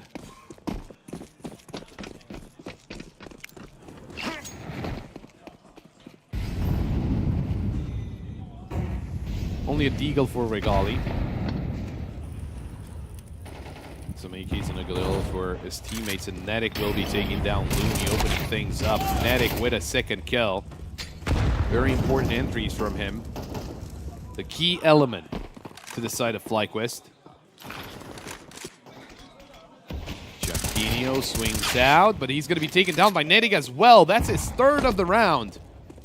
Got tired of this map. He said, I'm going to take everything into my own hands, do it my way. Push in, click heads, win rounds. Isaac and Mail will be saving their weapons, and it is going to be map point in favor of FlyQuest. Some good money in the back pocket of Metasport, so they will be buying up into the next round, whatever the case, but JKS going down to Isaac. Ooh, almost died. Doesn't really matter at this point. Are you okay, Sana? He says yes. So there we go. He is A-okay. Terrorists win. 12-6.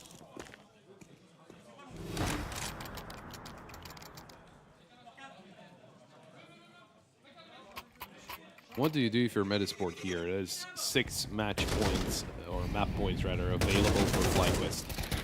6 chances to close it out and send us over to Dust 2. The usual story, not make any mistake, and shoot heads, as you say. Yeah, that would be a good start. See if they apply it. Flash into mid to make sure there's no upper swinging towards them. In the meantime, Regali just pushes through the molly to make sure no one pushes long. On the other side of the map, forcing Metasport to use the util they still have to stop a potential fast play.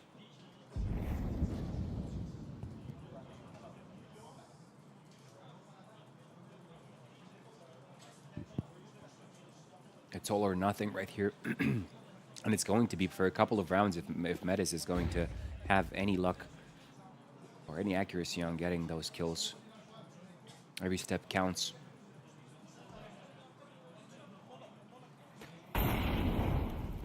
JKS. That would have been a great opening kill onto Isaac.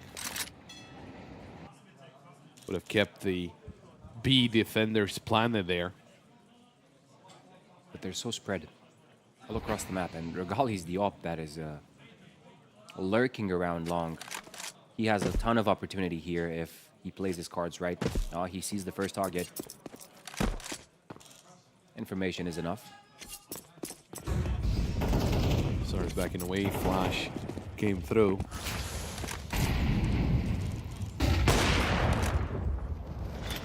His chance. Oh, there's Netic with 1. Is he activating it again? Is he getting another multi-kill? Well, we got a 4-on-4 situation. Missed shot by the Opper.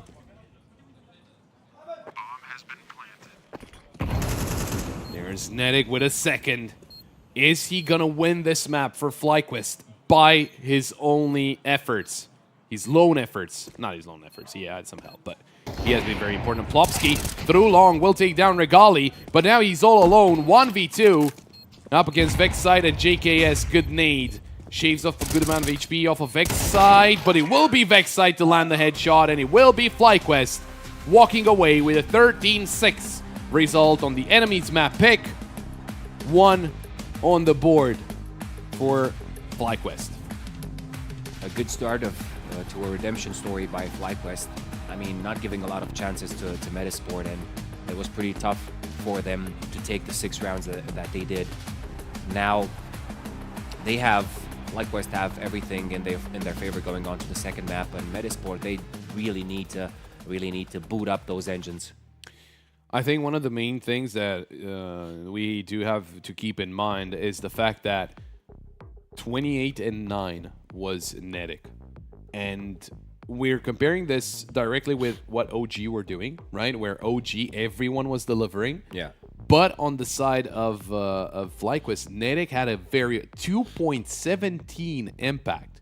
And if Nedic is not performing this well, this is a way closer game, maybe even swinging the other direction. That's the main issue that I have with this. 28 kills, 22 headshots. We've had MVPs in previous maps that only had 22 kills, not headshots. Yeah. Just a very, very good map for Nedic. 133 ADR. Vexside was up there. We cannot forget about him. I mean, he was having a good game as well. Regali obviously hitting some very nasty flicks, as we've seen. Pretty big headshot percentage as expected, 28 kills, 22 headshots.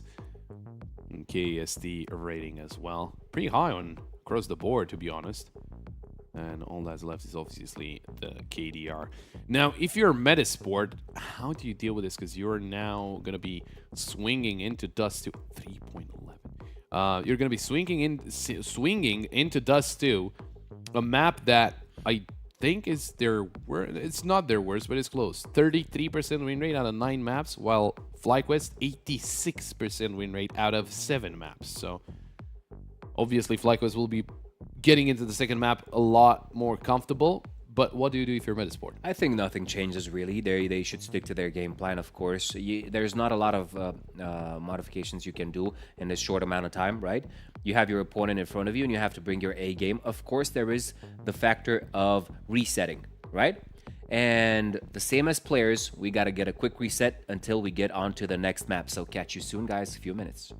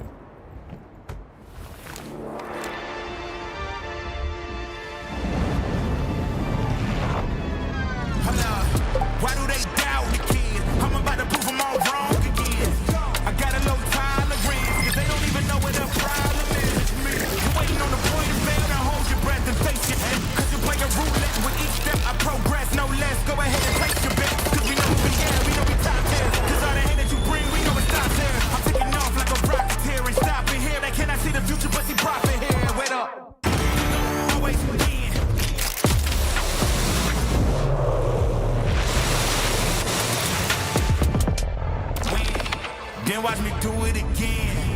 Tell her, taking no loss, no. I'm winning again, it's all on repeat. I'ma just sit in and touch 'cause I'm winning it, dog. I don't know defeat. We don't talk, better know the grind. That's my walk. I'ma keep cold, I don't take no loss. No sense, run up the score.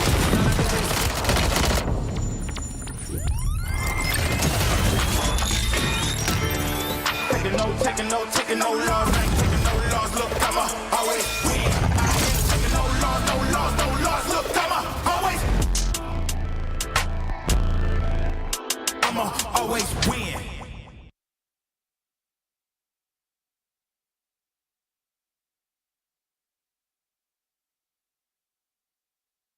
Accidentare gravă pentru Radu Drăgușin. Urmează o recuperare grea după operație. Ultima victorie? Mai poate reveni anul ăsta. Victorie. Va mai fi titular? A serious injury. Victorie? Drăgușin învinge. Ce este o victorie? Ceva ce ieri părea imposibil. Victorie? He's a machine! Forța Radu, nu te lăsa! Luptă! Victorie? Părea imposibil. Victoriile se construiesc în vestiar și pe terenul de antrenament. Pere de Locker Room, din inima sportului. Care e victoria ta de azi? Welcome back to Game Building, your favorite game dev podcast. Today, we're going to be looking at a brand new title by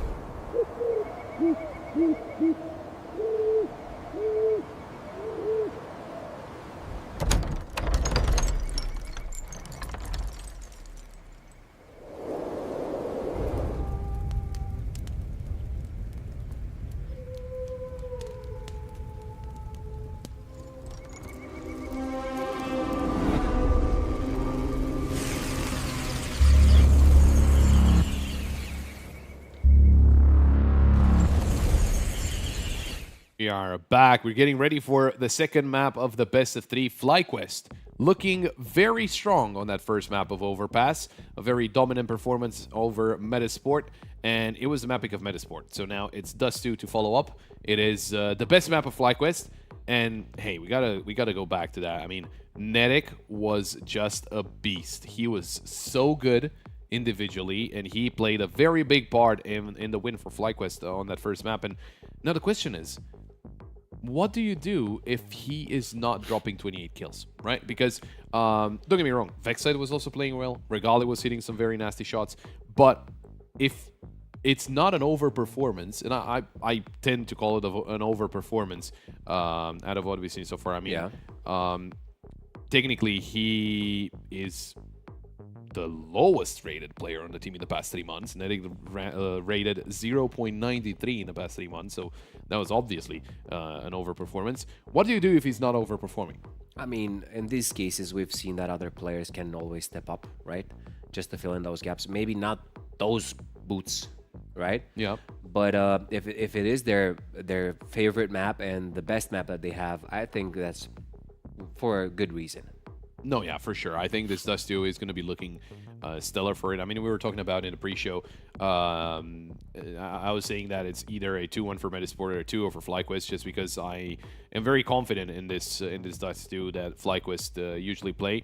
So, well, I mean, it remains to be seen, right? Because Metasport, they didn't look all that bad at the start, but as the game went on, I wouldn't say they didn't do better. I think FlyQuest just did progressively better overall, and I think they just understood really well how Metasport tend to play, what they tend to do, and how to counter that. Obviously, as the second half started, they had a good start, and that was all the last boost that they needed to get over the finish line.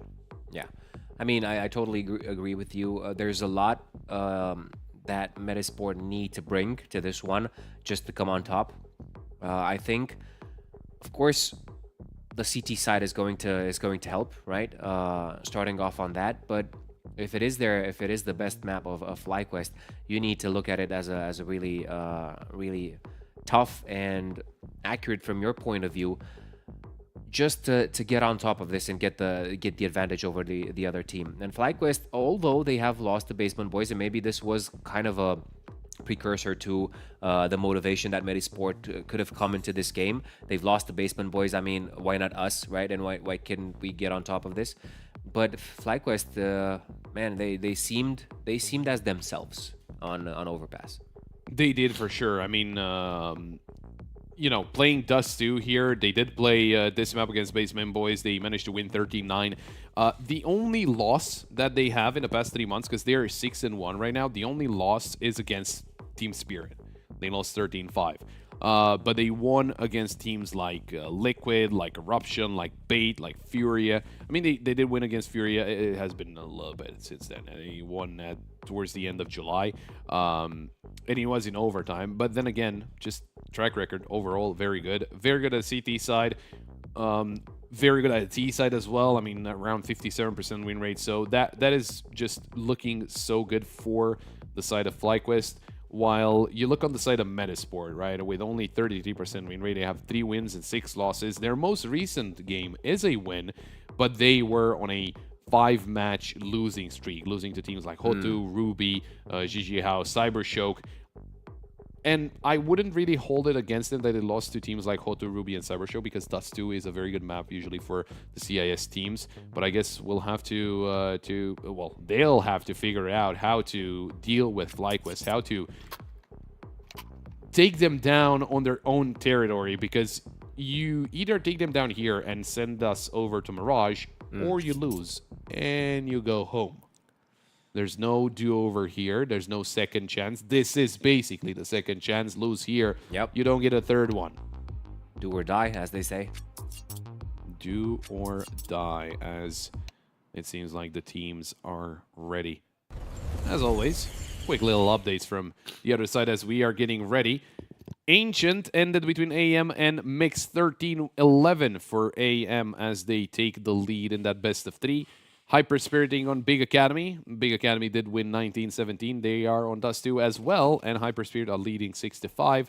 And Mana are taking on Gen 1. They are on the 3rd map, and Gen 1 is leading 11-6. NBK actually leading that game towards towards a dub, as he is 18-12.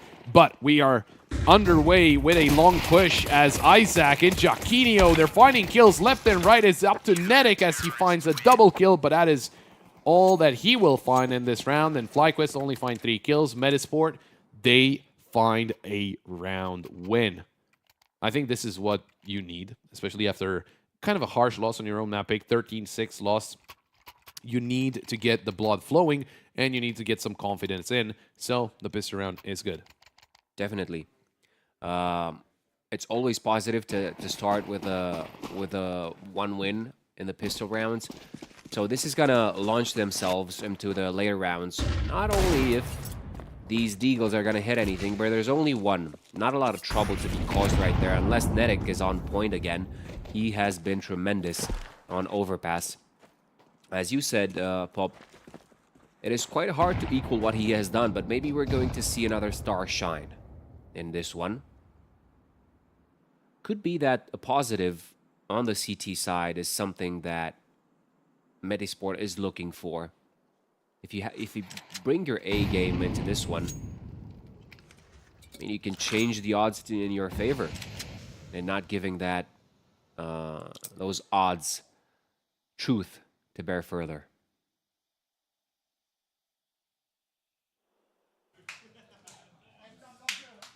Choose your battles, they say. And that is the exact thing that FlyQuest are doing right now. Short seems to be the answer. It is indeed better to capitalize on this, but we have action. There's Plopsky and Lumi. Only one kill going the way of FlyQuest, and Mail is the one to end the show right here with a 2-0 on the board for Medisport. They are in control so far. But if we take a closer look, the weapons are gonna pop up. Those rifles, they mean everything when you want to seriously do some damage.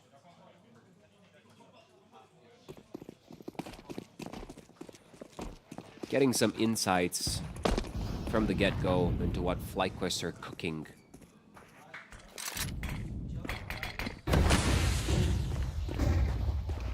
They just want to spread out, take as much space as they can. Long seems to be in their hands right now, but they're spread all out. And Netic has a good idea of what's going on the side of Medisport right now, and they are going to be a little bit aggressive. Information is given out for sure.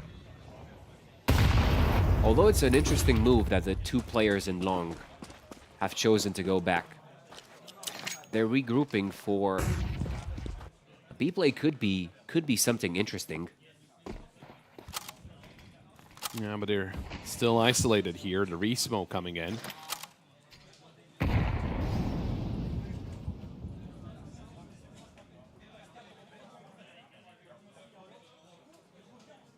You're gonna pop through. Isaac waiting on the other side. Here's all those steps. We'll be backing away. Flash dropped over. They're still going to push through. Isaac going down to ends, but Netic is eliminated. There's a swing for Mail, but JKS, what a shot. And the bomb will be planted safely. I think they're a little too late at the party to deny the bomb plan, and it could, yeah, it is a safe call. And there we go. We were talking about Inferno yesterday, Sana, you know, with all the complicated retakes. Well, B-site does too. It is also one of those maps or one of those sites that are very hard to retake. A lot of angles that you expose yourself to be checking a single one. So that is a very solid call for this side of Medisport. 3v4, not going to attempt it. Maybe when you get players coming in from tunnels as well. This was a pretty nice round because, as you saw, Medisport tried to be really aggressive in tunnels. They pushed with 3 players, just seeing Netic lurking around, and then that was the proper call into setting up that B play, knowing probably they left behind just 1 player, which was Isaac, and indeed the right call to be doing in that situation. There's the rifle rounds for FlyQuest, and it is a positive one for them. Team Economy, of course, powered by BRD, Groupe Société Générale.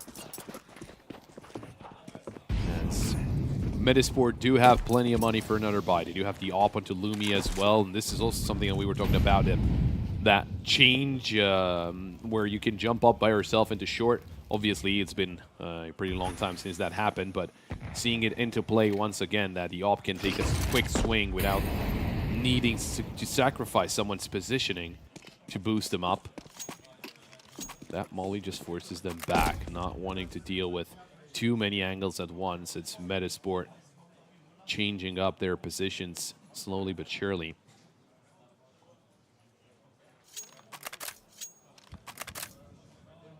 This could be an interesting duel. Molly. Mail forced out of platform completely. And Vexite finds Plopsky. That was the player kind of covering mid to B. And the smokes are in place. Flashes as well. Lumi, he had a slight gap there. And I think he knows that it's not a mid to B play, but only a single kill coming in out of Lumi. Great shot out of JKS. And it is a 4v2 at the moment, favoring FlyQuest. And Metasport, I don't think they want anything to do with this round. I think Mail and Isaac will just try to save. Oh, JKS, a little too close for comfort. And he is pushing in. Mail takes him down. But surely, even with the skill, it's way too late to try for anything. Getting that op into the next round for Regali. And that is going to be the second round on the board for FlyQuest. Pretty interesting strategy, the fact that he came in through lower tunnels, baited them out of covering mid, and then faked a mid to B play. Lumi maybe a little too in the open for his own good. If he was playing a slightly closer angle, maybe he gets away with that.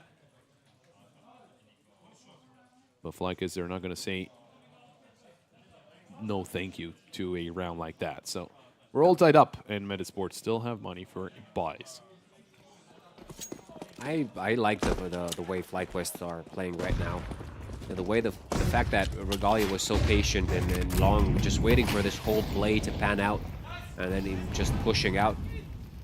Everything went the way of FlyQuest. Even the defender on long, just getting back. But now the B side is under assault. Not trying to commit too much to it, just checking the water, feeling the temperature. You can already see that a lot of players are starting to make their way to mid, at least covering what could be a possible B hit. But it's not the case. A lot of mind games being played on this map. That's a shout out to FlyQuest.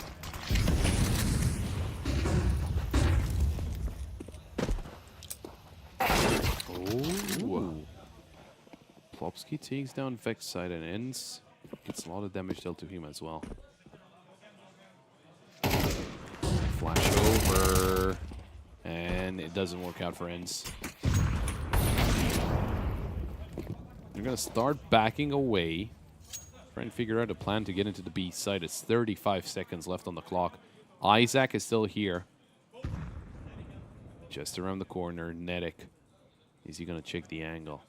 Isaac. Oh, messed up the jump there. And Netic will take him down. They do have a smoke available.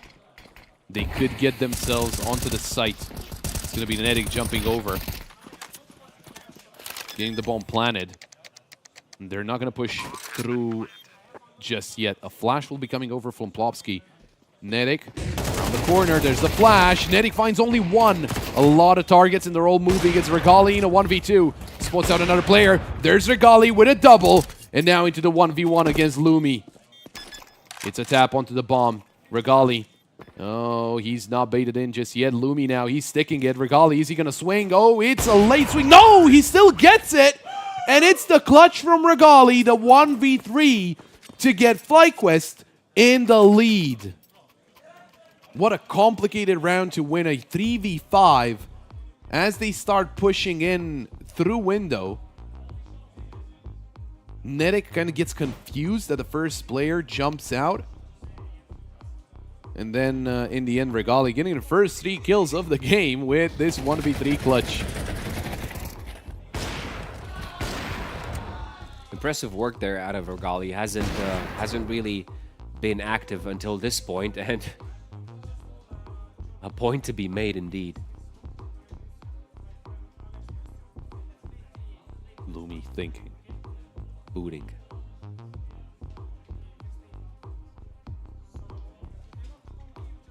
The game is paused. Is Plopsky playing another game on the side, or he felt very locked in?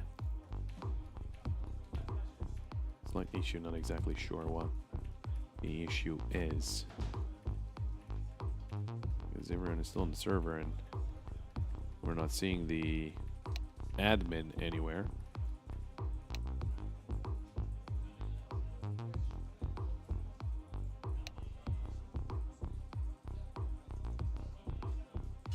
But yeah, let's see what the other teams are doing. You know, all right. Updates. Gen 1 winning their best of 3. Mana, unfortunately, bowing out of the tournament. They have been slain. At the moment, Hyper Spirit being led by Big Academy 9-6. And AM and Mix just started off. Mirage, it's 1-1. Equal score for them. Well, this could be interesting. There's a lot of players in that smoke, and now they're just exploding out of it. Only one kill going the way of Metasport, and it's a quick cleanup. There's one more. Jaquinho, how many can you get right here with this Eagle? You've been spotted and taken down. Another round for FlyQuest expected out of this eco. But they're starting to build, and they're building a difference on T side. Kind of scary when you're thinking that they still have their chances on the CT as well.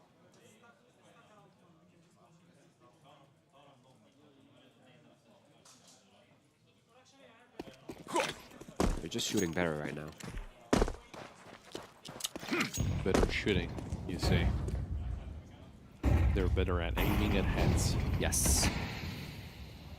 Precisely. Accurately. Are you saying that it is like shooting fish in a barrel? Yeah. Okay. Let's see if Neil does the same thing. Oh, great shot. Joined by Isaac as well. Very complicated setup to go through. It's more or less like the cave setup on Ancient, where two players are right above one another. And FlyQuest abandoned the idea of getting something out of that B site. Although they had that set up towards B. Oh, wow. Hang on. What kind of an angle is that at the edge of the smoke? It's a good angle. That's nasty, what it is. But I had a point and I forgot it. So, trying to push through mid, going into the B side. It's 3 players there for Metasport. Oh yeah, even though they had 2 players in B with that setup, they didn't necessarily get a lot of map control beforehand. Taking a swing, Regali, checking out if anyone's peeking from the A site. They're not giving them anything at this point. They really want this B play, and it could backfire. Not a lot of time left, and not a lot of information apart from 2 players' work here some time ago. Oh, Isaac. That was awkward. Oh. There's JKS with a double, not a third. Lopski will be staying alive. Regali needs to get this kill. Deagle out, and he's going to get it. But 7 seconds left, and Lumi will find that kill. Huge double kill from Plopski. If he doesn't get that double kill, I think the round actually swings on its head, but thankfully he does. Then Regali has to take out a Deagle, get the kill, and then get the bomb to the site, which wasted some more time. They gained some time getting towards the B side. There's a trade. There's the round 3 on the board for Metasport. They were right about it. The gamble worked in the end. Kind of some whiff shots out there from Isaac. But in the end, Plopski covers everything, and it's all right. 3 rounds up for Metasport, and it doesn't really look all the way FlyQuest. No, surely not feeling as quote-unquote easy as the numbers would have said, but obviously it comes down to how the teams play and how the strategies align or do not align against each other. Fair enough. Now, even though Metasport just won that round, they didn't really get a lot of money out of it. FlyQuest obviously still able to buy, and an op for Regali as well, as he has been very important playing that op. And FlyQuest take control over mid. They get themselves into short, but there's a smoke stopping them, and Vexite takes some damage from the nade. And he's getting ready to set up. They're really respecting FlyQuest and the strategies that they're applying into this game. There's nobody pushing from B. Ooh, but now they're being caught out. Mail. Great double kill. Kind of an awkward exchange there from FlyQuest, from the side of FlyQuest. The bullet's not hitting. An interesting strategy, but they're just getting mowed down. It's Regali, 1v5. Not going to happen. Saving is actually the only decision that he can get here. kind of an interesting strategy from Vex side as he jumped down into CT, but never expected Mail to spot him all the way from down into CT mid, and that was an easy kill for him. Very swift as well. A double kill for Mail in this round. Oh, he's actually trying to bait some shots, but there's Regali landing the shot. Will be staying alive, but he's not getting a loss bonus. So, do you force around this? I think there's a decision to be made there. A tactical pause called in by FlyQuest. They're not really being too aggressive about it, Metisport. They just play good in their positions, as Mail does right here. Getting cover for that third kill really couldn't do much with those two players left from the side of FlyQuest. You need to think and talk things over.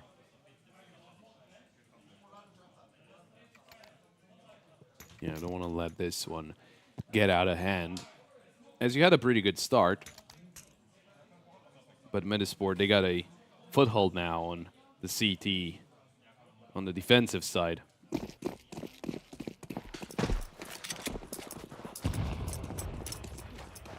Now, the decision was to not force up again around the op. I'm just going to be playing with the pistols, a P250 for Vex side in armor, so potentially picking up the op if anything happens with Regali. There's going to be a lot on the shoulders of Regali in this round to try and get those kills.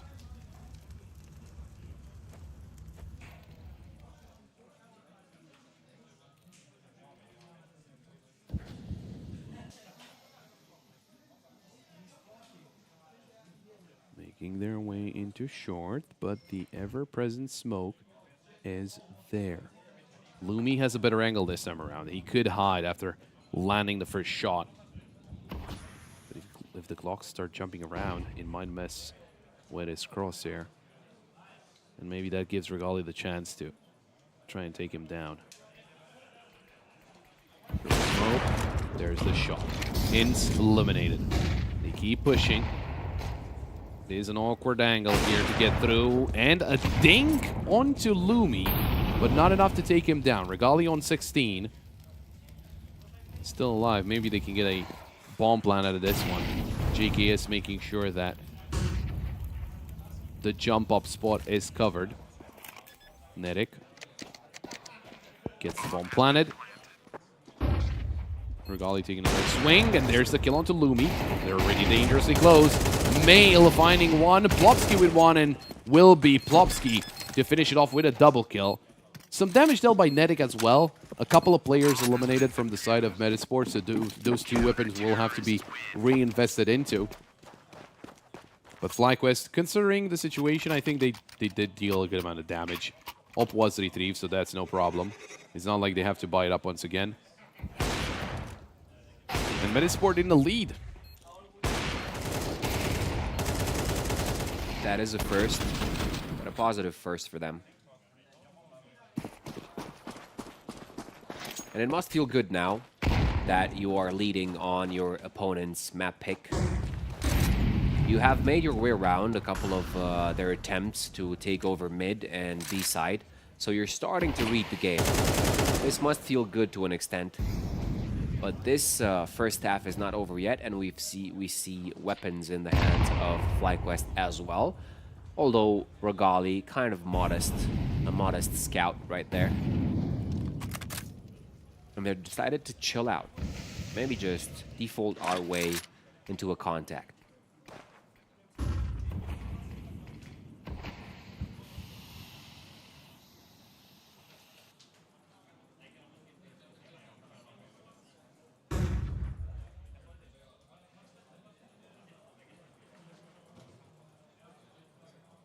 FlyQuest.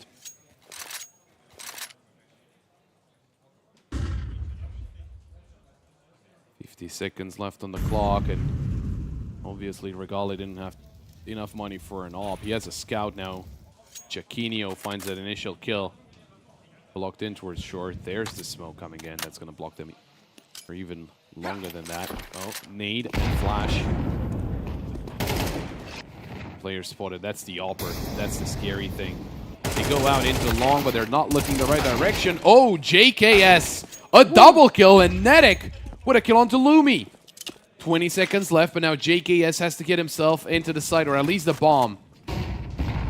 Perfectly timed flash, as Isaac couldn't see anything. And the bomb gets on the site and gets planted.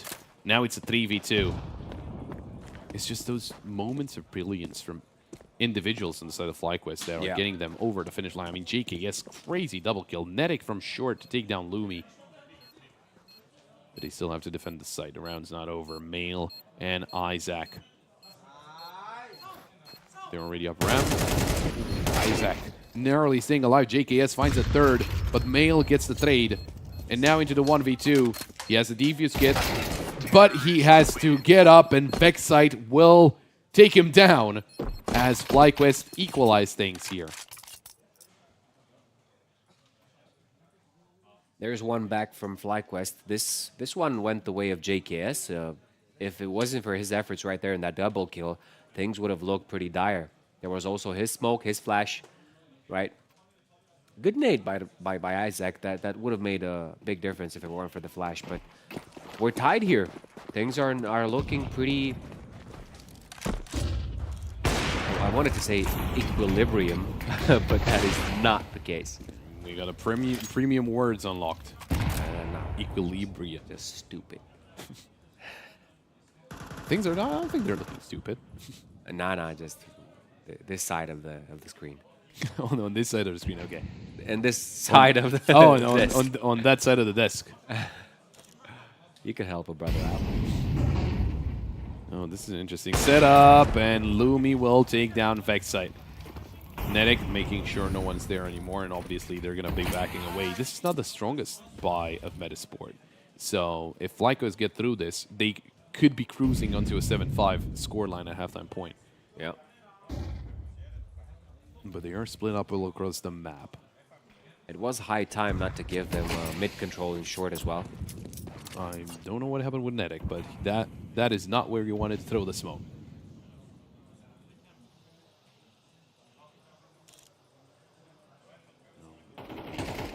Swings out with the op into mid. There's no one to be spotted.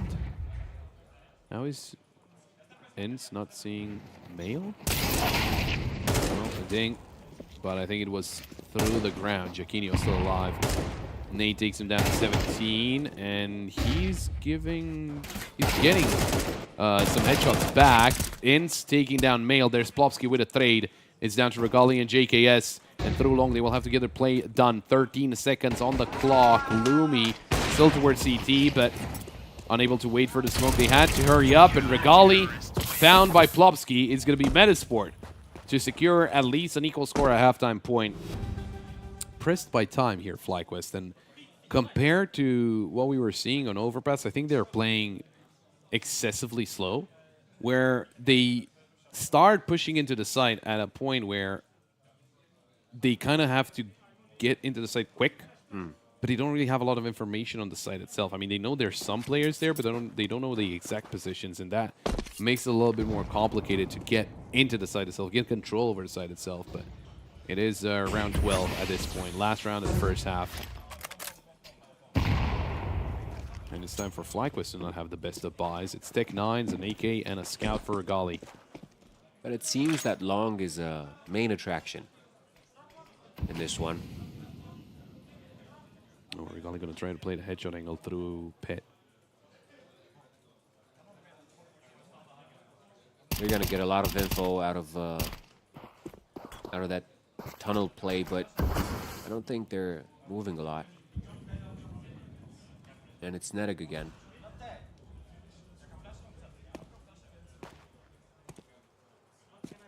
They need to... Trying to take a swing with that scout. Oh, yeah. Isaac's been spotted. The Tech 9, and he's going to get the kill. A little late, but better late than never. Oh, Netic jumping headshot with the Tech 9, and it's going to be a quick B play after a kill like that. Lumi opening up the smoke. No one necessarily spotted or able to take down. Molly perfectly timed as that denies Plopsky the push in. Netic needs to be careful. That fire is hot. Ooh, a nice jump. got Wilson personal to window. Flash comes through, but they're not pushing in just yet. It's a boost over by the side of Medisport. JKS sees it, takes Jaquinho down. Netic with a pre-fire will take down Plopsky, and it's all down to Lumi. Low HP, no scope onto Netic. Trying to land the shot, but JKS will deny it. It is an equal score at halftime point between the two teams. FlyQuest,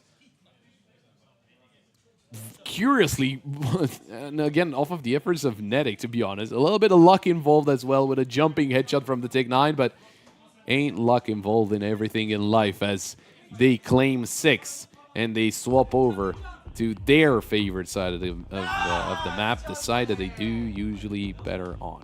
I mean, somebody, sometime, back in the day said everything is fair in love and war. There we go. Is this love or war?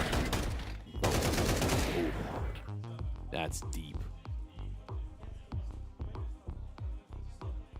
That was a really good setup out of FlyQuest. It even went overboard with the kills that they got. But yeah, Netic keeps performing, and he's up there. He's up there with JKS. Yeah, JKS having a way better of a game. Some very impressive shots out of him as well. Now on the CT side, you're going to have to face the deep strategy book that Abdi's holding in his hand there of Medisport. Hey guys, do we play spawn? I feel like they should already know, but maybe they don't. Maybe that's how they got themselves a single loss on this one in the previous 7 games. I mean, it was against Spirit, so I don't think we can fault them. I mean, hey, it is team spirit at the end of the day. I do want to double check. I don't know why, because the answer is obvious, but who was the player that really was putting a lot of pressure onto FlyQuest in that game? I'm gonna say Donk, but I mean, you got Donk. Yeah, it was him. No surprise there. 25 and 11. 2.02 rating. That is crazy. But yeah, FlyQuest.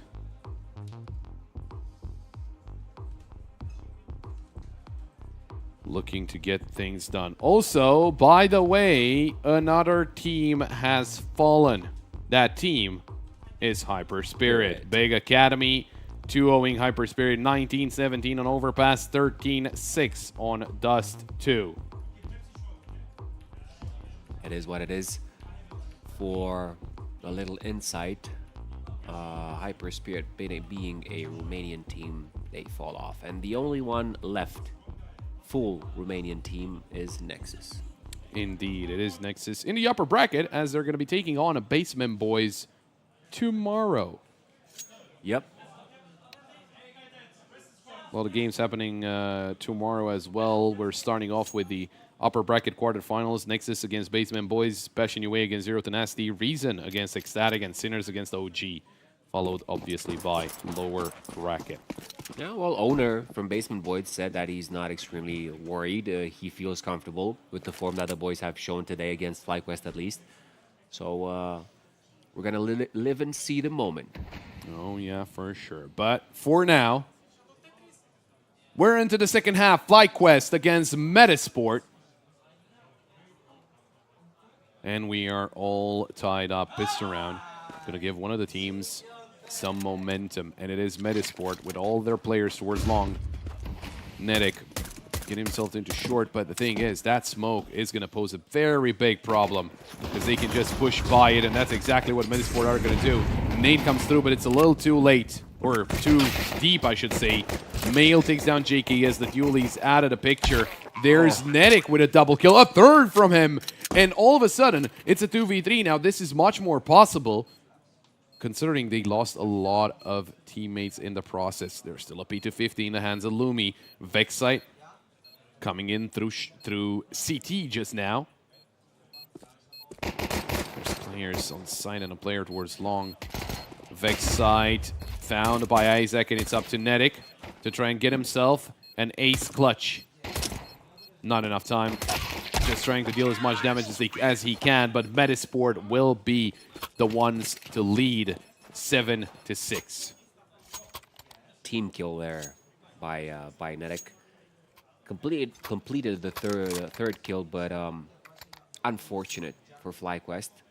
However, Metasport, good execution. Wasn't the same when FlyQuest tried to build their way through long on the pistol rounds. Metasport were completely ready, and now they're showing that they can apply this strat for themselves, and it works. And it did. Netic being spot out here. They have forced their buy. Just pushing Metasport players out of tunnel.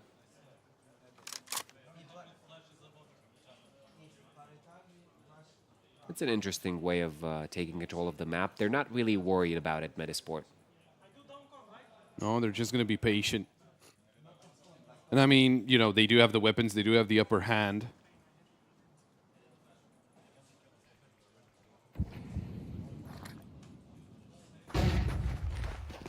Flash into mid, and they'll swing. The only player they are even close is Ince. But tunnels, that's a big problem if they do lose their weapons here.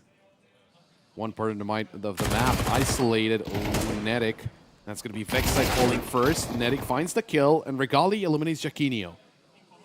It wasn't the player expected to go down, as that was, of course, Plopsky. He was swinging in from T-spawn. Lumi eliminated by Regali. Hang on, it's a 4v2. And Plopsky stacked up. Flash thrown, that was heard. In the meantime, Isaac dinked, and the kills come through for FlyQuest. Regali and JKS ending the round in favor of FlyQuest, obviously, and it is all tied up. And a very important round at that. No bomb plan means this force buy is not going to look that good for Metasport. Oh, yeah. That was a good bit of aggressiveness right there from FlyQuest, and it really went their way, starting with Netic. He keeps opening things up for FlyQuest and giving the proper space. Together with Regali, they were pivotal for that play.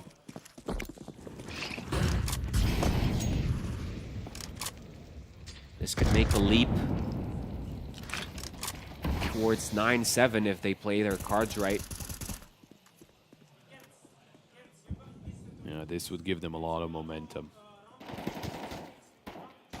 Spraying through the smoke. Not connecting, but even if they manage to get into short, they've got Regali on the other side. They've got JKS towards long to deal with. And obviously, Ince will be rotating quickly.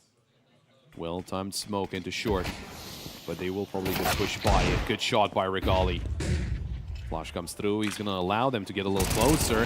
There's some help from Ince. JKS finds one as well. Mail eliminated, and it's Isaac all by himself looking for a headshot and not able to get it. And there is FlyQuest back in the lead. Should extend it, though, as they do have an eco. A plain old eco.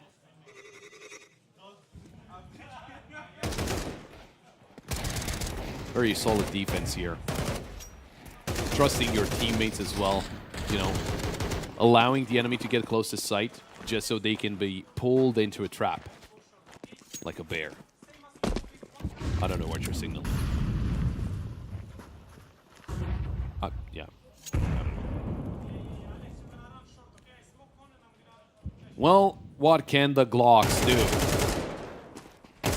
Regali finds out firsthand. Nothing. Yeah, we've been wanting some Glock action, and positive Glock action, but I don't think we're gonna see it in this tournament. Not going to happen. Have you witnessed such excellence out of the Glocks ever? Yes. In guess what? Our good old friend South America. Yeah. Never in my life I've seen a flawless Glock round like I've seen there. Really? Against weapons? Yeah. Wow. You'd be surprised. Round 17, as Metasport will be buying up. what is the play here for Metasport as they send multiple players towards long? Ooh, the smoke comes through. The molly was a little too deep, but Regali's on the other side. Finds one, needs some help. JKS eliminated by Lumi.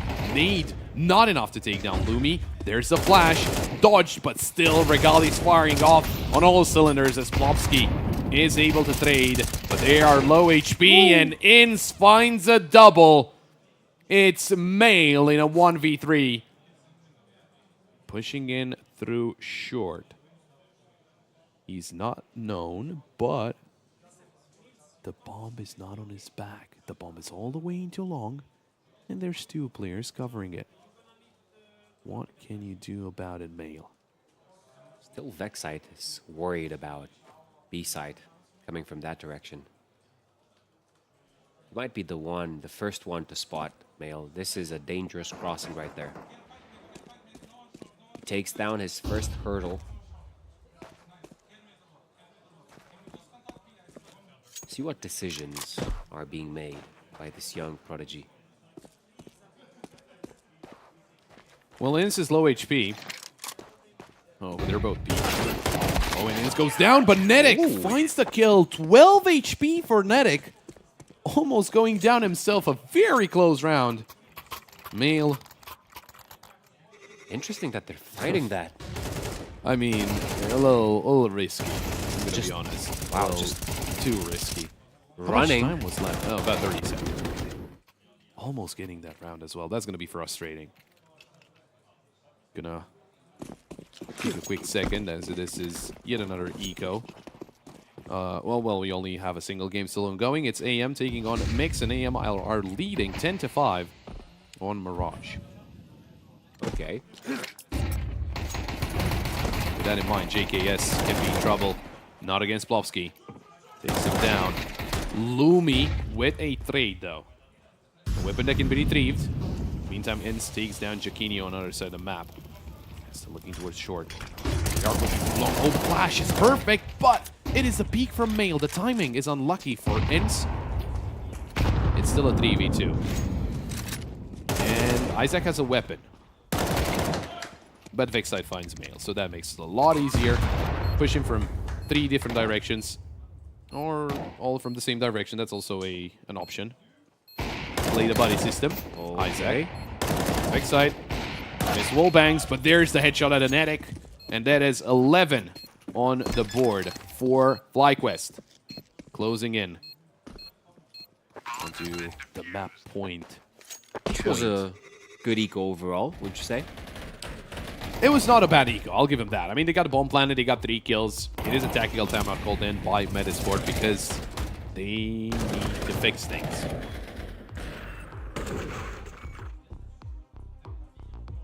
It's going to be extremely tough if you lose this one. You're going on to a poor, maybe not a poor buy because there's there are some money, but a stretched out buy in the next one if you lose this one.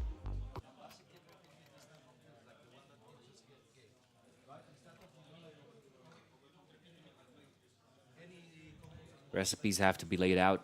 Cooking has to be done. Who's going to be the chef?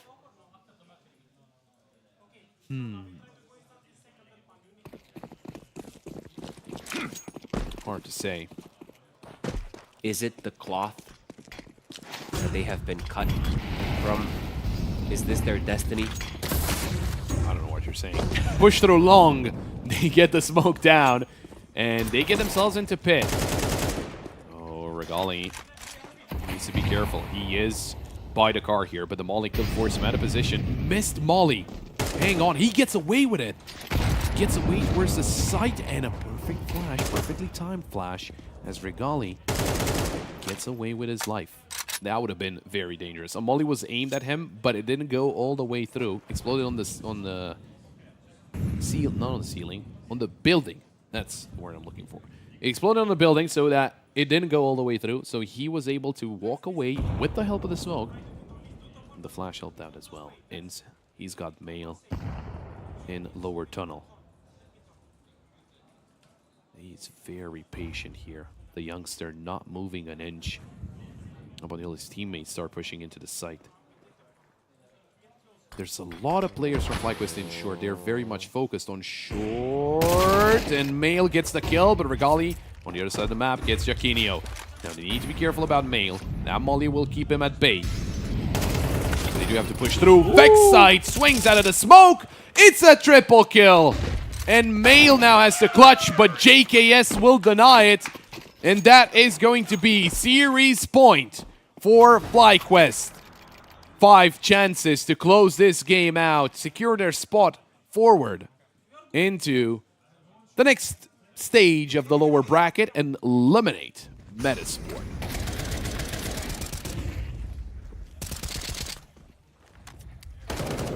Out of the 5 chances, they only need 1, and obviously their CT side is looking stellar.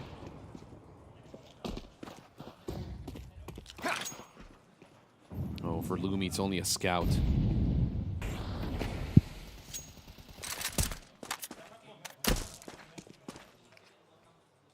Taking on a long-range duel with only the scout is not really going to be all that easy. And you do have to try it. He's been spotted towards top mid. Molly forcing JKS back. He actually falls down into CT. Oh, good nade. It's interesting how they haven't hit the B side so far. Successfully. Or at least just making a really good attempt at it. Yeah, it was mainly A action. Especially through long as well. They kind of forced it. You think they zeroed in on this A side play? Regali was all over the place with the op. JKS supporting. Even Vexite.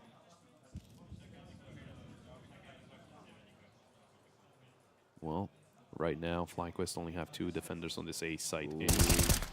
Good shot, takes down Isaac. Smokes out the second player, but that's Mail with a great reaction. Regali, he gets...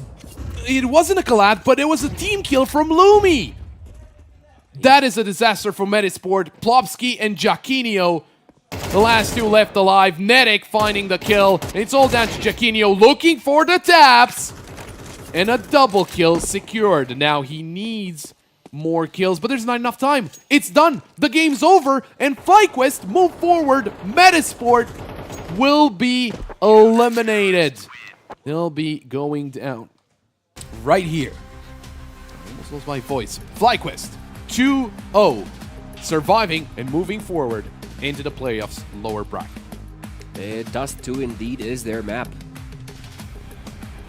As we can see, top fragger Regali, I think he takes the MVP for this one. Although JKS had a great game. Well, you know, we were talking about how what our flag was going to do compared to the first map where Nedek was overperforming like crazy. Well, simple answer: everyone can just perform. Yep. Everyone hit their shots. There we go. There's the win. So simple as that. FlyQuest. Again, it is a little surprising that they are in a lower bracket. Losing to Basement Boys was obviously not on anyone's bingo card, but as long as they survive here, coming in as the highest rated team is obviously a lot of pressure onto them, but they did good here, and we'll see if they do good tomorrow, which means that with this game over, they will have to face tomorrow against the loser of OG and Sinners. So let's say it doesn't really get any easier from here on out to whoever they will have to play against. At the same time, we might actually get to catch, well, not to catch, but it's towards the end, the second game. If that ends as a 2-0, AM on a match point rather, against Mix, that could round up everything with this tournament. So we got Regali as the MVP, and I would say that is well deserved. Yep. He was, it seemed that at some point, at points in time, he was present all over the place. And he was getting those first kill, even following up on them, playing a really good game in opening stuff up for his team, especially on the CT side, where he was most needed. Now, they started off with a tie, but then they just took over on the CT side. Nothing seemed to work for Metis, and this is the result of the MVP partially, because close to him was JKS. Yeah, for sure. I think just overall, if it were to give it to someone in the whole best of 3, it's probably Netic.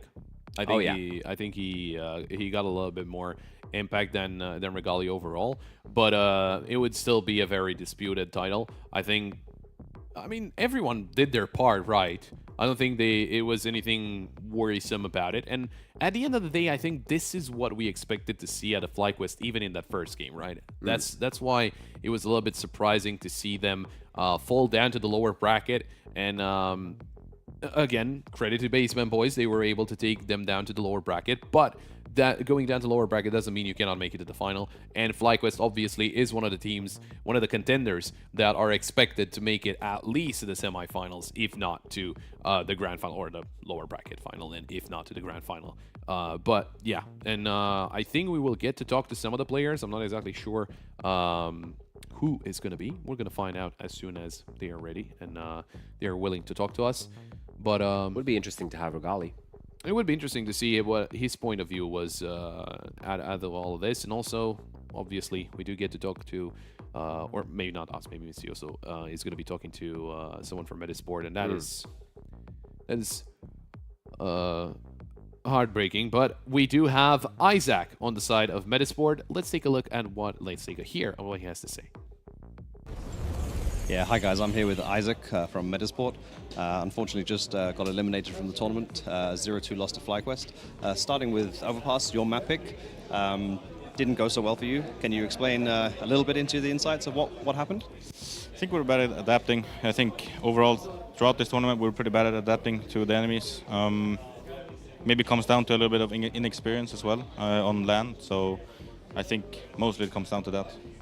Yeah, speaking of the inexperience, you've obviously got guys like yourself and Plopsky who are very experienced, I would say.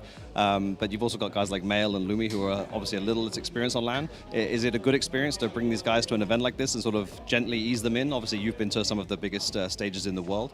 How's that experience for them, do you think?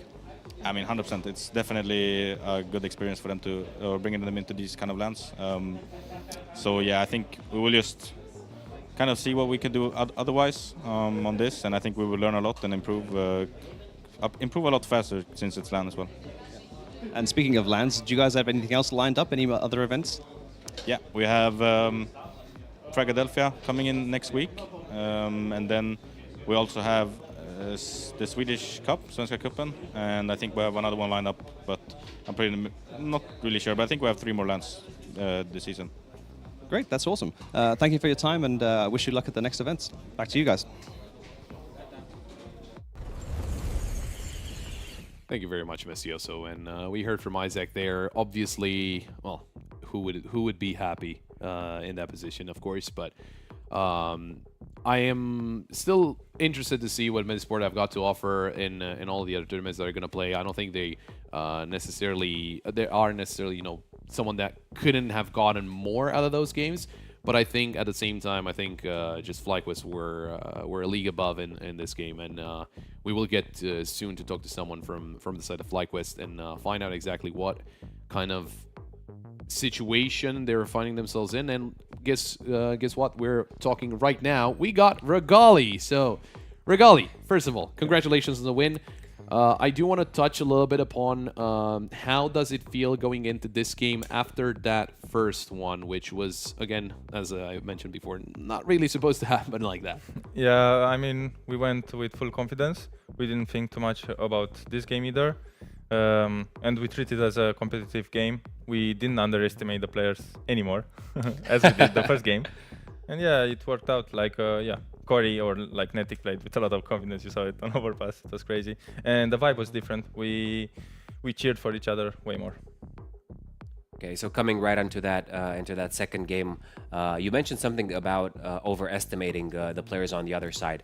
You were full-on serious from Metasport, but did everything go your way in the second game, second best of 3? No, not really. But we talked more in mid rounds, and we fixed the things that didn't go our way, I would say. Yeah. And we were talking about how on Overpass it was a lot of effort from Nedic to get you guys that quickly over the finish line, and then in the second map it was everyone delivering, everyone doing their part. And is it something that's more you guys are more used to, you know, everyone delivering, or and is it a one-time thing that Nedic overperformed that much, or is it something usually that you get to see one of the players really go ahead of the other, of anyone on the team? What am I saying? Yeah, there we go. That's the question. Nah, ever since JKS joined the team, we are trying to have a system where everyone can have a great game. And this time was Netic, but he was also like, I'm happy for someone who farms Seek of Rex because he gets his confidence.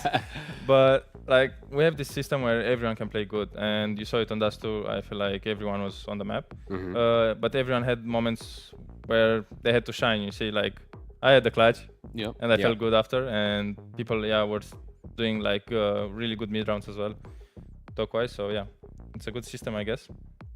Yeah, I don't know if you know, but you were very close to losing that round when you got that clutch. It was like, it doesn't matter. I counted, but then I started counting after like I don't know what I even counted, man. I need to sleep, man.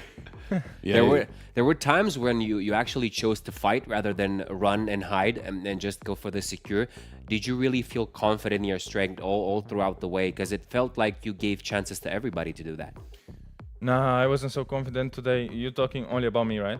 And your teammates as well. I don't know actually about my teammates. Could be because last LAN we played, it was a long time ago. Yeah, really more than a month. And then we practiced hard, and probably were a bit scared to do mistakes.